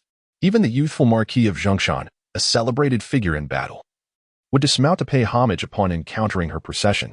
Indeed, King Chong'an was worthy of the title of a grand hero, yet alas, the hero now faced the twilight of his life. Presently, King Chong'an languished in grave illness, his vitality waning, while the three states of Chong'an in the north struggled to survive. As Lu Jing pondered these thoughts, the chess master descended from the 5th floor of the Tower of Self-Cultivation, hands clasped behind his back. Upon reaching Lu Jing's side and observing his deep concentration on transcribing the texts, he refrained from interrupting and waited patiently. Your small script has shown remarkable progress, and your cursive has become increasingly refined, the chess master conveyed telepathically, a hint of satisfaction gracing his features.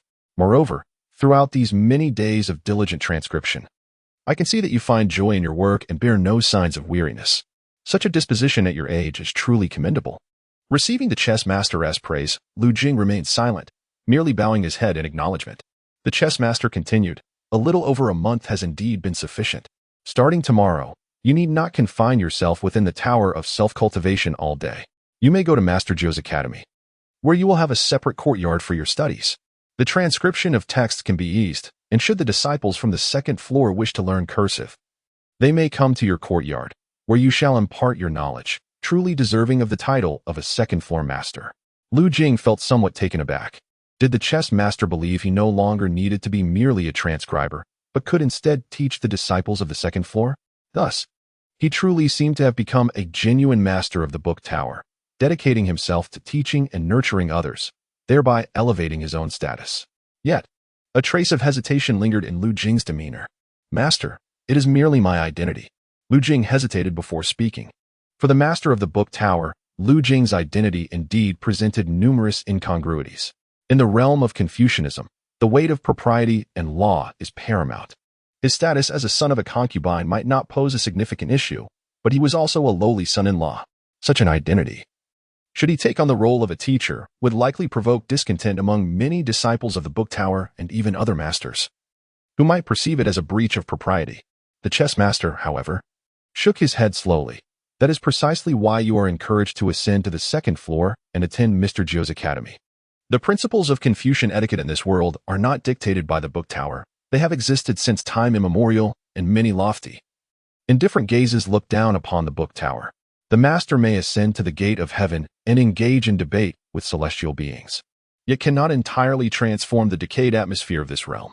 However, since the book tower has 5 levels, it cannot limit its efforts to merely the 3rd level. The 2nd level must also strive for reform. Lu Jing involuntarily shuddered.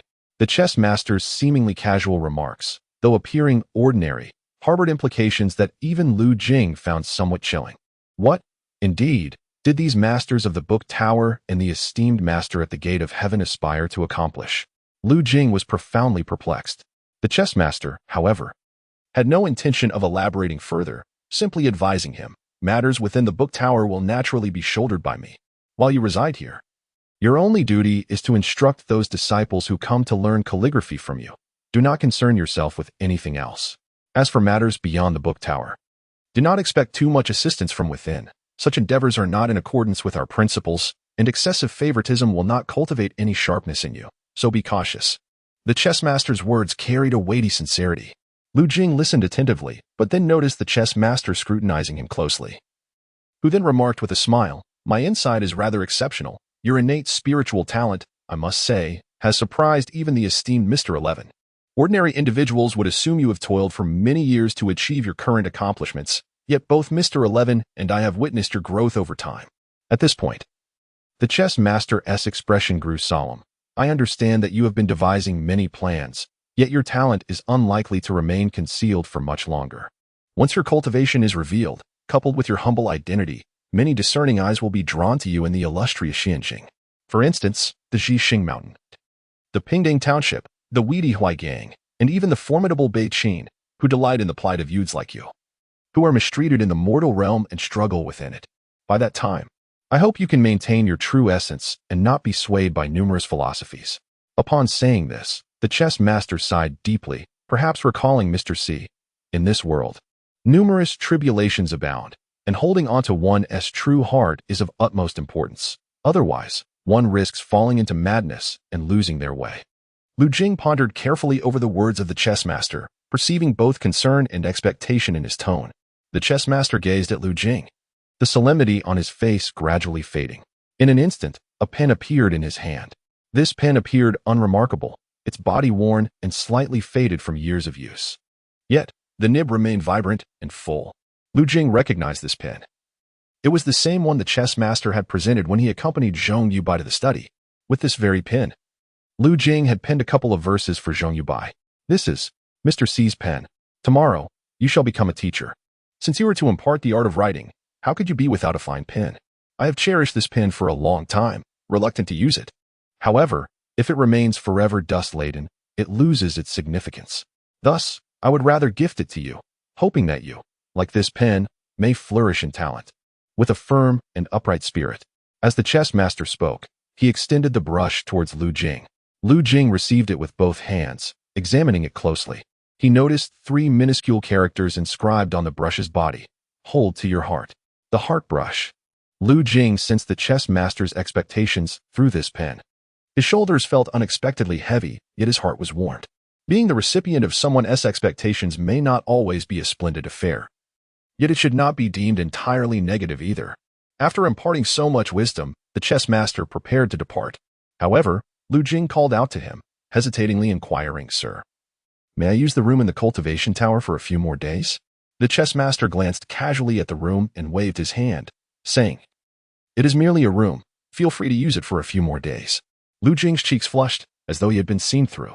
Yet he could only bow in gratitude to the chess master.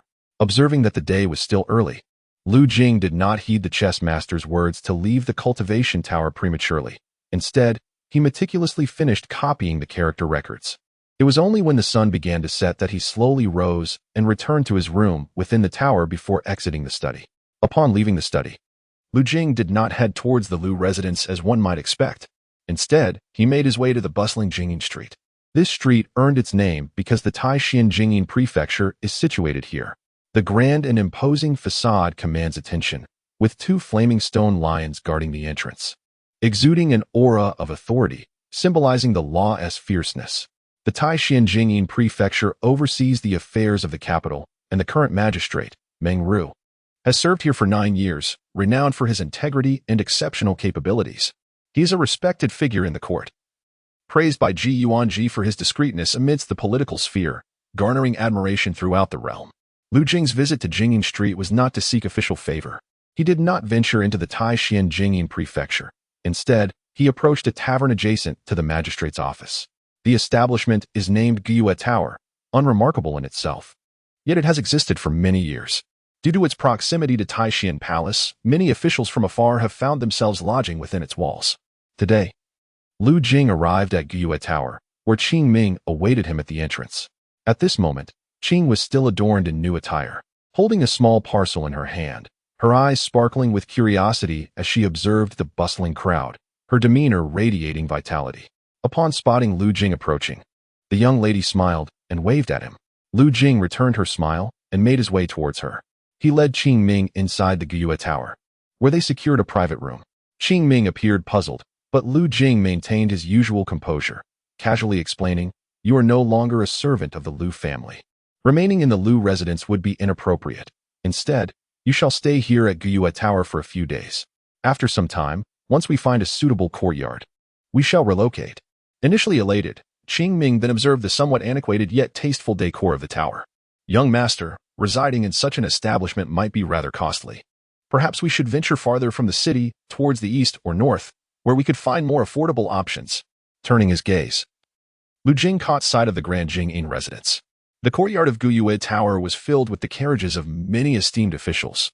With a smile, he replied, "It matters not. This location is more convenient for me." Qing Ming, previously perplexed, brightened up, though a faint blush remained on her cheeks. The two spent the night at the tavern. On the following morning, a staff member knocked on their door, announcing a visitor. Lu Jing descended the stairs, only to find Zhao Wanli accompanied by 2 guards from the Lu residence waiting for him. Such were the advantages of Gyue Tower. Numerous officials found refuge there, and with the Jingyin residence nearby, decorum was observed by all. Approaching Zhao Wanli, the latter grinned and said, "Young Master Jing, your affairs have come to light. The old matriarch has sent me to summon you." Lu Jing's expression remained unchanged as he glanced towards the distant Jingyin residence. Zhao Wanli cleared his throat, prompting Lu Jing to turn back, a hint of a smile gracing his features. "Old Zhao, I must bid you farewell in advance." Zhao Wanli appeared puzzled and questioned. "Young Master Jing, there is no need for concern. You have merely visited a brothel. Though the matriarch is furious, the Nan residence has yet to issue any orders. They would not resort to killing you. At most, you will receive a severe reprimand to appease the Nan residents." Lu Jing's expression remained stoic. What Zhao spoke of was not related to the brothel. Chapter 105, The Red Lion in the Capital, the South Mansion Incident. Today it has erupted. Updates will follow later. I am still in the process of writing, and I assure you that it will be completed before midnight. Please do not stay up too late. Rest early and read it in the morning. The full text of "If I cannot become a son-in-law, I shall achieve sanctity" will be updated shortly.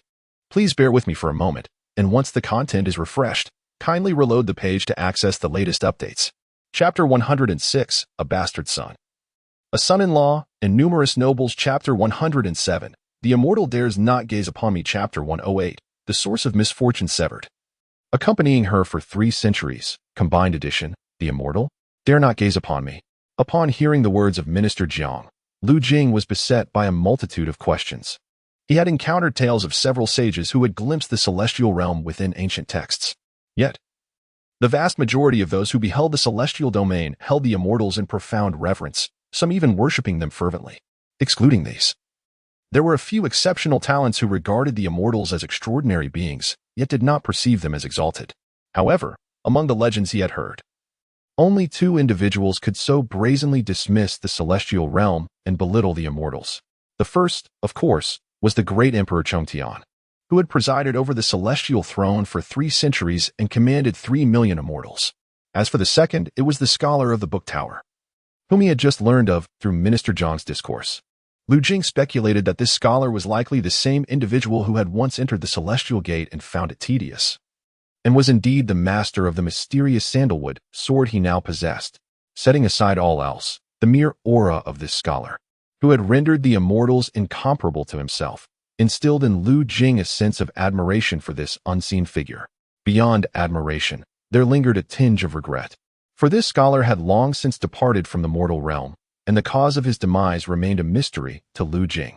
The phrase uttered by Minister Jiang regarding one's steadfast heart in death seemed to hold the key to understanding. Yet, Lu Jing found it inappropriate to inquire further, choosing instead to bow his head in silence, committing the words to memory. Minister Jiang Bai Shi, reflecting on the matter, gently stroked his white beard, his gaze unwaveringly fixed upon Lu Jing. He scrutinized Lu Jing thoroughly and then, unexpectedly, posed a question.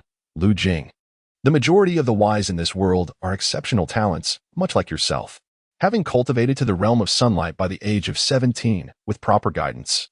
Even if you cannot achieve the celestial essence that mirrors the stars, it is likely you could nurture 9 divine flames, granting your essence a radiant glow." As he spoke, a hint of hope infused Jiang Bai Shi's tone. "Yet, I must inquire, when you entered the celestial realm and beheld the immortals, did the celestial domain welcome you? Did the immortals converse with you? Have you witnessed their arcane arts? Have you glimpsed their methods of longevity? Have you seen the techniques by which immortals subdue demons and vanquish deities?" In this moment, the usually inscrutable and composed minister of the Taishu Pavilion displayed a glimmer of anticipation in his eyes. Upon hearing these words, the hope in Jiang Bai Shi's gaze vanished. Yet not a trace of disappointment lingered. He nodded and remarked, "When mortals behold the celestial realm, they witness the desires of their hearts. Since you have encountered such a serene celestial domain and observed the ancient verses, as the princess consents, even if you can only recall a few couplets, it attests to your poetic spirit." Seated beside them, Princess Chong'an also nodded slightly, wholeheartedly endorsing Jiang Bai Shi's sentiments. She even added, "Although Lu Jing is still young, he possesses steadfast principles. His every word and deed exudes the demeanor of a gentleman. Not only does he harbor a poetic spirit, but also a sincere heart of a gentleman. I hope he remains untainted by worldly distractions in the future." Before Lu Jing, Princess Chong'an's words of encouragement were ample proof that her impression of him extended beyond mere verses. Through several encounters, including the impression that gentle water left on Lu Jing, and Lu Jing's remark, The princess returns treasures for treasures, thus repaying the favor. The princess of Chong'an deeply perceives Lu Jing's character. It is precisely for this reason that she would voice such sentiments in front of the Minister Jiang. Upon hearing the princess's praises, Minister Jiang cast a surprised glance at her. After a moment of contemplation, he nodded and remarked, "You possess a heart of innocence and a scholarly spirit. You must constantly brush away the dust that settles upon them, diligently tending to them, lest they become burdened with despair." At this juncture, Minister Jiang likely recalled Lu Jing's predicament. Generally reticent, he unexpectedly addressed Lu Jing. "I present to you the latest updates on the Grand Southern Observatory. As if one cannot become a son-in-law, one must ascend to sanctity. What plans do you harbor for the future? Today's incident, coupled with that decree, has already severed your ties with the Lu family. You have struck the illegitimate son of the Nan family, provoked Nan Tingue, and turned the Nan household into a subject of ridicule. Not to mention the amusing affair at the flower arranging pavilion. Despite your considerable talents, should the Nan family choose to take action against you, issuing a letter of divorce, you would still face numerous trivialities." Minister Jiang's words stem from Lu Jing's current status as a son-in-law. The crux of the matter lies in the fact that Lu Jing is already categorized as a lowly son-in-law. Lu Jing is acutely aware of what these trivialities entail. At this moment, he has not yet been formally excluded from the Nan household, so even as a lowly son-in-law, he remains in a unique position. This classification is peculiar. It restricts him from participating in civil examinations, obtaining official titles, holding government positions, or possessing private property. However, it poses no detriment to his descendants, meaning it primarily affects him alone. Furthermore, since Lu Jing has not married Nan Heyu, his status does not equate to that of a true son-in-law of the Nan family, thus granting him a degree of freedom. Even if he were to become a legitimate son-in-law, his standing would still be far superior to that of others in a similar lowly status. However, should the Duke of the South, Nan Heyu, indeed issue a letter of divorce to the Household Registration Office, Lu Jing would face a myriad of complications. The annulment of the engagement does not automatically elevate him to a respectable citizen, allowing him to participate in civil examinations or hold office. His lowly status would simply be transferred to the categories of fallen or petty citizens, stripping him of his freedom. In truth, he is somewhat unique, as it is rare for cultivators to fall to the status of petty or fallen citizens unless they commit egregious offenses. However, Lu Jing's situation as a divorced son-in-law complicates matters considerably. This is precisely why Minister Jiang cautioned that a letter of divorce from the Nan family would pose a significant risk to Lu Jing. Your situation is indeed peculiar. I have encountered many gifted son-in-laws, yet if you were to annul your engagement, it would be exceedingly rare to find someone of your extraordinary talent, particularly a spirit cultivator, among the ranks of petty citizens. With your cultivation, should you choose to seek refuge with a prominent family, they could facilitate your release from this classification. Lu Jing maintained a composed demeanor as he remarked, "The Duke of the South is a formidable figure, and it is precisely for this reason that the Lu family has permitted my entry into the southern residence. The actions and words of such nobility are beyond the comprehension of a mere student. If they were to indeed issue a letter of divorce, I would be powerless to resist. However, one's lowly status is not an insurmountable barrier. I do not consider myself arrogant, yet I possess a measure of confidence. Why must I rely on the support of other great houses to extricate myself from this predicament?" As he spoke, there was no trace of concern or fear upon his countenance, as if he were discussing a matter of little consequence. Jiang Baisher, still leaning on his knees, leaned forward slightly and smiled. The young lady, Nan Heyu, is exceptionally gifted. At such a tender age, she has already ignited the divine fire of her primordial spirit and radiates divine light. Furthermore, her beauty is rare, complemented by the substantial influence of the Duke's estate. Marrying her would not be an unfavorable arrangement. If you are amenable, I could speak with the old Duke of the South to mediate on your behalf. You would merely need to proceed with the marriage." Jiang Baisher's tone was gentle and persuasive. Yet, Lu Jing had already made his decision. After enduring numerous events, his impression of the Duke's residence had soured considerably. Unlike the Lu family, the people there were all lofty and self-important aristocrats. Throughout the engagement, he had been treated as a mere tool, manipulated according to their whims. It seemed they had never considered his dignity. Thus, Lu Jing's thoughts had shifted from the question of whether to enter the family to a desire to avoid leaping from one quagmire into another. As for his lowly status, Lu Jing had devoted himself to studying classics and had long prepared a legitimate means to shed his humble origins, making it impossible for anyone to challenge his claim. Therefore, upon hearing Jiang Baishi's words, he almost immediately wished to decline. However, at that moment, visions of palatial brilliance flashed in his mind, overwhelming him with streams of information. 92. Regret vanishes. The Chancellor observes the situation. Great fortune. Refusing the Chancellor clarifies one's own aspirations, allowing the Chancellor to perceive the strength of the individual. Benefit. The Chancellor can discern the individual's potential, gaining the Chancellor's and the Princess's approval. Should the southern residents withdraw from the engagement, although one's status may be further diminished, the individual would possess greater opportunities. The auspicious and inauspicious omens swirled within Lu Jing's mind. Yet, this time, he did not hesitate nor meticulously weigh the advantages. I express my gratitude for the Chancellor's kindness, he stated, standing in the central hall as he shook his head at Jiang Baishi. Though I am of humble origins, I am a diligent scholar. I understand the principles of a gentleman, to guard one's heart, remain impartial, and to focus on the foundation. For when the foundation is established, the path emerges. Lu Jing spoke, and both Jiang Baishi and Princess Chong'an's expressions turned serious. Born into a family of humble origins, Lu Jing was never favored within the Lu residence and later fell into the status of a commoner.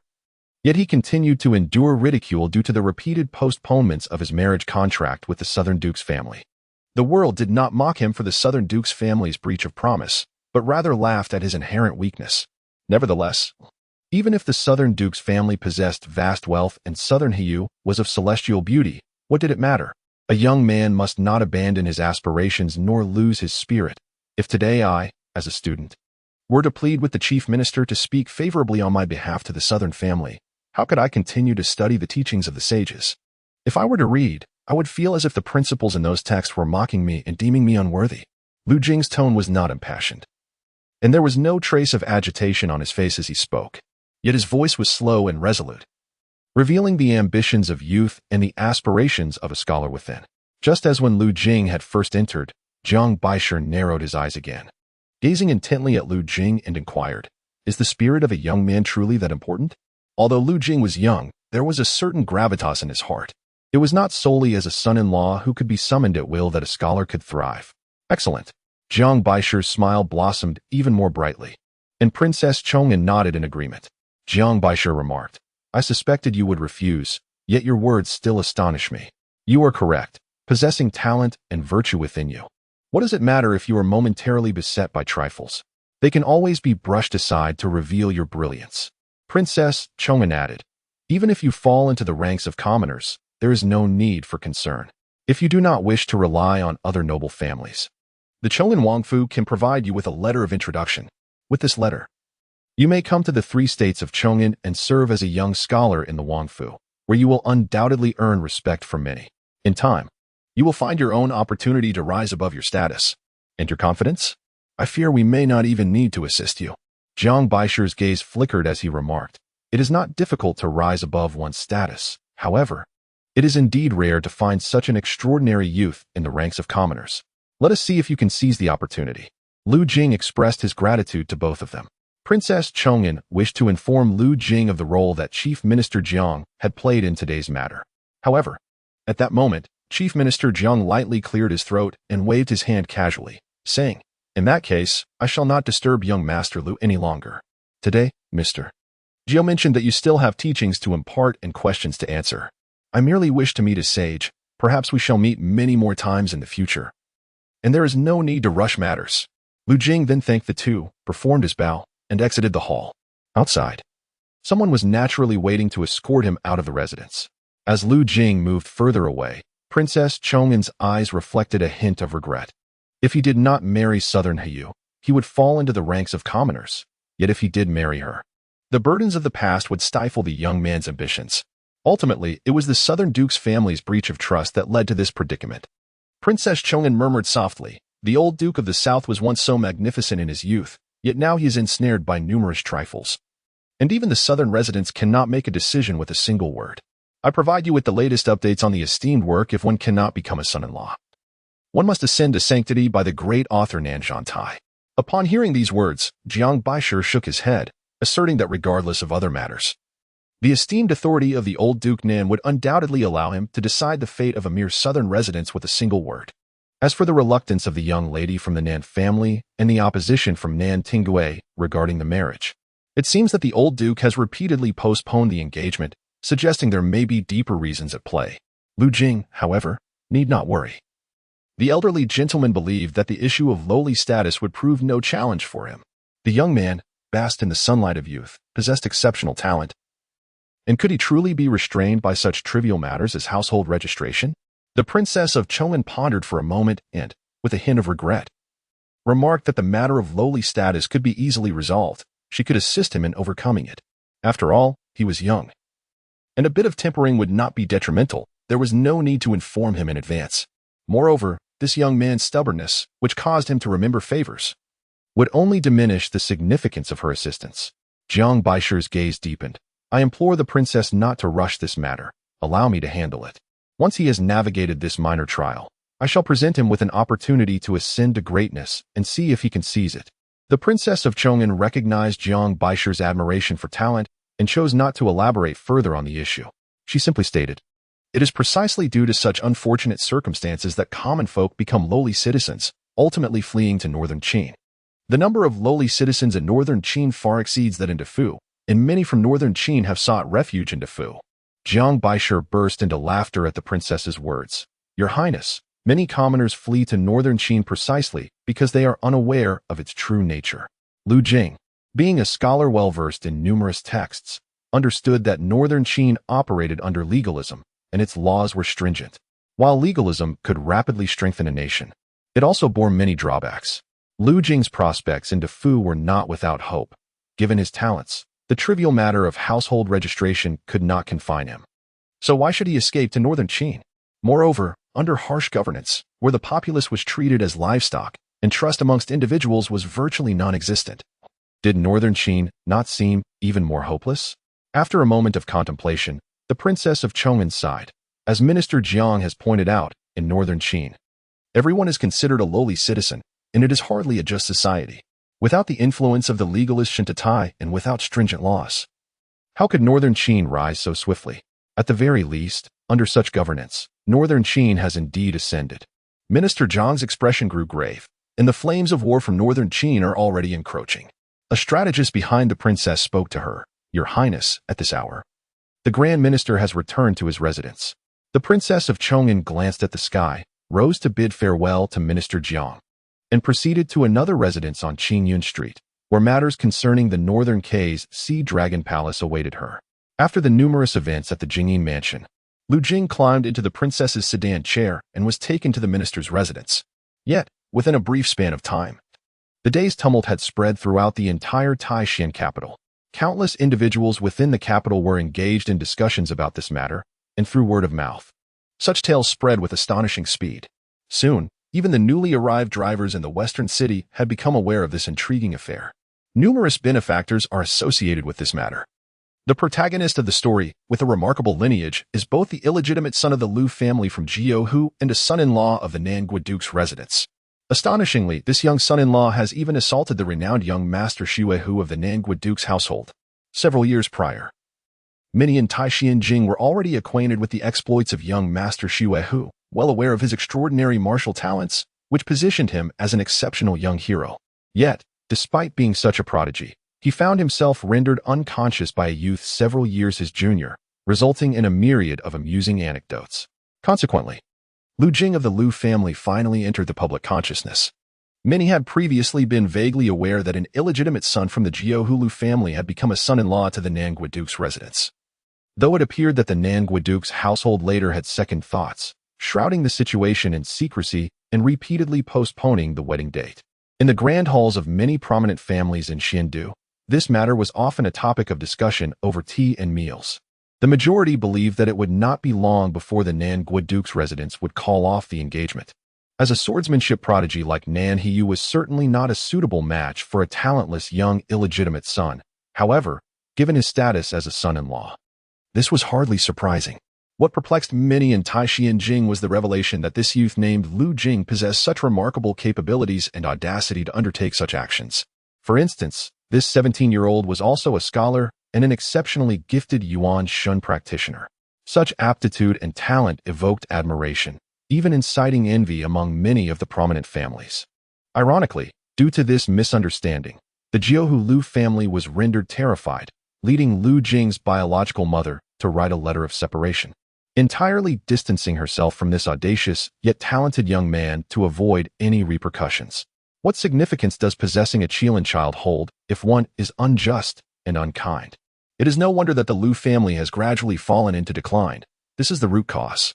Moreover, there are even vague rumors suggesting that within the inner court of the Jingyin residence, Lu Jing audaciously questioned Nanting Gui, who would later become his father-in-law. The entire capital was abuzz with fervent discussions regarding this affair. In stark contrast, within the Nan residence, a different scene unfolded. Nanting Gui sat in the Nanyu hall, while Nan Shuehu knelt in the chamber. His robust form remained upright, not betraying any sign of yielding, though his head was slightly bowed. "Enough, you may leave," he finally declared after a series of sharp reprimands and inquiries, closing his eyes and gesturing dismissively, his tone tinged with annoyance. Nan Shuehu rose in silence, performed a respectful bow to Nanting Gui, and then turned to exit the hall. As he walked away, Nanting Gui's voice floated after him, "You know what punishment you deserve." However, Nan Shuehu did not pause in his stride, continuing forward with resolute steps. Despite bearing visible wounds and the news of his beating circulating widely, his gaze remained unwavering, seemingly indifferent to the gossip surrounding him, until he stepped out of the doorway and saw Nan Hiyu approaching. A faint smile graced his lips as he nodded slightly at her before continuing on his path. Upon entering Nanyu Hall, he found Nanting Gui still in his usual state, absent-mindedly rubbing his brow. Nanyu Xiang was busy pouring tea for him. "Brother Shuehu," Nan Hiyu began, her tone tinged with hesitation. "You have grown increasingly audacious." Nanting Gui shook his head, saying, "I have cherished you since childhood, to the extent that I possess little authority in your presence. Now, when I inquire about him, he merely mentions a trip to Jiaoshan Mountain. How could our Nan family remain oblivious to Nan Shuehu's departure from Xiandu?" As he spoke, a flicker of affection appeared in his eyes. "I now perceive that Shuehu does not wish for you to wed Lu Jing, but rather to seek your own path, which is why he has orchestrated such events. Even this recent disappearance." He struggled to comprehend it all, listening to his words.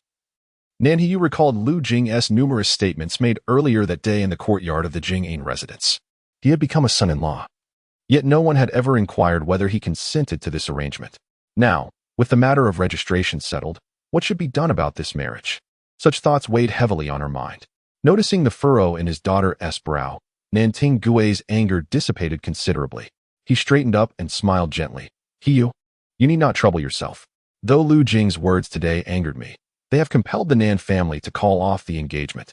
After all, such a scandal, coupled with the incident at Shihua Pavilion, would lead many in Xianjing to ridicule our family if we were to retain a son-in-law of such poor judgment." From this statement, it was evident that Nanting Gui, though lacking in authority, held a deep affection for Nan Hiyu. As the head of the Nan Guogongfu, he believed that dissolving his daughter's recent engagement would be beneficial, despite the potential damage to the family's reputation. However, at this moment, Nan Hiyu's brow remained slightly furrowed.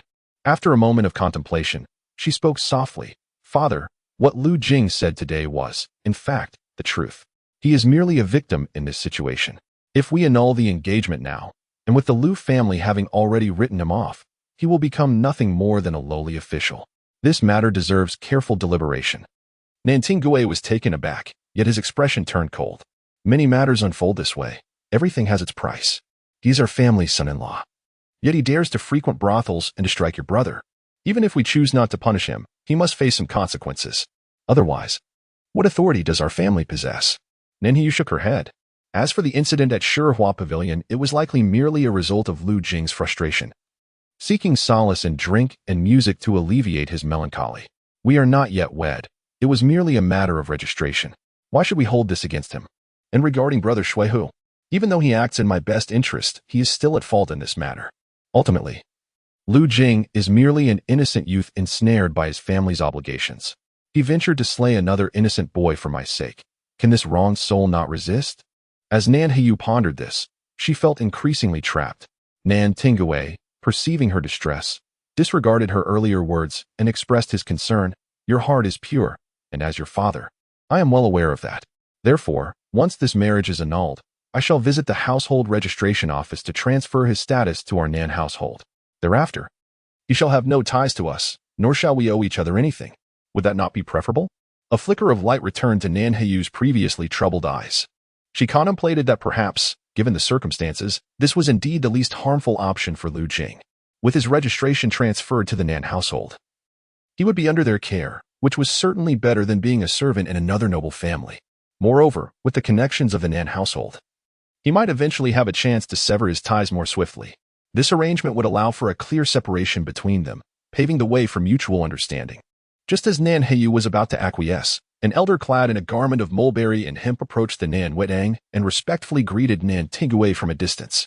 Shan Lao, Nan Tingue acknowledged the elder and inquired, "Does my father have something to discuss with me?" The elder seemed to be mute, attempting to speak but only managing to make incoherent sounds while gesturing with his hands. Upon seeing the elder's gestures, Nan Tingue's expression darkened suddenly. He furrowed his brow and exclaimed, "Such a situation has arisen? My father has yet to call off this marriage? Does that not make our Nan household a laughingstock in Taixinjing?" The expressions of Nan Heiyu and Nan Yuexiang also shifted noticeably. However, the elder shook his head and continued gesturing. Is Feng Mian still unwilling to shoulder the burden, wishing for Heiyu to carry it instead? Although Lu Jing possesses some talent, how can he truly be a fitting match for Heiyu? Moreover, her ambitions lie elsewhere. Nan Tingui's tone grew urgent, and the fatigue in his eyes deepened. The elder, with a look of affection, repeatedly gestured for Nan Tingue to calm down. In a moment of urgency, Nan Heiyu extended her finger towards Nan Tingue. A stream of vital energy coalesced, flowing into his brow, easing his furrowed expression considerably. At that moment, Nan Heiyu suddenly addressed the elder. "Please convey to Shan Lao that I am willing to marry and can shoulder the responsibilities of our family. If that is the case, why delay any further? Father, do not hinder this any longer. Let us set a wedding date." The elder tilted his head, listening intently, as if he had heard some other sound, and nodded in acknowledgement of Nan Heiyu. He then took his leave, while Nan Heiyu stood in place, contemplating deeply. Suddenly, a streak of blue sword light soared into the air, swiftly spiraling before landing at her feet. Nan Heiyu stepped forward to the famed sword, Qiangxieshui, transforming into a beam of sword light and vanishing without a trace. Within the southern Yu Hall, only Nan Tingue and Nan Yuexiang remained. Nan Tingue took a deep breath, lost in contemplation and silence, while Nan Yuexiang waited patiently beside him. Did you notice? In her heart, Heiyu was utterly unwilling to marry. Suddenly, Nan Tingue coughed twice, his sorrow deepening in his eyes. "My time is limited, and I harbor few attachments. I merely wish to free my daughter from her shackles." Upon hearing Nan Tingue's words, Nan Yuexiang's eyes reflected profound reluctance as he bowed his head in silence. Such a formidable martial artist now found himself unable to control his body, trembling slightly. As long as Heiyu remains unwilling, even if Lu Jing could refine his primordial spirit and ignite divine fire, I shall not consent to this union. Lu Jing possesses talent, yet Heiyu possesses a heart of the sword, which, with daily honing and meticulous practice, can naturally illuminate her primordial spirit. As Master Luo has stated, one day, she shall attain pure yang in her spirit. A mundane youth, no matter how exceptional, even if bathed in sunlight at 17, cannot compare to the heart of a sword. Pure yang is exceedingly rare. How can it possibly align with her for a lifetime? Perhaps only young Master Luo is truly her match. Upon hearing this, Nan Yuexiang frowned. Contemplating before suppressing his own reluctance towards Nan Tingue, he spoke candidly. "Foster father, I believe that Sister Heiyu harbors only gratitude towards young Master Luo, as the awakening of her ethereal sword heart owes much to him. Sister Heiyu is kind-hearted, and the profound debt lingers in her mind, compounded by young Master Luo's sincere emotions, leaving her in a quandary." Before he could finish, Nan Tingue interrupted him. "If she must marry, young Master Luo is undoubtedly a far better choice than Lu Jing," he declared with unwavering conviction. "If marriage is to be, it must be with someone who understands and supports her, a companion for life.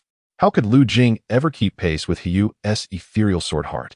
If Lu Jing were truly to marry her, after a few years of affection, as he ages and approaches the end of his days, how could Heiyu remain clear-minded and indifferent then? Rather than allowing such a possibility to arise, it is better to sever it at the root. Otherwise, even if I were to die now, I would still be troubled for Heiyu's sake." Nan Yuexiang lowered his head. After a moment, he raised it again and nodded resolutely. If a companion is to be chosen, compared to Lu Jing, at the very least, young Master Luo could accompany her for 300 years in peace. After leaving the chief minister's residence, Roxue was still waiting for Lu Jing. The princess had given her instructions, and to decline further would appear discourteous, so he stepped into the carriage, perhaps due to the runes inscribed upon it. The princess's carriage glided smoothly, providing a sensation of stability throughout the journey. After previous encounters, Roxue held a favorable impression of Lu Jing. She even felt that the increasingly handsome Lu Jing embodied the phrase a graceful youth, warm as jade, and thus. She found the time spent in the carriage all too fleeting, soon arriving at the study hall. The figure clad in black, driving the carriage, was oblivious to the small door of the library, and Lu Jing made no effort to remind him. Thus, the carriage came to a halt in front of the library's main entrance. This entrance was not particularly grand. It resembled that of an ordinary academic institution.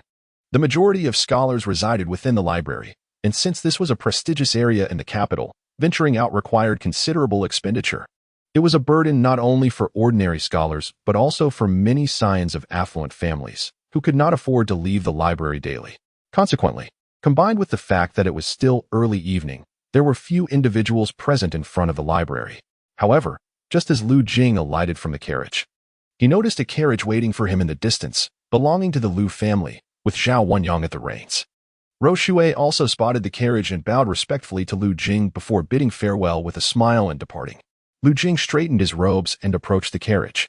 From afar, Zhao Wanliang caught sight of Lu Jing, his face reflecting surprise as he scrutinized him, a hint of emotion evident in his eyes. As Lu Jing approached, 3 figures descended from the carriage, Ning Chong, Lin Rendong, and Lu Yi. The trio gazed at Lu Jing from a distance, their expressions brimming with delight, especially Ning Chong, who exhaled a sigh of relief upon seeing Lu Jing safe and sound. Perhaps due to her worries, her complexion appeared notably pale today. Cousin, third brother. The 3 young women concealed themselves behind the carriage, wary of being seen by the scholars of the library, lest they lose their decorum. Lu Jing approached them with a smile, and at that moment, the sun hung hazily in the sky. His smile, combined with his distinguished physique and graceful demeanor, radiated an air of nobility. Ning Chang and Lin Rendong exchanged glances, while Louis wrinkled her nose, feeling somewhat disheartened. We came to comfort third brother. Yet I can't shake the feeling that he does not seem troubled by today's events. It's as if he has not left home, but rather has been liberated from a cage. Additionally, it must be noted that the protagonist shall not become a son-in-law. A new climax awaits in the very near future, involving the annulment of the engagement and the shedding of his status. Rest assured, dear readers. Chapter 109. Who says a son-in-law cannot annul a marriage? Chapter 110. The dust-laden treasure. Guardian of the southern mansion's invincibility, 3-in-1. A delicate layer of snow blanketed the narrow path of the 2-story building. As Lu Jing tread upon the snow, it crunched softly beneath his feet. In the distance, the majestic mountains beyond Tai Xianjing appeared desolate and dim. On this initial snowy day, the sun remained hidden behind a veil of clouds. Even when it managed to emit light, it failed to impart warmth. As the hour of you arrived, Lu Jing followed the winding path towards the Academy of Master Jiu. The building was vast, a reflection of the grandiosity of Tai Xianjing. The first floor was already exceptionally spacious, and the number of scholars on the second floor paled in comparison. Yet, the esteemed space within the library did not feel cramped. Consequently, numerous academies thrived in this second tier. There were also instructors teaching the arts of music, chess, calligraphy, painting, horsemanship, and swordsmanship, though these subjects were open to all disciples residing in the second floor. To be admitted to Master Jiu's Academy of Calligraphy was a noteworthy achievement for the scholars of the second floor. Upon entering the academy, Lu Jing perceived it to be remarkably elegant, with buildings adorned in green tiles and gray bricks, their walls a pristine white, complemented by an abundance of pine and locust trees. Even in the austere early winter, it did not appear monotonous. Most of these structures served as venues for teaching and learning. As Lu Jing stepped into the academy, he observed numerous scholars traversing the premises. Among them were the young and the elderly, some dressed in finery while others donned simple attire. This diversity exemplified the benefits of the library, where individuals from various walks of life gathered under one roof to pursue knowledge. They acknowledged Lu Jing's arrival from a distance, bowing respectfully, with some displaying expressions of astonishment, perhaps taken aback by the presence of such a youthful scholar in Master Jiu's academy. Lu Jing glanced around and fortuitously noticed a scholar, approximately 30 years of age. Emerging from another study room, dressed in a blue robe, his appearance was unremarkable, save for his unusually large earlobes that hung down oddly. He seemed to have noticed Lu Jing's curiosity and, without much thought, approached and inquired, "Esteemed scholar, are you seeking a particular instructor?" Lu Jing gently turned his head, a fleeting sense of peculiarity crossing his mind, though he quickly suppressed it. He replied to the scholar in blue, "Thank you for your inquiry. I am here to meet Master Jiao." The unusual sensation arose from the moment Lu Jing laid eyes on the blue-robed scholar. His innate ability to sense the supernatural had already begun to resonate. Though his gaze remained unchanged, he discerned an aura of demonic energy emanating from the scholar. This young man was indeed a creature of the supernatural. Such entities were not uncommon within the library, particularly on the second floor. Lu Jing frequently encountered them in the dining hall, but this was his first interaction with a demonic scholar, evoking a sense of wonder. The blue-clad scholar, upon hearing Lu Jing's words, expressed a hint of confusion. Master Jiao has not been holding classes these past few days. Typically, only the academy's instructors have access to him. You are. I have an appointment with Master Jiao, Lu Jing replied with a smile. This is merely my first visit to the academy, and I am uncertain which room belongs to him. The young scholar in the blue robe pointed towards a distant small house with a blue-tiled roof and said, "If you truly have business with Master Jiao, you may proceed directly to his abode." Lu Jing smiled at the scholar and replied, "In that case, I am grateful to you, my friend." The scholar casually shook his head and, noticing Lu Jing's travel bag, inquired, "By the looks of your bag, are you here to seek knowledge at the Hamo Academy?" Without hesitation, Lu Jing responded, "I am not here to seek knowledge. Master Jiao has asked me to open a course at the Hamo Academy and teach the disciples of the second floor." Before he could finish, the blue-robed scholar's eyes widened in astonishment, his mouth agape. He scrutinized Lu Jing's face and asked, "So, you are the esteemed teacher of the book building?"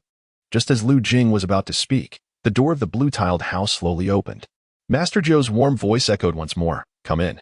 Lu Jing nodded slightly to the blue-robed scholar, expressed his thanks, and then walked towards the small house. The scholar, recalling something, hurriedly called out, "Sir, my name is Yuan Zhushan. May I know your esteemed name?" Lu Jing, while continuing to walk forward, turned his head and gently waved to Yuan Zhushan. Upon entering the room, Lu Jing observed that it was modest in size, furnished with a bamboo couch and a large table. Upon the table lay several tomes, along with writing implements.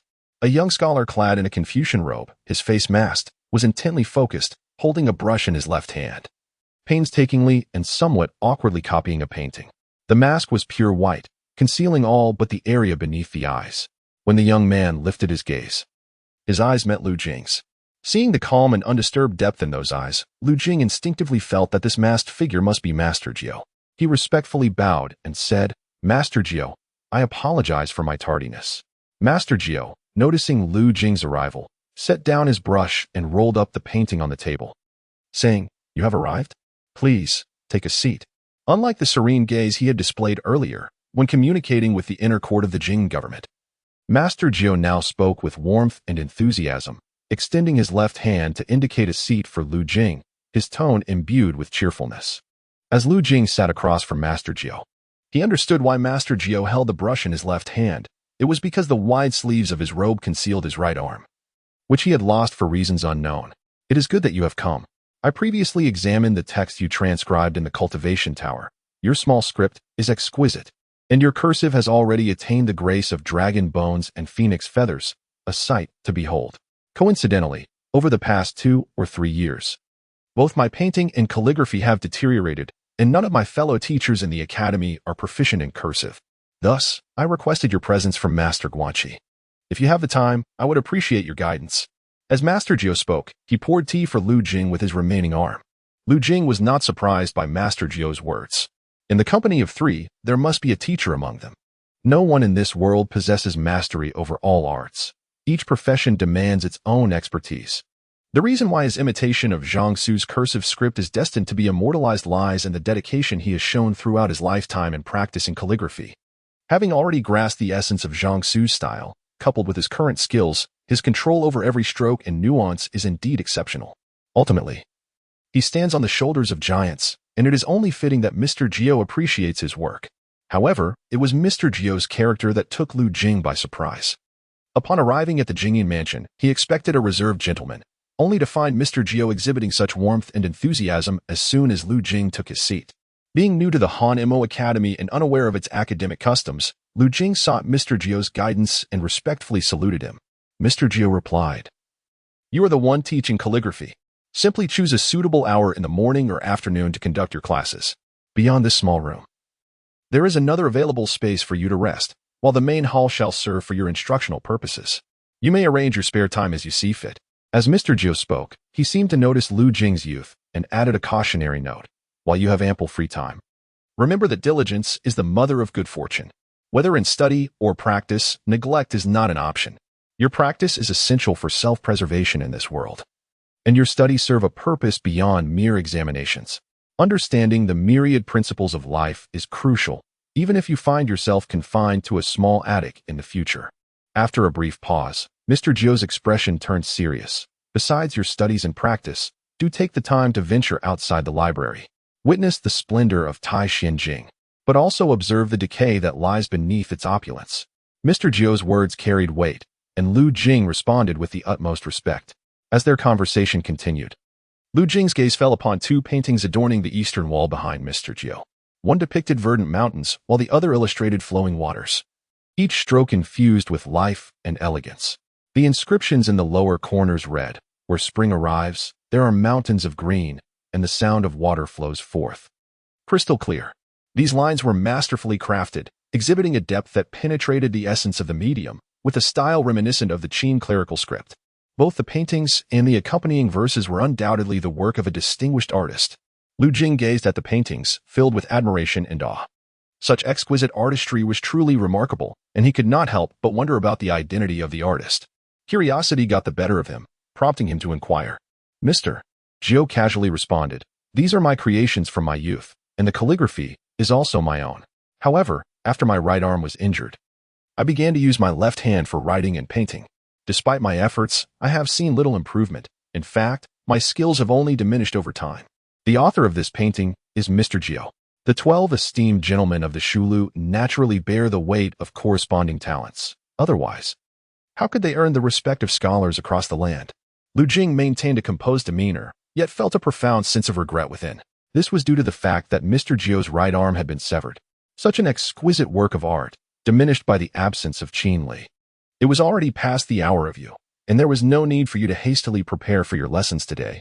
Simply tidy up a bit, and tomorrow, when you arrive, I shall introduce you to the other gentlemen at the Han Mo Academy." As Mr. Gio spoke, Lu Jing's cheeks flushed slightly. He bowed to Mr. Gio, his voice tinged with a hint of embarrassment. "Mr. Gio, I would like to request a day of leave tomorrow, as I have an important matter to attend to." Having just arrived at the Han Mo Academy, Lu Jing felt awkward for being late, and now he was asking for another day off. Mr. Gio, however, found it inconsequential and waved his hand, saying, "The subjects of Qin, chess, calligraphy, and painting are entirely voluntary for the disciples of Shulu. It matters not if you arrive a few days late. After all, you are quite young, and whether anyone will attend your classes is uncertain. Tomorrow is the first day, and if no one comes, it is quite possible you will be left alone in the teaching pavilion for the day. Therefore, attend to your business, and I shall inform the other students in advance to prepare them." Lu Jing was momentarily taken aback by this unexpected response. Consequently, Mr. Gio personally escorted Lu Jing to his new quarters, where everything appeared pristine, even lacking much dust, indicating that the room had been well maintained. After Lu Jing became accustomed to his surroundings, Mr. Gio personally escorted him out of the Han Mo Academy. Many gentlemen and students within the academy witnessed this scene, including Yuan Zhushan, who gazed on with lingering astonishment. Many others around him also turned their attention to Lu Jing, their faces a mixture of admiration and confusion. A gentleman with a splendid beard reminded them, "The Shulu welcomes all talents, even a young scholar, if possessing a skill that surpasses the majority, may join as a teacher. Therefore, one should constantly refine oneself, harbor no envy, nor astonishment, and certainly no doubt. Those who enter the Shulu to teach are by no means ordinary individuals." The surrounding students, receiving this wisdom, bowed in respect to the bearded gentleman. Upon exiting the Han Mo Academy, Lu Jing proceeded along the main path, passing through a level of floors, heading toward the main entrance of the Shulu. It had not been long since his arrival at the Shulu, yet now, as it was the hour of you, the time for dinner, the number of disciples within the Shulu had increased significantly. Lu Jing noticed that many of these disciples had already taken notice of him walking along the main path from a distance. They whispered amongst themselves, their gazes mirroring those of the students from the Hanmo Academy earlier. Most of them expressed awe and confusion, with several displaying expressions of skepticism and furrowed brows. However, in the face of these many gazes, Lu Jing felt no discomfort. He remained serene as he exited the Shulu, exiting the book tower and traversing 2 streets. The sight of bustling carriages came into view. Lu Jing boarded a carriage, instructing the driver to head towards the Jingyi mansion. He then closed his eyes, fully concentrating on the cultivation of the Great Snow Mountain true mysterious art, channeling his vital energy. The flow of qi and blood surged through his internal organs, gradually enveloping them in an ethereal aura, resembling a furnace in form. This represented the furnace forging technique of qi and blood, a pivotal method within the Great Snow Mountain true mysterious art. At this moment, Lu Jing was not far from the furnace realm.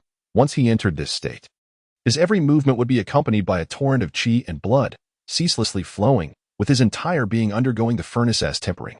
Over time, his bones would no longer merely resonate like metal, but would truly possess the hardness of steel. At this level, ordinary warriors, devoid of substantial qi and blood reinforcement, could not harm a cultivator of the furnace realm. Admittedly, my martial arts talent still pales in comparison to my spiritual talent.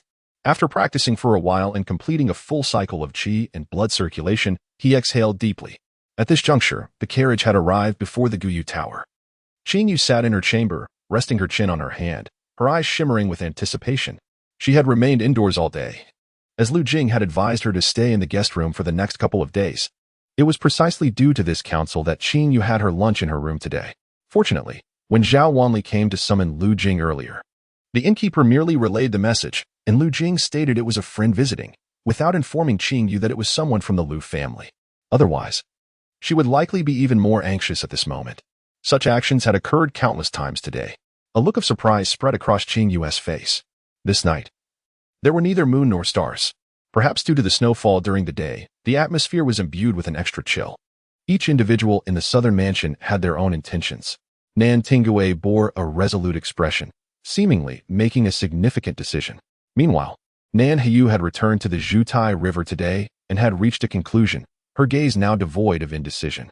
Standing in the courtyard, the blue sword, Qiangxieshui, radiated brilliance, dancing beside her.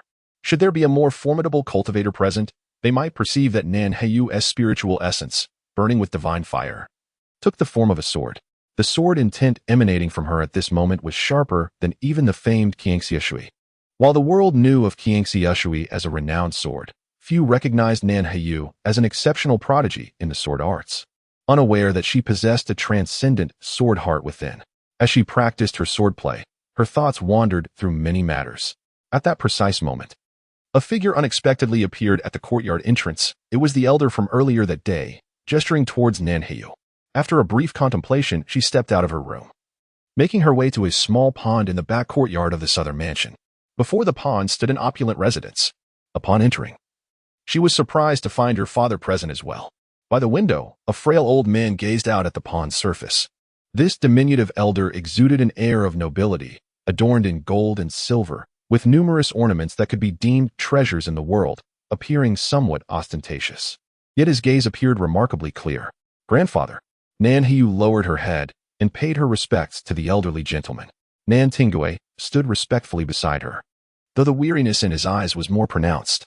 This diminutive elder, exuding an air of affluence, was none other than the esteemed Duke of Nanghua, once renowned throughout the Great Fu and dubbed the Giant of the Great Fu. With age comes hesitation in decision-making. One often finds oneself torn between familial ties and the desire to preserve the legacy of one's lineage, hence the multitude of trifles. The Duke turned to Nan Tingue and sighed, "It is indeed my fault for overthinking, always wishing for your tranquil departure, yet creating such turmoil instead. You have come today, presumably to persuade me to annul the engagement, am I correct?" Nan Tingue remained silent, his stillness already answering the unspoken question. Hearing the Duke's words, Nan Heyu lowered her head further, feeling increasingly reluctant to meet her father's gaze. The more she looked, the more thoughts of parting invaded her mind. How could one easily part with family? However, the Duke sighed again, addressing Nan Tingue. "Are you aware that the Holy Monarch intends to reward the seventh prince?" The seventh prince, having committed a grave error in his youth, has spent 9 years studying and cultivating in the Lu Jing palace. He has since become increasingly refined, his every gesture brimming with significance. His period of reflection is nearing completion, and on the day the Grand Minister and I shared drinks, he subtly hinted that the seventh prince is to establish a residence and govern, yet his current power is waning. This inquiry comes through the Grand Minister's words. The Duke's remarks seemed tangential to the matter at hand. Yet, Nan Tingue raised his head, confusion and a hint of trepidation flickering in his eyes. The seventh prince has established himself, having honed his intellect over 9 years, yet his prolonged period of introspection has prevented him from securing a marriage or establishing a household. Lacking support beyond his mother's family, the Chu clan, this matter had never been broached in the court, and Nan Tingue had never heard of it before. However, upon hearing the Duke's words today, a terrifying suspicion suddenly arose in his heart. Is the Holy Monarch intent on having our house assist the seventh prince? As Nan Tingue voiced his thought, Nan Heyu furrowed her brow deeply. While she often found herself indecisive regarding her own affairs, she displayed remarkable clarity when it concerned the Duke of Nangua. Does grandfather believe that the Holy Monarch would bestow me in marriage to the seventh prince? As Nan Heyu spoke, the weariness in Nan Tingue's expression dissipated, replaced by profound alarm. Her speculation aptly elucidated why the once sagacious Duke of Nangua had recently taken such erratic actions. He had arranged a betrothal with the Lu family, allowing Lu Jing to marry into their family. Even knowing that Nan Heyu opposed the union and that Nan Tingue disapproved, he merely postponed the wedding date, unwilling to call it off. In hindsight, the seventh prince, due to his 9 years of reflection and study, had not only missed the chance to establish a household but also had yet to take a rightful consort. For Nan Heyu of the Duke of Nangua's household, her age, lineage, and the veiled implications in the Grand Minister's words all aligned perfectly. The venerable Duke of Nan lowered his head in silence. Nan Tingue and Nan Heyu had already come to their own conclusions. The Holy Monarch evidently intended to bestow a marriage upon Nan Heyu. After a lengthy pause, the reason I hastily sought a son-in-law was to implore the Holy Monarch not to embroil the Nan family in a struggle for the throne. Otherwise, my household could face dire consequences. As the Duke spoke, he took a deep breath, the fatigue on his formidable visage becoming increasingly apparent. Before today, Nan Tingue had made numerous conjectures. However, being unaware of the secret surrounding the seventh prince, he could not fathom the Duke's motives over the past few months. Father ought to have spoken sooner. Nan Tingue still felt a chill of fear, his tone tinged with despondency. Had the Duke not considered a son-in-law as a contingency, the implications of Nan Heyu being wed to the seventh prince would indeed be catastrophic, even if the seventh prince harbored no ambitions for the throne. With the support of the Nan family and the Chu family backing him, what would the crown prince think? As a member of the imperial family, the crown prince was notably resolute, having recently sought the teachings of the great Buddha at the Dali Temple. His spirit, martial prowess, and grand aspirations were at their zenith. Should doubts arise in his mind, even if the seventh prince had no intention of usurping the throne, it could lead to unparalleled calamity, becoming a thorn in the crown prince's heart once he ascended the throne.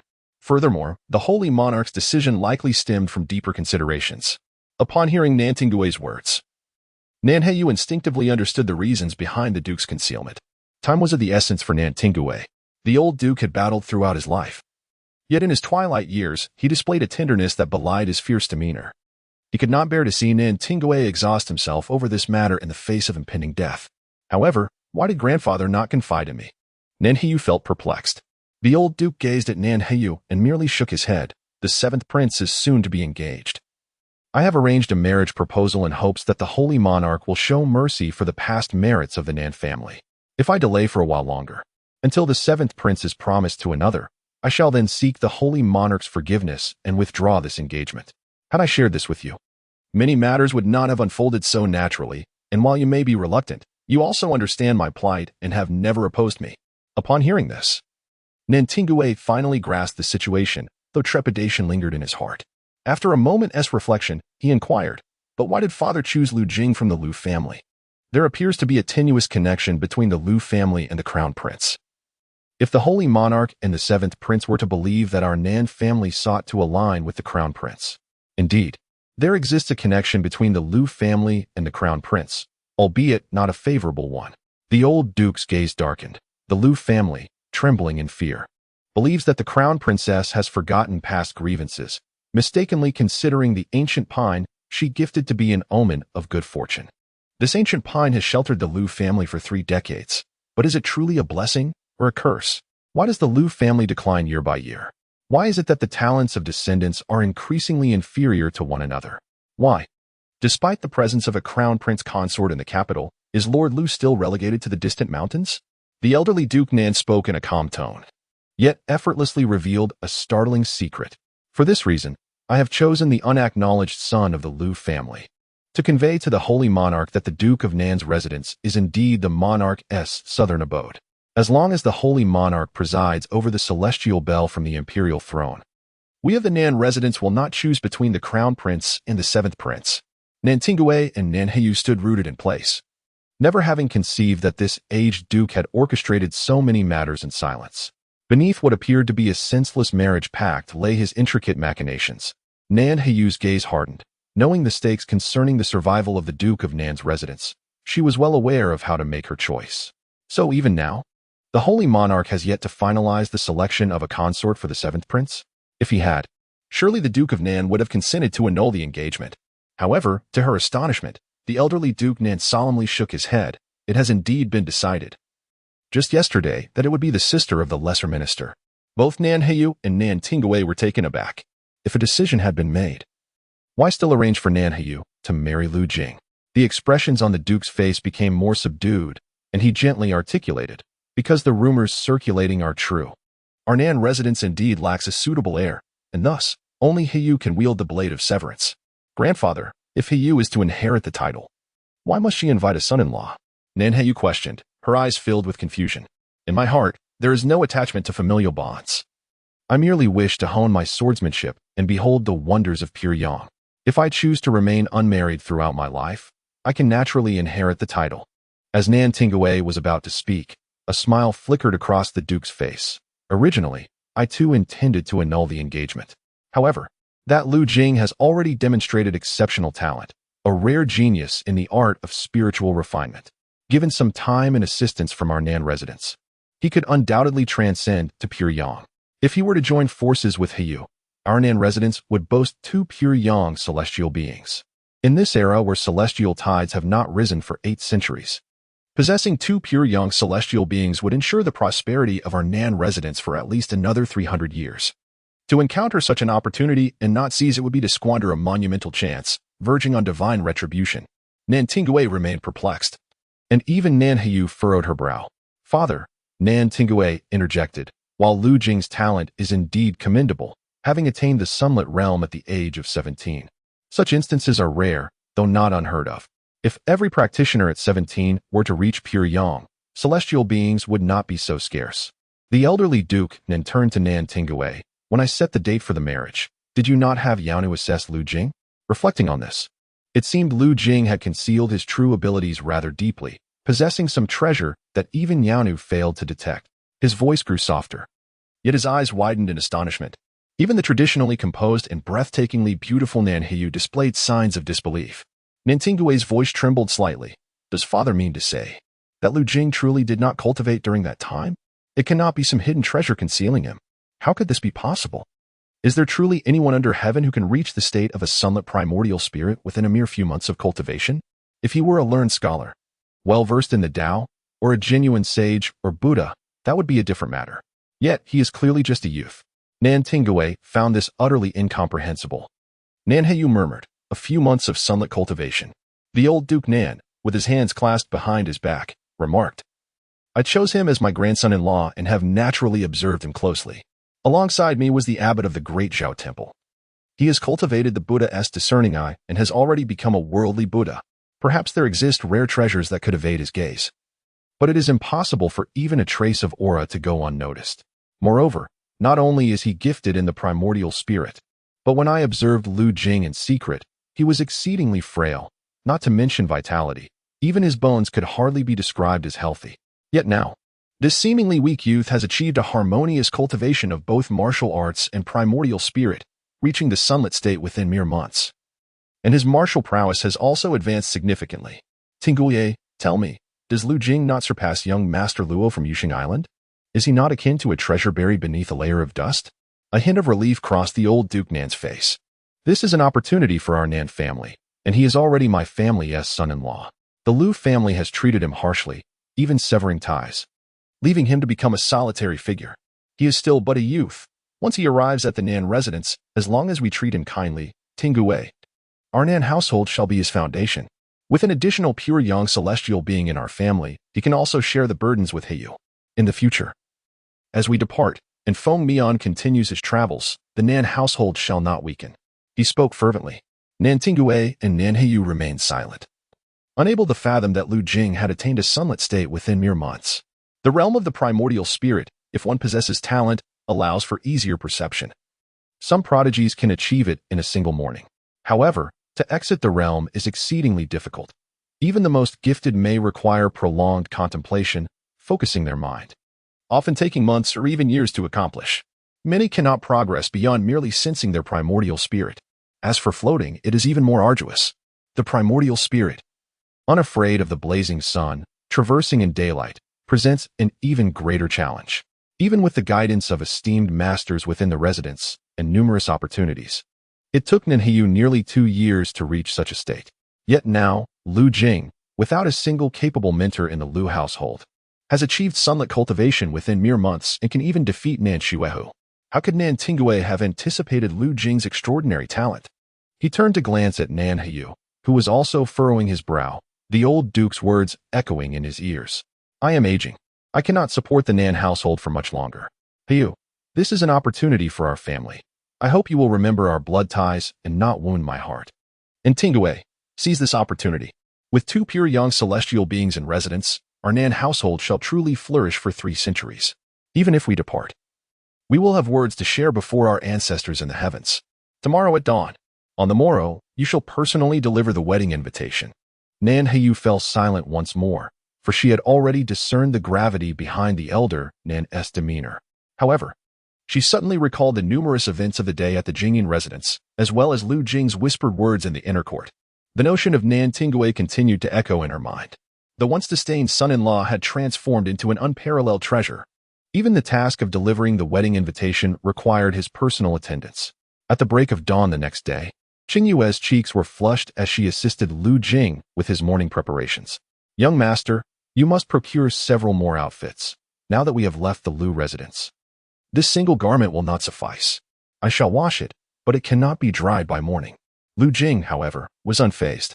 The vital energies flowed robustly within him, emanating warmth that gradually dried his damp attire. He understood that Qingyue was preoccupied with his words from the previous day. Though the ancient moon tower was tranquil and adjacent to the Jingyan residence offered a sense of security, it was ultimately not a place for prolonged stay. Qingyue refrained from inquiring about Lu Jing's purpose, merely nodding with delight. Lu Jing turned to gaze out the window. The day was breaking softly. He rose slowly, bidding farewell to Qingyue as he exited the ancient moon tower. His steps were deliberate as he made his way towards the imperial palace. At that very moment, a contingent of finely attired men, led by Nan Tingue, departed from the Nan residence. Following the elder Nan's arrangement of the marriage, individuals from the Nan household were dispatched to ascertain Lu Jing's whereabouts. This procession headed towards the ancient moon tower, and many who beheld the Nan carriage adorned with a large character for joy began to whisper among themselves. It appeared that the protracted matter of the Nan family's son-in-law was finally reaching a resolution. Yet, within the confines of the Nan residence, Nan Heyu was troubled. For reasons unbeknownst to her, she constantly recalled Lu Jing's words from the previous day, summoned by her grandfather to be a son-in-law without cause. The repeated delays of the wedding had left him ridiculed, and her brother Shuehu had even resorted to threats. Neither of them desired this union.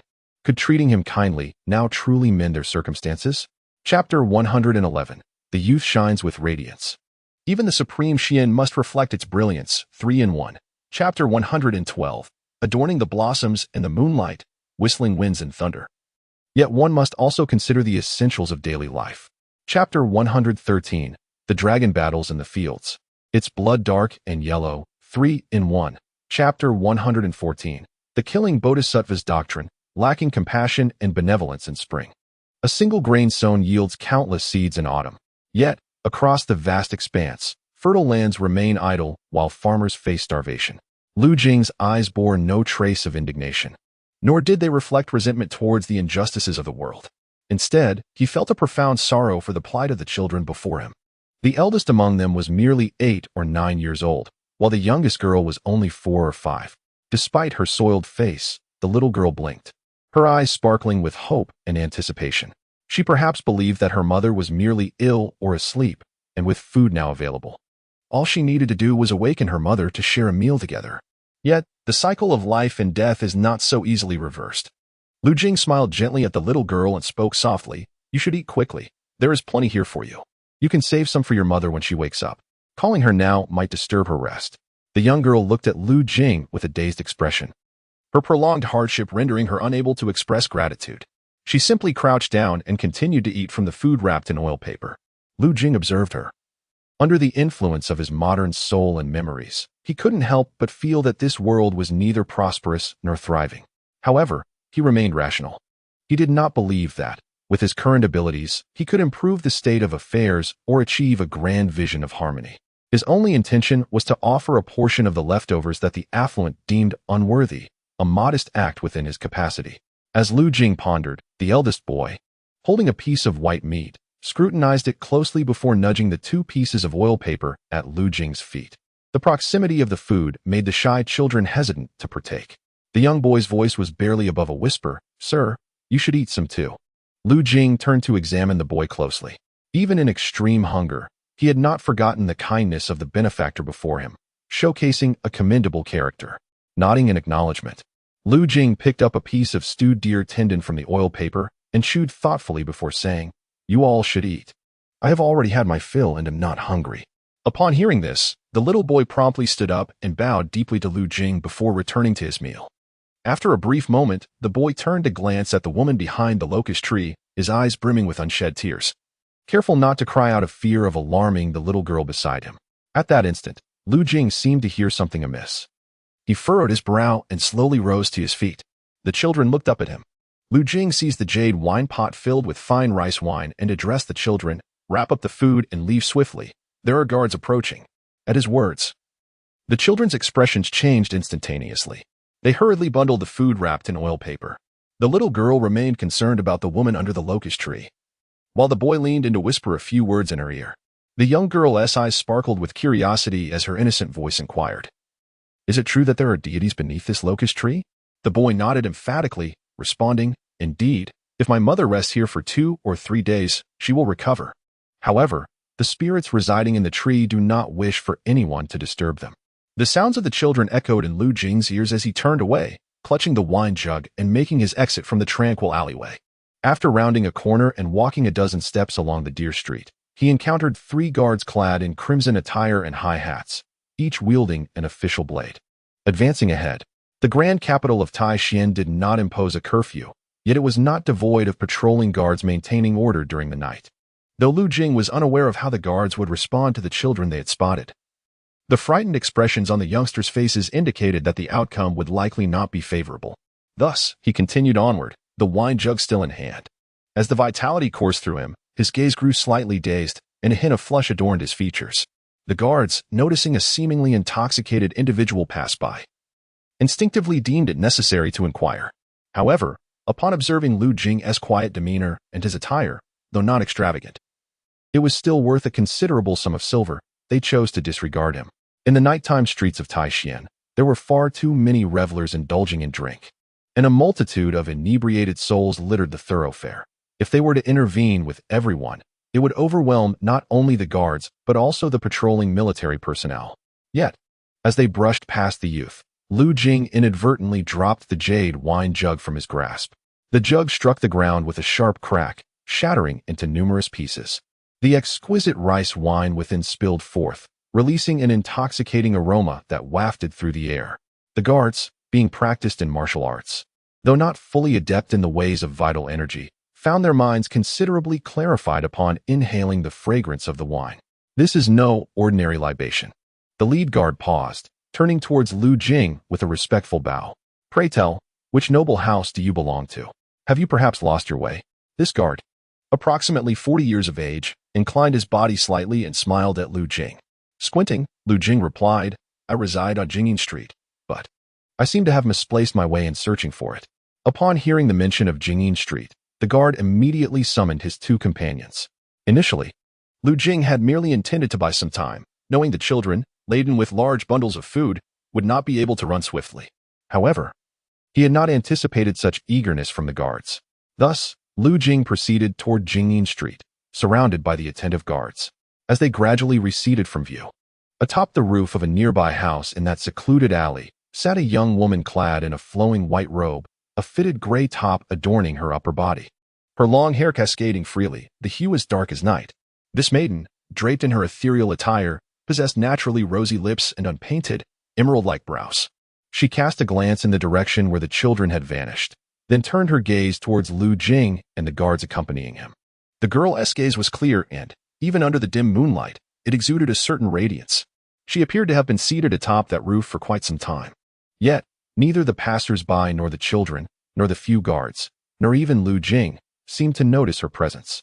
The girl wrinkled her nose, as if catching the scent of wine wafting from the street, a rare vintage infused with bloodgrass. Was it truly shattered because of these wandering children?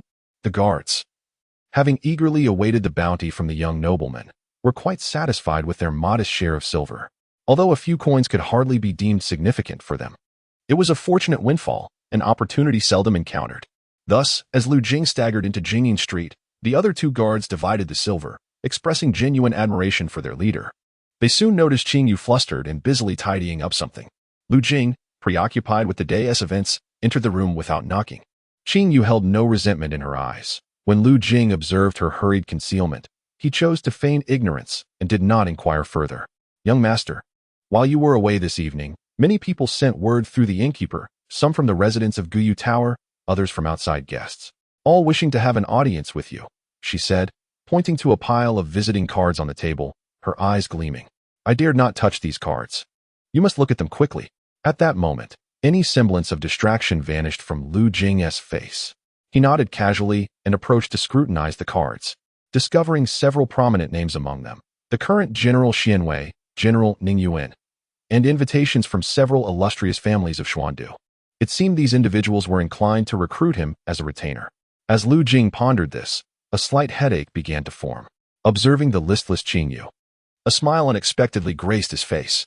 Qingyu, I recall you used to adore practicing small calligraphy. Why have you ceased? To his surprise, Qingyu's expression darkened as she simply replied, No one teaches me anymore. Though she did not articulate her thoughts, Lu Jing immediately understood her implication. When Lu Jing's mother was alive, she had taught both him and Qingyu to read and write, as well as the art of calligraphy. However, after her untimely passing, Qingyu had not practiced since, dedicating herself entirely to serving Lu Jing. After all, practicing calligraphy required ink and paper, and with a meager monthly stipend of 2 or 3 taels, it was already a struggle to provide for their daily sustenance, let alone for two to pursue education. Despite Lu Jing's mother treating Qingyu with utmost kindness, she was always acutely aware of her station and never grew complacent in her affection. When our little courtyard is tidied up in the coming days, more invitations will arrive. You shall act as the steward of the courtyard, managing affairs diligently, Lu Jing remarked. Retrieving the ink, paper, and brush from the study, he prepared the ink and laid out the paper himself. Qingyu, momentarily dazed, appeared even more delicate in her pink attire. Come here quickly. I'm acquainted with a particular style of small calligraphy known as the Zanhua Shaokai. My knowledge, however, is rather superficial. You should take the time to study it thoroughly. Perhaps you could further elevate its prominence. Understood, young master. Qingyu observed intently. Lu Jing set his brush to paper, and the elegant strokes of the Zanhua Shaokai began to materialize. Qingyu's eyes sparkled. This script was delicate and exquisite, reminiscent of graceful trees and gentle breezes. Each stroke was imbued with an ethereal charm, flowing with a refined elegance that exuded a captivating vitality. If many young ladies were to behold such artistry, they would surely be enamored, Qingyu mused to herself. After completing 2 or 3 lines, Lu Jing proceeded to break down 3 or 5 characters on the paper, executing each horizontal and vertical stroke with meticulous care. After a considerable time, he finally passed the brush to Qingyu. Now, you try writing your name. Qingyu accepted the brush and carefully inscribed the character Qing on the paper. Her small calligraphy was conventional, lacking in beauty and the essence of the Zanhua style. Lu Jing shook his head, moving behind her to grasp her hand gently. Zanhua Shaokai requires structure and strength, emphasizing a balance of vigor and grace. It seeks a spirit that appears gentle yet is grounded in precision. He elaborated with care, guiding her hand as he inscribed Qing Yu on the paper, repeating the process several times. Only then did he release her hand, inquiring, "Do you feel the flow of strength? Have you gained any insights?" Qing Yu's cheeks flushed as she lowered her gaze. After a moment of contemplation, she shook her head, saying, "Qing Yu is too slow-witted. I have not gleaned any insights." Lu Jing remained patient, continuing to hold her right hand. Qing Yu, sensing his breath, felt slightly dazed. Outside the window, a waning moon ascended the sky. Yet, she perceived that although the moon waxes and wanes, and the world is filled with imperfections, the scene before her was sufficient to compensate for these shortcomings. As dawn broke, Lu Jing arrived early at the Han Mo Academy. He entered the room assigned to him by Master Jiu. Inside, a few of his belongings remained, including the meticulously copied texts and the cherished brush gifted by the Go Master, along with a peculiar flower known as the Gui Xian. The Gui Xian in its pot still bloomed vibrantly, its deep crimson hue seemingly untouched by decay, subtly exuding an otherworldly aura. Lu Jing placed the Gui Xian in the study, reassured by its presence. The study already housed numerous supernatural beings. Both the Go Master and Master Jiu were undoubtedly aware of the peculiar nature of this thorn rose, yet they said little, likely because it was brought by Lu Jing. Were it an ordinary thorn rose, he would not have taken the trouble to transplant it into a pot for transport. The reason for bringing the thorn rose to the study was twofold.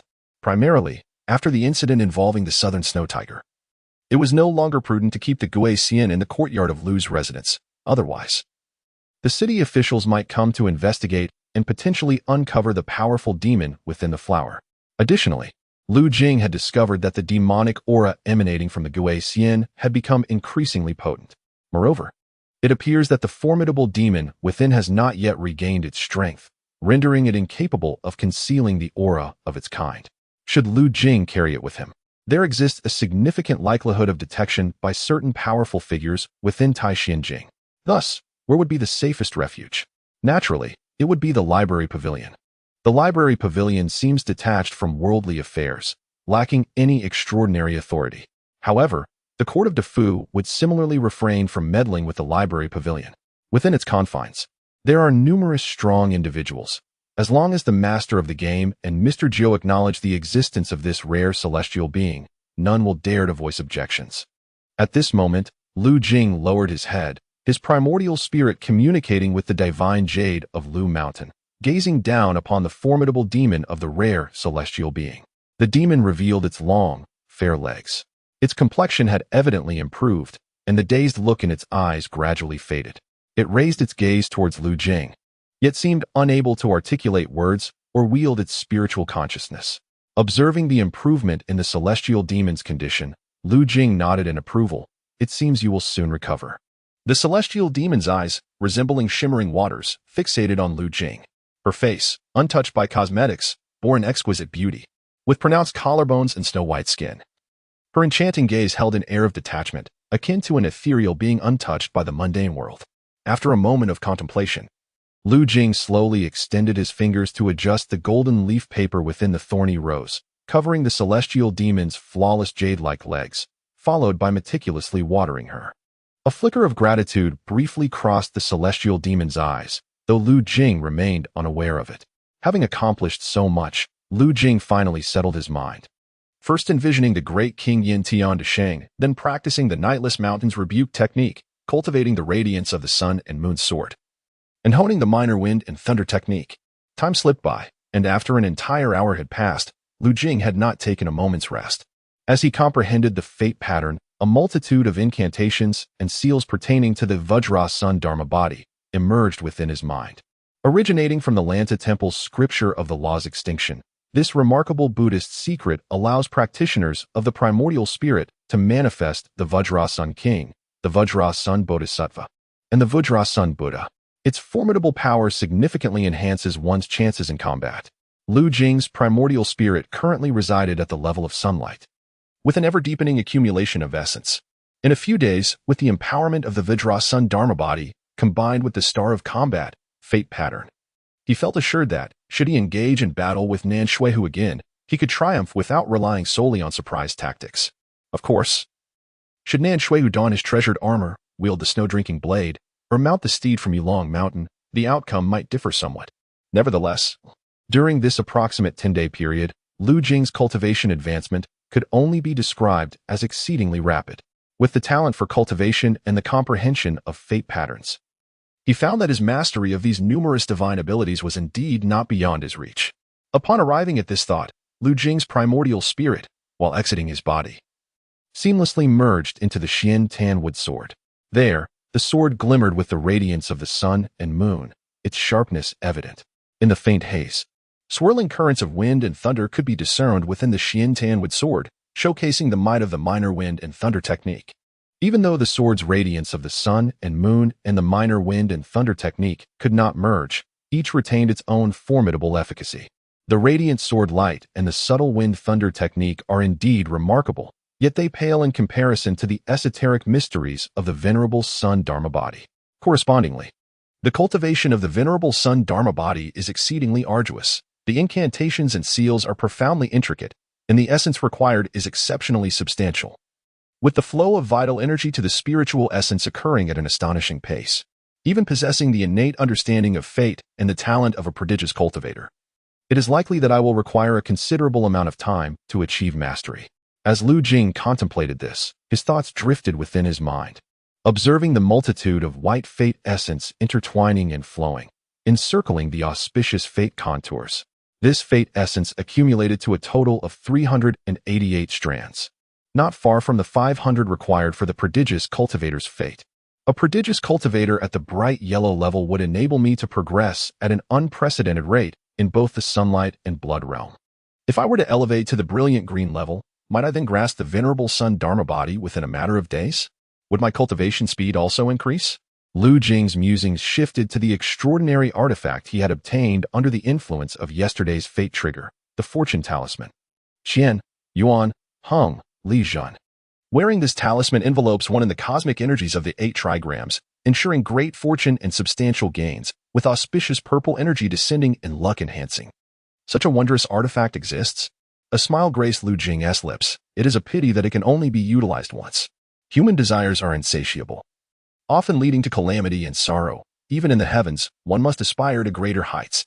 Possessing this fortune talisman is already fortuitous, should I indulge in further greed. It would not only be unproductive but would also hinder my clarity of thought. Lu Jing admonished himself thus and resumed his study of the venerable sun Dharma body. With still half an hour until noon, he felt a weariness of spirit and chose to cease his cultivation, instead retrieving the foundational texts he had brought along for careful perusal. As noon approached, Lu Jing was deeply engrossed in his reading when a short, plump youth arrived at his door, knocking loudly and proclaiming, "Sir, the other gentlemen request your presence at the academy dining hall."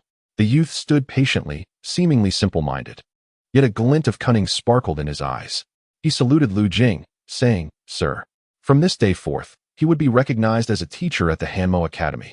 Within the academy, his status would naturally be esteemed, and he would not need to bow to students. "Sir, are you the esteemed Lu Jing of the Lu family?" As they walked, the short, stout youth introduced himself. "My name is Jiang Hu." Upon hearing the youth's name, Lu Jing turned to glance at him. For reasons unknown, the names of those he had encountered in recent days had all been rather peculiar. The youth smiled awkwardly but offered no explanation for his name. Lu Jing merely nodded, contemplating before clarifying, "I am no longer a member of the 9 Lakes Lu family." Jiang Hu quickly bowed to Lu Jing. "I beg your pardon. Sir, my curiosity got the better of me, and I spoke without thinking. My apologies." Lu Jing responded casually with a smile. "No harm done." Indeed, it was of no consequence, because Lu Jing is aware that, to this day, many still speak of him, referring to him as the youthful Shulu master, or a prodigy of his time, and naturally, as the illegitimate son of the Jiao Hu Lu family. Of course, whenever the Jiao Hu Lu family is mentioned, many cannot help but sneer. Such amusing topics, however, are not numerous for many high-ranking officials and nobles. The two continued onward to the dining hall. Hanmo Academy boasts a separate dining hall. Upon entering, Lu Jing beheld tables laden with food. The fare appeared quite ordinary, consisting of simple home-cooked dishes. Yet the aroma wafting through the air was enticing. Numerous students of Hanmo Academy sat at the tables, refraining from using their chopsticks. As Lu Jing stepped into the dining hall, many students immediately rose to their feet and paid their respects to him. Among these students were both young and old, sons of noble families as well as those of humble origins, and Lu Jing's unique destiny revealed that there were even supernatural beings among them, diverse and varied. Indeed, a true embodiment of inclusivity in education. They did not vocalize Lu Jing's name but offered their silent homage. Only upon Lu Jing's slight nod did they take their seats. At the forefront, occupying a row of tables, were 7 or 8 esteemed instructors of the academy. Although Mr. Ji was absent, a gentleman with a long beard, bright eyes, and a handsome, gallant demeanor stood up to greet Lu Jing. With a smile upon his face, he addressed Lu Jing. "Mr. Jing, please take a seat. Today, Mr. Jiu is otherwise occupied, so I have the honor of introducing myself. I am Guan Changxing, originally hailing from the Eastern River State, but after some time, I found my way to Dafu and became a Shulu master." As Lu Jing observed, the gentleman named Guan Changxing exuded a commanding presence, despite his scholarly attire, which contrasted with his strikingly handsome features. He stood as a towering mountain, imparting a heavy sense of gravitas. Lu Jing understood that the academy housed many hidden talents and was not surprised. Bowing respectfully to Guan Changxing and the other instructors in the distance, they reciprocated with similar gestures. Lu Jing then took his seat and began to partake in the meal. Guan Changxing introduced the other instructors and also presented Lu Jing. As Lu Jing acknowledged each with a respectful salute, the other instructors expressed their sentiments. Likely reflecting upon Lu Jing's youth, Guan Changxing gestured gracefully to the other instructors, prompting them to commence their meal, and only then did the remaining students begin to eat. During the meal, the dining hall was enveloped in silence. The academy upheld many courtesies, yet these customs did not irk Lu Jing. Unlike the cumbersome rituals of the Lu family, as he pondered this, he continued to eat, and before long, the dishes on the table were entirely consumed. Everyone then took their bowls and chopsticks to wash them. The instructors did likewise. Guan Changxing and Lu Jing crouched by the wooden tub, meticulously cleaning their utensils. Lu Jing, feeling at ease, nodded and smiled, saying, "I have many shortcomings, but I possess some confidence in my cursive script. I hope the esteemed instructors will kindly share their insights on my deficiencies after today." After Guan Changxing finished washing the dishes, he stroked his long beard and mused, "No wonder Master Guanqi praises Mr. Jing, for a young man who has attained enlightenment possesses a noble spirit, yet does not cultivate pride, which is indeed a rare accomplishment." Master Qi, the scholar of the book tower, is now entirely gray-haired. His visage is aged, and his eyes lack luster. Even his gait is unsteady, relying on a cane for support. Clad in a plain hemp robe resembling morning attire, he emanates a certain air of lifelessness. Thus, Master Qi ambles through the second floor, assisted by a man of imposing stature. This gentleman possesses a handsome countenance and a robust physique, his eyes sparkling like the stars of the celestial bull, exuding an aura of unparalleled might. He walks with an effortless grace, each movement infused with an assertive dominance, as though several revered deities were in his presence, compelling even the cold winds to yield. Yet, this formidable figure now aids Master Qi, proceeding slowly on the second floor, his gaze filled with deep respect and a hint of reluctance towards the elder. Without uttering a word, it is the frail Master Qi who, trembling slightly, speaks up. "Yuzhuan, the killing bodhisattva's teachings are indeed extraordinary in this world. Yet they are ultimately a technique of taking life. Although they originate from the Buddhist path, they lack the compassion and benevolence that nourish all beings. They should only be sampled lightly, without delving too deeply." Master Qi's words serve as guidance for the young man, whose identity is now unmistakably clear. He is none other than Prince Yuzhuan, who recently visited the Great Thunder Sound Temple to receive the teachings of the killing bodhisattva. Unlike other youths of the Great Fu, Yuzhuan sports a short crop of hair, his brow and eyes devoid of depth, yet brimming with an extraordinary presence. When he furrows his brow, it is as if thunder is brewing, ready to descend upon the earth. Master Qi, speaking with a fragile breath and feeble strength, prompts Yuzhuan to lean in closer in respect and listen attentively. The prince then nods and responds, "I have naturally remembered your teachings over the years, Master. Now that I hold this princely position, I may harness the killing bodhisattva's methods to cultivate my spirit, yet I must also nurture a heart of compassion. The essence of this wisdom is clear to me. Although his tone is calm, there seems to be the resonant sound of thunder in his voice." Master Qi exhales deeply, shaking his head slowly as he walks. "Simply call me Master Qi. While you are my disciple, you are akin to many others in the book tower. The matters of the Great Fu are beyond our purview, and we shall remain uninvolved. Referring to me as Master may displease the holy monarch. Upon hearing this, Yuxuan's expression remains resolute as he replies, I have never wished for the 4 floors of the book tower to intervene in court affairs. But you are and will always be my master, and you have been my tutor in both scholarly pursuits and martial arts. If I were to fear the gossip of those in the court and refrain from calling you master, what face would I have to bear the name Yuxuan? His eyes reflect unwavering determination. Mr. Qi, upon hearing these words, chose to remain silent. He walked intermittently, pausing to catch his breath, seemingly fatigued. Yuxuan, calm and unhurried, waited patiently beside him. Whenever Mr. Qi paused to rest, he remained close at hand, ready to assist him as they continued their journey. After a series of stops and starts, they finally arrived before the Hamo Academy. You come to visit me and help me wander about, which alleviates some of my solitude, Mr. Qi remarked as he gazed at the plaque of the academy. Old Jiao is absent today. I wonder if your guiding me here is perhaps in honor of Mr. Lu Jing? Yuxuan did not conceal his intentions and nodded, stating, I came to the academy today partly to see the esteemed gentleman. Moreover, it is no secret that upon encountering Lu Jing, my bodhisattva of slaughter seemed to tremble subtly, as if within his frail essence lay an undeniable strength. My curiosity piqued. I thought it fitting to pay Mr. Lu a visit today. His words were candid, devoid of any pretense. Mr. Qi lifted his gaze to the plaque and said, This plaque was inscribed by the Confucian master himself. The term Hamo originally referred to Mr. Jiao. The master hoped that Mr. Jiao would impart his invaluable calligraphy, but after Mr. Jiao's misfortune, the academy began to teach common texts like others. The Go Master and Mr. Jiao brought Lu Jing here, carrying with them high expectations. Yuxuan's eyes reflected his agreement as he replied, I have indeed heard of Lu Jing's prowess in cursive script. It is said he has left artworks in the Xian Du Flower Pavilion. While his painting skills may not be remarkable, they are accompanied by a plethora of extraordinary phenomena. It is only natural that the Go Master and Mr. Jiao hold certain expectations for such a youth. However, the doors to the 4th floor have remained shut since the passing of Mr. C. As long as Lu Jing does not enter the 4th floor, I see no impropriety in meeting him a few times and inviting this young man into the world. Confidence radiated from Yuxuan's eyes. He gazed at the clouds above and remarked, Talents of this world are few. I am not greedy, merely wishing to acquire 1 or 2. Do you think that is too much to ask, sir? Mr. Qi's murky eyes showed no change, seemingly oblivious to Yuxuan's words. He leaned his head, straining to hear, and called out loudly, What did you say? Yuxuan smiled. The two then entered the Hamo Academy. Inside, they found a multitude of students crowded around a teaching pavilion. Though modest in size, it was currently overflowing with eager learners. At the front, several instructors sat, while the remaining spaces were filled with disciples of the academy.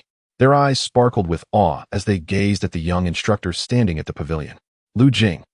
A smile graced Yuxuan's lips as he stood at the entrance, observing the teaching space from a distance. Mr. Qi's murky gaze was fixed intently on Lu Jing, who held a brush, inscribing something on paper. Before him lay several examples of his calligraphy. Yuxuan's attention was drawn to the ink, and he nodded slowly. Lu Jing's cursive script was indeed remarkable. Each line of text was vigorous and robust, exuding both strength and brilliance. In the midst of elegance and nonchalance, there exists an overwhelming aura, imbued with a sense of thriving vitality. Even at this moment, Lu Jing remains oblivious to the countless days spent honing his calligraphy. His cursive script, initially inspired by the great Zhang Su, has undergone a subtle transformation, seemingly resonating with the essence of his spirit. Even Mr. Qi, upon witnessing Lu Jing's cursive, could not help but express a hint of admiration in his gaze. No wonder the Go Master urged him to join the Calligraphy Academy. Despite his youthful years, Lu Jing's brushwork exudes a certain forthrightness and a plethora of steadfast brilliance. It is not merely captivating, but rather steeped in profound depth. Mr. Qi observed for a moment longer, and his expression suddenly shifted. He staggered forward, squinting to see more clearly. Is that the heart pin of Mr. C? Upon hearing Mr. Qi's words, Yuxua raised an eyebrow and turned his gaze towards the pin in Lu Jing's hand. The pin appeared rather unremarkable, its body even somewhat faded, hardly warranting a second glance. Yet, Yuxua's expression shifted again. After a moment of contemplation, he inquired, Mr. Jing, in my youth, my aspirations wavered due to external influences. I would like to ask, how can one maintain a steadfast pursuit of learning? At that moment, Lu Jing had just completed a piece of calligraphy for public viewing. And while the onlookers were still in awe, they heard the voice that followed. Turning to see Mr. Qi, many of the teachers and students paled, preparing to rise in respect. However, Mr. Qi gently waved his hand and said, "We remain in the classroom. Principles and knowledge are paramount to me." The teachers and students promptly took their seats, turning their attention to Lu Jing. After a moment of contemplation, Lu Jing grasped his brush, dipped it, and picked up a sheet of rough paper. The crowd focused intently as he inscribed a line of text. To pursue the way, one must be fervent, steadfast in one's original intention, impervious to the slightest material desire. Chapter 115. With my nobility, I shall become the sculptor. A powerful aura emanated from the written words, captivating the attention of the scholars and disciples present, who gazed intently at the 3 lines on the paper. Within these characters seemed to reside a rare spirit, invigorating their senses. Yet, as they read each word with greater focus, they faintly perceived a figure ascending through swirling clouds, relentlessly striving towards the heavens. This indistinct silhouette appeared undistracted, indifferent to earthly splendor in the myriad clouds above, taking deliberate steps towards the celestial realm. Along the way, celestial beings called out to him. Great sages paid their respects, and Buddhas radiated golden light, inviting him into paradise. Nevertheless, the figure remained steadfast, unperturbed by external distractions, following his own path. This vision was fleeting, yet many in attendance felt they had witnessed and sensed the unwavering determination of the ascendant figure. In the midst of movement and stillness, he maintained a centered composure, shedding all worldly concerns, ascending towards the firmament. The pursuit of truth must indeed be fervent. Yu Xian's mind surged with thoughts. The extraordinary vision of ascension he had just glimpsed left this lofty prince feeling remarkably inspired. Observing Lu Jing's brushwork, the prince gleaned insights as well. The phrase seemed commonplace, yet the term fervent was exceptionally rare.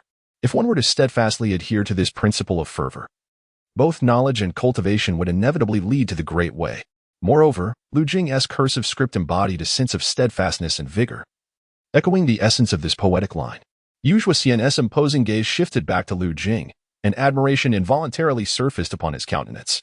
The prince nodded slowly and spoke again. "I never anticipated that my visit to the calligraphy hall today would yield such enlightenment. I must express my gratitude to Mr. Jing for these 3 lines of wisdom." His noble status was beyond compare, and he did not bow to Lu Jing. The scholars and disciples who recognized his identity dared not turn to look, remaining seated in reverence within the teaching hall. Standing on the elevated platform, Lu Jing casually shook his head and replied earnestly, "These 3 lines of truth and learning are derived from a sage. Once I complete this verse, I shall, of course, credit its author." A smile graced Yu Xian's lips. "Mr. Jing, these 3 lines of wisdom are undoubtedly precious. Yet equally valuable are the resolute and sharp energies present in your brushwork, along with the astonishing phenomenon of your strokes. Without such sharpness and the sudden emergence of this phenomenon, how could one truly grasp the essence of fervor?" Upon hearing the unfamiliar young man's praise, Lu Jing refrained from further niceties. He smiled at the young man, intending to share insights on the principles of his cursive script. However, the stranger at the entrance of the hall suddenly interjected, "Mr. Jing has imparted to me the understanding that the pursuit of truth must be fervent, and thus, I owe you a debt of gratitude. As I am not one to be indebted to others, I have a word to share with you, Mr. Jing." Lu Jing looked up in confusion. Yu Xian's gaze once again fell upon the written characters he had composed. "From your cursive script, I perceive sharpness, resoluteness, and a grand, vigorous spirit. If Mr. Royal were to immerse himself in the art of swordsmanship, he could seamlessly merge the brilliance, sharpness, steadfastness, and grandeur into the very essence of his sword energy. Practicing swordplay not only cultivates one's primordial spirit and innate talent, but also refines one's disposition. Should one wield the bold strokes of cursive script with a keen edge, it would indeed reflect a magnificent path." As he spoke, a gentle smile adorned his face. Yet the air around him seemed to have solidified, devoid of any movement. Lu Jing listened quietly to the words of this unfamiliar man. His expression remained largely unchanged, yet, unbeknownst to him, he had lowered his gaze to examine the brushes and ink upon the table. Within the vigorous, free-flowing characters, there indeed appeared to be a hint of sharpness.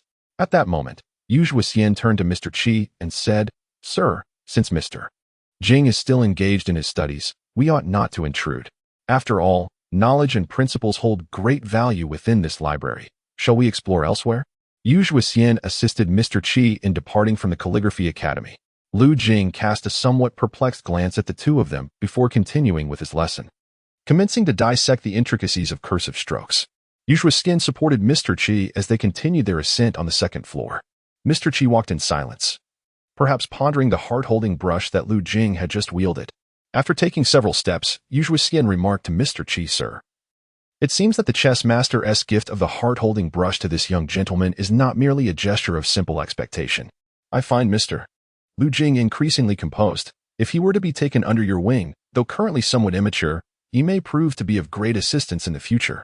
Furthermore, for Zhuxian, what holds significance is not solely the youth's temperament, but also his extraordinary talent." Mr. Qi remained silent, seemingly oblivious to Yu Zhuxian's prior remarks. However, a spark of interest flickered across the princess' face. It is often said that adversity nurtures the extraordinary. Although Lu Jing comes from a humble background, he possesses the qualities of a prodigy. With proper guidance, he will undoubtedly become a tremendous asset for the talents chosen by the chess master and Mr. Zhou cannot be ordinary.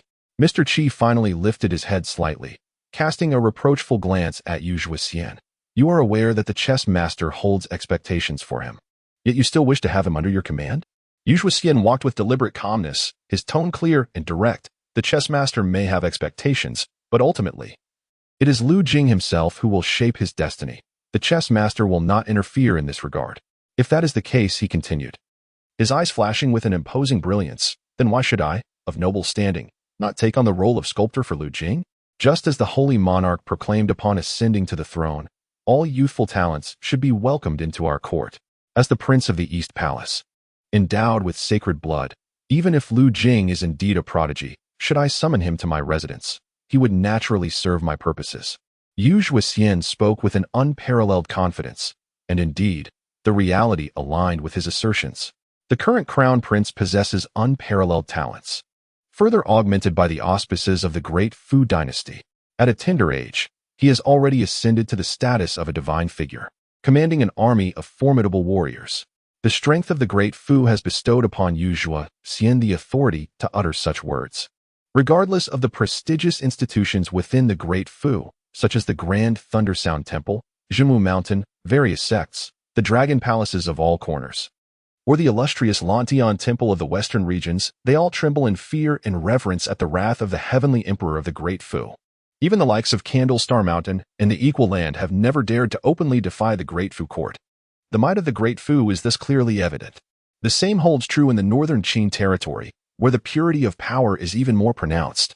All sects have been trampled by the Black Knights dispatched by the Great Candle King, and the martial arts and primordial spirit classics of the world have been gathered into the Black Dragon Palace of northern Qin.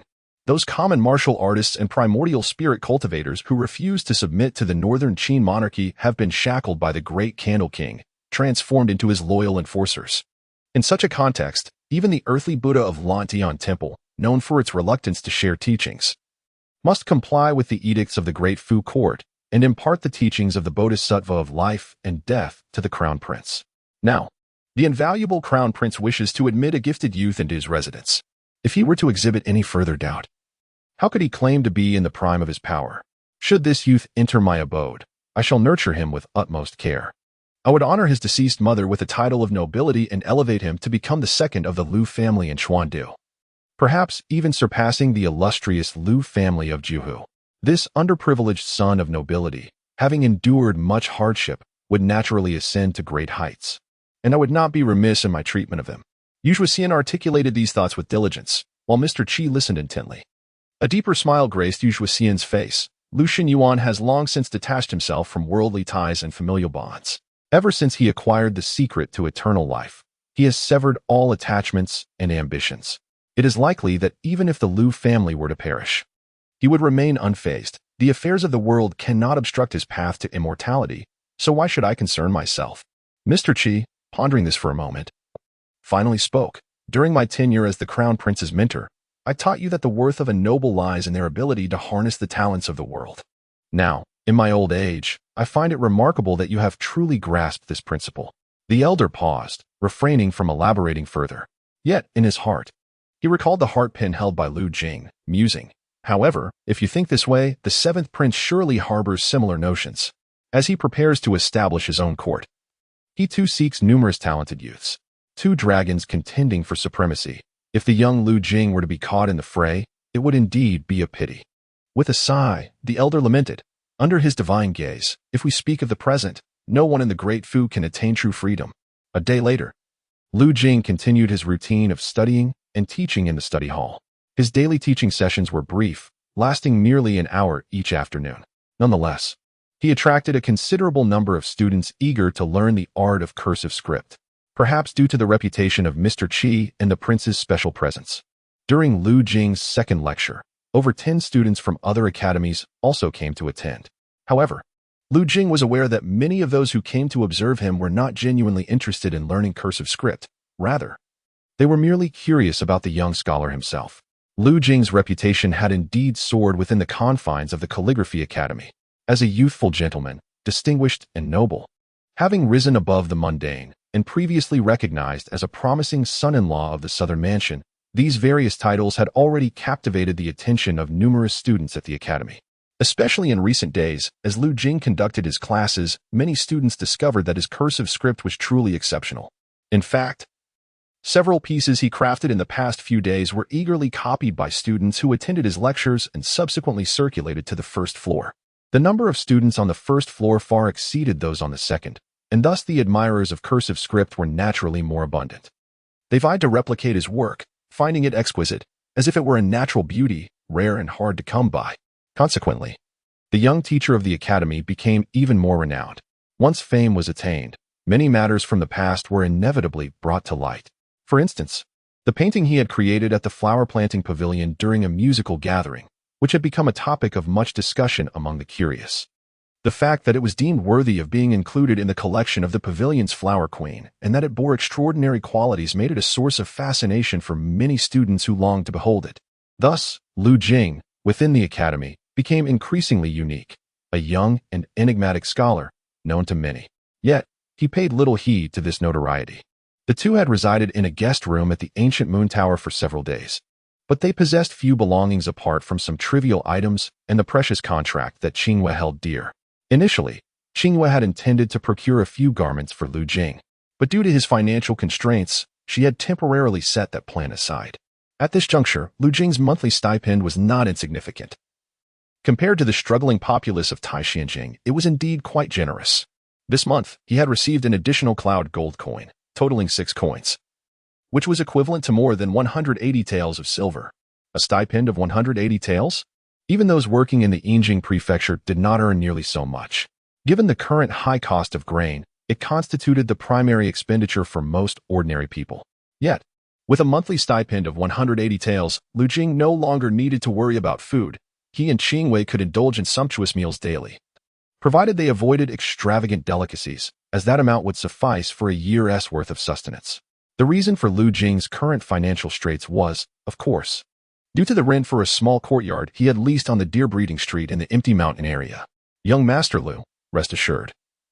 While my price may not be said to be a loss, it is indeed quite fair," remarked a middle-aged man dressed in fine brocade, his face adorned with a smile as he spoke earnestly to Lu Jing. Although Deer Breeding Street may seem sparsely populated, it is merely due to the numerous vacant houses.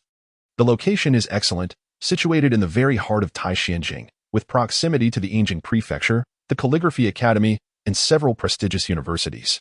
Even for court attendance, one need only travel by carriage for less than half an hour. The courtyard was relatively new, with a monthly rent of 30 taels of silver, leaving us with only a modest sum for travel expenses. The individual who came to escort Lu Jing and Qingyu to Conshan Alley was the same steward as before, now driving the horse-drawn carriage. This middle-aged man was the shopkeeper mentioned previously by the steward. He was the proprietor of the residence, and I had brought the rental agreement established between him and my establishment today. Once the property is leased, the landlord would receive 28 taels of silver from my establishment each month, the shopkeeper earnestly explained. His reason for personally visiting today was, of course, due to the steward recounting the events of that day. A young tenant of such standing, with the third son of the Li family from Xuandu personally sending someone to invite him, clearly indicated his extraordinary status. In the realm of commerce within the capital, one must tread carefully to avoid inadvertently offending individuals of considerable background, while also aspiring to align oneself with such influential figures. Thus, the middle-aged shopkeeper came personally to extend his welcome, even suggesting the previous rental contract be rendered void with no rent due. Lu Jing, however, declined this offer, setting aside the principle that he would not accept rewards without merit, even if he were inclined to accept the offer to save a few coins. Such money would not come without strings attached. In the future, should the steward encounter difficulties, they would naturally seek recourse from Lu Jing. While he could choose to ignore any ensuing troubles, it would be rather ungracious to do so. The money was originally clean and above board, and the courtyard itself was devoid of any taint. Why compromise one's integrity for a few taels of silver? Wealth and status obtained through unjust means were as ephemeral as clouds to him. Lu Jing could not claim he would always adhere to this principle. Acknowledging the imperfections in humanity, he was a far cry from the virtues of a sage and harbored personal desires as well.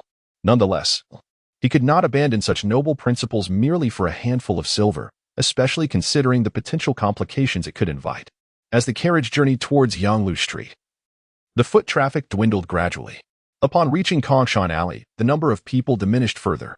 Lu Jing was engrossed in reading a letter, one that Louis had left for Qing Yu during her visit to Gyue Tower earlier that day. Aside from inquiring after Lu Jing's well-being, the letter elaborated on the situation concerning Xingzi, which was thoughtful of her. Lu Jing tucked the letter away and disembarked from the carriage, contemplating visiting her the following morning. She had worried for him and made several trips, only to now be confined at home. With her free-spirited nature, this confinement would likely be quite arduous for her. The middle-aged shopkeeper led Lu Jing and Qing Yu into the small courtyard of Kongshan Alley. When they had visited a few days prior, the courtyard was overgrown with weeds and littered with fallen leaves and dust. The brick and tile structures were also covered in grime, lacking any luster. However, today's inspection revealed that the 3 main rooms and 2 side rooms had been meticulously cleaned. The courtyard had been thoroughly swept, and the garden had been planted with winter flowers such as wintersweet, crabclaw cactus, longevity flowers, and camellias. A thoughtful shelter had even been erected to protect these blossoms. Before Lu Jing could utter a word, the middle-aged shopkeeper promptly took his leave. Merchants were well acquainted with reading the room. Originally, Qing Yu had prohibited Lu Jing from going out, insisting that as a maid, she could not allow her young master to venture out to procure rice and flour. However, Lu Jing paid no heed to Qing Yu and simply pulled her along. By this time, the sun had set, and they could only procure some cooking utensils, knives, spices, and lamps, with fresh vegetables being unattainable. Lu Jing settled in the main room, closing his eyes to meditate, while Qing Yu busied herself in the kitchen, taking advantage of the night to prepare a bowl of noodles for him, clear broth noodles. Although she had previously inquired if he wished for a change in variety, Lu Jing seemed to harbor a particular fondness for the simplicity of clear broth. The two sat together in the room, each savoring their noodles. Qing Yu, with her long hair cascading down, tidied the tableware, her smile unmistakably radiant. Yet, Lu Jing was somewhat troubled. He realized that the auspicious opportunity he had encountered after visiting Master Liu the previous day had already been activated. Yet it had not provided him with any guidance or tangible benefits. Confounded by this, he ultimately resigned himself to the situation. Throughout these moments, Qing Yu's gaze remained as gentle as ever, now imbued with a newfound lightness. She no longer had to worry about Lu Jing facing reprimands from the elders of the Lu family, nor about the two of them going hungry or Lu Jing departing to the Nan family, leaving her behind. More importantly, they had finally established a small home together. Not quite, for this was the young master's courtyard, yet as the young master's maid, could it not also be considered her home? Qing Yu wore a smile throughout the day, perhaps even smiling in her sleep that night. It was on this very evening that the steward, who had earlier been tasked with introducing Lu Jing to the residents, was now accompanying 2 young ladies as they surveyed the courtyard in the empty mountain alley. These 2 women, a mistress and her maid, had only explored one courtyard when the mistress, already weary, simply nodded and declared, "This shall suffice." The steward, taken aback by her decisiveness, yet pleased, hastily drafted a contract. As the 2 ladies and the steward departed, they passed by Lu Jing's courtyard and seemed to hear something, a flicker of surprise crossing their eyes. Was it not the young man who had spilled wine on the street of Raising Deer the other day? What a coincidence! The exceptionally beautiful lady mused, yet did not dwell on it further as they continued on their way. The following morning, Lu Jing naturally rose early to practice. No longer at Gyue Tower, but rather in his own courtyard, he found no need to go to the study so early. Gyue Tower was crowded and filled with prying eyes. Being close to the Jingyin mansion, where many dignitaries residing in the capital stayed, leading to the presence of numerous formidable individuals. Practicing his spiritual essence or martial arts there might invite unnecessary trouble. Now that he had his own courtyard, such concerns were alleviated. He practiced his spiritual essence at night and his martial arts and vitality in the morning. It was not until the early hours that Lu Jing bid farewell to Qingyu and departed from the empty mountain alley onto the Street of Raising Deer. The Street of Raising Deer was not particularly busy, and thus, there were few carriages to be seen. Lu Jing realized that in order to ride in a carriage, he would have to walk for quite a while. This sparked within him the desire to purchase a horse. The renowned heavy horses of Dafu, not only favored by the court but also cherished by numerous noble families in Xuandu, were well cared for. Wealthier citizens who could afford to buy and maintain a horse faced little interference from the Jingyin government. This habit had been nurtured over the past 60 years. The roads in Taixinjing were notably wide, flanked by buildings that facilitated pedestrian traffic and served as gathering spots for vendors. The central expanse of the roads was primarily reserved for carriages and horses, with pedestrians seldom seen.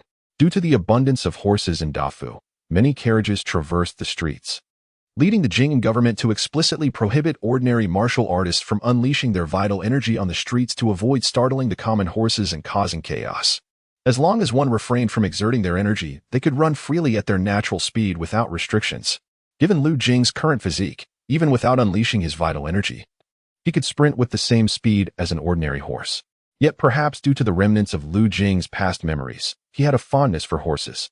The ethereal beauty of that remarkable horse remained vivid in his mind, and considering his daily commutes between the library and the Deer Street, owning a horse seemed far superior to riding in a carriage daily or rushing through the streets like a reckless young scholar devoid of grace. In the Shang residence on Chongning Street, Shang Zi sat languidly by the pond, tossing bits of steamed bun into the water to feed the goldfish.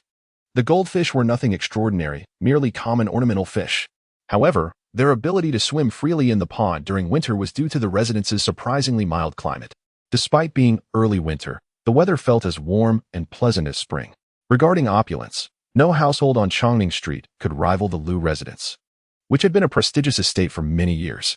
Yet, this seemingly modest Shang residence, with its spring-like climate, was incomparable to the luxurious Lu estate. Dressed in a vibrant red outfit, Shang Zi was glistening with perspiration. After feeding the goldfish for a while, she resumed her martial training in the courtyard. The martial arts she practiced were unknown, yet her every movement appeared delicate while embodying immense strength. Her internal organs resonated like a furnace, producing waves of vital energy that echoed around her.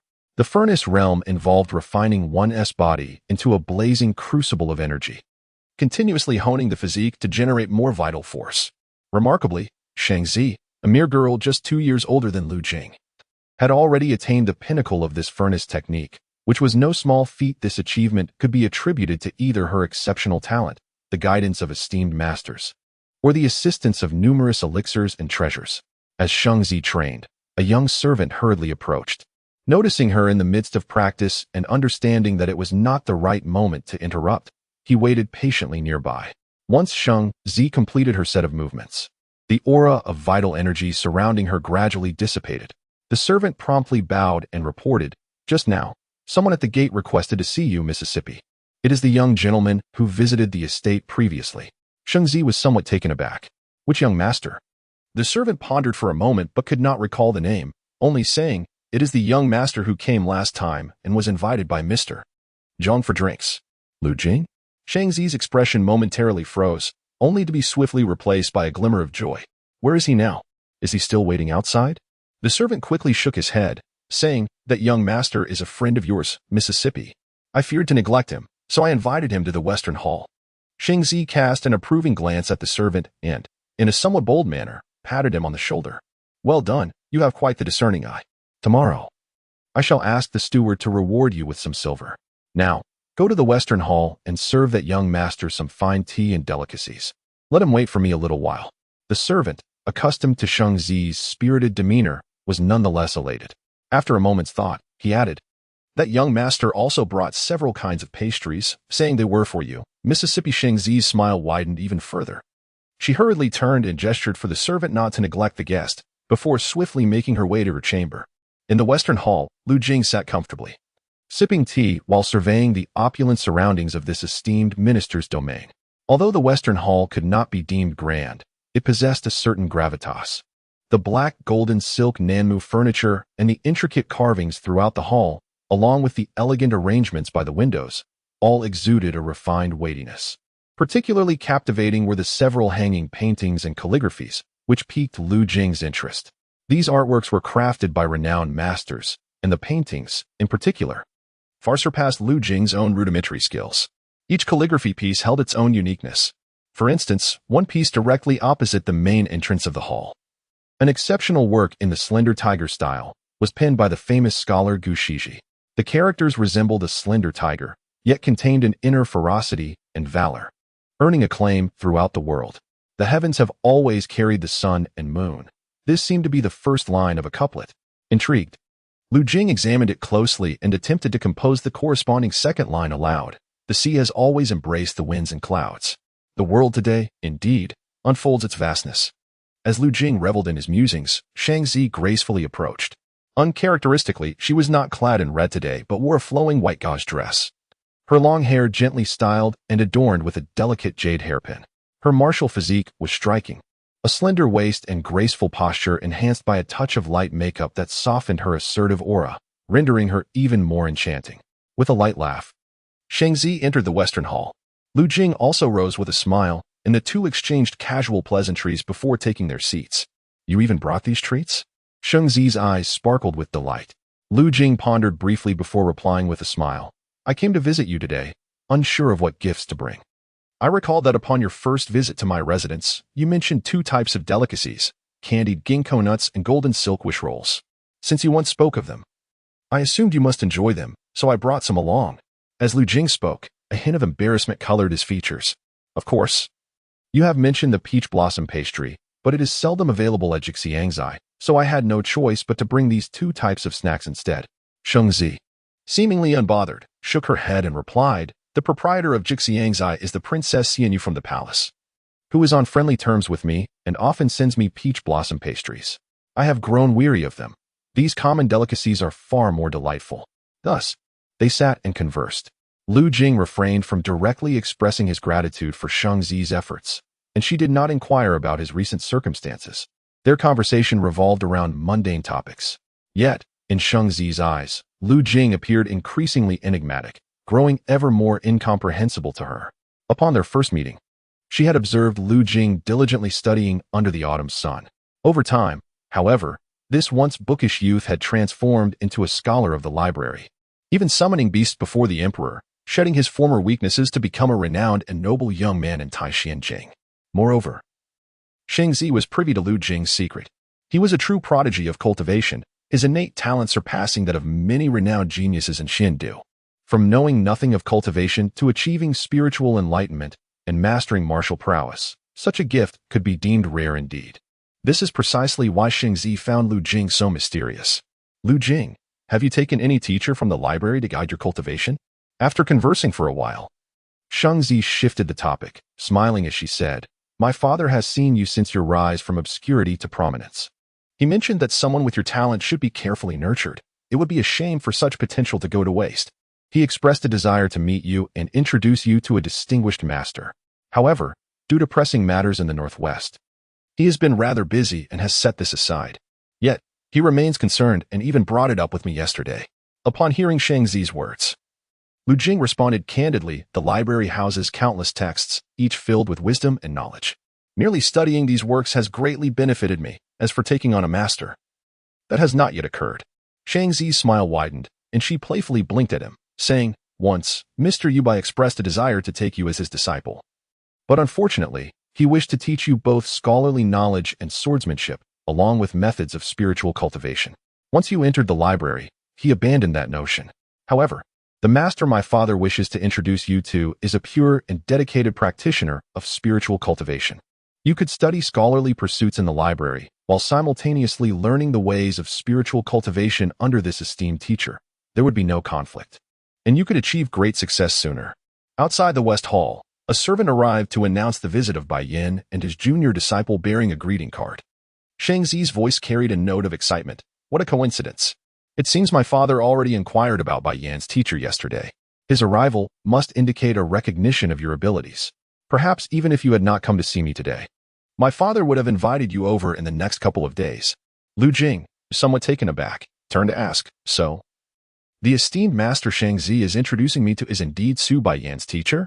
Shangzi nodded and remarked that Baiyan's master was a renowned primordial spirit cultivator, esteemed throughout the land and on par with the head of the Lin family in Su Nan Dao. He was a paragon of primordial spirit mastery, having once demonstrated his divine powers by extinguishing the calamity of the fire mountain, earning the respect of the world. The reason Bai Yin was able to become his sole disciple was due to his father's introduction. As the two conversed, Su Bai Yin and a young man of about 22 or 23 approached from a distance. The young man had a commendable appearance, handsome and upright. However, standing behind Su Bai Yin, he appeared rather ordinary by comparison. Su Bai Yin was clad in a flowing white silk robe, a gentle smile gracing his lips. His bright eyes seemingly infused with an infinite allure. With a noble nose and graceful demeanor, he resembled a perfectly sculpted masterpiece. As he drew closer, he noticed Lu Jing in the western hall, yet his smile remained unaffected. His laughter resembled ripples breaking upon a serene spring. His beauty was strikingly exquisite. Shangzi rose to greet him, and as the host stood, Lu Jing felt compelled to rise as well. Wearing a smile as he exited the western hall alongside Shangzi, Su Baiyan had come to deliver a nameplate from his esteemed master. Hence the formality of the greeting. Shangzi and Su Baiyan had been childhood companions, and without the nameplate, such solemnity would have been unnecessary. Su Baiyan and his junior brother approached the entrance with equal gravity, offering the nameplate with both hands. Shangzi accepted it delicately and placed it meticulously on the table. Lu Jing casually glanced at the nameplate, where 3 elegantly flowing characters were inscribed, Chu Xinqiu. These characters were penned rather carelessly, lacking aesthetic beauty, yet they seemed to carry a certain formidable power, evoking awe at first glance. Chu Xinqiu. Such a name was rather grandiose, Lu Jing mused internally. Meanwhile, Su Baiyan and his junior brother had taken their seats. My master has returned from relocating mountains and received a letter from Sheng Ci Fu. Hence I was sent with my junior brother to present this nameplate. He shall visit Sheng Ci Fu tomorrow at this time, Su Baiyan explained, his gaze shifting to Lu Jing. Brother Jing, your reputation has stirred the Xian Du these past few days. Even the vendors in the streets are aware of the illustrious young gentleman, Lu Jing. I had thought you had already found a distinguished master, yet I am fortunate to have the chance to become your brother in cultivation, Su Baiyan continued, his face beaming with delight.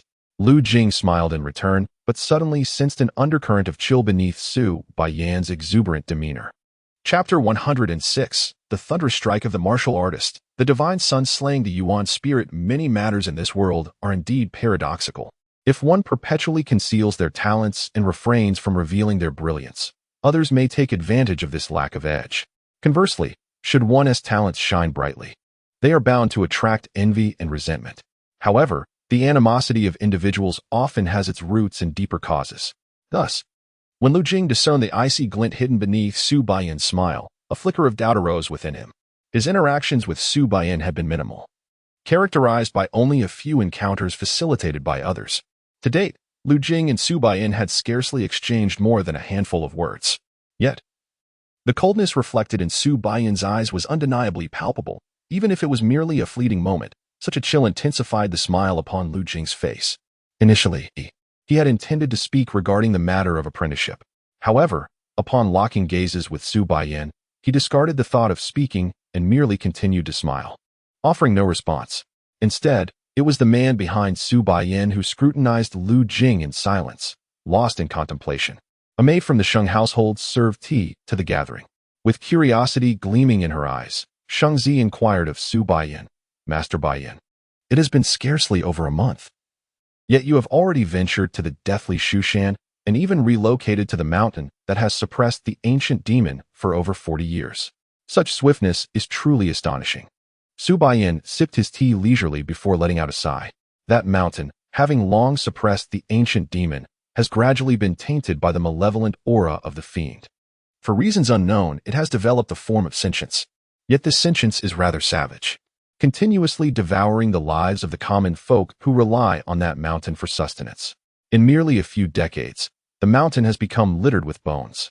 Ordinary people, upon nearing the demon mountain, become ensnared in madness, wandering into its depths and ultimately transforming into mere piles of bones. Were it not for my esteemed master's discerning eye, countless innocents would have fallen victim to its malevolence. As Su Baiyan recounted this, a frown creased his brow. I have witnessed the manifestations of my master's divine sight. Among the remains scattered across that mountain, there are scarcely any able-bodied individuals. The victims are predominantly the elderly or those with fragile wills, women and children. Many of those who perished were hunters seeking the lost, and upon reflection, it becomes evident that these folk have suffered from unfounded calamities, rendering them most pitiable. While his demeanor remained composed as he spoke, Lu Jing could distinctly sense Su Baiyan's genuine compassion for the deceased. Reflecting on this, it seemed that the deathly Shushan had been entirely uprooted by Su Baiyan's master, Chu Shinxiu, thus ensuring that no ordinary souls would suffer further harm. Lu Jing shared this sentiment, simultaneously pondering the perilous nature of the world beyond Taishanjing, where even Ning Chang's parents had fallen victim to demonic disasters. The Great Fu dynasty, imposing as an indomitable celestial fortress, suppressed the realm for 4 cycles of the seasons. The majesty of the Emperor of Chotian was unparalleled, yet why did such malevolent creatures continue to roam within the borders of the Great Fu? A sense of bewilderment stirred within his heart. At that moment, Su Baiyan's gaze shifted back to Lu Jing, and he remarked with a smile, "With your innate talent, Brother Jing, should you enter my esteemed master's fold, you are destined to become his second direct disciple. My esteemed mentor, throughout his life of cultivation, traversed this vast world. Like myself, he hailed from humble beginnings, yet he perpetually harbored deep concern for the downtrodden. He often imparted to me the wisdom that should I ever ascend to the lofty heights of a grand master, embodying the brilliance of the 9 stars, I must always maintain a heart imbued with compassion for the weak. Brother Jing, upon your initiation, I hope you too shall steadfastly adhere to this principle." Upon hearing Su Baiyan's words, Lu Jing felt a burgeoning respect for the enigmatic figure known as Chu Shinxiu, whom he had never encountered. This grand master, despite standing aloft, still directed his gaze towards the humble populace, a rarity indeed. Just as Lu Jing's thoughts settled, the young man seated beside Su Baiyan suddenly interjected. Shaking his head, "Senior brother, the reason our master has presented the name card is primarily to confer with Shang Sifu regarding matters in the Northwest. The officials there have been nearly exterminated, and many counties lie in utter disarray. Shang Sifu, being an ally of our master, seeks to invite him to the Northwest to quell the lurking malevolence, preventing it from wreaking havoc upon the world. The matter of taking on disciples, that is merely incidental and remains undecided." This young man, upon taking his seat, had already introduced himself as Wu Huaigui, a disciple of Chu Shinxiu, although not a direct heir like Su Baiyan. As Wu Huaigui spoke, Su Baiyan casually remarked, "My junior is unaware of this young gentleman's prodigious talent. Just days ago, the uproar surrounding the summoning beast to the emperor originated from Brother Jing. Even the common folk of Taishanjing are now aware that the auspicious creature, the Xieji, can only be awakened by those of noble birth or exceptional genius. Such rare talent is a fortuitous encounter. Our master has always cherished talent. And with a gem like this present, along with Shang Sifu's recommendation, my junior, you are soon to gain another esteemed senior brother." Wu Huaigui maintained his composure, merely shaking his head in response. The world abounds with those of great talent, yet few truly succeed. Moreover, to enter our master's tutelage requires more than mere aptitude. One must possess a steadfast character and a heart that contemplates the plight of the weak. For instance, when you entered the fold, our master recognized your long-standing dedication to aiding the downtrodden. This is why you were accepted as a direct disciple. Others, despite their greater talents, can only call our master their teacher, and therein lies the distinction. It was evident that Wu Huaigui held Su Baiyan in considerable esteem. His gaze towards him suffused with admiration. Lu Jing, upon hearing Wu Huaigui's comments, felt an inquisitive stir within him. He could sense the chill in Su Baiyan's eyes directed at him, yet he also understood the complexities of humanity, with both virtue and vice coexisting. Su Baiyan's disdain for him did not necessarily denote malevolence. Perhaps within his heart, there resided numerous benevolent inclinations. Providing for the impoverished might indeed be one of Su Baiyan's noble motivations. At this juncture, Shang Zi's face brightened with a smile. She turned to Lu Jing and recounted. Baiyan, of humble origins, often went hungry during our childhood games. I would bring him some treats. He would eat a portion, leaving the majority for his mother, and still reserve some to nourish the stray cats and dogs suffering from hunger by the roadside. Even then, I sensed that with Baiyan's kind heart, He would surely encounter fortuitous opportunities in the future. As of today, many years have passed, and the current Bai Yin has, as I once envisioned, sought the guidance of a renowned master and has become an esteemed Su Yulong, celebrated throughout Tai Jing. Shengzi's tone carries a genuine sense of admiration. Upon hearing Shengzi's praise, Su Baiyin merely waved his hand, saying, "In this world, there exists a distinction between the noble and the humble. I have long dwelled in obscurity, yearning for the esteemed, and I often reminisce about the many trials of the past, though I now hold a more distinguished position. I shall never forget the hardships I endured, nor do I merit your commendation for supporting those still in distress." He spoke not in jest. He held a profound respect for the bridge builder Lu Jing. Had Su Baiyin possessed similar qualities, Lu Jing would undoubtedly regard him with the same esteem. As for the chilling memories that linger in Lu Jing's mind, they remain vividly clear. At times, perceptions and evaluations between individuals can be inherently fragmented. As their conversation unfolded, midday approached, prompting Lu Jing to rise and take his leave. Shengzi wished to invite him for lunch, but Lu Jing graciously declined. Accompanying Lu Jing to the gate of her residence, Shengzi remarked with a smile, "Perhaps my father will invite you tomorrow, although he has not yet met you. He has heard much about you from me. The matter of apprenticeship cannot be broached so abruptly. It requires your consent.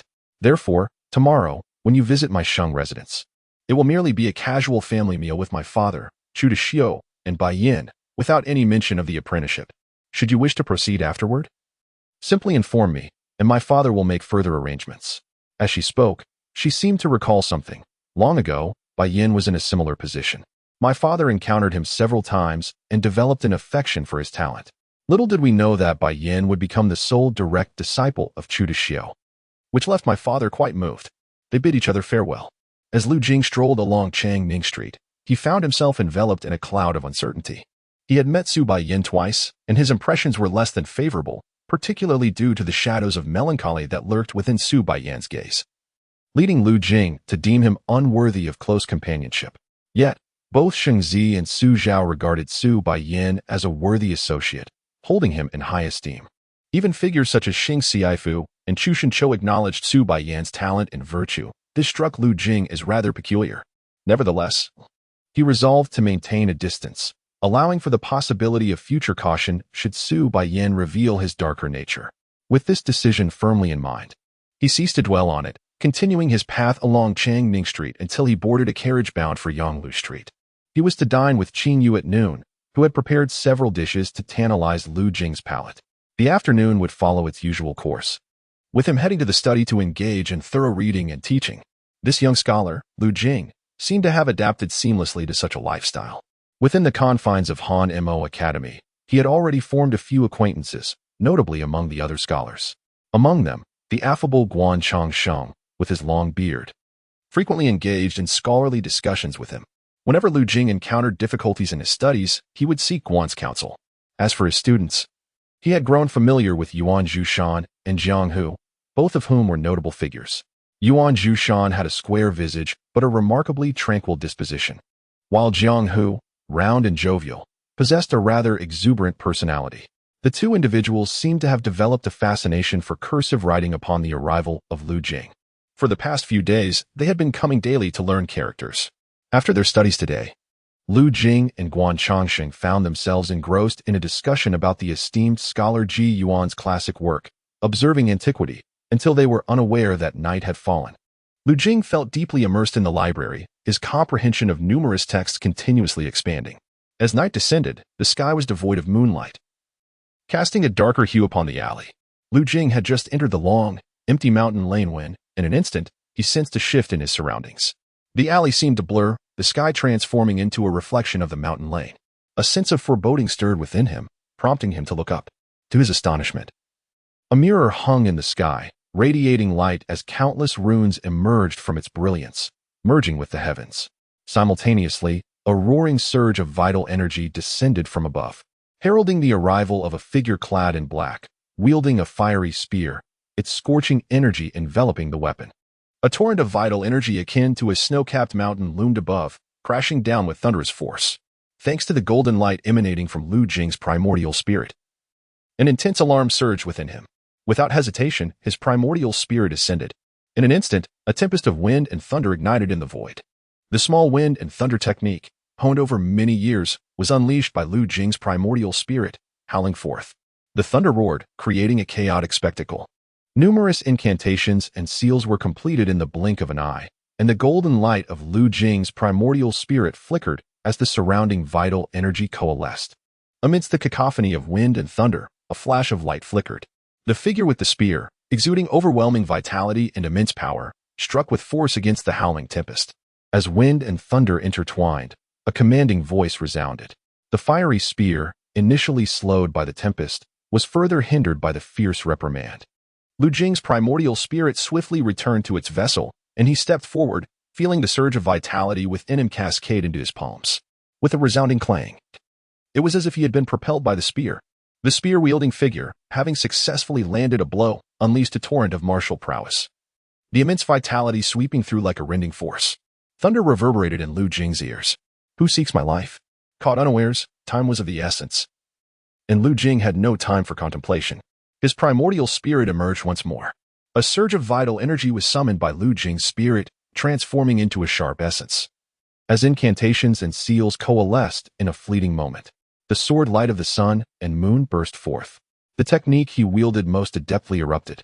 The vital energy taking on a dual edge, one side icy cold, the other ablaze, rushing forth to pierce the neck of the figure in black. In that very moment, a light, imperceptible to ordinary eyes, descended from the starless sky, illuminating Lu Jing's body and spirit. With a surge of thought, his spirit steadied, and his mind sharpened. The bright yellow fate he had acquired from battling the southern snow tiger, the radiance of the fighting star, was activated. The brilliance of the fighting stars illuminated the scene. As Lu Jing's thought sharpened and focused, his gaze shimmering with starlight, seemingly able to perceive the flow of vital energy coursing through the body of the martial artist before him. A discernible flaw emerged. Lu Jing's eyes fixated upon the martial artist, and on the fiery spear, he faintly discerned a point of weakened vitality. Just then, Lu Jing's spirit returned to its core. And as the spear swept toward him, he chose to disregard its vulnerabilities, stepping back instead. With a mere thought, the minor thunderstorm technique manifested once more, transforming into a tempestuous net of wind and thunder, ensnaring the figure cloaked in black. The black-clad figure's vital energy surged, his flesh turning crimson. As a radiant snow-capped mountain erupted within him, channeling an overwhelming rush of vitality into his throat. At that moment, the throat of this figure resembled an impenetrable fortress. Lu Jing's vital energy, akin to the light of the sun and moon, pierced through. Clang, clang, clang. A series of sparks erupted. Yet he could not inflict the slightest harm upon the martial artist's corporeal form. However, as the vital energy surged and the spear did not strike Lu Jing, he found a moment to breathe. As the spear swept past, the flow of vital energy created an opportunity to retreat 10 steps. Lu Jing's eyes sparkled with starlight, his spirit emerging to weave a net of thunder, transforming into a cascade of sword light that gracefully passed.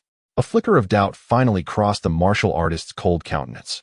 How could one of the radiant sun realm manipulate such powers with such swiftness? It was as if incantations and seals had been practiced countless times. Just as Lu Jing had envisioned through the brilliance of the fighting stars, the sword light of the sun and moon enveloped him once more. The martial artist, indeed, had no choice but to retreat, his towering form withdrawing at a terrifying speed, stepping back over 10 paces.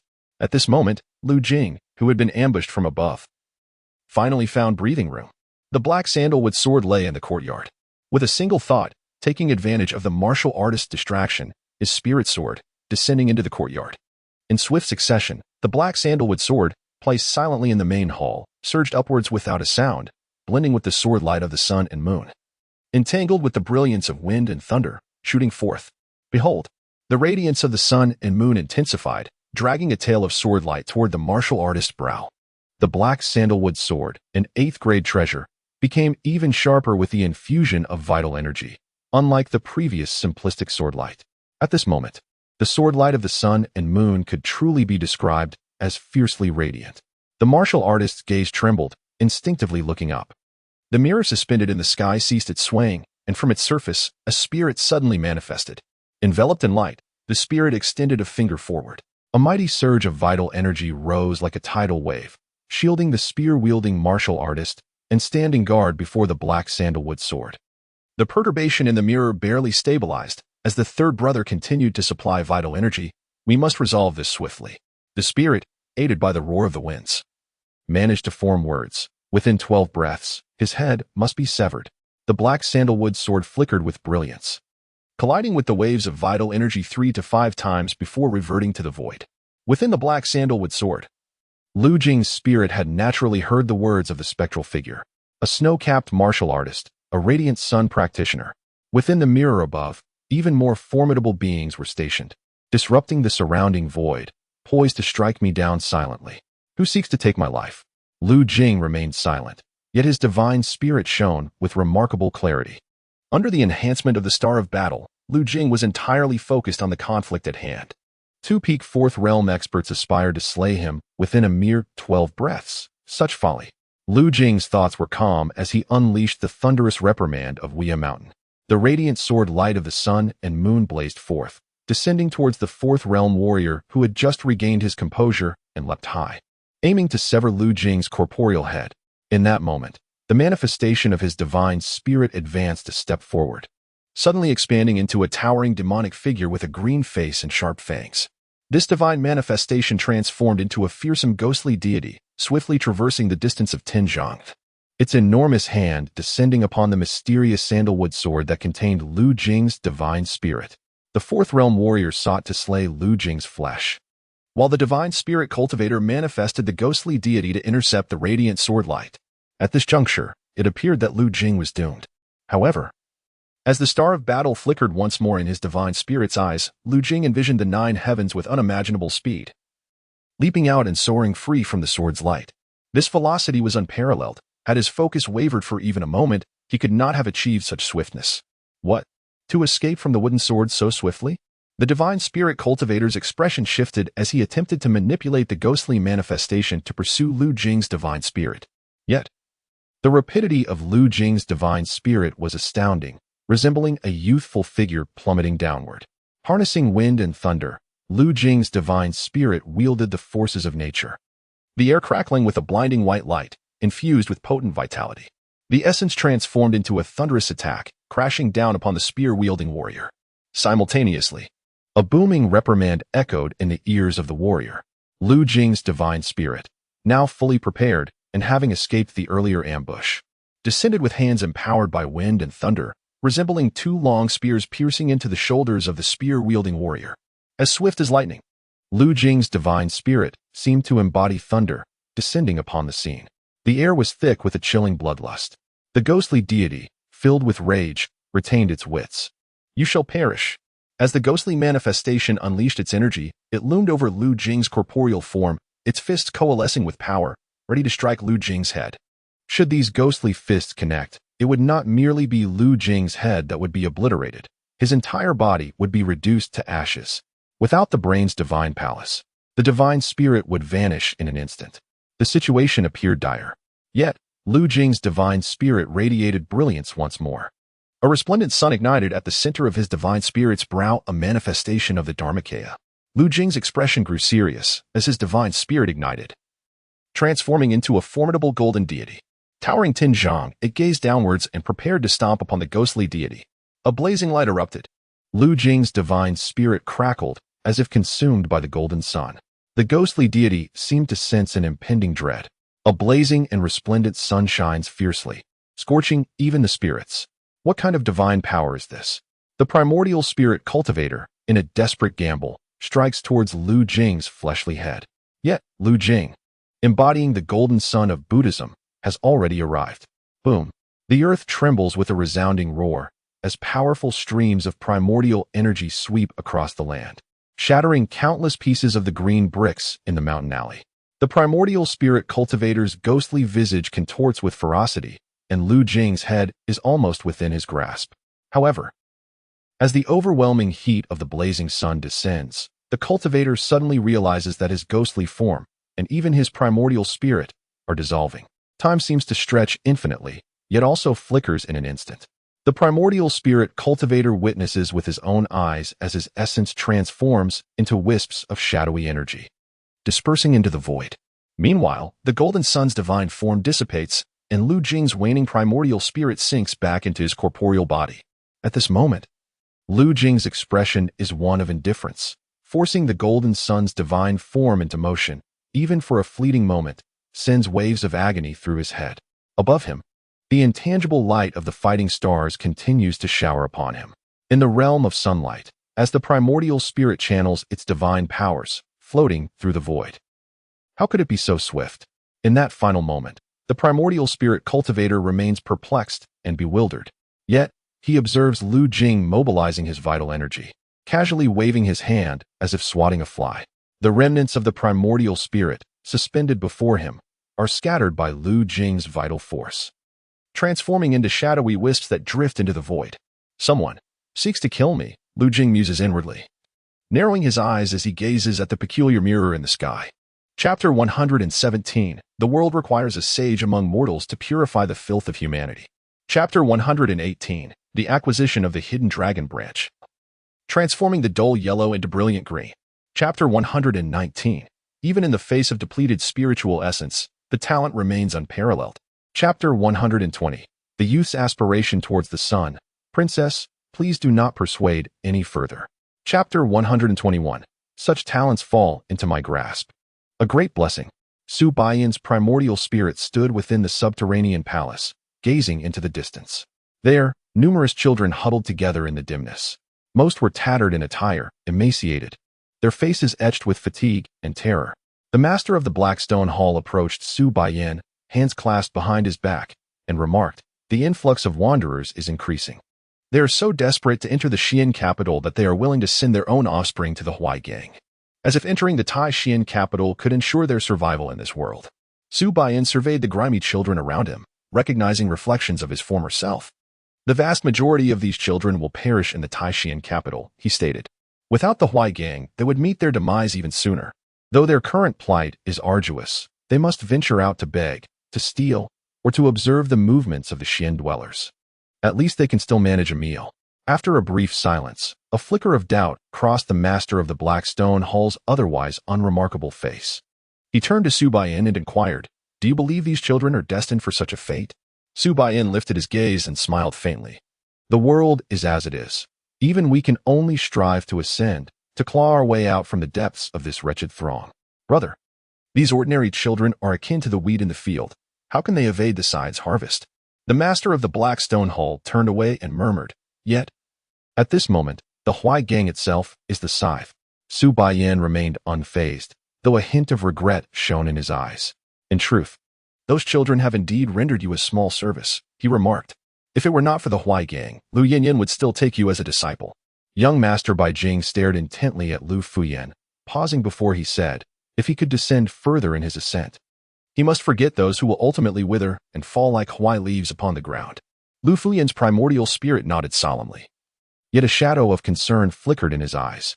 Young Master Bai Jing furrowed his brow and asked, "Even with this talent, it still exceeds your expectations, the Hua Pavilion, out of vanity, has yet to accept me as a disciple. If that is the case, why should he be troubled? You are worried about my present. You are concerned for my future," Lu Fuyan replied, taking a deep breath, his handsome features momentarily dimming. "Summoning beasts to meet the emperor. The Hua Pavilion has indeed caught the attention of the esteemed Su Xiaogui.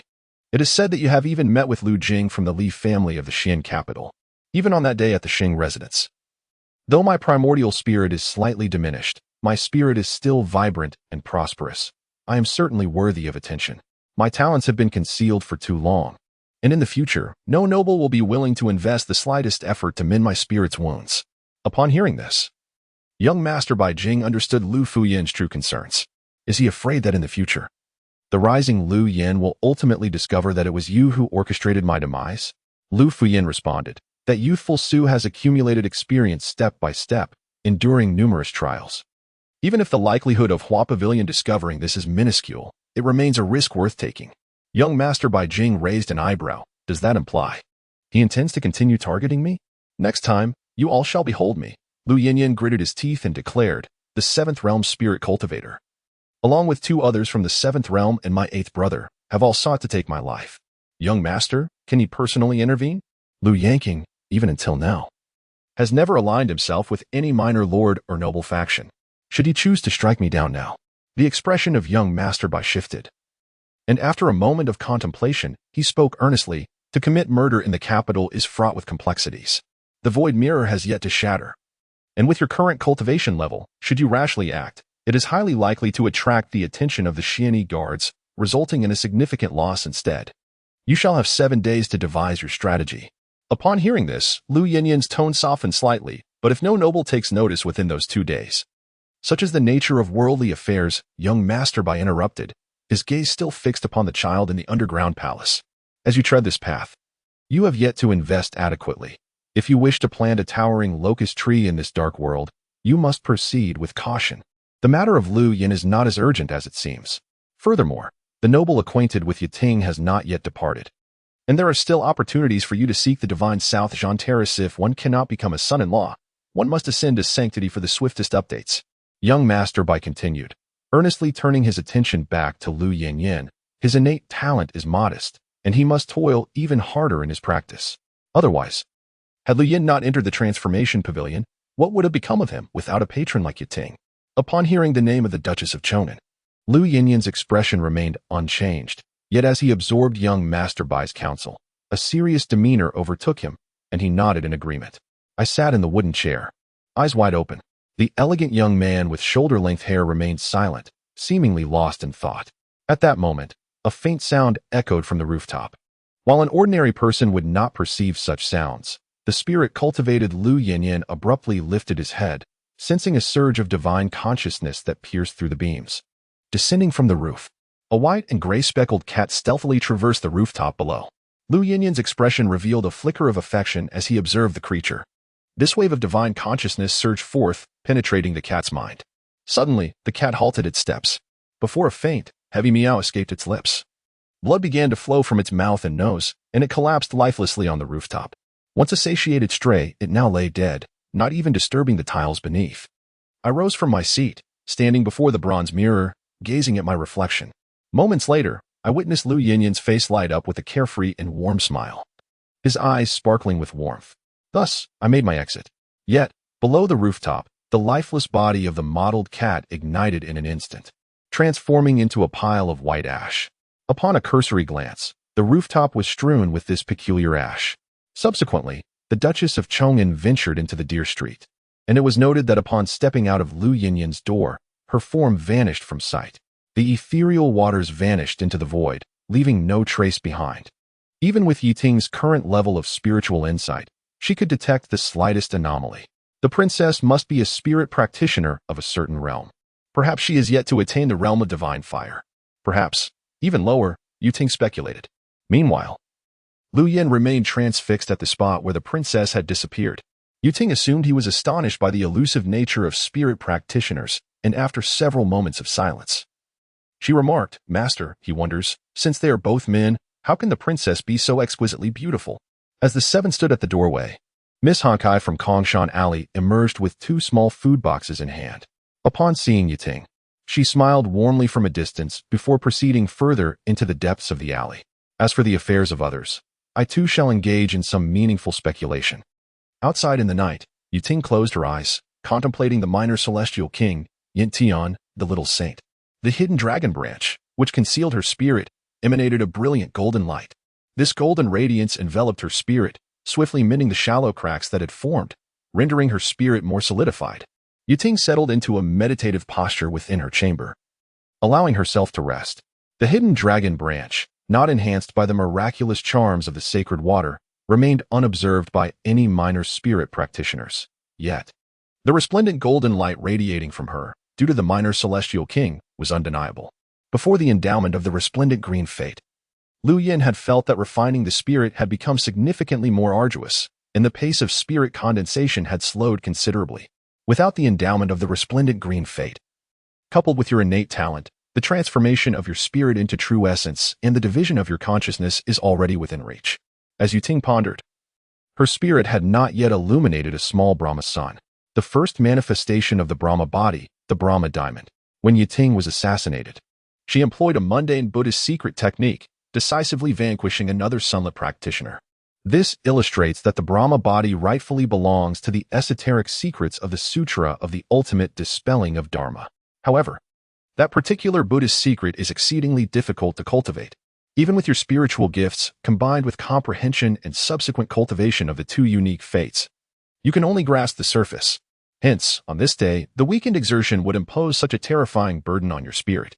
Yet now, without the endowment of the celestial warrior fate, gazing upon the Brahma body reveals it to be considerably more intricate, with many subtleties that, with a mere thought, can be understood. The Brahma body, devoid of the diamond, bodhisattva, and Buddha manifestations. Even the diamond manifestation alone could easily subdue practitioners of the same realm. Should one achieve the pinnacle of the Brahma Buddha manifestation, what splendor would that behold? Yuting practiced diligently until the late hours of the night. It was only then that she retrieved her mysterious sandalwood sword. The patterns upon the sandalwood sword radiated a sense of mysterious beauty even in the pale night. Yuting's spirit emerged, merging into the sandalwood sword, as the surrounding spiritual energy rushed toward it. The four-grade Xiantan wooden sword, stained with the blood of immortals, can be invigorated daily with primordial energy, honing it to awaken the essence within. This process enhances the sword's rank. Streams of primordial energy surged into the Xiantan wooden sword, vigorously circulating. The patterns beneath the sword glimmered with a crimson light, radiating brilliance. Lu Jing, whose primordial spirit resided within the sword, sensed its increasing hardness and peculiar qualities. Yuting perceived the primordial energy flowing into the sword intensifying, unleashing a formidable aura of slaughter that permeated the atmosphere. Lu Jing, seemingly unfazed, commanded his spirit, and the Xiantan wooden sword emitted a powerful radiance reminiscent of the sun and moon. This sword light, though not a classical divine art nor a secret technique, radiated an aura of violence even when subdued by Yuting, evoking astonishment. The primordial energy flows, intensifying significantly as the sword light condenses, exuding an overwhelming aura of slaughter. The rank of the Xiantan wooden sword is already at the 1st grade. With merely a month of diligent honing, it can ascend to the 8th grade, making it a rare treasure. A faint smile graced Yuting's lips, yet, I wonder where the pinnacle of the Xiantan wooden sword lies. Were it not for the mystical item from Deer Mountain, I would not have realized that daily infusing primordial energy into this sword could elevate its rank. As Yuting refined the Xiantan wooden sword with the blood of immortals, a formidable aura of slaughter was noticed by an observer. Under the imperial seat, no one opened their eyes in haste. Clad in white robes adorned with enigmatic patterns that exuded an unparalleled nobility, the figure emanated an air of mystery. Within the intricate designs, one could glimpse rising mists, coiling celestial dragons, and bowing deities. Sensing the immortal blood's essence, the figure opened their eyes, revealing a mixture of sorrow and joy, before gazing towards the book tower. In the cultivation tower of the book building, Mr. Su Bai, who had been observing the situation, also opened his eyes, looking in the direction of South He Rain. Can Yuting wield Mr. Chi's sword? Mused the figure in white, their thoughts shifting. Mr. Su Bai rose and bowed towards South He Rain. It is merely a wooden sword used by Mr. Chi for practice. The figure in white nodded, a hint of anticipation in their tone. If Yuting truly cannot wield Mr. Chi's earthly sword, it would indeed be a blessing for your humble realm. Mr. Su Bai remained silent. The figure in white gazed up at the heavens amidst the South He Rain. Master, do you know when you will return? They nodded slightly and inquired. When the Master ascends the heavenly gate, it is said that all immortals must pave the way with their corpses for me to ascend. A gentle smile graced the figure in white, much like Mr. Chi. After reviewing the breathing techniques, it was only afternoon that I exited the courtyard. Walking past the deer-raising street, I disembarked from the carriage and arrived at the rear of the book tower, where Yuting spotted an unfamiliar figure. The figure, holding an ivory folding fan, stood tall and poised, adorned in extravagant attire that could only be described as sumptuous. Yuting, you have waited for him for a while, Lu Jing remarked, turning around with one hand behind her back and the other gracefully holding the fan, smiling at Lu Jing. Yuting's expression shifted, and she bowed in acknowledgement, saying, Young Master Yushur. Lu Jing's countenance radiated warmth as he addressed Yuting. You need not be so coy. Young Master Yushur is here today, not solely for your company. Yuting merely smiled and nodded. You have also arranged to meet a distinguished friend at the library today.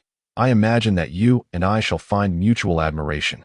Lu Jing continued, stepping forward and joining Yuting, gesturing invitingly. It appeared that Lu Jing and Yuting were somewhat unfamiliar with each other. Onlookers might assume they shared a close friendship. Naturally, Yuting felt flattered by Lu Jing's apparent indifference toward me. After the assassination incident that night, Lu Jing had come to trust Lu Jing. But it was only when the Lu residence revealed its vulnerabilities and became entangled with the Huai gang that Yuting's trust in Lu Jing began to wane. Nevertheless, even amidst the unfolding events, Yu Ting's faith in Lu Yinxian would ultimately be extinguished. Despite this, I continued to walk alongside Lu Jing within the library. Yu Ting, regarding the noble words he spoke to you, upon reflection, you find them unexpectedly reasonable, Lu Jing mused as he and Lu Yin strolled outside the academy. Who does not long for a life of refinement? Yet some are born into turmoil, inevitably tainted by the mundane in order to survive, with little choice in the matter. Even so, you perceive a distinction between him and the lesser nobility. Thus, you feel that even if you could become colleagues, friendship may remain elusive. Sharing tea and playing chess together would be a delightful affair. Lu Jing's tone was unassuming yet carried an air of conviction. Yu Ting replied with a smile. If young Master Yushir harbors no such intentions, how could Lu Yin agree? While I spoke with such casualness, I secretly believed that based on my recent impressions from the tavern, Lu Jing would indeed squander time seeking me out. I feared that this might lead to entanglements with a certain prince's establishment of his own court. As we walked through the library, many passers-by bowed to Yu Ting. Recently, Yu Ting's cursive calligraphy had even attracted the attention of a particular master who had come to admire it, a fact that had yet to circulate widely throughout the library. Several students were now attempting to replicate Yu Ting's cursive style. Consequently, even the students on the upper floors of the library were beginning to recognize that the esteemed master of that year lacked true substance, unworthy of his title. Lu Yinxian observed the scene with a hint of admiration, remarking, Lu Yin, since the library's inception, he has been the 7th master of the place, within these 7 floors. He is not the first. The first master was undoubtedly the earliest disciple who followed the Confucian sage, a fact Lu Yin was well aware of.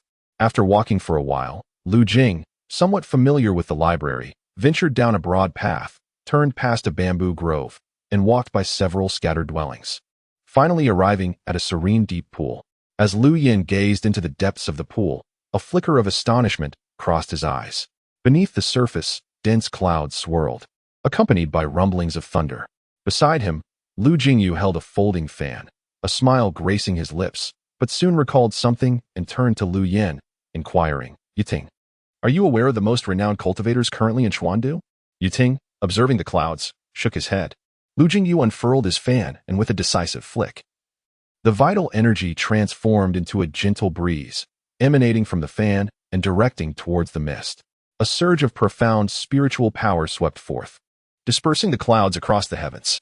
Amidst the flashes of lightning, a figure materialized, seated in midair, garbed in white, with horns adorning her head. This woman possessed a striking visage, appearing to be in her 70s, clad in a dark robe embellished with silver, a silver crown encircling her brow. Antlers? No, they are dragon horns. Yu Ting's gaze intensified. Lu Jingyu, observing the woman, remarked, in the Taishan Palace, the number of men who can be called prodigies is rather limited. At the pinnacle stands the Marquis of Zhongshan, a legendary figure from the Lesser Futu, who rose from commonality to nobility through martial prowess. Not to mention, in the grand tapestry of 8 millennia in the chronicles of various dynasties, few can stand shoulder to shoulder with the Marquis. Lu Jingyu's tone was laced with admiration. If we were to exclude a few princes and the disciples of the Little Zhao Temple, there would be fewer than 8 left. Among them is Chu Shinxiu, the swordsmanship prodigy from the South Country Duke's mansion, with whom you share a significant entanglement. I trust he is aware of it as well. As for the next, Lu Jingyu's gaze fell upon the woman seated in midair. She is none other than the 8th prince of the North K Dragon King. Yu Ting's heart stirred. The name North K Dragon resonated deeply with him. The purpose of the Princess of Chong'an's visit to Taishan Palace was not solely due to the bloodbath at the North K Dragon Palace, where the blood of dragons stained the seas and their bones became submerged hills. It was indeed surprising to discover that the 8th prince of the North K Dragon still resided in the Taishan Palace's library. The 8th prince, some years ago, received guidance from your brother and maintains a close relationship with the Li family of Xuandu. Today, your visit to the library may serve as an opportunity to pay your respects to the 8th prince and perhaps introduce him as well. Lu Yin continued to gaze at the meditating 8th prince. The prince's crown of horns radiated a tumultuous flame, illuminating the void with brilliance, conjuring forth thunderous fire, reminiscent of a tempest in motion. It is no wonder he enjoys such renown in the Taishan Palace. His talents are indeed extraordinary, Yu Ting expressed with genuine admiration. Lu Jingyu cast a knowing glance at me and playfully asked, Yu Ting, do you know who the 8th prodigy is? Lu Yin nodded, replying, it is you. Lu Jingyu erupted into laughter. This has been the case for many years. One ought to be humble, yet it is essential to remain grounded. For news travels slowly in the court and within the mansion. It is as if it were a sieve. In the past, there were those who paid attention to Lu Yan. However, before his rise, you sent someone to investigate him. And it appears that Lu Yan has only been cultivating his primordial spirit for perhaps less than 2 to 8 months. Such a pace of cultivation in terms of primordial spirit is even slower compared to Chu Xinxiu and the 8th prince of the Dragon King. Yet, Chu Xinxiu lacks a transcendent sword heart, and the 8th prince of the Dragon King possesses a long lifespan and the innate attributes of a divine dragon, making his path considerably less arduous, thus they could be regarded as peers. Lu Yan's words were truly commendable. Yiting shook her head and began to speak.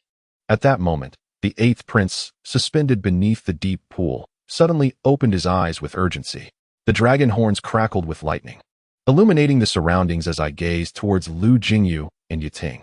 Lu Jingyu wore a smile, nodding to the 8th prince, who reciprocated the gesture and then turned his gaze towards Lu Yan.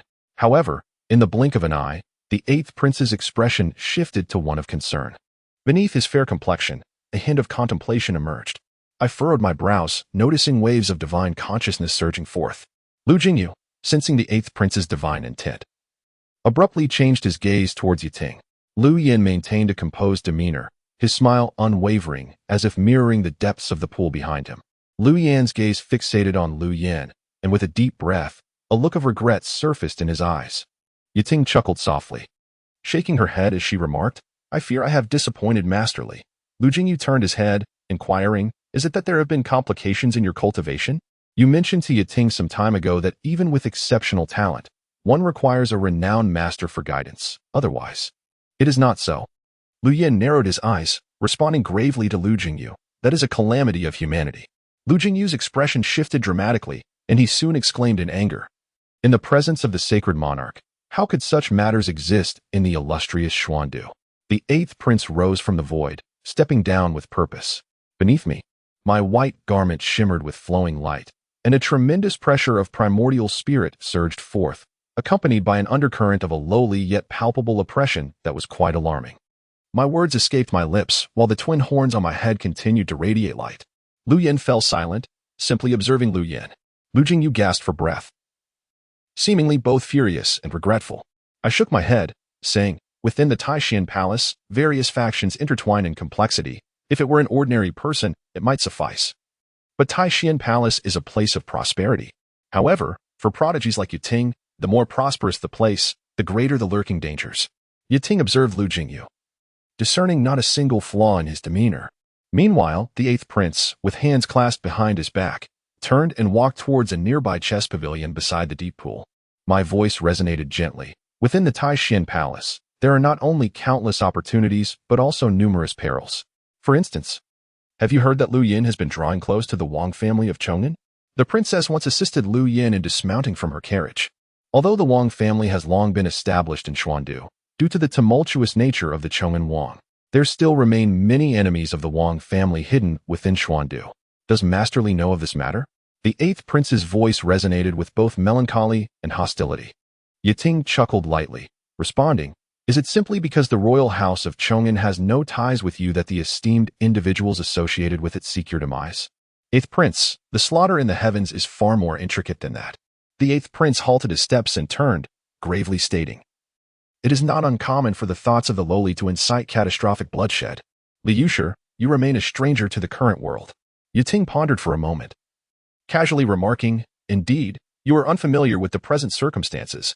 However, if the world is as you describe, 8th prince, it could be deemed quite favorable." The 8th prince chose to remain silent and proceeded into the pavilion. Lu Jingyu, wearing an expression of regret, accompanied Yiting towards the chess viewing area. The viewing area by the deep pool has its own history. After the game, Mr. Qi once poured his blood to consecrate the 8-eyed stone statue beside the pavilion. Over time, this statue lost its vitality, transforming into a malevolent spirit, said to guard the book tower from the shadows. For this reason, the pavilion is also referred to as Lu Yin Yin, Lu Jingyu explained. Upon entering the pavilion, they found it furnished with chairs, offering a view of the entire expanse of the deep pool. As they admired the scenery, Lu Jingyu occasionally sighed. The 8th prince furrowed his brow slightly but remained silent. Yiting observed the unfolding events, choosing not to speak. After a considerable interval, Lu Jing appeared to recall something, his previously furrowed brow now relaxed. Yiting. I suddenly remembered something. Lu Yin spoke with a hint of excitement. You recall that on the next birthday of the first prince, the holy monarch bestowed a 4 divine lotus.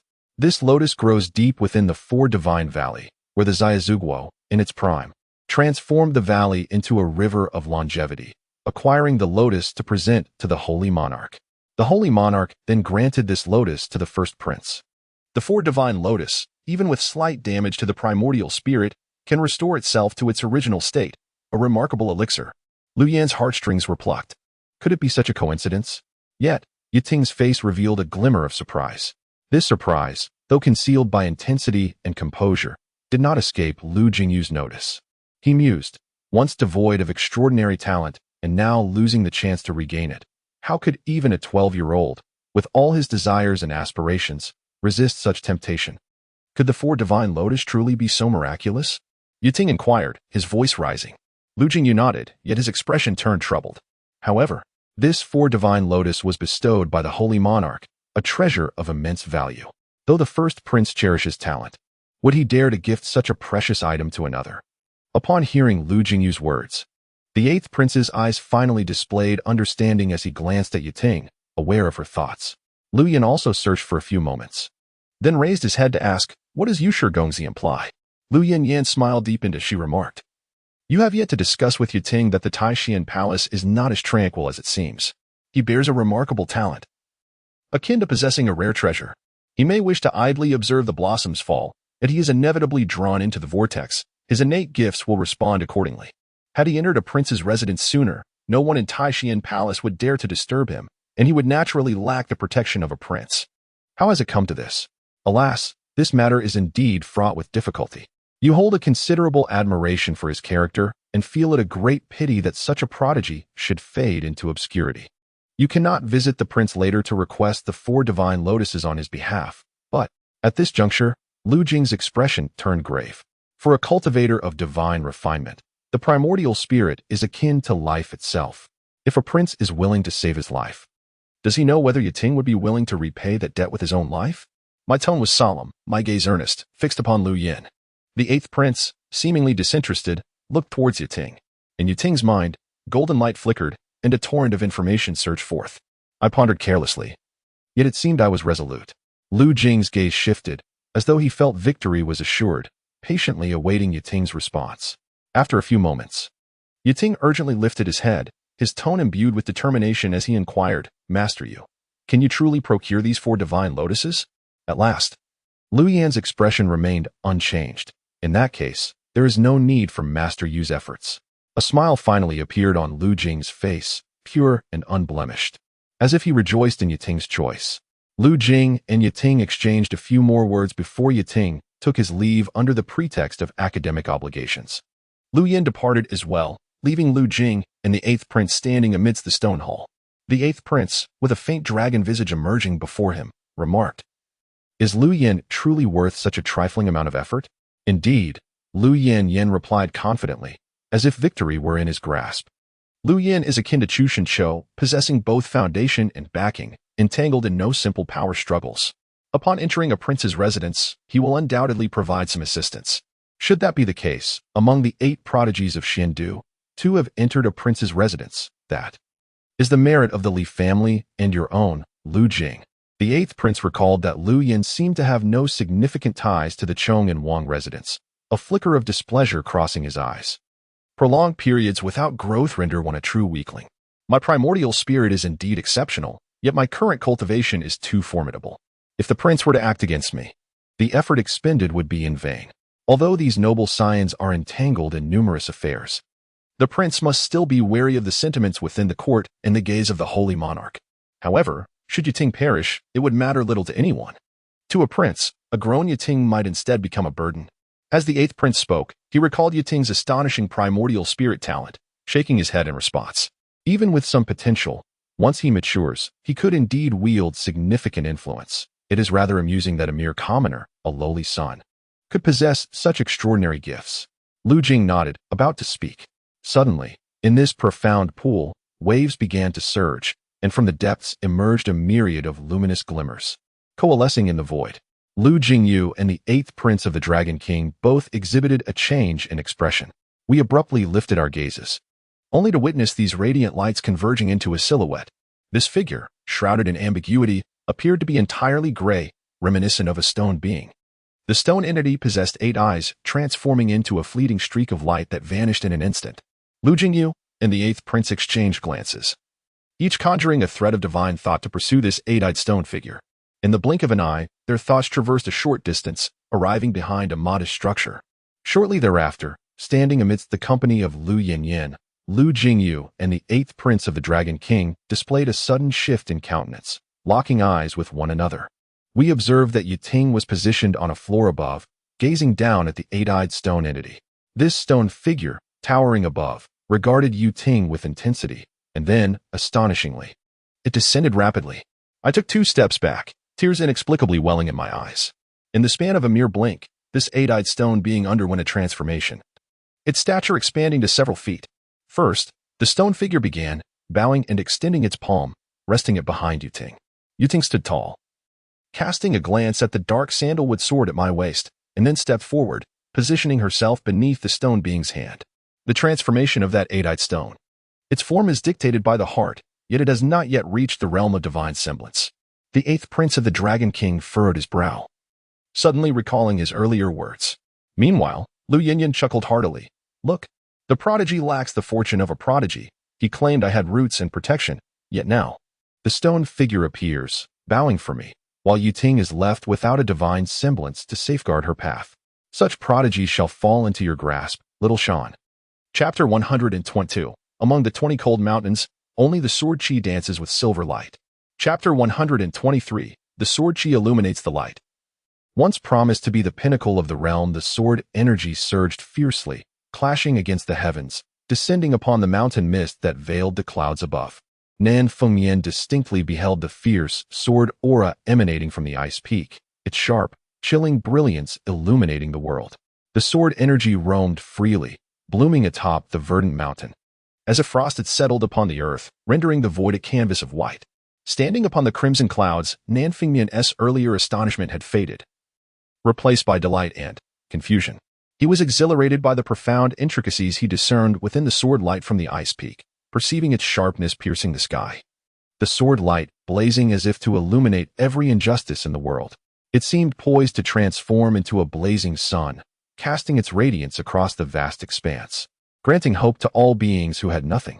This is the sword chi of Master C, yet it bears no intention of celestial oversight over the world. As if this sword energy arose from the very essence of humanity, born from the struggles of the realm. In that moment, Nan Fengmian forgot to approach the ice peak and stood afar upon the crimson clouds, observing Lu Jing wielding his sword like a quill, inscribing a few lines of text. In the midst of a grand, fervent song, one glimpses the cold. From the heavens, one perceives the world. Amidst all the mundane, one discovers the void. And from the depths of despair, one finds salvation.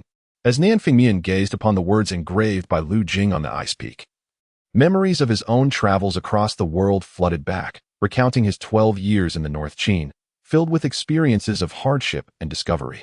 He had traversed scorched earth for miles, witnessing nothing but a plain covered in bones. He had beheld the ravages of war, with heads hanging from horses, women carried behind them. He had seen mountains draped in snow, rivers frozen in desolation, where smoke of war mingled with the whiteness of human bones. These vivid recollections deepened his admiration for the words Lu Jing had etched into the ice peak. Even amidst the celestial realm, sharing drink with the immortals, one's gaze can still behold the world, yearning for the salvation of all beings.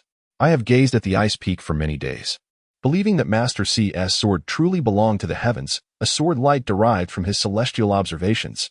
However, Master C's sword light, which he obtained from the heavens, arose because he witnessed the opulence above and the desolation below, thus acquiring this sword. My failure to perceive the sword's intent was due to my initial misjudgment. Nan Fengmian's eyes sparkled as he observed the sword energy descend, his gaze returning to Lu Jing. The young man in the distance was also engrossed in the lines he had written. The wind whistled across the mountain, yet it caressed his slender, graceful form without a hint of desolation, instead imparting an aura of scholarly elegance, embodying the true demeanor of a youthful sage. At merely 17 years of age, he can see through the blood and tears of humanity chronicled by Master C, and yet grasp the methods of killing and the essence of transformation within the sword energy. This youth is truly remarkable. Nan Fengyan raised an eyebrow, contemplating as he earnestly committed the lines from the ice peak to memory, refraining from disturbing Lu Jing, yet harboring a keen interest in him. How could one of his age perceive the blood and tears of the world? Nan Fengyan mused silently, turning to continue his journey upon the crimson clouds. Departing into the distance. Walking upon the crimson clouds, the renowned blade at his waist continued to emit a soft chime. As the sword energy witnessed in the mortal realm compelled even the legendary sword awakening bone to bow in reverence. The wine jug in Nan Fengyan's hand had long since emptied of beef, now safely stored within his treasures. His right hand rested gently upon the awakening bone, and he suddenly recalled his niece, Nan Heyu. Heyu possesses a heart of feathered swords, yet remains utterly oblivious to the sword intent inscribed upon the icy peak's characters. It seems my elder brother has misjudged this time.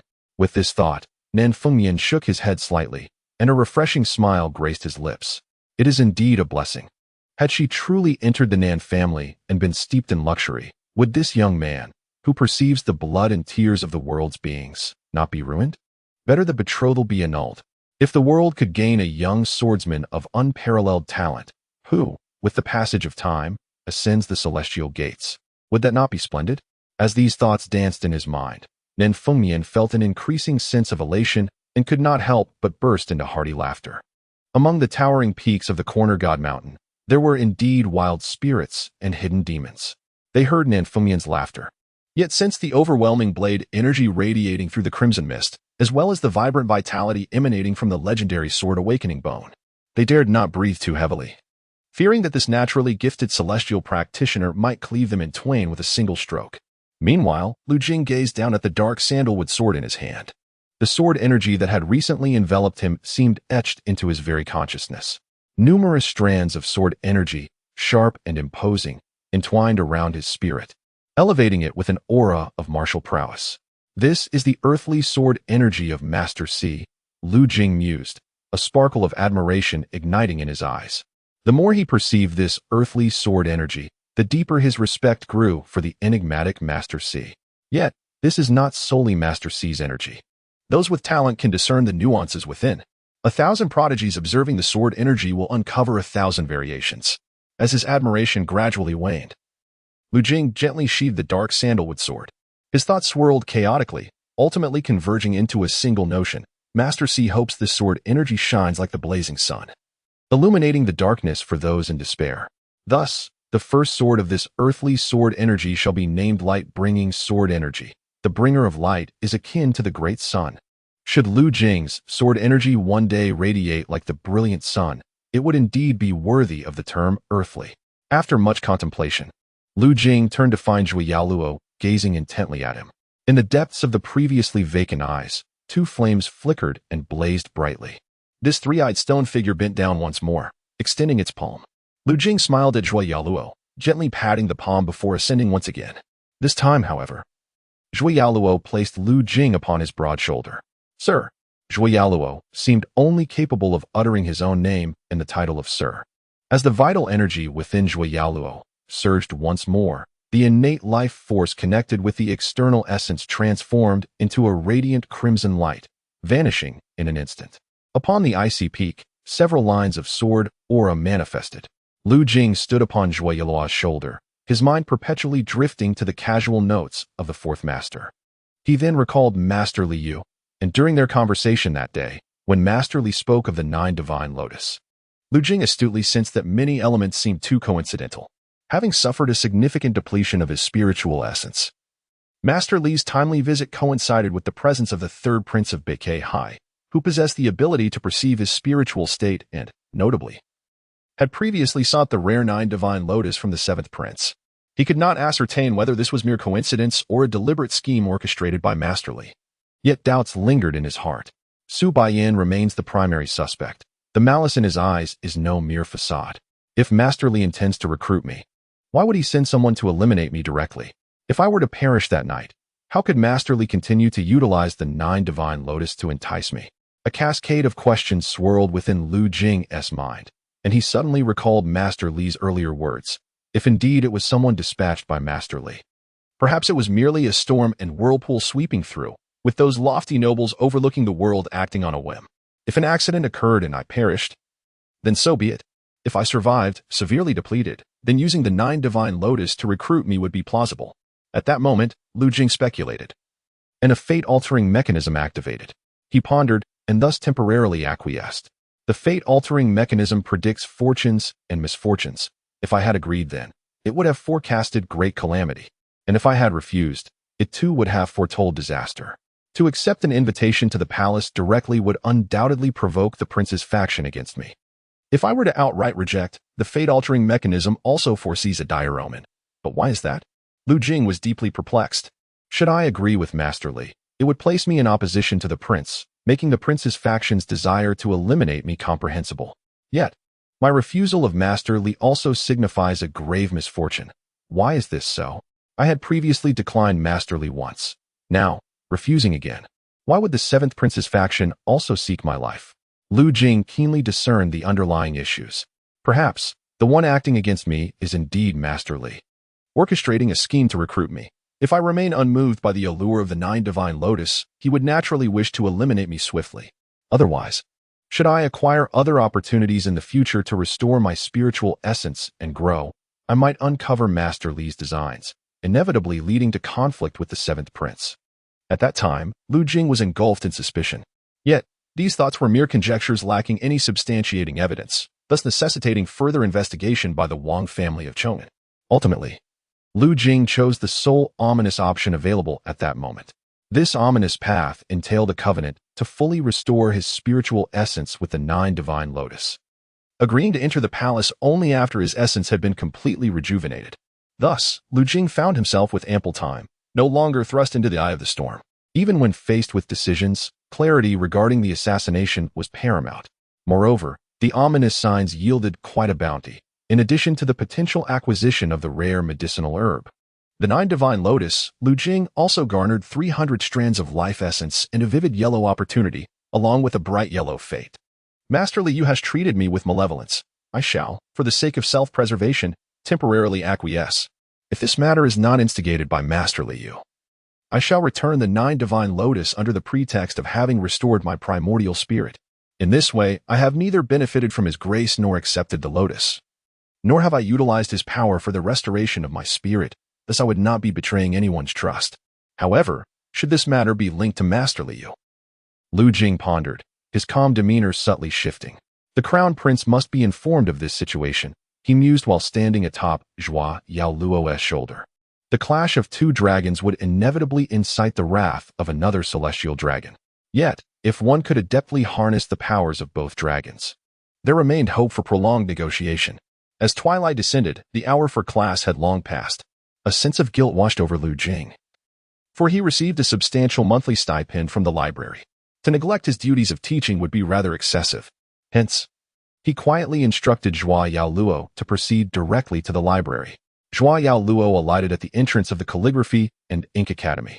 Just as Lu Jing was about to bid farewell with a wave, he witnessed Zhua Yaoluo bowing its head, its form shrinking progressively until it transformed into a diminutive figure, no larger than a thumb.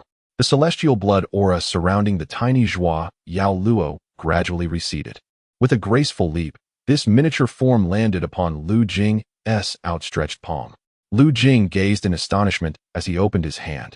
The once vibrant 3-eyed stone figure abruptly stiffened, resembling a stone ornament, resting serenely in his palm. This divine manifestation of the 3-eyed stone figure evidently wished to remain by Lu Jing's side, a revelation that took him by surprise. Should Master Li become aware of this, he would undoubtedly be equally astonished. He assumed that the 3-eyed stone figure regarded Lu Jing as its master, and thus he had acquired an additional guardian spirit in the library. Ever since the passing of the 4th master, this 3-eyed figure had remained within the library's confines. Yet, he had never anticipated that the 3-eyed stone figure would metamorphose into a charm, choosing to stay beside him. Lu Jing glanced down at Zhua Yaoluo, uncertain of what to say. To his surprise, the once cold figure began to emanate a flicker of red light. Master. The 2 simple words were devoid of warmth, yet for reasons unknown, they resonated in Lu Jing's ears, imbued with a sense of nostalgia and reluctance. Do you regard me as the fourth master? After a moment of contemplation, Lu Jing responded with care, I am not the fourth master, nor do I possess his noble qualities. If you seek to repay a debt of gratitude, perhaps remaining in the library would be more fitting. Zhuo Yaoluo, however, remained silent, continuing to rest in Lu Jing's palm. With no further hesitation, Lu Jing gently placed Zhuo Yaoluo into his sleeve. Within the Calligraphy and Ink Academy, Guan Chongqing and Jiang, who were tending to the flowers and plants in the courtyard when Lu Jing stepped in. Upon seeing Lu Jing, Guan Chongqing scrutinized him from head to toe, furrowing his brow, and remarked, Lu Jing, your aura has shifted. Lu Jing was somewhat taken aback, as was Jiang Hu, the round-faced student beside Guan Chongqing, who also observed Lu Jing closely yet could not discern the nature of the change in his demeanor. Jiang Hu tilted his head in contemplation and, for some inexplicable reason, was reminded of his childhood days spent in the fields, where he was regarded as the respected elder brother of the village for directing the irrigation with the trust of the community. Mr. Lu Jing still retains that ethereal presence, exuding an air of scholarly nobility, yet today he appears considerably more approachable. Jiang Hu mused to himself. I had previously heard of Mr. Lu Jing's esteemed name and knew him to be the son of the noble family of Xuandu, but I never imagined he could seem so relatable to someone of my humble background. The two of them continued to appraise Lu Jing, and Guan Chongqing soon inquired. There has been quite a commotion in the library today. I hear a mysterious stone giant escorted you out? Jiang Hu's eyes sparkled with admiration. The news has spread throughout the library. Even many of the old scholars who have spent decades there are discussing it. Mr. Jing, do you know the connection between the three-eyed stone man and Mr. C? With a hint of mystery in his gaze, Jiang Hu whispered, it is said that once Mr. C entered the celestial gate, he became a celestial being, his blood infused with an enigmatic power capable of resurrecting the dead. The three-eyed stone man is said to have been brought to life by him through his blood. Lu Jing smiled at them, saying, I came to see Mr. Jiao, but I was delayed by trivial matters today. Mr. Jiao is in his room, Guan Chongqing casually replied, it is of little consequence. You can make up for it by teaching a couple of extra classes tomorrow. Sometimes, when important matters arise, one cannot be entirely bound to the confines of the library. Lu Jing nodded with a light smile and proceeded to Mr. Jiao's room. Mr. Jiao was engrossed in replicating a painting which depicted a verdant green mountain. The mountain was lush, shrouded in misty rain, while the sun hung brightly in the sky, casting light upon the pine trees as a gentle breeze stirred the greenery. Upon noticing Lu Jing's arrival, Mr. Jiao instinctively glanced up. However, his expression stiffened momentarily, and his eyes narrowed slightly, as if he were scrutinizing Lu Jing intently. Indeed, Mr. Jiao affirmed with a nod, you have made commendable progress, which is delightful news. However, your primordial spirit seems somewhat peculiar. The academy had its rules, yet these were meant to promote the Tao rather than to confine the teachers and students within its walls. After pondering for a moment, Lu Jing replied, after all, receiving the monthly stipend from the library warrants some contribution, otherwise, it would be akin to receiving unearned rewards. Mr. Jiao recalled the supportive brush he wielded and seemed to agree with Lu Jing's sentiment, nodding gently. You arrive at a fortuitous moment. There is something I wish to inquire about. Mr. Jiao remarked, today, there was communication from the palace. In a few days, a poetry gathering will be held, primarily attended by princesses and royal consorts who will recite verses and compose lyrics. This event, in essence, bears no relation to our literary establishment. However, a noble from the palace has expressed a desire to meet you, requesting that you attend to appreciate the poetry and provide critiques. I have not yet given a definitive response, intending to consult you tomorrow before making a decision. A noble from the palace wishes to see me? Lu Jing was somewhat taken aback. Who among the princesses and royal consorts could possibly wish to meet him? I am still quite young. Would it be appropriate for me to attend such an occasion? If you held a different status, it might indeed be inappropriate. Yet, as a scholar of our literary establishment, the chess master has already recorded your 2 compositions in the poetry anthology. You have encountered fine poetry, thus, your insights are essential at a poetry banquet. Otherwise, how would one discern the quality of the verses? In fact, you are not alone. 2 esteemed scholars from outside our establishment will also be present, so it is not a matter of great significance. If a noble from the palace desires my attendance, would it not be improper for our establishment to decline? Lu Jing hesitated. Mr. Jiao, with a casual smile, paused his brushwork on the renowned painting and replied, others cannot refuse, but our establishment can. However, should I decline? If the noble insists on meeting you, They may discreetly send someone to invite you, bypassing our establishment altogether. At that point, the choice would rest with you. As our establishment is a place of imparting knowledge, not a sect, both scholars and students here enjoy their freedom. Lu Jing's curiosity deepened. May I inquire which noble it is? Mr. Jiu gazed at Lu Jing and said, "It is the crown princess consort, your elder sister." Lu Jing fell silent. Vague memories of his sister surfaced in his mind. He ranked third in the Lu family. Lu Qiong was his second brother, while the fourth brother was still young and on his way back to the capital with Lu Xinyuan. The crown princess consort was indeed Lu Jing's elder sister, born not of Madame Zhong, but from a previous union Lu Xinyuan had with another noble family in Xuandu. Tragically, that family was annihilated overnight. But the crown princess consort's mother managed to escape, though she lived in sorrow thereafter. Later, Lu Xinyuan remarried, and Madame Zhong became the legitimate wife of the grand estate. Since entering the Lu household, Lu Jing had never met this elder sister, possessing only faint impressions of her.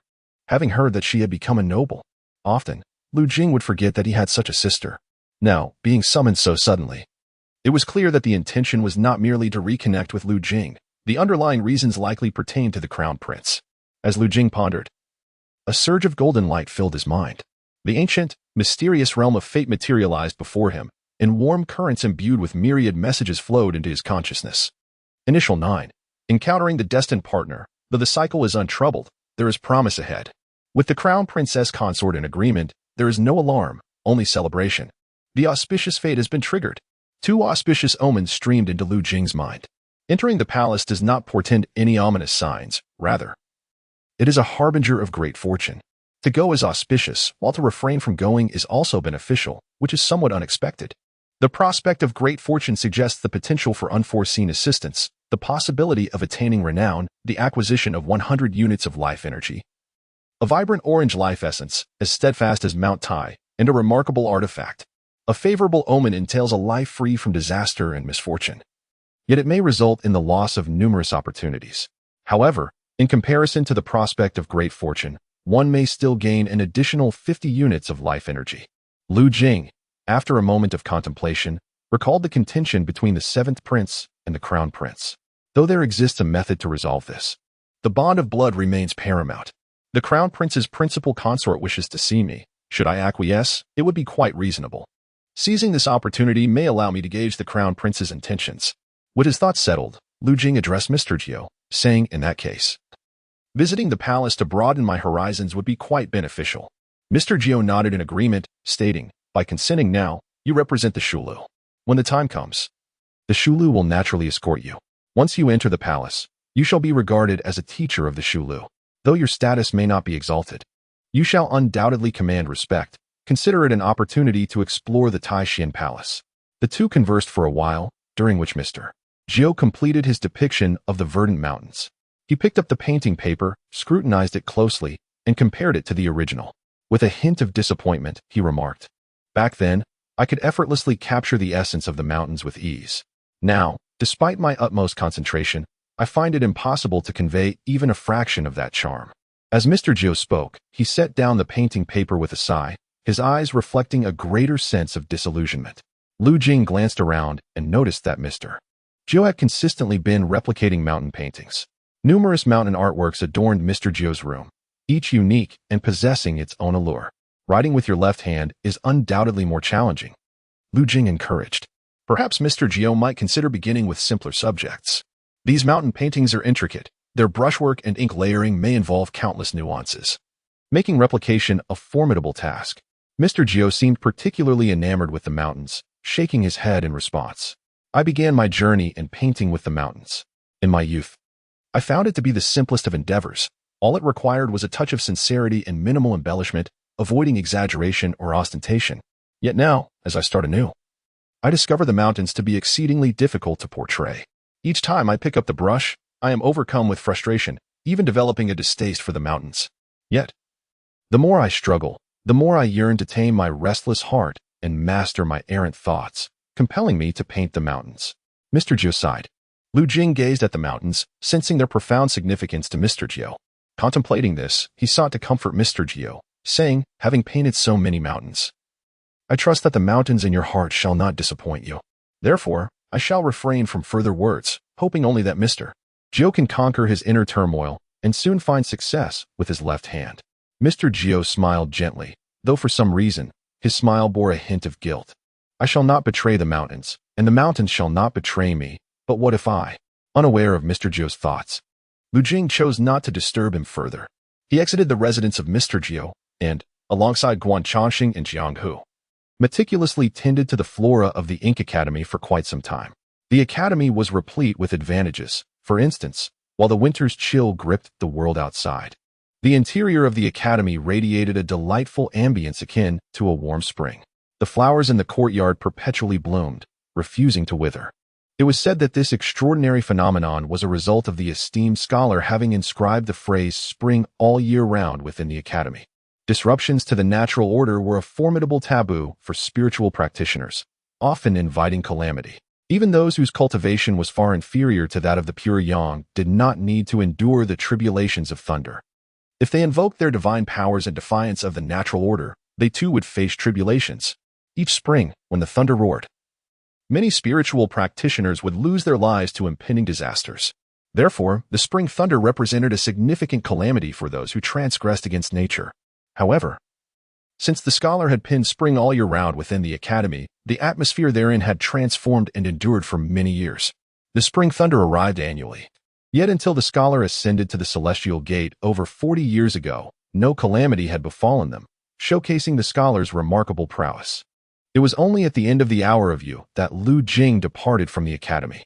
Strangely, there were very few carriages outside that day. After a considerable wait, he finally spotted a carriage, only for it to be commandeered by a scholar nearby, who hastily departed. Thus, Lu Jing had no choice but to proceed on foot. As he walked, a bright yellow radiance dissipated from his mind. Unbeknownst to him, he noticed a robust youth before an affluent residence, being forcibly escorted by several strong and vigorous guards. Faint voices reached his ears. The horse has perished. How can you survive? That precious giant horse is worth more than 10 of you. You could not compensate for its loss. All day long reading. Do not forget, you are but a mere groom. No matter how much you read, you remain a commoner in the household register. Now, due to your negligence in your studies, you have endangered the young lady and the young master's horse. Even if the noble figures in the household may forgive you, the steward will not tolerate such audacity. Move. What of a disobedient servant? Kill him if necessary. From a distance, Lu Jing furrowed his brow, and in a fleeting thought, he realized that the bright yellow opportunity he had just received during his conversation with Master Li had now vanished. Today, there just happened to be no carriages on the road, and before arriving at this estate, I fortuitously witnessed this youth in peril. Such coincidence? Could encountering this youth indeed be considered a bright yellow opportunity? Lu Jing pondered. Meanwhile, the guards were bringing the youth closer. Leading them was a middle-aged man clad in steward's attire, with a fair complexion and a gaze that bore a hint of coldness. This man was likely the steward of the affluent residence, as mentioned by the guards. Lu Jing looked at the youth, who was battered and bruised, his clothing torn and marred by numerous wounds. Blood seeped from the whip marks, and his face was swollen, with blood trickling from his nose and mouth. Yet, despite his injuries, the youth's gaze remained resolute. Though fear of the path ahead flickered in his eyes, he showed no signs of submission. He spoke weakly. Those 2 horses. It's not my fault. I had tied them securely before I started reading. Shut up. The steward turned with a fierce shout, yet said no more. For they had already arrived beside Lu Jing. Upon seeing Lu Jing's remarkable demeanor, the steward instinctively smiled and bowed to him, recognizing that this young man must surely be of noble birth. After the brief exchange, he continued on his way. The boy hung his head, seemingly resigned, yet he murmured, "It wasn't me, it wasn't me. You may kill me today, but do not say that I let go of the reins." Lu Jing felt a stirring in his heart. This boy, setting aside matters of fate, merely his love for learning and his resolute spirit commanded Lu Jing's respect. However, the steward's anger flared anew as he seized a whip from a guard, preparing to strike mercilessly. At that precise moment, a calm voice suddenly rang out, reaching the ears of both the steward and the guard. "What has this boy done?" The steward halted his steps, and several guards turned to look. They beheld a young scholar, armed with a black sword, gazing inquiringly at the boy. The boy's expression was steady, his tone composed, exuding a certain grace. Had anyone else posed such a question, the steward might have rebuked them harshly, urging them to mind their own business. Yet, under Lu Jing's scrutinizing gaze, The middle-aged steward could not help but refrain from further comment. The implication of his words was clear. This boy, beaten to such a state, was to be dragged from the residence, facing dire consequences, certainly bordering on the word death. Lu Jing remained silent for a moment before glancing at the Zhao residence and inquiring, "Is this the residence of the current General Xianwei?" Upon hearing Lu Jing's question, the steward straightened his posture, pride visibly blooming on his face as he nodded. "Indeed, young master, my lord is the esteemed General Xianwei." Lu Jing nodded back, casting a glance at the boy, and softly proposed, "This boy has a commendable passion for learning. I find myself somewhat inclined to assist him. Shall I intercede on his behalf?" The steward's expression shifted slightly, and he asked, "May I inquire which residence you hail from, young master?" Lu Jing shook his head, replying, "I come from humble origins." This only deepened the steward's confusion. Having spent years in the grand estate, he knew well that those who dared to appeal for mercy, despite knowing his position as the steward of General Xianwei, must possess some backing. Otherwise, how could an ordinary boy summon the audacity to plead? Thus, the steward inquired further, "Young master, when you asked about my master, do you happen to know him?" Hearing Lu Jing plead for him, the already feeble boy struggled to lift his head, gazing at Lu Jing with gratitude and hope in his eyes. At this moment, Lu Jing was not inclined to engage further with the steward. He asked, "Is General Xianwei currently in the residence?" Lu Jing cast a glance at the boy, whose mere presence had already signified a golden opportunity. Once again, he felt a kinship with the young servant, recognizing in him a desire for knowledge akin to his own past. Thus, he softly addressed the steward, saying, "I have previously received an invitation from General Xianwei. I would appreciate it if you could convey my message." Stating that Lu Jing from the Book Tower wishes to pay his respects to General Xianwei. Chapter 124. The general grasped the sword. While I held the pen, and the youth read under the moonlight in the stable, Lu Jing's gaze remained fixed upon the young boy. Upon hearing the mention of the Book Tower, the boy's expression shifted dramatically, and a youthful vigor emerged on his face. The previously listless and numb look in his eyes now glimmered with a hint of hope. The middle-aged steward's eyes also reflected a change. Narrowing his gaze, he scrutinized Lu Jing closely and remarked, "Ah, so it is Mr. Lu Jing of the Book Tower.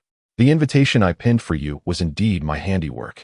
The renowned General Zhao Zimo of the current dynasty had sent an invitation while Lu Jing resided at the ancient Moon Tower. Accompanying the invitation were also dignitaries from the current dynasty, including General Liao Yuan and the esteemed Tony Minister. Several guards escorting the youth exchanged hesitant glances upon hearing the steward's words. The steward glanced at the boy and then bowed to Lu Jing, saying, "I kindly ask Mr. Lu Jing to take a brief respite in the East Hall while I inform my master." He added, casting a sidelong glance at the young stableman bound by several guards. "You are fortunate today to encounter such a benevolent young master." He then turned to Lu Jing and continued, "It is indeed a stroke of luck for this negligent stableman to have you plead for him, yet the final decision rests upon the noble patrons of the manor. I hope you understand." Lu Jing nodded. "I shall certainly mention this matter to General Xianwei." The steward then nodded in acknowledgement, waved gently, and gestured for Lu Jing to proceed. General Xianwei, holding the rank of a fifth-grade military official, currently serves in the court and, by virtue of his title, is of equal standing to the esteemed General Lu Xinyuan of the Lu residence. Should he be assigned to command, he would lead thousands in guarding the borders.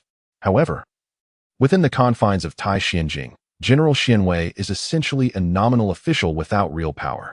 Notably, General Zhao Zimo, a figure of extraordinary martial prowess, once hailed from a humble background and aspired to scholarly pursuits, but upon failing in his studies, he enlisted in the military. To his astonishment, he earned the title of general through his valiant deeds on the battlefield. He is indeed a legendary figure within Tai Xianjing. Lu Jing sat in the East Hall of the General's residence, while the young boy remained bound by chains, kneeling some distance away. As Lu Jing entered the East Hall, the middle-aged steward introduced him. The boy, named Wei Jingxia, was originally a stableman from a merchant family. With the rise of General Xianwei, the estate's affairs in Xuandu were managed by merchants, leading him to this general's household. Kneeling in the courtyard, Wei Jingxia noticed Lu Jing gazing at him from afar and slowly bowed in respect. Though he remained silent, the gratitude in his heart was palpable in that gesture. At that moment, a tall, imposing figure with a rugged visage, a thick beard, and an eagle-like nose entered the East Hall, hands clasped behind his back. The middle-aged man, with a rough demeanor and penetrating gaze, approached, and Lu Jing felt a wave of fervent energy radiating from him, enveloping the space around them. Mr. Lu Jing, he intoned. General Zhao Zimo of Xianwei wore a smile, gently gesturing. There is no need for formalities, sir. In my youth, I too aspired to scholarly pursuits. Yet I ultimately achieved little. Nonetheless, deep within my essence, I remain a scholar at heart. As you are the esteemed master of the study, you need not bow before me. Zhao Zimo's laughter was grand, his words resonating like thunder, the black bristles of his beard quivering with an imposing vigor. Behind Zhao Zimo stood a young gentleman, appearing a year or two older than Lu Jing. However, as he accompanied Zhao Zimo into the Eastern Hall, he respectfully bowed to Lu Jing. Mr. Lu Jing, this is my son, Zhao Zimo introduced. Today, I have brought him here to witness what true youthful elegance embodies. The smile on the face of General Zhao was accompanied by a thorough appraisal of Lu Jing, his eyes brimming with admiration. The young gentleman, with utmost respect, served tea to the two, his countenance devoid of any displeasure, rather relishing the moment, occasionally glancing at Lu Jing with reverence. Forgive me for my impromptu visit without presenting a formal invitation. It is I who has been remiss. Lu Jing found himself favorably inclined towards the affable Zhao Zimo. Merely hearing the name conjured the image of a principled scholar with ink in his heart. Yet, in his actions, the general was as fierce as a tempest, eliciting both animosity and genuine respect from many in the Xuandu. When Mr. Lu Jing summoned the beast to meet the emperor, I was fortuitously departing the palace and caught a glimpse of the young gentleman's gallant demeanor. From that moment, I held deep admiration for Lu Xinyuan. He has indeed sired a remarkable son, Zhao Zimo remarked. Among the youths of Xuandu, there are those of noble spirit and refined lineage. Yet it is rare to find one born of humble beginnings who harbors lofty aspirations. I often use Mr. Lu Jing as a benchmark to instill ambition in my son, hoping that while they dwell in luxury, they do not lose sight of their aspirations for greatness. Lu Jing was momentarily taken aback, not anticipating such high regard from General Zhao. The Zhao family's son, standing behind Zhao Zimo, seemed influenced by his father's demeanor, gazing at Lu Jing as though encountering a revered mentor. The grand estate of Xuandu was not entirely akin to the Lu household. Zhao Zimo's rigorous approach to education was indeed uncommon. As Lu Jing pondered this, servants presented the dishes, and Zhao Zimo urged him to sample the offerings while inquiring about the lives of the young scholars in the study. From Zhao Zimo's gaze, Lu Jing discerned a persistent yearning for scholarly pursuits. After a brief interval, a middle-aged steward approached, whispering a few words to General Zhao. The general then turned his attention to the young stable hand, Wei Jingzhe, outside the Eastern Hall. The two magnificent horses are worth a fortune. Your handling of the situation is indeed appropriate. Zhao Zimo first nodded to the steward, then smiled at Lu Jing. I typically do not involve myself in the numerous affairs of this household, as the staff are managed by the steward. However, with this incident arising, should we pardon the young lad, the servants may become lax. Commanding subordinates is akin to leading an army. Clarity in rewards and punishments is essential to maintain order. As Zhao Zimo paused briefly, he turned to Lu Jing with a smile, stating, "Yet this young man has his merits. Were it not for his errors, how would Mr. Lu have come to our residence to plead for him? Moreover, there are not many servants in the household as fortunate as he. What harm is there in granting him a reprieve?" General Xianwei waved his hand and instructed the steward, "Release him and send him some medicine to treat his whip wounds." This unexpected gesture caught Lu Jing off guard, as he had prepared numerous remarks regarding the pursuit of knowledge and the aspirations of youth. However, to General Xianwei, the two magnificent horses seemed trivial in comparison. It is likely that after Mr. Lu gained fame, he received many invitations, most of which aimed to entice him. But my purpose is different.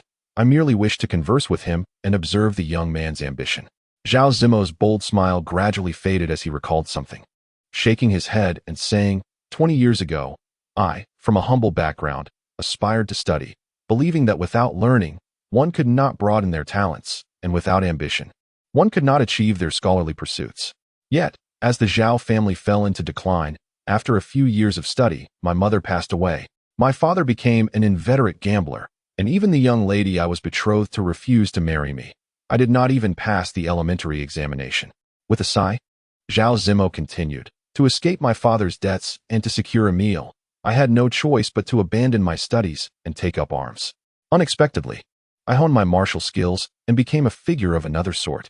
However, I still hold the belief that youthful ambition is invaluable. Even today, when I reflect on my younger self, I cherish that aspiration. I have been on the battlefield for over a decade, yet I have lost the youthful fervor, leaving only a life steeped in bloodshed. Even with my exceptional vitality, I find no sense of fulfillment. Upon hearing this, Lu Jing finally comprehended why the imposing general regarded him with such esteem. It was due to the lingering regret for his unfulfilled aspirations in youth. Such regrets, born in youth, may lead one to lament even in old age, yearning for the vigor of their younger days. Thus, Lu Jing perceived a certain distinction in General Xianwei. After a moment's contemplation, he spoke. General, life encompasses a myriad of experiences. Why must you harbor regrets? Youth need not be characterized by splendor.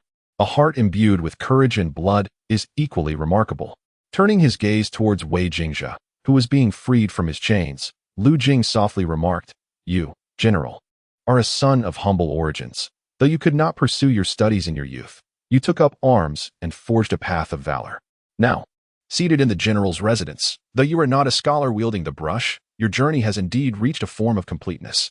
As for me, a mere son of a prominent family, I have never wielded a sword nor engaged in battle, yet I, too, pursued knowledge in my youth, avoiding the mire of despair. And there, in the distance, stands the stable boy, Wei Jingzhe. A smile graced his lips as he continued, Today, I happened upon him. Despite being a stable hand, he still finds moments to study. He remarked that while one may perish, one must not lose their integrity, reminding me of my former self. This stable boy, though lacking in ambition, embodies the essence of life. The general gripped the sword while I held the pen, and beneath the moonlight in the stable, the young lad immersed himself in his studies. Regardless of the circumstances, it is imperative that there be no regrets moving forward. Lu Jing spoke slowly. At this moment, the young man had already knelt in the center of the eastern hall. His shoulders trembled slightly, tears streaming down his face. Yet he bowed deeply to Lu Jing and General Xianwei. Just as Lu Jing had articulated, under countless cold moonlit nights, Wei Jingzhe studied in the stable, feeling an immense freedom within the text that was unfathomable to him in his shackled existence. In his fervor, he even forgot that he was not a virtuous man, that his studies seemed futile. He merely thought that in his youth, if he were fortunate enough to marry a maid someday, he could teach his children to read, ensuring they would not end up like his father, who had spent his life as a stableman, yet could not even write the word horse. Zhao Zimo observed the young lad as well.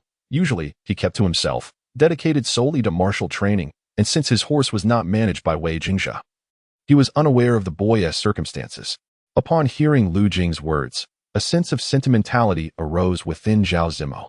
At that moment, Lu Jing turned his gaze towards Zhao Zimo, stating, As I mentioned, seeing the youth is akin to witnessing my former self. It suddenly strikes me that with aspirations for learning, one should not steal moments of illumination in the stable.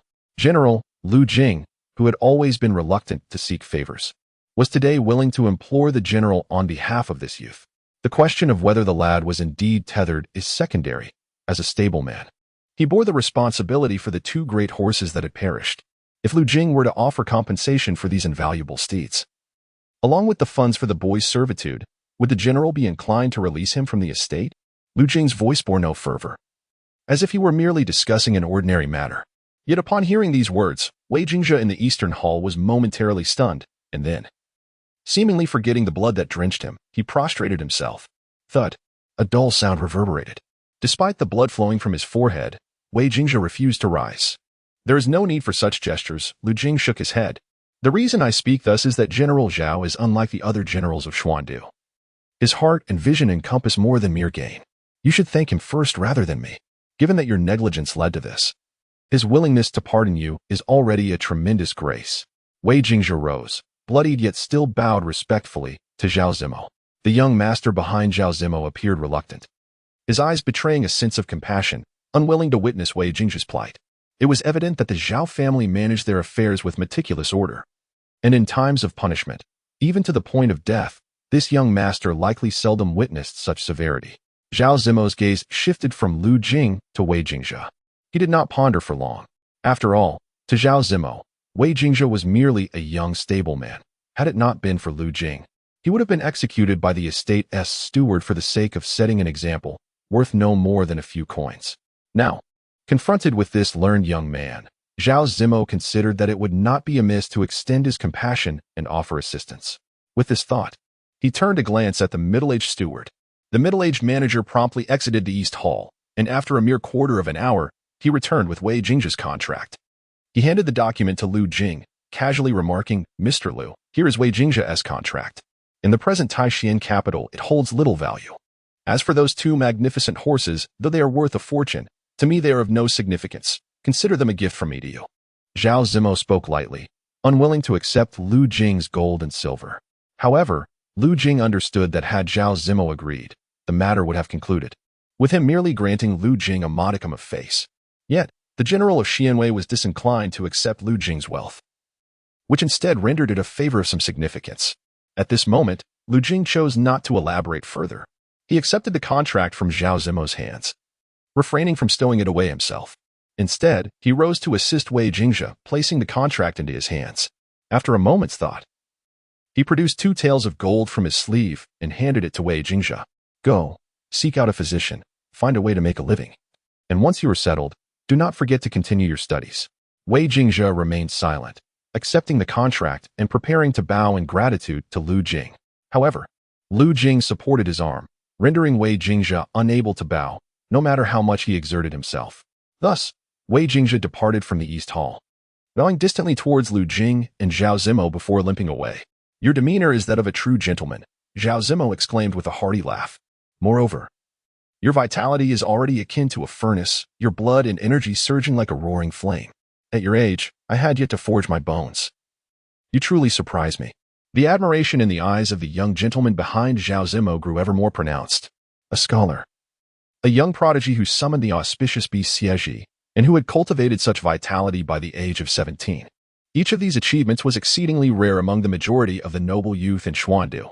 Lu Jing did not hasten to depart, engaging in further conversation with Zhao Zimo. The disposition of the general of Xianwei resonated well with Lu Jing's own. When discussing Lu Xinyuan, Zhao Zimo laughed heartily, remarking that Lu Xinyuan had become so engrossed in his training that he was no longer of this world. At that time, Lu Jing was oblivious to what the general of Xianwei was speaking of and chose not to dwell on it. It was not until the hour of the dog that Lu Jing emerged from the general's residence. Though it was still early, winter had set in, and darkness had already enveloped the sky. Lu Jing had taken but 100 steps when he noticed a figure emerging from the alley. It was Wei Jingjia. Appearing weary, Wei Jingjia bowed to Lu Jing, saying, "Benefactor." Lu Jing glanced at him, frowning slightly. "You ought to find a physician to examine you. If the chill has seeped into your bones, it will be far more troublesome to treat." Wei Jingjia took a deep breath, presenting the contract in his hand. "Benefactor, you have saved me. Jingjia possesses naught but this body. I have no other means of repayment. I hope you will accept this contract." Lu Jing walked forward slowly, with Wei Jingjia trailing behind him. "How old are you, and how long have you worked as a groom?" Lu Jing inquired. "Later, a wild hill horse became possessed and went mad, resulting in my father's death beneath its hoofs. I was subsequently sold to a merchant's estate. And with the 6 years spent in the Zhao family residence, I have now devoted 12 years to the care of horses. The boy bears numerous wounds. Had they been inflicted upon another, they would likely falter from the pain. Yet, Wei Jingjia endures his suffering, speaking without a moment's hesitation, delivering his words in one continuous breath." Lu Jing nods in acknowledgement, then suddenly queries him, "You have tended horses for 12 years and served as a household servant for the same duration. Now you wish to relinquish this bond to me in exchange for a different place as a servant?"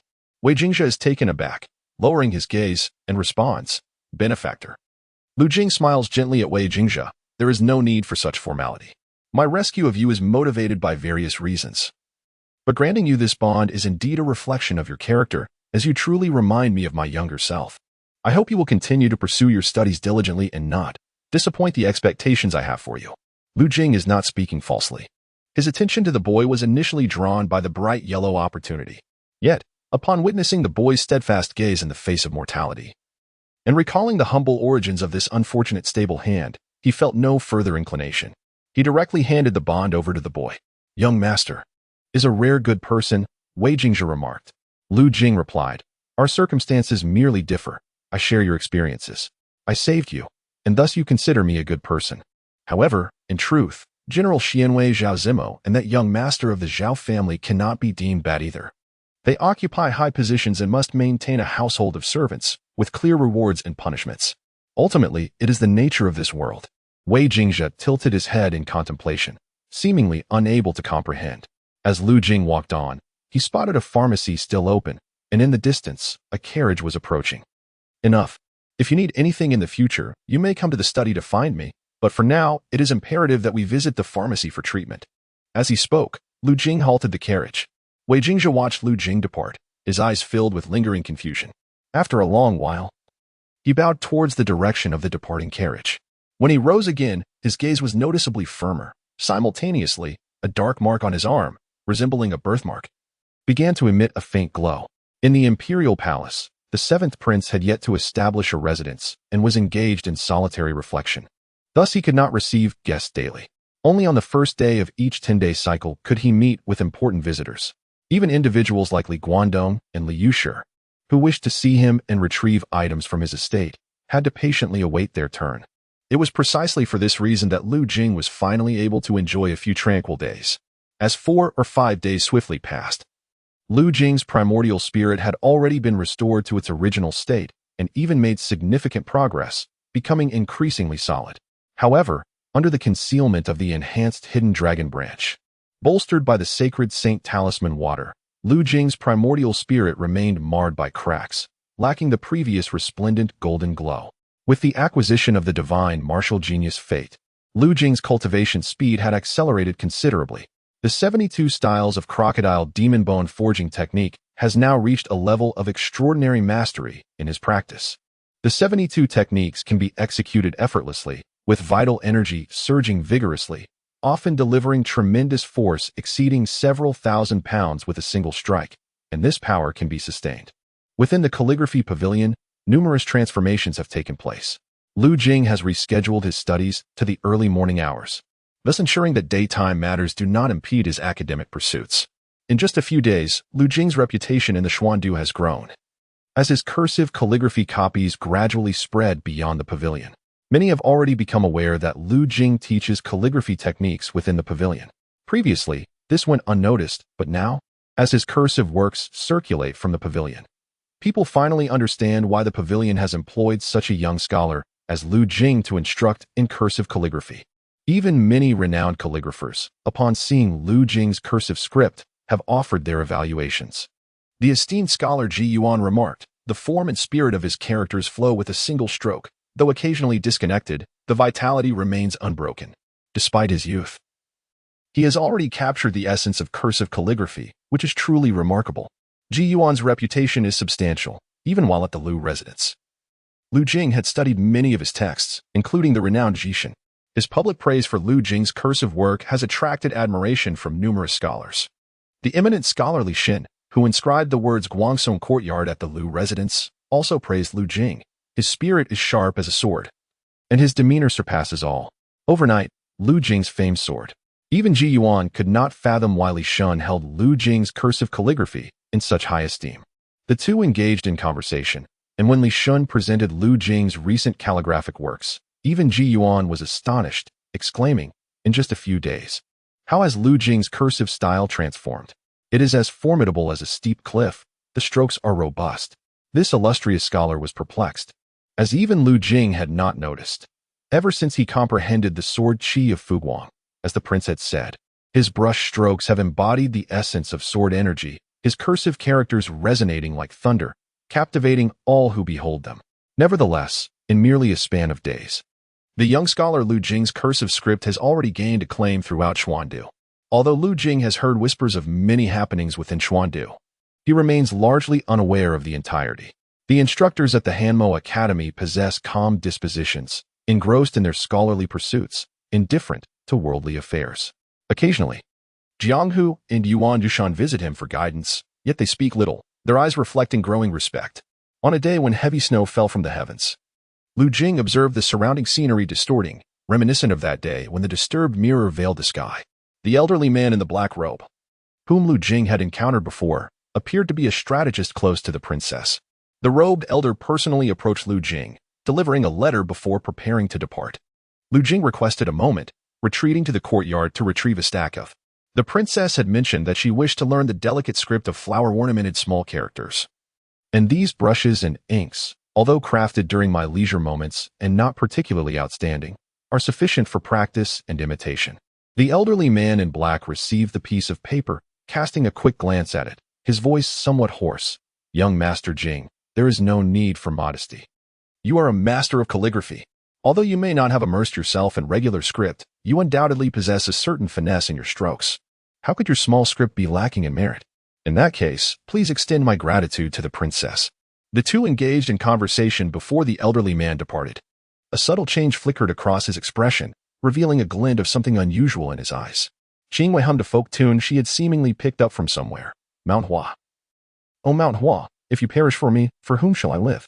When joy meets pity, the coffin shall be opened for you. This folk song may not be particularly auspicious, yet it seemingly encapsulated the sentiments of a young girl. After listening for a while, Lu Jing conversed with Qingwei for some time before finally stepping out of the small courtyard. He made his way to the banks of the Zhutai River. Despite it being winter, the area around the misty rain bridge in Taishanjing was still bustling with many painted boats docked nearby. The streets on either side were vibrant and lively, with towering buildings lining the thoroughfare. This location represented the pinnacle of prosperity and activity within Taishanjing. In contrast to the relative tranquility of the streets surrounding Taishan Palace, the alleys near the misty rain bridge were filled with a constant stream of people from all walks of life, including nobles and commoners alike. There were those who lived without worry, as well as those toiling tirelessly for their livelihoods. As Lu Jing walked along the riverbank, passing through Misty Rain Street amidst the throng of people, a sudden surge of the crowd caught his attention. Numerous women emerged from the previously tranquil boats, including ladies from flower houses and young women out for recreation. They covered their faces with handkerchiefs and stood on tiptoe, gazing into the distance. There, a boat was slowly approaching, and on it stood a young man clad in white, casually surveying the scenery on the shore. At the bow of the boat rested an ancient guqin, its deep brown surface intricately carved with numerous patterns, exuding an air of antiquity and elegance. Lu Jing, intrigued, cast his gaze upon the young man in white. Upon seeing him, curiosity welled up in his eyes. I came to visit his charitable hall and unexpectedly encountered him here. How fortuitous. The young man on the boat, exuding grace and charm, drew the attention of numerous young women, for he was none other than Su Baiyan, renowned throughout the capital for his ethereal beauty. At that moment, Su Baiyan stood on the boat, a gentle smile gracing his face, reminiscent of the warmth of spring, and his eyes sparkled like stars. Truly, his natural elegance justified the name Su Baiyan. Surrounding him, whether from noble households or common folk, young women gazed longingly from the shore. Lu Jing felt a sudden wave of awkwardness, shook his head, and continued on his way. As he walked, Lu Jing overheard many young women discussing Su Baiyan. He was currently an esteemed official in the court, recognized for his talents and admired by the likes of the renowned master Chu Shenqiu. The daughters of prominent families praised not only his looks but also his accomplishments and benevolence. Meanwhile, the common girls admired Su Baiyan's humble beginnings and his relentless ascent to success, viewing him as a paragon among men in Taishanjing. Had Lu Jing not known Su Baiyan personally, he might have shared the same sentiments. For in recent years, Su Baiyan's reputation in the capital could hardly be described as anything less than illustrious. He possessed extraordinary beauty and held an esteemed position, his innate talent remarkable enough to distinguish him from countless commoners, and his character was beyond reproach. What is even more commendable is that after Su Baiyan's rise to prominence, he established a charitable hall along the banks of the Zhutai River. Within this hall, he has provided aid to over 40 displaced children and more than 30 impoverished individuals, whether they be disabled or elderly. Occasionally, he even distributes porridge, offering an additional meal to those in Taishanjing who struggle to find sufficient sustenance. Today, Lu Jing's purpose for visiting the Zhutai River is precisely this. Su Baiyan has also come here, presumably to attend to the charitable hall. Besides Su Baiyan and Lu Jing, there is another woman adorned in a flowing white garment, with 3 feet of silken hair cascading down her shoulders and a double butterfly jade hairpin elegantly perched at the back of her head, radiating unparalleled beauty and grace. Following closely behind her is a maiden named Han Kai, who occasionally glances at the surface of the Zhutai River, remarking to the woman, "Miss, this young master Su is truly exceptional. He has risen from humble beginnings to great prominence, now renowned and prosperous in the capital, yet he still remembers the impoverished. It is likely that the children sent to young Master Su's charitable hall will no longer suffer." The woman in front, with her delicate brows slightly furrowed, replied, "We must see for ourselves." Chapter 125, The Realm of Spirits. "Ah, miss, look, is that young Master Lu?" exclaimed the maiden Han Kai as she strolled through the crowd, her eyes sparkling. Following her gaze, The lady addressed as Miss turned to observe a young man in blue passing by the misty rain bridge. Beneath the willow-fringed bridge, the youth walked slowly. His stature tall and graceful, akin to a slender bamboo. His raven locks, smooth as satin, were casually tied back with a black ribbon. At that moment, the young man had his back turned to the two. Had he been an ordinary lad, Honkai would have struggled to catch a glimpse of him amidst the throng. Yet, Lu Jing's silhouette exuded an air of clarity and distinction, rendering him unforgettable. The lady squinted slightly, her eyes resembling the luminous crescent moon in a starlit sky, radiating brilliance as she nodded and declared, "Indeed, it is young Master Lu. What a coincidence to encounter him here by the banks of the Zhuotai River," Honkai remarked, a smile gracing her features, though she had no desire to intrude upon Lu Jing's presence. The lady continued her tranquil walk, her thoughts drifting to a recent night when Lu Jing had bestowed numerous precious delicacies upon a group of children, diverting the attention of the guards by even shattering a fine wine jug. The guards had discovered that the children entering the heart of Tai Xianjing were mostly sent to the northern part of the city, a place rife with danger, where these vulnerable children risked becoming prey to the city's beggars, potentially suffering grievous harm at their hands, forced into street begging. Had it not been for Lu Jing's timely assistance that day, this white-clad lady might have felt compelled to offer her help as well. However, Lu Jing's actions had indeed surprised her. I had assumed that the youth in the heart of Tai Xianjing were largely insulated from the sufferings of the world. Even if they possessed kindness in their hearts, they would likely only report such matters to the authorities upon encountering these children. It was precisely because this lady witnessed Lu Jing's deeds that she later chose to assist him when he was gravely injured, ensuring he did not collapse on the street. "Young Master Lu, it seems he has entered that charitable hall?" Just as the white-clad lady pondered, Hansai's voice brimmed with delight. What could our neighbor be doing at young Master Su's charity hall? The lady's gaze shifted slightly, yet she refrained from elaborating. Honkai, standing on her toes, caught a glimpse of the charitable hall's entrance, noting the throngs of people bustling in and out. The majority appeared to be elegantly dressed young gentlemen and ladies, with occasional commoners mingling among them. The white-clad lady furrowed her brow, and Honkai expressed her confusion. Yet, since it is a charitable hall, which houses many children, the elderly, and the destitute, why is it situated in such a bustling area? There seem to be so many people coming and going, just as the king previously established. Honkai, the white-clad lady interjected softly, "We are currently within the Great Fu. Many matters should not be discussed openly. Otherwise, even if we conceal ourselves beneath the Great Fu's imperial palace, we may still attract numerous calamities." Honkai nodded slightly and murmured, "I wonder if things there have improved." The young lady let out a cold snort, replying, "The lives of commoners are as light as feathers, even those closest to him, those who are intimately familiar, may perish due to his drunkenness. If he remains unscathed, how could anything possibly change for the better?" Honkai nodded faintly, falling silent as the two stood at a distance, gazing at the benevolent hall. At that moment, Lu Jing had already entered the hall. Upon stepping inside, he instinctively furrowed his brow. The hall was bustling with activity, adorned with elaborate decorations featuring pavilions and terraces, as well as rockeries and flowing water, resembling a particular kind of loft. Here, numerous young lords and ladies often accompanied their servants, forming small groups and engaging in conversation.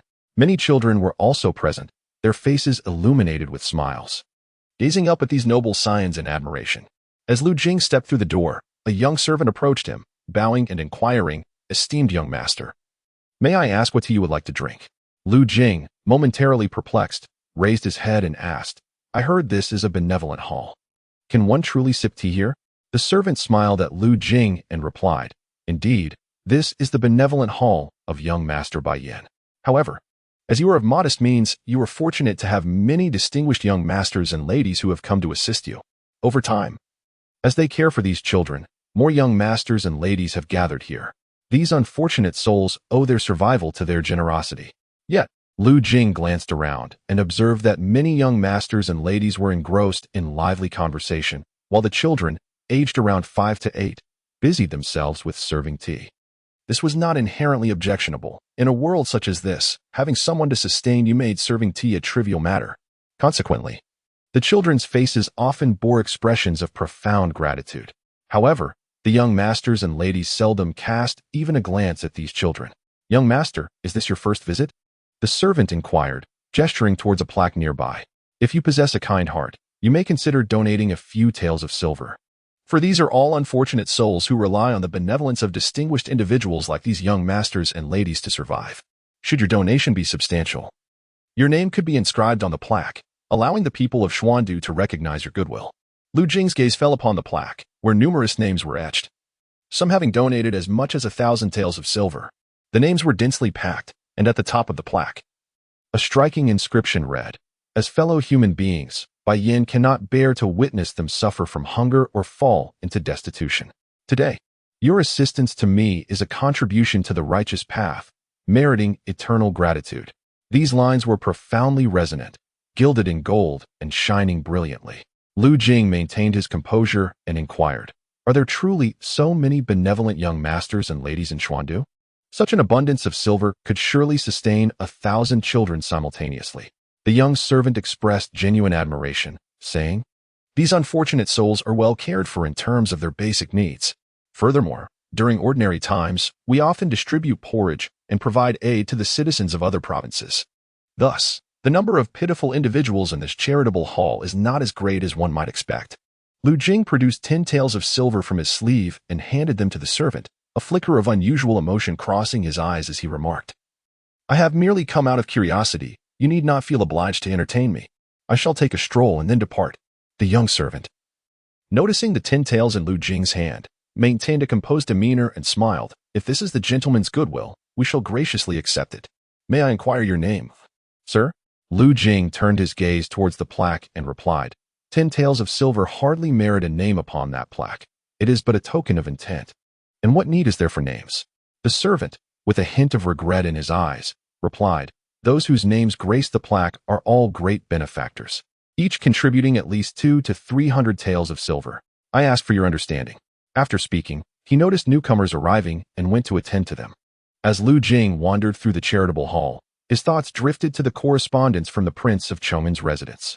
The Princess of Chong'an indeed held Lu Jing in high regard and had made considerable efforts to investigate the Huai Gang and Su Baiyan. If only the investigation focused on Xuandu, it might yield little. However, the princess had, within a matter of days, conducted a thorough inquiry into the Huai Gang and uncovered a troubling fact. Every few months, clandestine Huai Gang vessels docked in the 3 states of Chong'an, carrying not peculiar goods, but rather numerous children. These children were destined to be dispersed and sold within the 3 states of Chong'an, either as servants to affluent families or to become part of the Huai Gang, risking their lives as water ghosts, or worse. More alarmingly, the children sold into servitude appeared to excel in serving the young masters and mistresses. Meanwhile, those who became water ghosts or Huai leaves often exhibited dulled senses and incoherent speech. The princess mentioned in her letter, the vessels are concealed, and local officials typically disregard the Huai Gang's ships. With countless wandering souls in the realm, if the origin of these vessels remains unknown, and had it not been for the investigation into Su Baiyan, the royal residents might also find it difficult to connect the benevolent hall of Su Baiyan with the Huai Gang.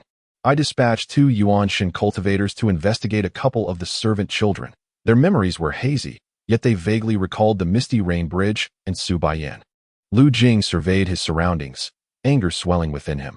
The young masters and mistresses in Xuandu, whether seeking fame or driven by benevolence, have donated such substantial amounts of silver.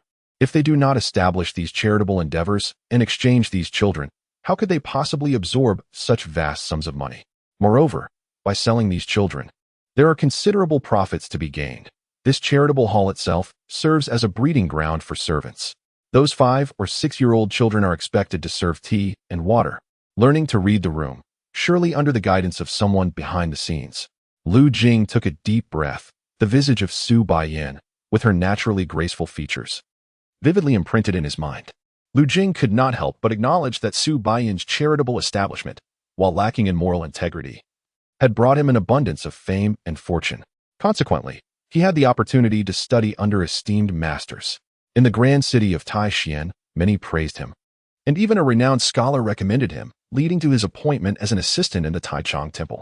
Through this charitable institution, Su Baiyan had forged connections with numerous noble sons and daughters, thus enhancing his own reputation. The wealth amassed by the establishment was exceedingly substantial. At present, it merely supported 70 to 80 individuals, Yet the accumulated silver must have reached mountainous proportions. Lu Jing's gaze flickered. Not far away, he noticed a boy of 6 or 7 years gripping the hand of a 4 or 5-year-old girl who was weeping for reasons unknown.